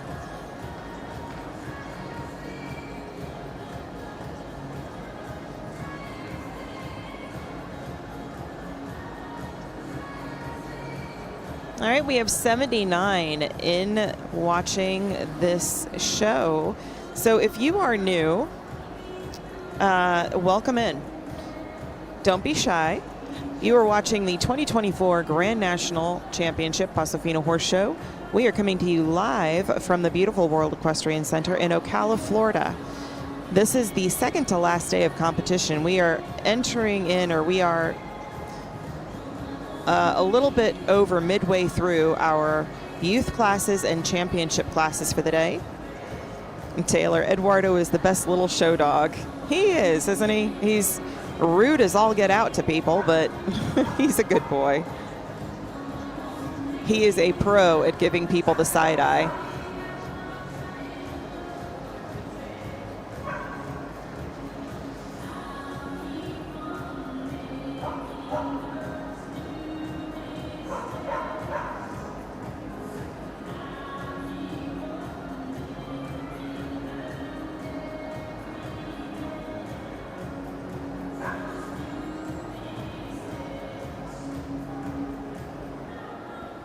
Taylor, oh yes, I have gotten it plenty of times. You are not alone, Taylor. It's a joke now with Jeannie because he knows that Jeannie wants to, pet him, and he'll go towards her, and then all of a sudden midway, he'll just turn around and be like, nope.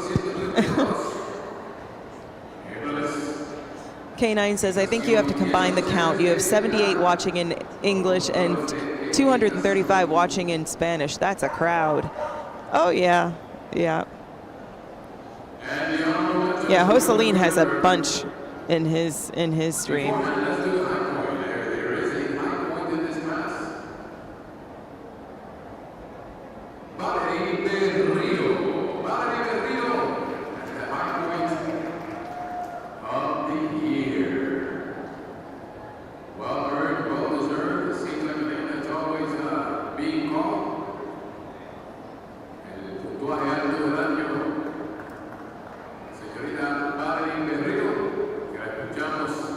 Incansable. su gran labor. Aplaudimos su puntuaje a todos.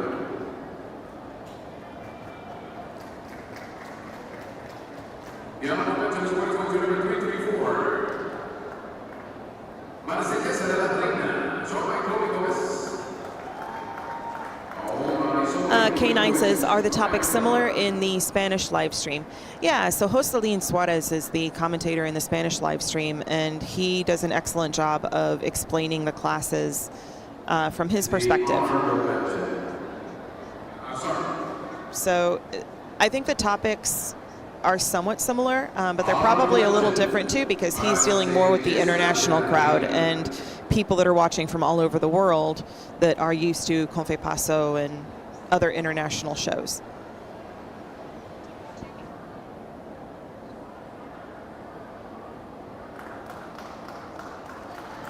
Honorable mention.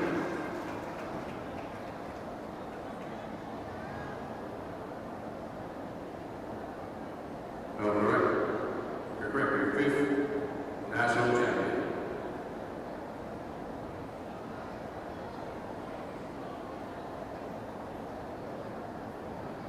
Your fourth national champion is going to number 119, Splendora de Equitation, shown by Karina Gonzalez, shown by Larissa Martinez.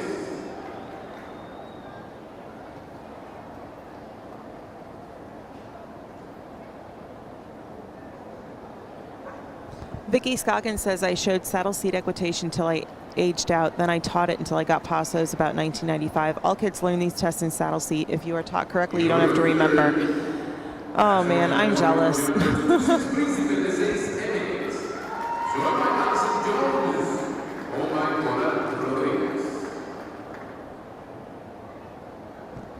All right, so our final two remaining are Valerie Berrio and Sophie Gomez.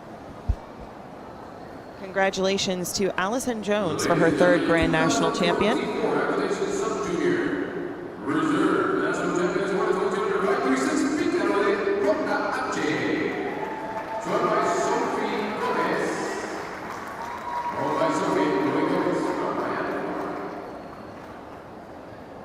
Lyndon says, I have a white German Shepherd. Oh, I bet he's beautiful. And whenever he's at the show with me, he is the most behaved. He sits between my legs, never moves, never barks at anyone or other dogs. He stays by my side. That's awesome, Lyndon. K9 says, lovely camaraderie. Megan Johnson says, what a good show of sportsmanship between them. Absolutely. That's what it's all about, guys. Tango's like, gray.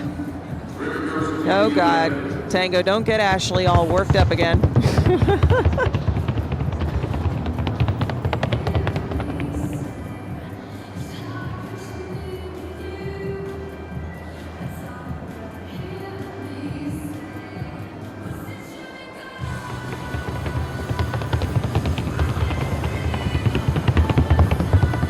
Tango, she's difficult to control. I bet even more when you're encouraging her.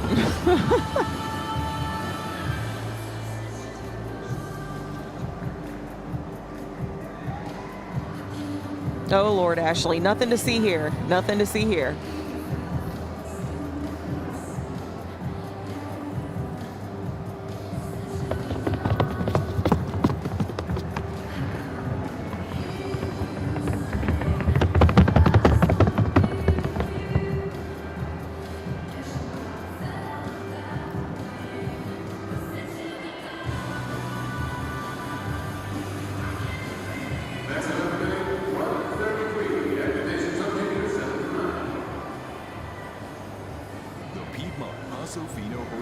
Ashley says, I'm over here eating nerds, minding my business. A premiere. Coming June 2020. This International Equestrian Center, nestled in the foothills of Trocha, North Carolina. First-class facilities with lodging, 9 diverse on-site restaurants, and variety of shops. Tryon is the ultimate destination for horse lovers, as well as the perfect setting to showcase the Paso Feno breed. Don't miss this unforgettable experience.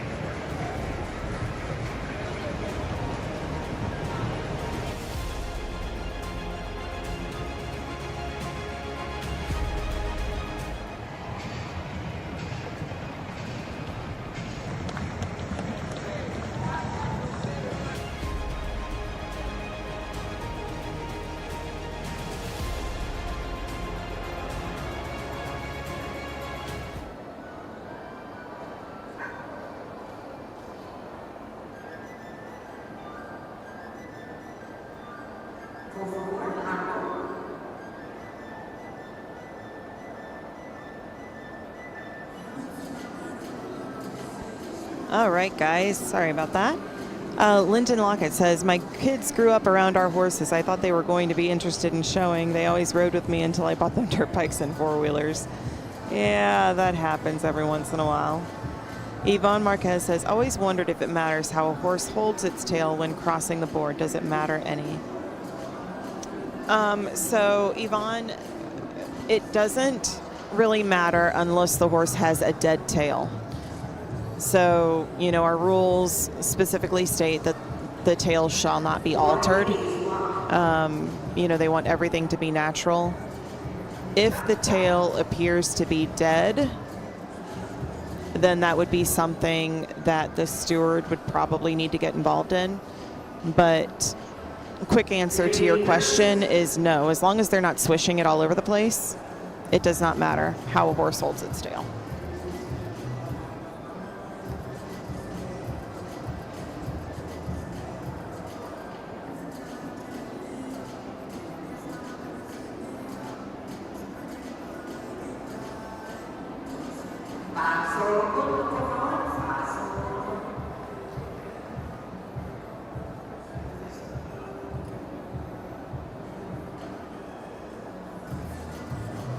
So Lyndon, a dead tail is when the nerves or tendons have been cut in the tail and the horse can't move it.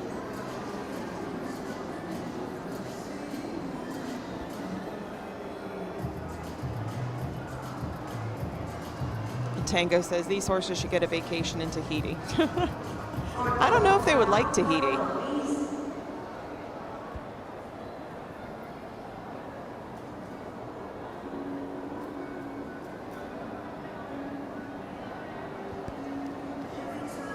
So class 133, equitation sub-junior, 7 through 9 years of age. We've got back number 132, Ivana Colorado, riding Codillo de Valparaiso. We've got back number 137 is Sabrina Gonzalez, riding Bolerina de Bellavista. We have back number 224, Sofia Prado, riding Dinastía Dos de la Promesa. Back number 339, Mia Munoz, Diseño de la Revancha. And back number 342, Amalia Ortiz, riding Destinada de la Justicia. Hey, welcome in, Craig.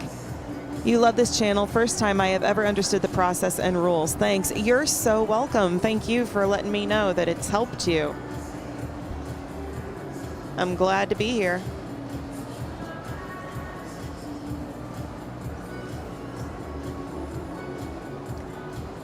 So guys, as this is another equitation class, again, this class is judged 100% on equitation. So it's pretty easy to just explain the requirement, but you know, it's difficult to talk about the equitation and how they should be sitting other than, you know, just reading the rule book to you, because there are a lot of rules to remember. Oh, I know what I was going to tell you guys about the hands. I remember I was telling you guys about how PFHA rules say that you need to hold one hand in each rein. And a lot of these kids that have ridden in the World Cup, I mean, it's much better now, but a few years ago when we were getting more and more involved in the World Cup, international equitation states that you hold your reins. You have two reins in your right hand, I think, and then your left hand is on the left rein. So I know I'm probably not explaining it in the easiest way where you can picture it in your mind. Oh, looks like we're having a little bit of trouble. Entry number 224, Sofia Prado is having a little bit of trouble with her horse. So sounds like they are going to give her a chance. The mare got a little retaca. She decided that she did not want to go forward anymore.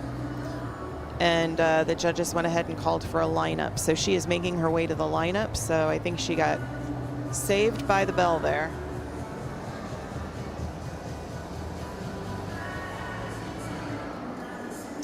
Lyndon asks, is it accepted now to ride the same horse in different classes? Yeah, so Lyndon, I think that, you know, it's always been accepted. Like you can, but it's a very specific horse that can do that, right? So I see it quite a bit in the schooling classes, and I know that we don't call them schooling anymore. They're the 38 to, or 36 to, let me see. The 36 to 48 months is considered a schooling class. Well, we do call it schooling, I'm sorry. We just have it as an age. But the schooling classes, I think it's probably more seen because a schooling horse, you're still trying to figure out what they're going to be, right? You don't know if they're going to be pleasure or performance, especially if they have that specific type of action. There are horses that can relax enough to be a pleasure horse and that can get pumped up enough to be a performance horse. But those horses are very few and far between. Very few and far between to be competitive in the open class in both performance and pleasure. I think generally we try to keep them separated because those horses are few and far between. And sometimes people try to force, if they don't do well, and I hope I don't get in trouble for saying this, but I think that some people still, if the horse doesn't do well in Feno, they try to put it in a different class, like pleasure. And that's where we start to get into trouble because the lines get blurred. And the horse may be quick, but most Feno horses don't have the largo speed that we would want in pleasure. And most Feno horses probably can't do as good as a flat walk as we would want in pleasure either. And that's okay. That's not saying anything negative about a Feno horse because they're different types of horses. I hope that makes sense.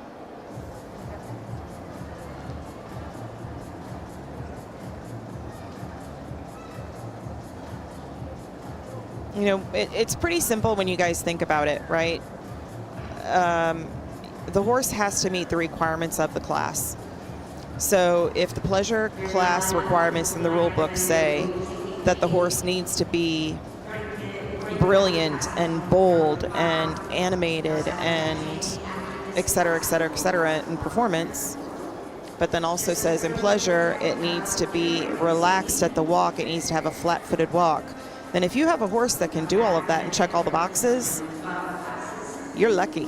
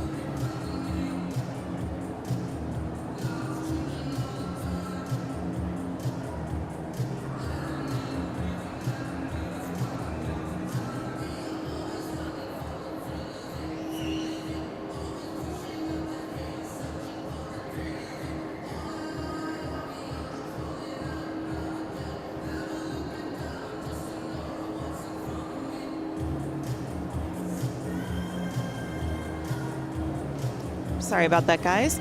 Lyndon said, my first paso, she would not flat walk, but she had the energy of performance. But when we went to nationals, she can compete better in pleasure. Yvonne says they really do need senior classes so older ones can still compete on an equal footing. And Lyndon said Sharon Ladonia would tell me to take her on a trail ride before I show her in pleasure and make her walk, believing that it was a task, but it worked. Well, good. That's good, Lyndon. I mean, as long as she meets the flat walk requirement, you know, that's, for me, that's important. For some judges, it may not be as important, but for me in a pleasure class, the flat walk is almost as important as the requirement of the horse has to gait. I don't know if you were in the chat when I had asked everybody, it was before one of the pleasure championships, and I said, you know, other than consistency and gait, what is the one thing that a pleasure horse must have? And we got some really good answers out of it. But the one that for me, the answer for me is the flat walk. But, you know, I have seen horses that are able to do both, absolutely, and be successful in both.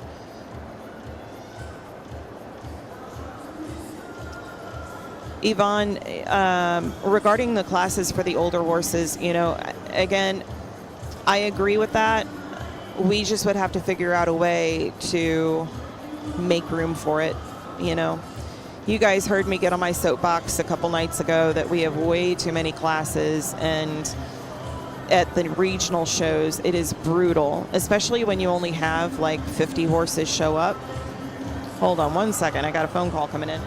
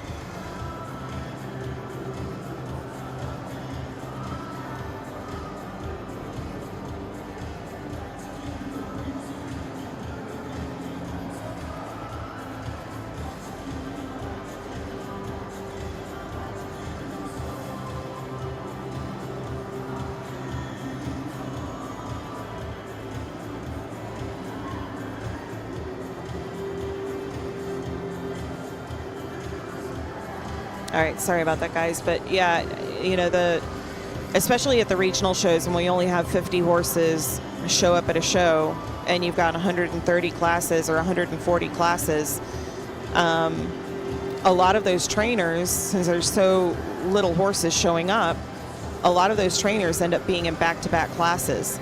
So you have a bunch of one-horse classes that you can't combine because the trainers are in those one-horse classes. They're literally back-to-back. And then you have to do a bunch of tack changes because it's the same trainers going in the same classes that are back-to-back. And it just makes for a really long day. So if we added, you know, I really don't want to add more classes to our show schedule, even though I do understand the desire for having an older horse class. We just have to figure out a way to get it added by removing or minimalizing somewhere else. Craig is asking, they don't do the figure eights, or is this optional in this class?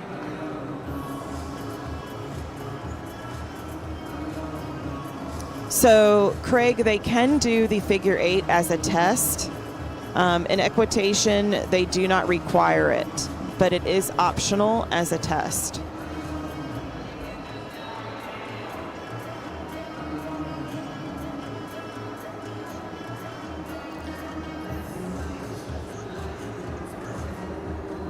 Hi, Josue. Hold on one second. Let me get Jocelyn.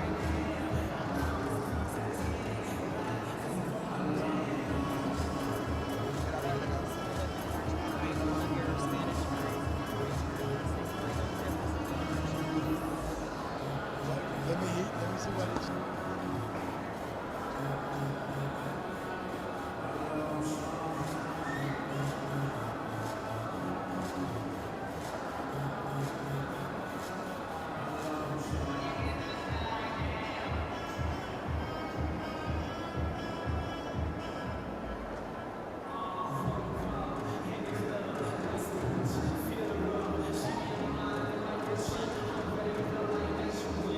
Saludos Josué Velázquez, Jocelyn. Aquí leo que no nos escucha, es que estamos cogiendo un receso en estas competencias de equitación, pero sí estamos aquí y vamos a continuar en esta transmisión hasta que termine. Esta noche hay eventos de Feno que van a estar supremamente buenos, así que vamos a estar compartiendo pronto con todos ustedes. Sorry, guys. I wanted to get Jocelyn because I know that he's got a couple of people that are looking for him. And every once in a while, we do like to take a break. You know, we are here all day, and so it's kind of nice to get up and stretch our legs and relax. So I know he had a couple of the Spanish, the Latin speakers coming over and checking, so I wanted to make sure that Josue, or Jocelyn explained that he's here, he was just taking a break, and that the sound is not off in his chat. All right, so we've made our award there. I now want to give you your 6th place national honors, entry number 342, and that is Destinada de la Justicia and Amalia Ortiz.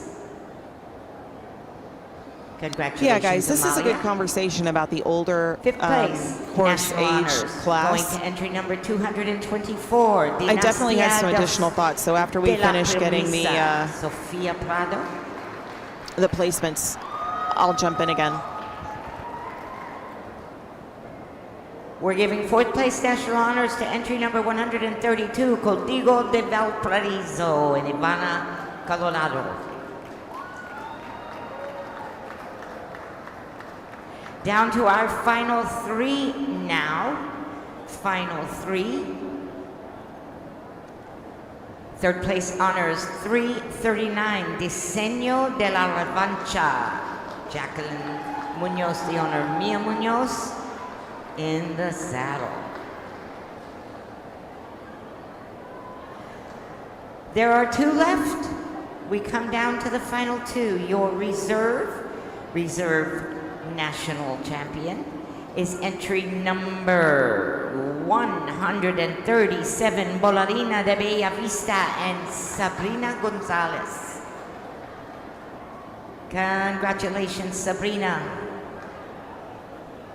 Once again, we're going to bring you a little girl whose name has been mentioned quite a few times this past few days.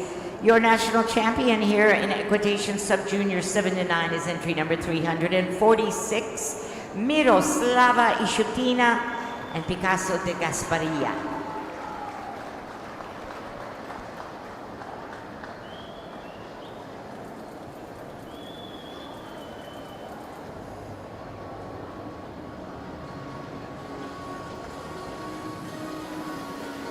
Great class. Congratulations to our national champion. I don't have her listed on my sheet. But I love the way that she rides that big bay horse. That big bay horse takes really good care of her. I think her name, Mina is her name. So congratulations, Mina. Awesome rides.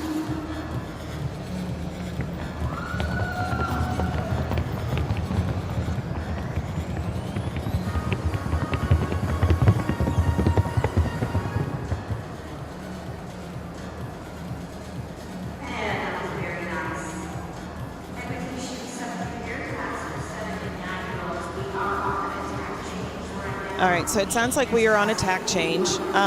Regarding, yeah, so I agree with what you guys are saying. I would love to condense some of our other classes. I just don't know if we would get that passed.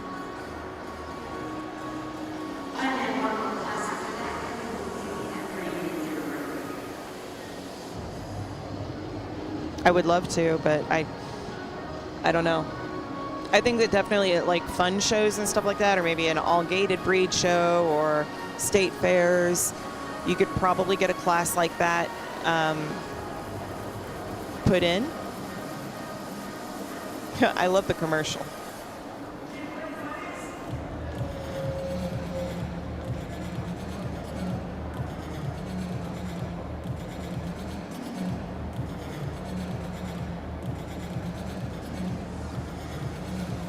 They say, I love that commercial with the peacocks.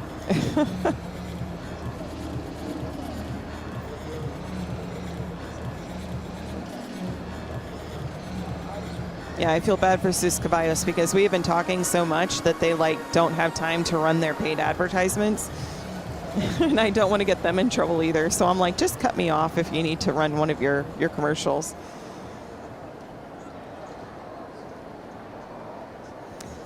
I'm actually, guys, so the ice cream parlor closes in 45 minutes, so I'm going to run over and grab some ice cream.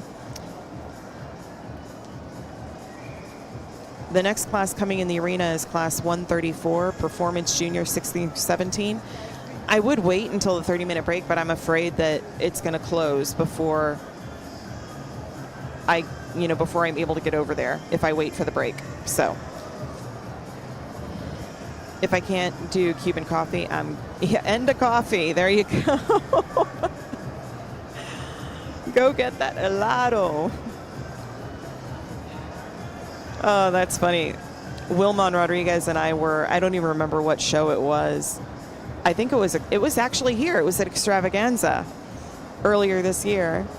And we got on the golf cart after a long day, and we were both like yelling helado as we're driving in the golf cart outside. People thought we were crazy. But that's what happens when you have long days and you're tired. You just get slap happy. So, all right, guys, I will be right back. Enjoy Performance Junior. Remember, we are looking at 30% on the Paso Corto. It needs to be collected, bold, and brilliant. We are looking 30% on the collected Paso Largo. We are doing 10% on the collected walk. And then we are doing 20% on manners, conformation, appearance, way of going, and 10% on the sounding board. So watch this class and see if you can place it close to how the judges place it. And I will be right back.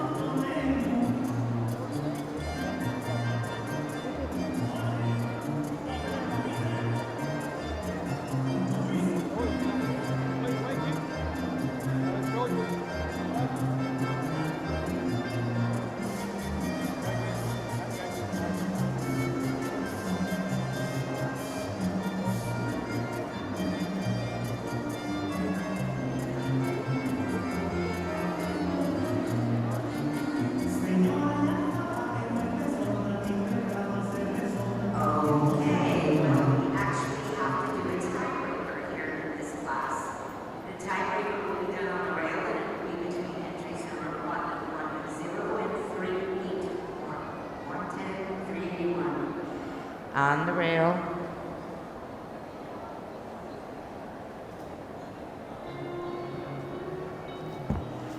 On the rail at the corto.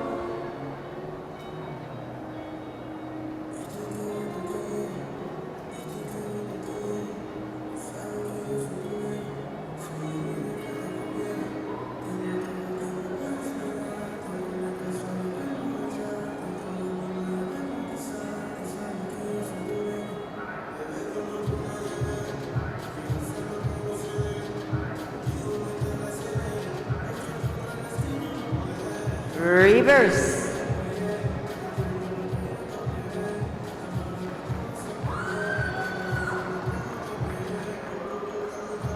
Reverse.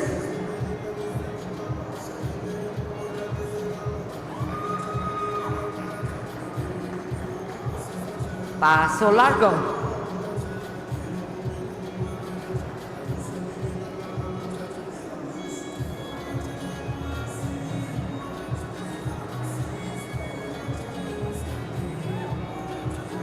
Paso corto.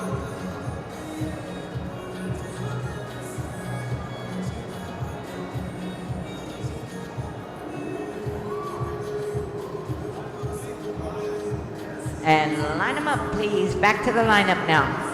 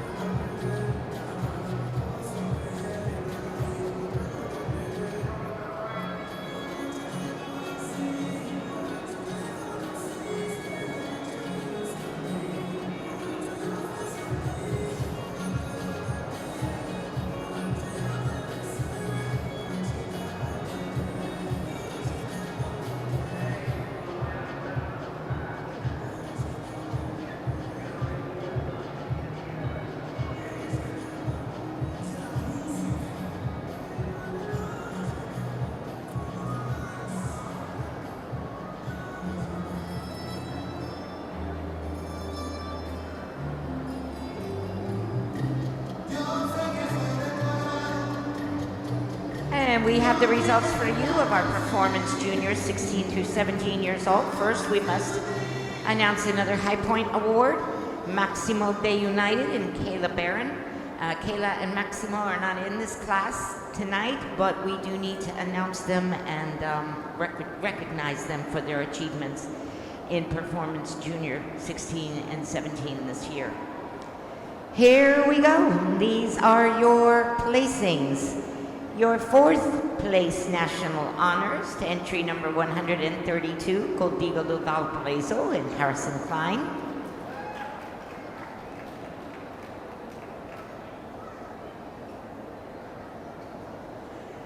Third place national honors to entry number 206, Soberano de Hotahachi and Sarah Shelby Thurman. Second place honors to entry number 381, Pesadilla del Carrion, Samantha Garcia is your reserve national champion.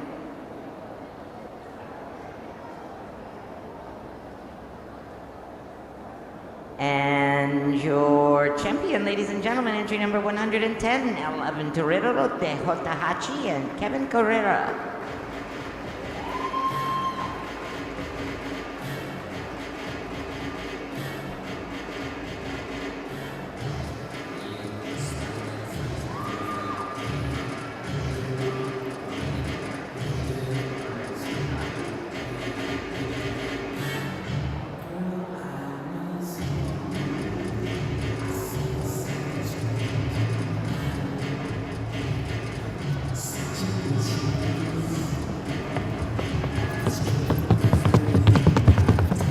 And let's have a nice round of applause for your national champion performance junior riders, 16 through 17. Kevin Carrera, aboard el Aventurero de Otahachi.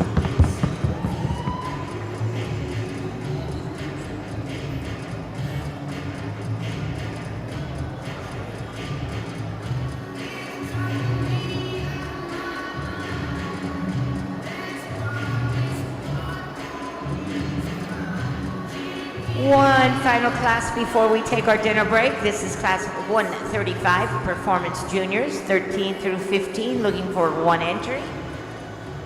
That is your class. Exhibitor on the rail now at the Paso Corto.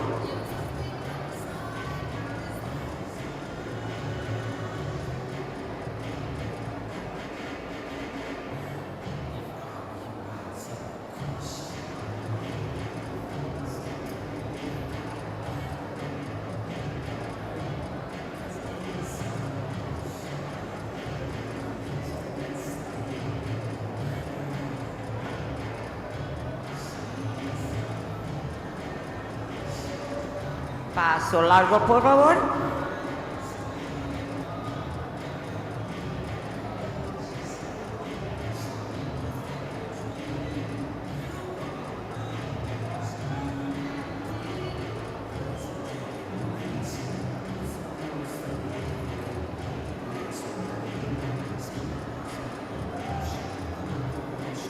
Walk, please. Walk.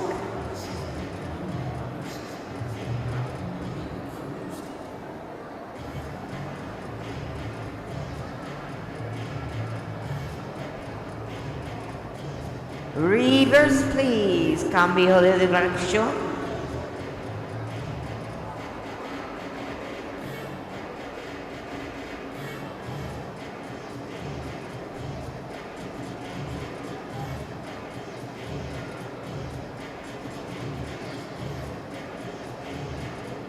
Paso corto.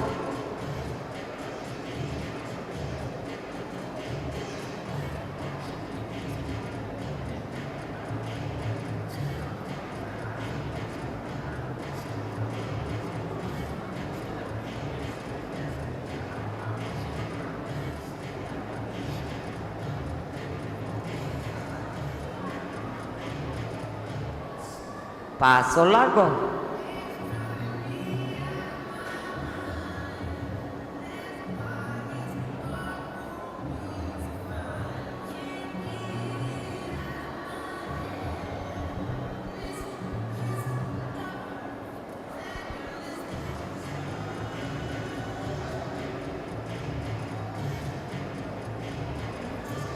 Walk, please, walk.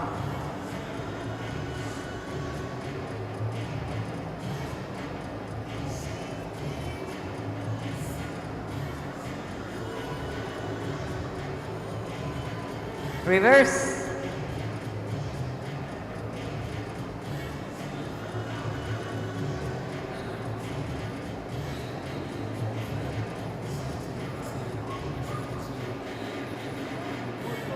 Paso corto. Uno tables on the board, into the lineup.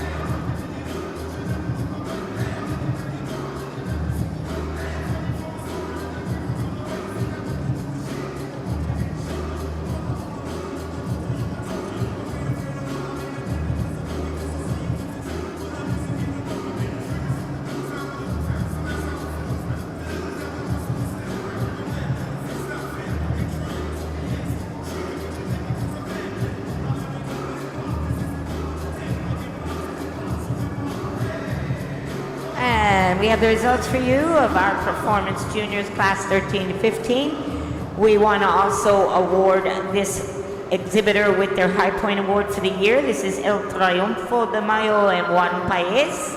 Congratulations. Ladies, if you would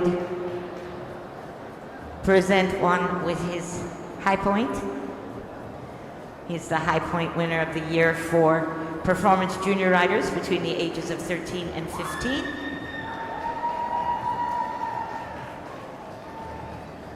Nice job. And now you get to put that championship ribbon around his neck because he's also the Performance Junior 13 through 15 national champion. That's El Triunfo de Mayo, Juan Paez. Felicidades. He's gonna make you come to him, ladies. As well he should, as Mauricio says. You may be only 13 to 15, but hang around, it'll have a lot more.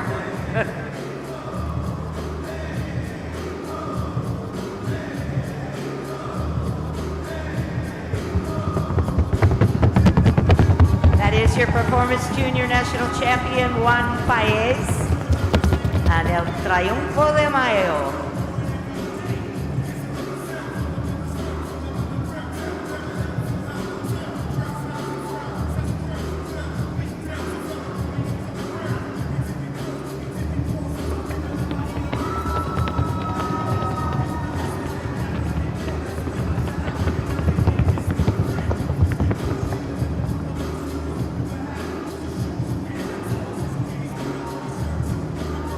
All right, that's going to do it for your judges and your announcers here for a 30-minute break. We're going to take a little bit of a rest.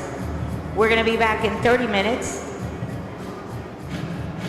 It is 7:36, so we will see you back about 8:06.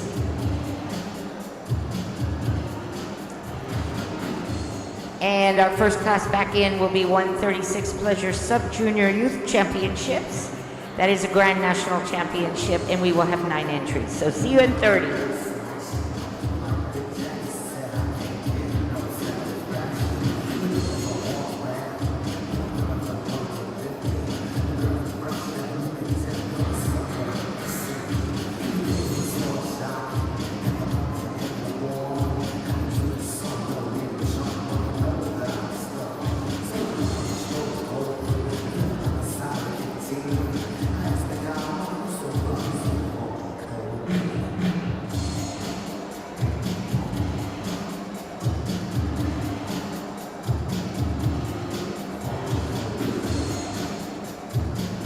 Más de 20 de experiencia. Somos una marca de calidad superior en sillas y accesorios equinos. Nuestros diseños exclusivos le brindan una mayor comodidad a su animal y una perfecta posición natural al montar.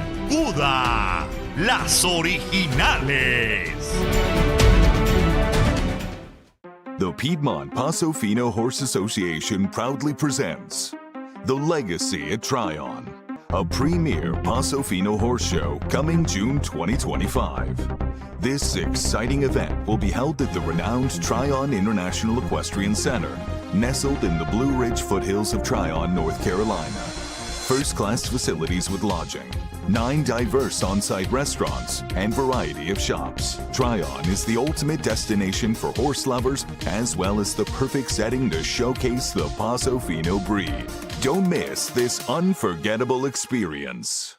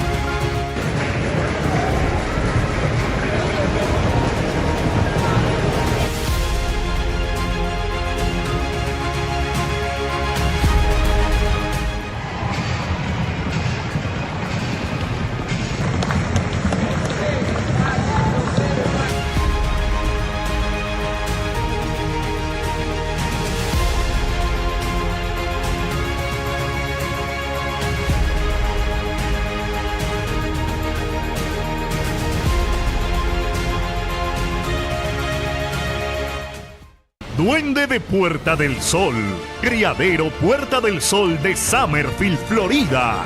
Duende de Puerta del Sol, el hijo oculto de la serranía por tempestad de serranía. Tormento de la Virginia fuera de concurso por capitán de la vitrina. Un caballo con una genética exquisita del Paso Fino, acompañado de una calidad excelsa, el cual está demostrando en su descendencia lo que ya demostró en la pista. Él y sus hijos son la mayor carta de presentación. Únete a este linaje de campeones.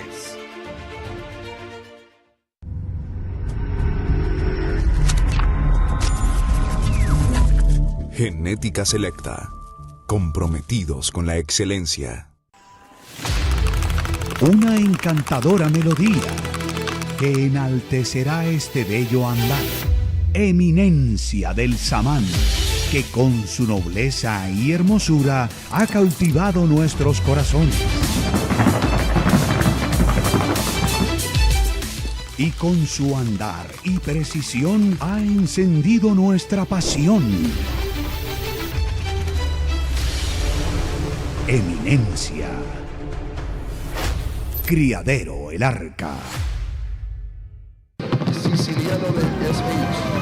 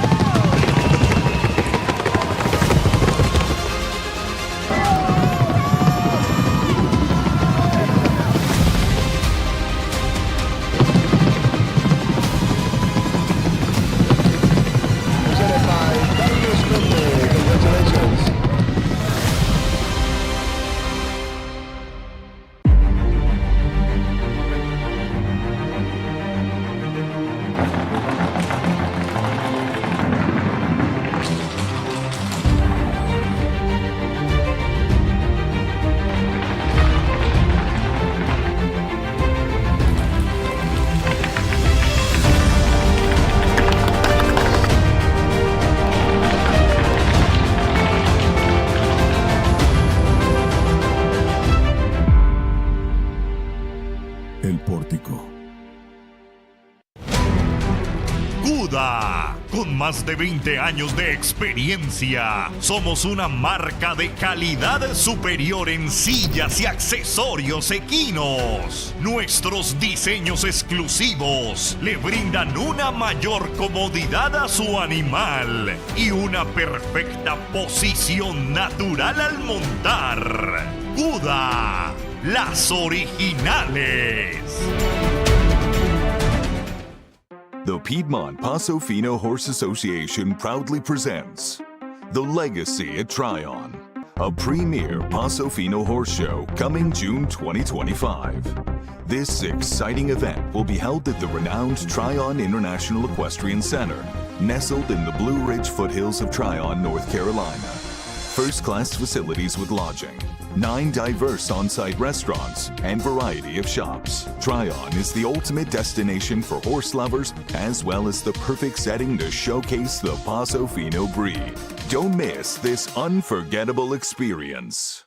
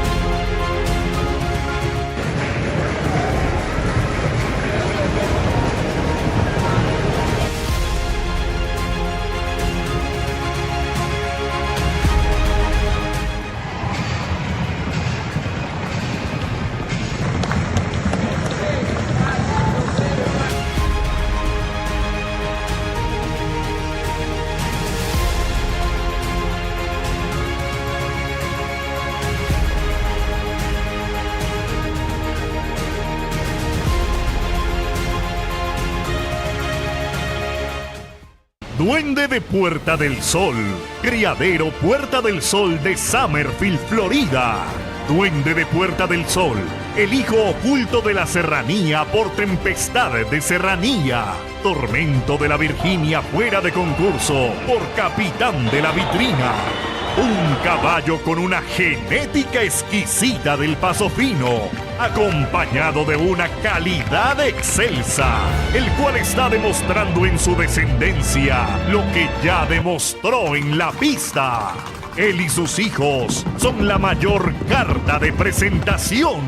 Únete a este linaje de campeones.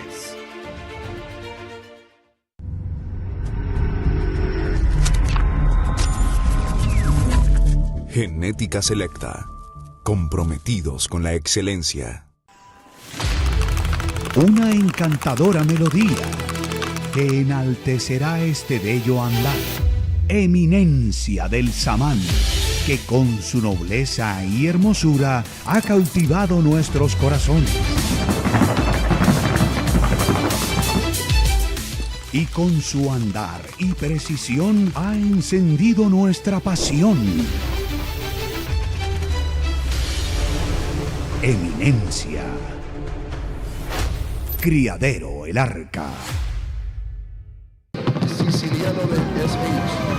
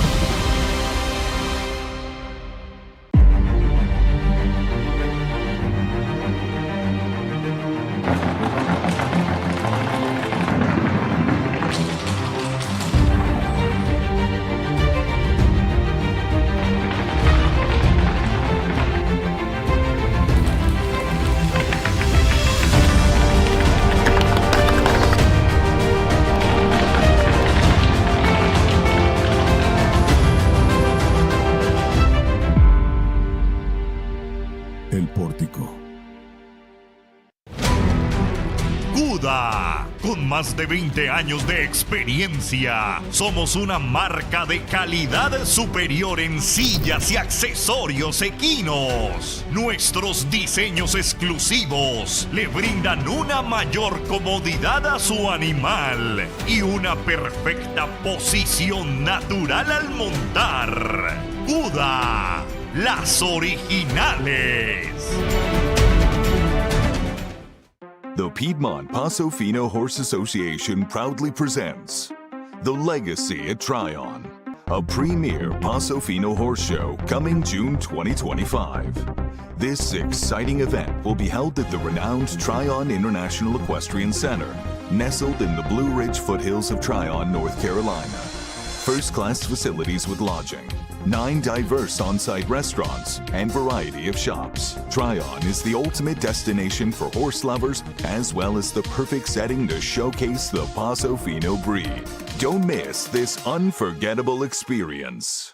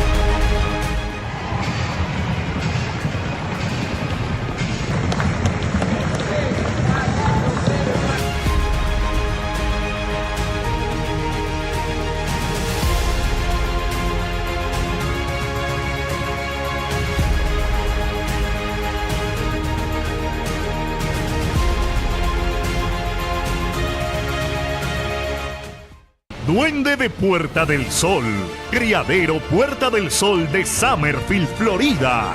Duende de Puerta del Sol, el hijo oculto de la serranía por tempestad de serranía. Tormento de la Virginia fuera de concurso por capitán de la vitrina. Un caballo con una genética exquisita del Paso Fino, acompañado de una calidad excelsa, el cual está demostrando en su descendencia lo que ya demostró en la pista. Él y sus hijos son la mayor carta de presentación. Únete a este linaje de campeones.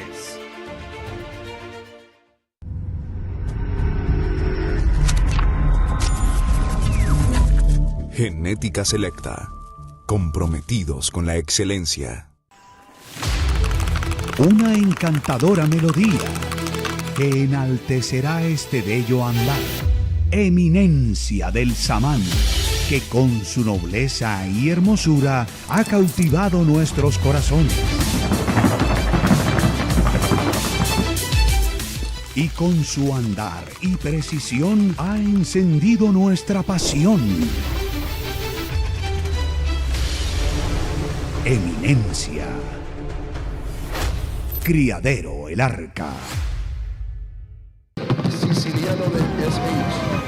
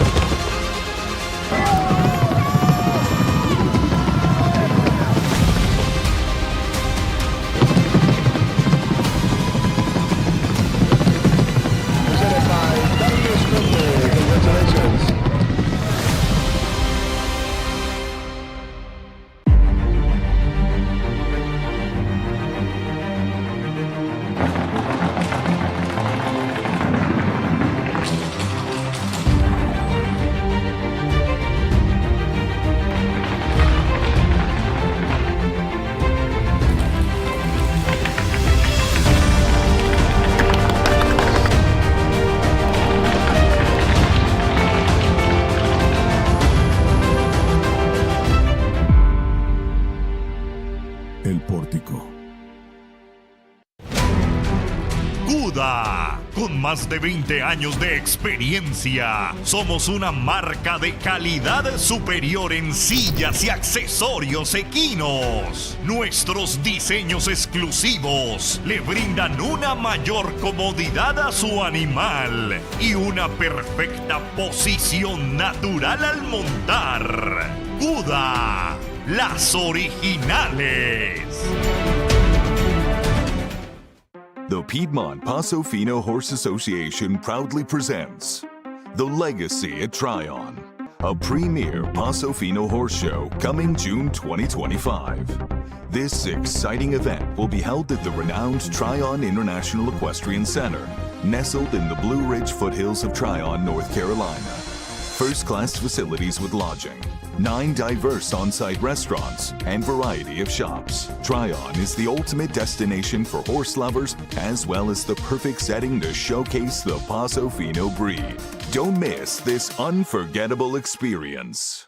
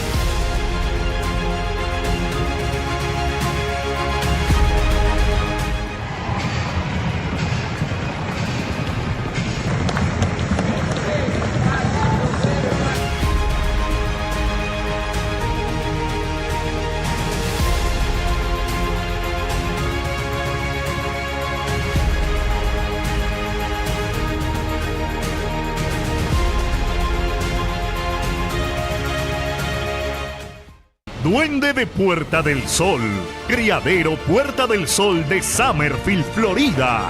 Duende de Puerta del Sol, el hijo oculto de la serranía por tempestad de serranía. Tormento de la Virginia fuera de concurso por capitán de la vitrina. Un caballo con una genética exquisita del Paso Fino, acompañado de una calidad excelsa, el cual está demostrando en su descendencia lo que ya demostró en la pista. Él y sus hijos son la mayor carta de presentación. Únete a este linaje de campeones.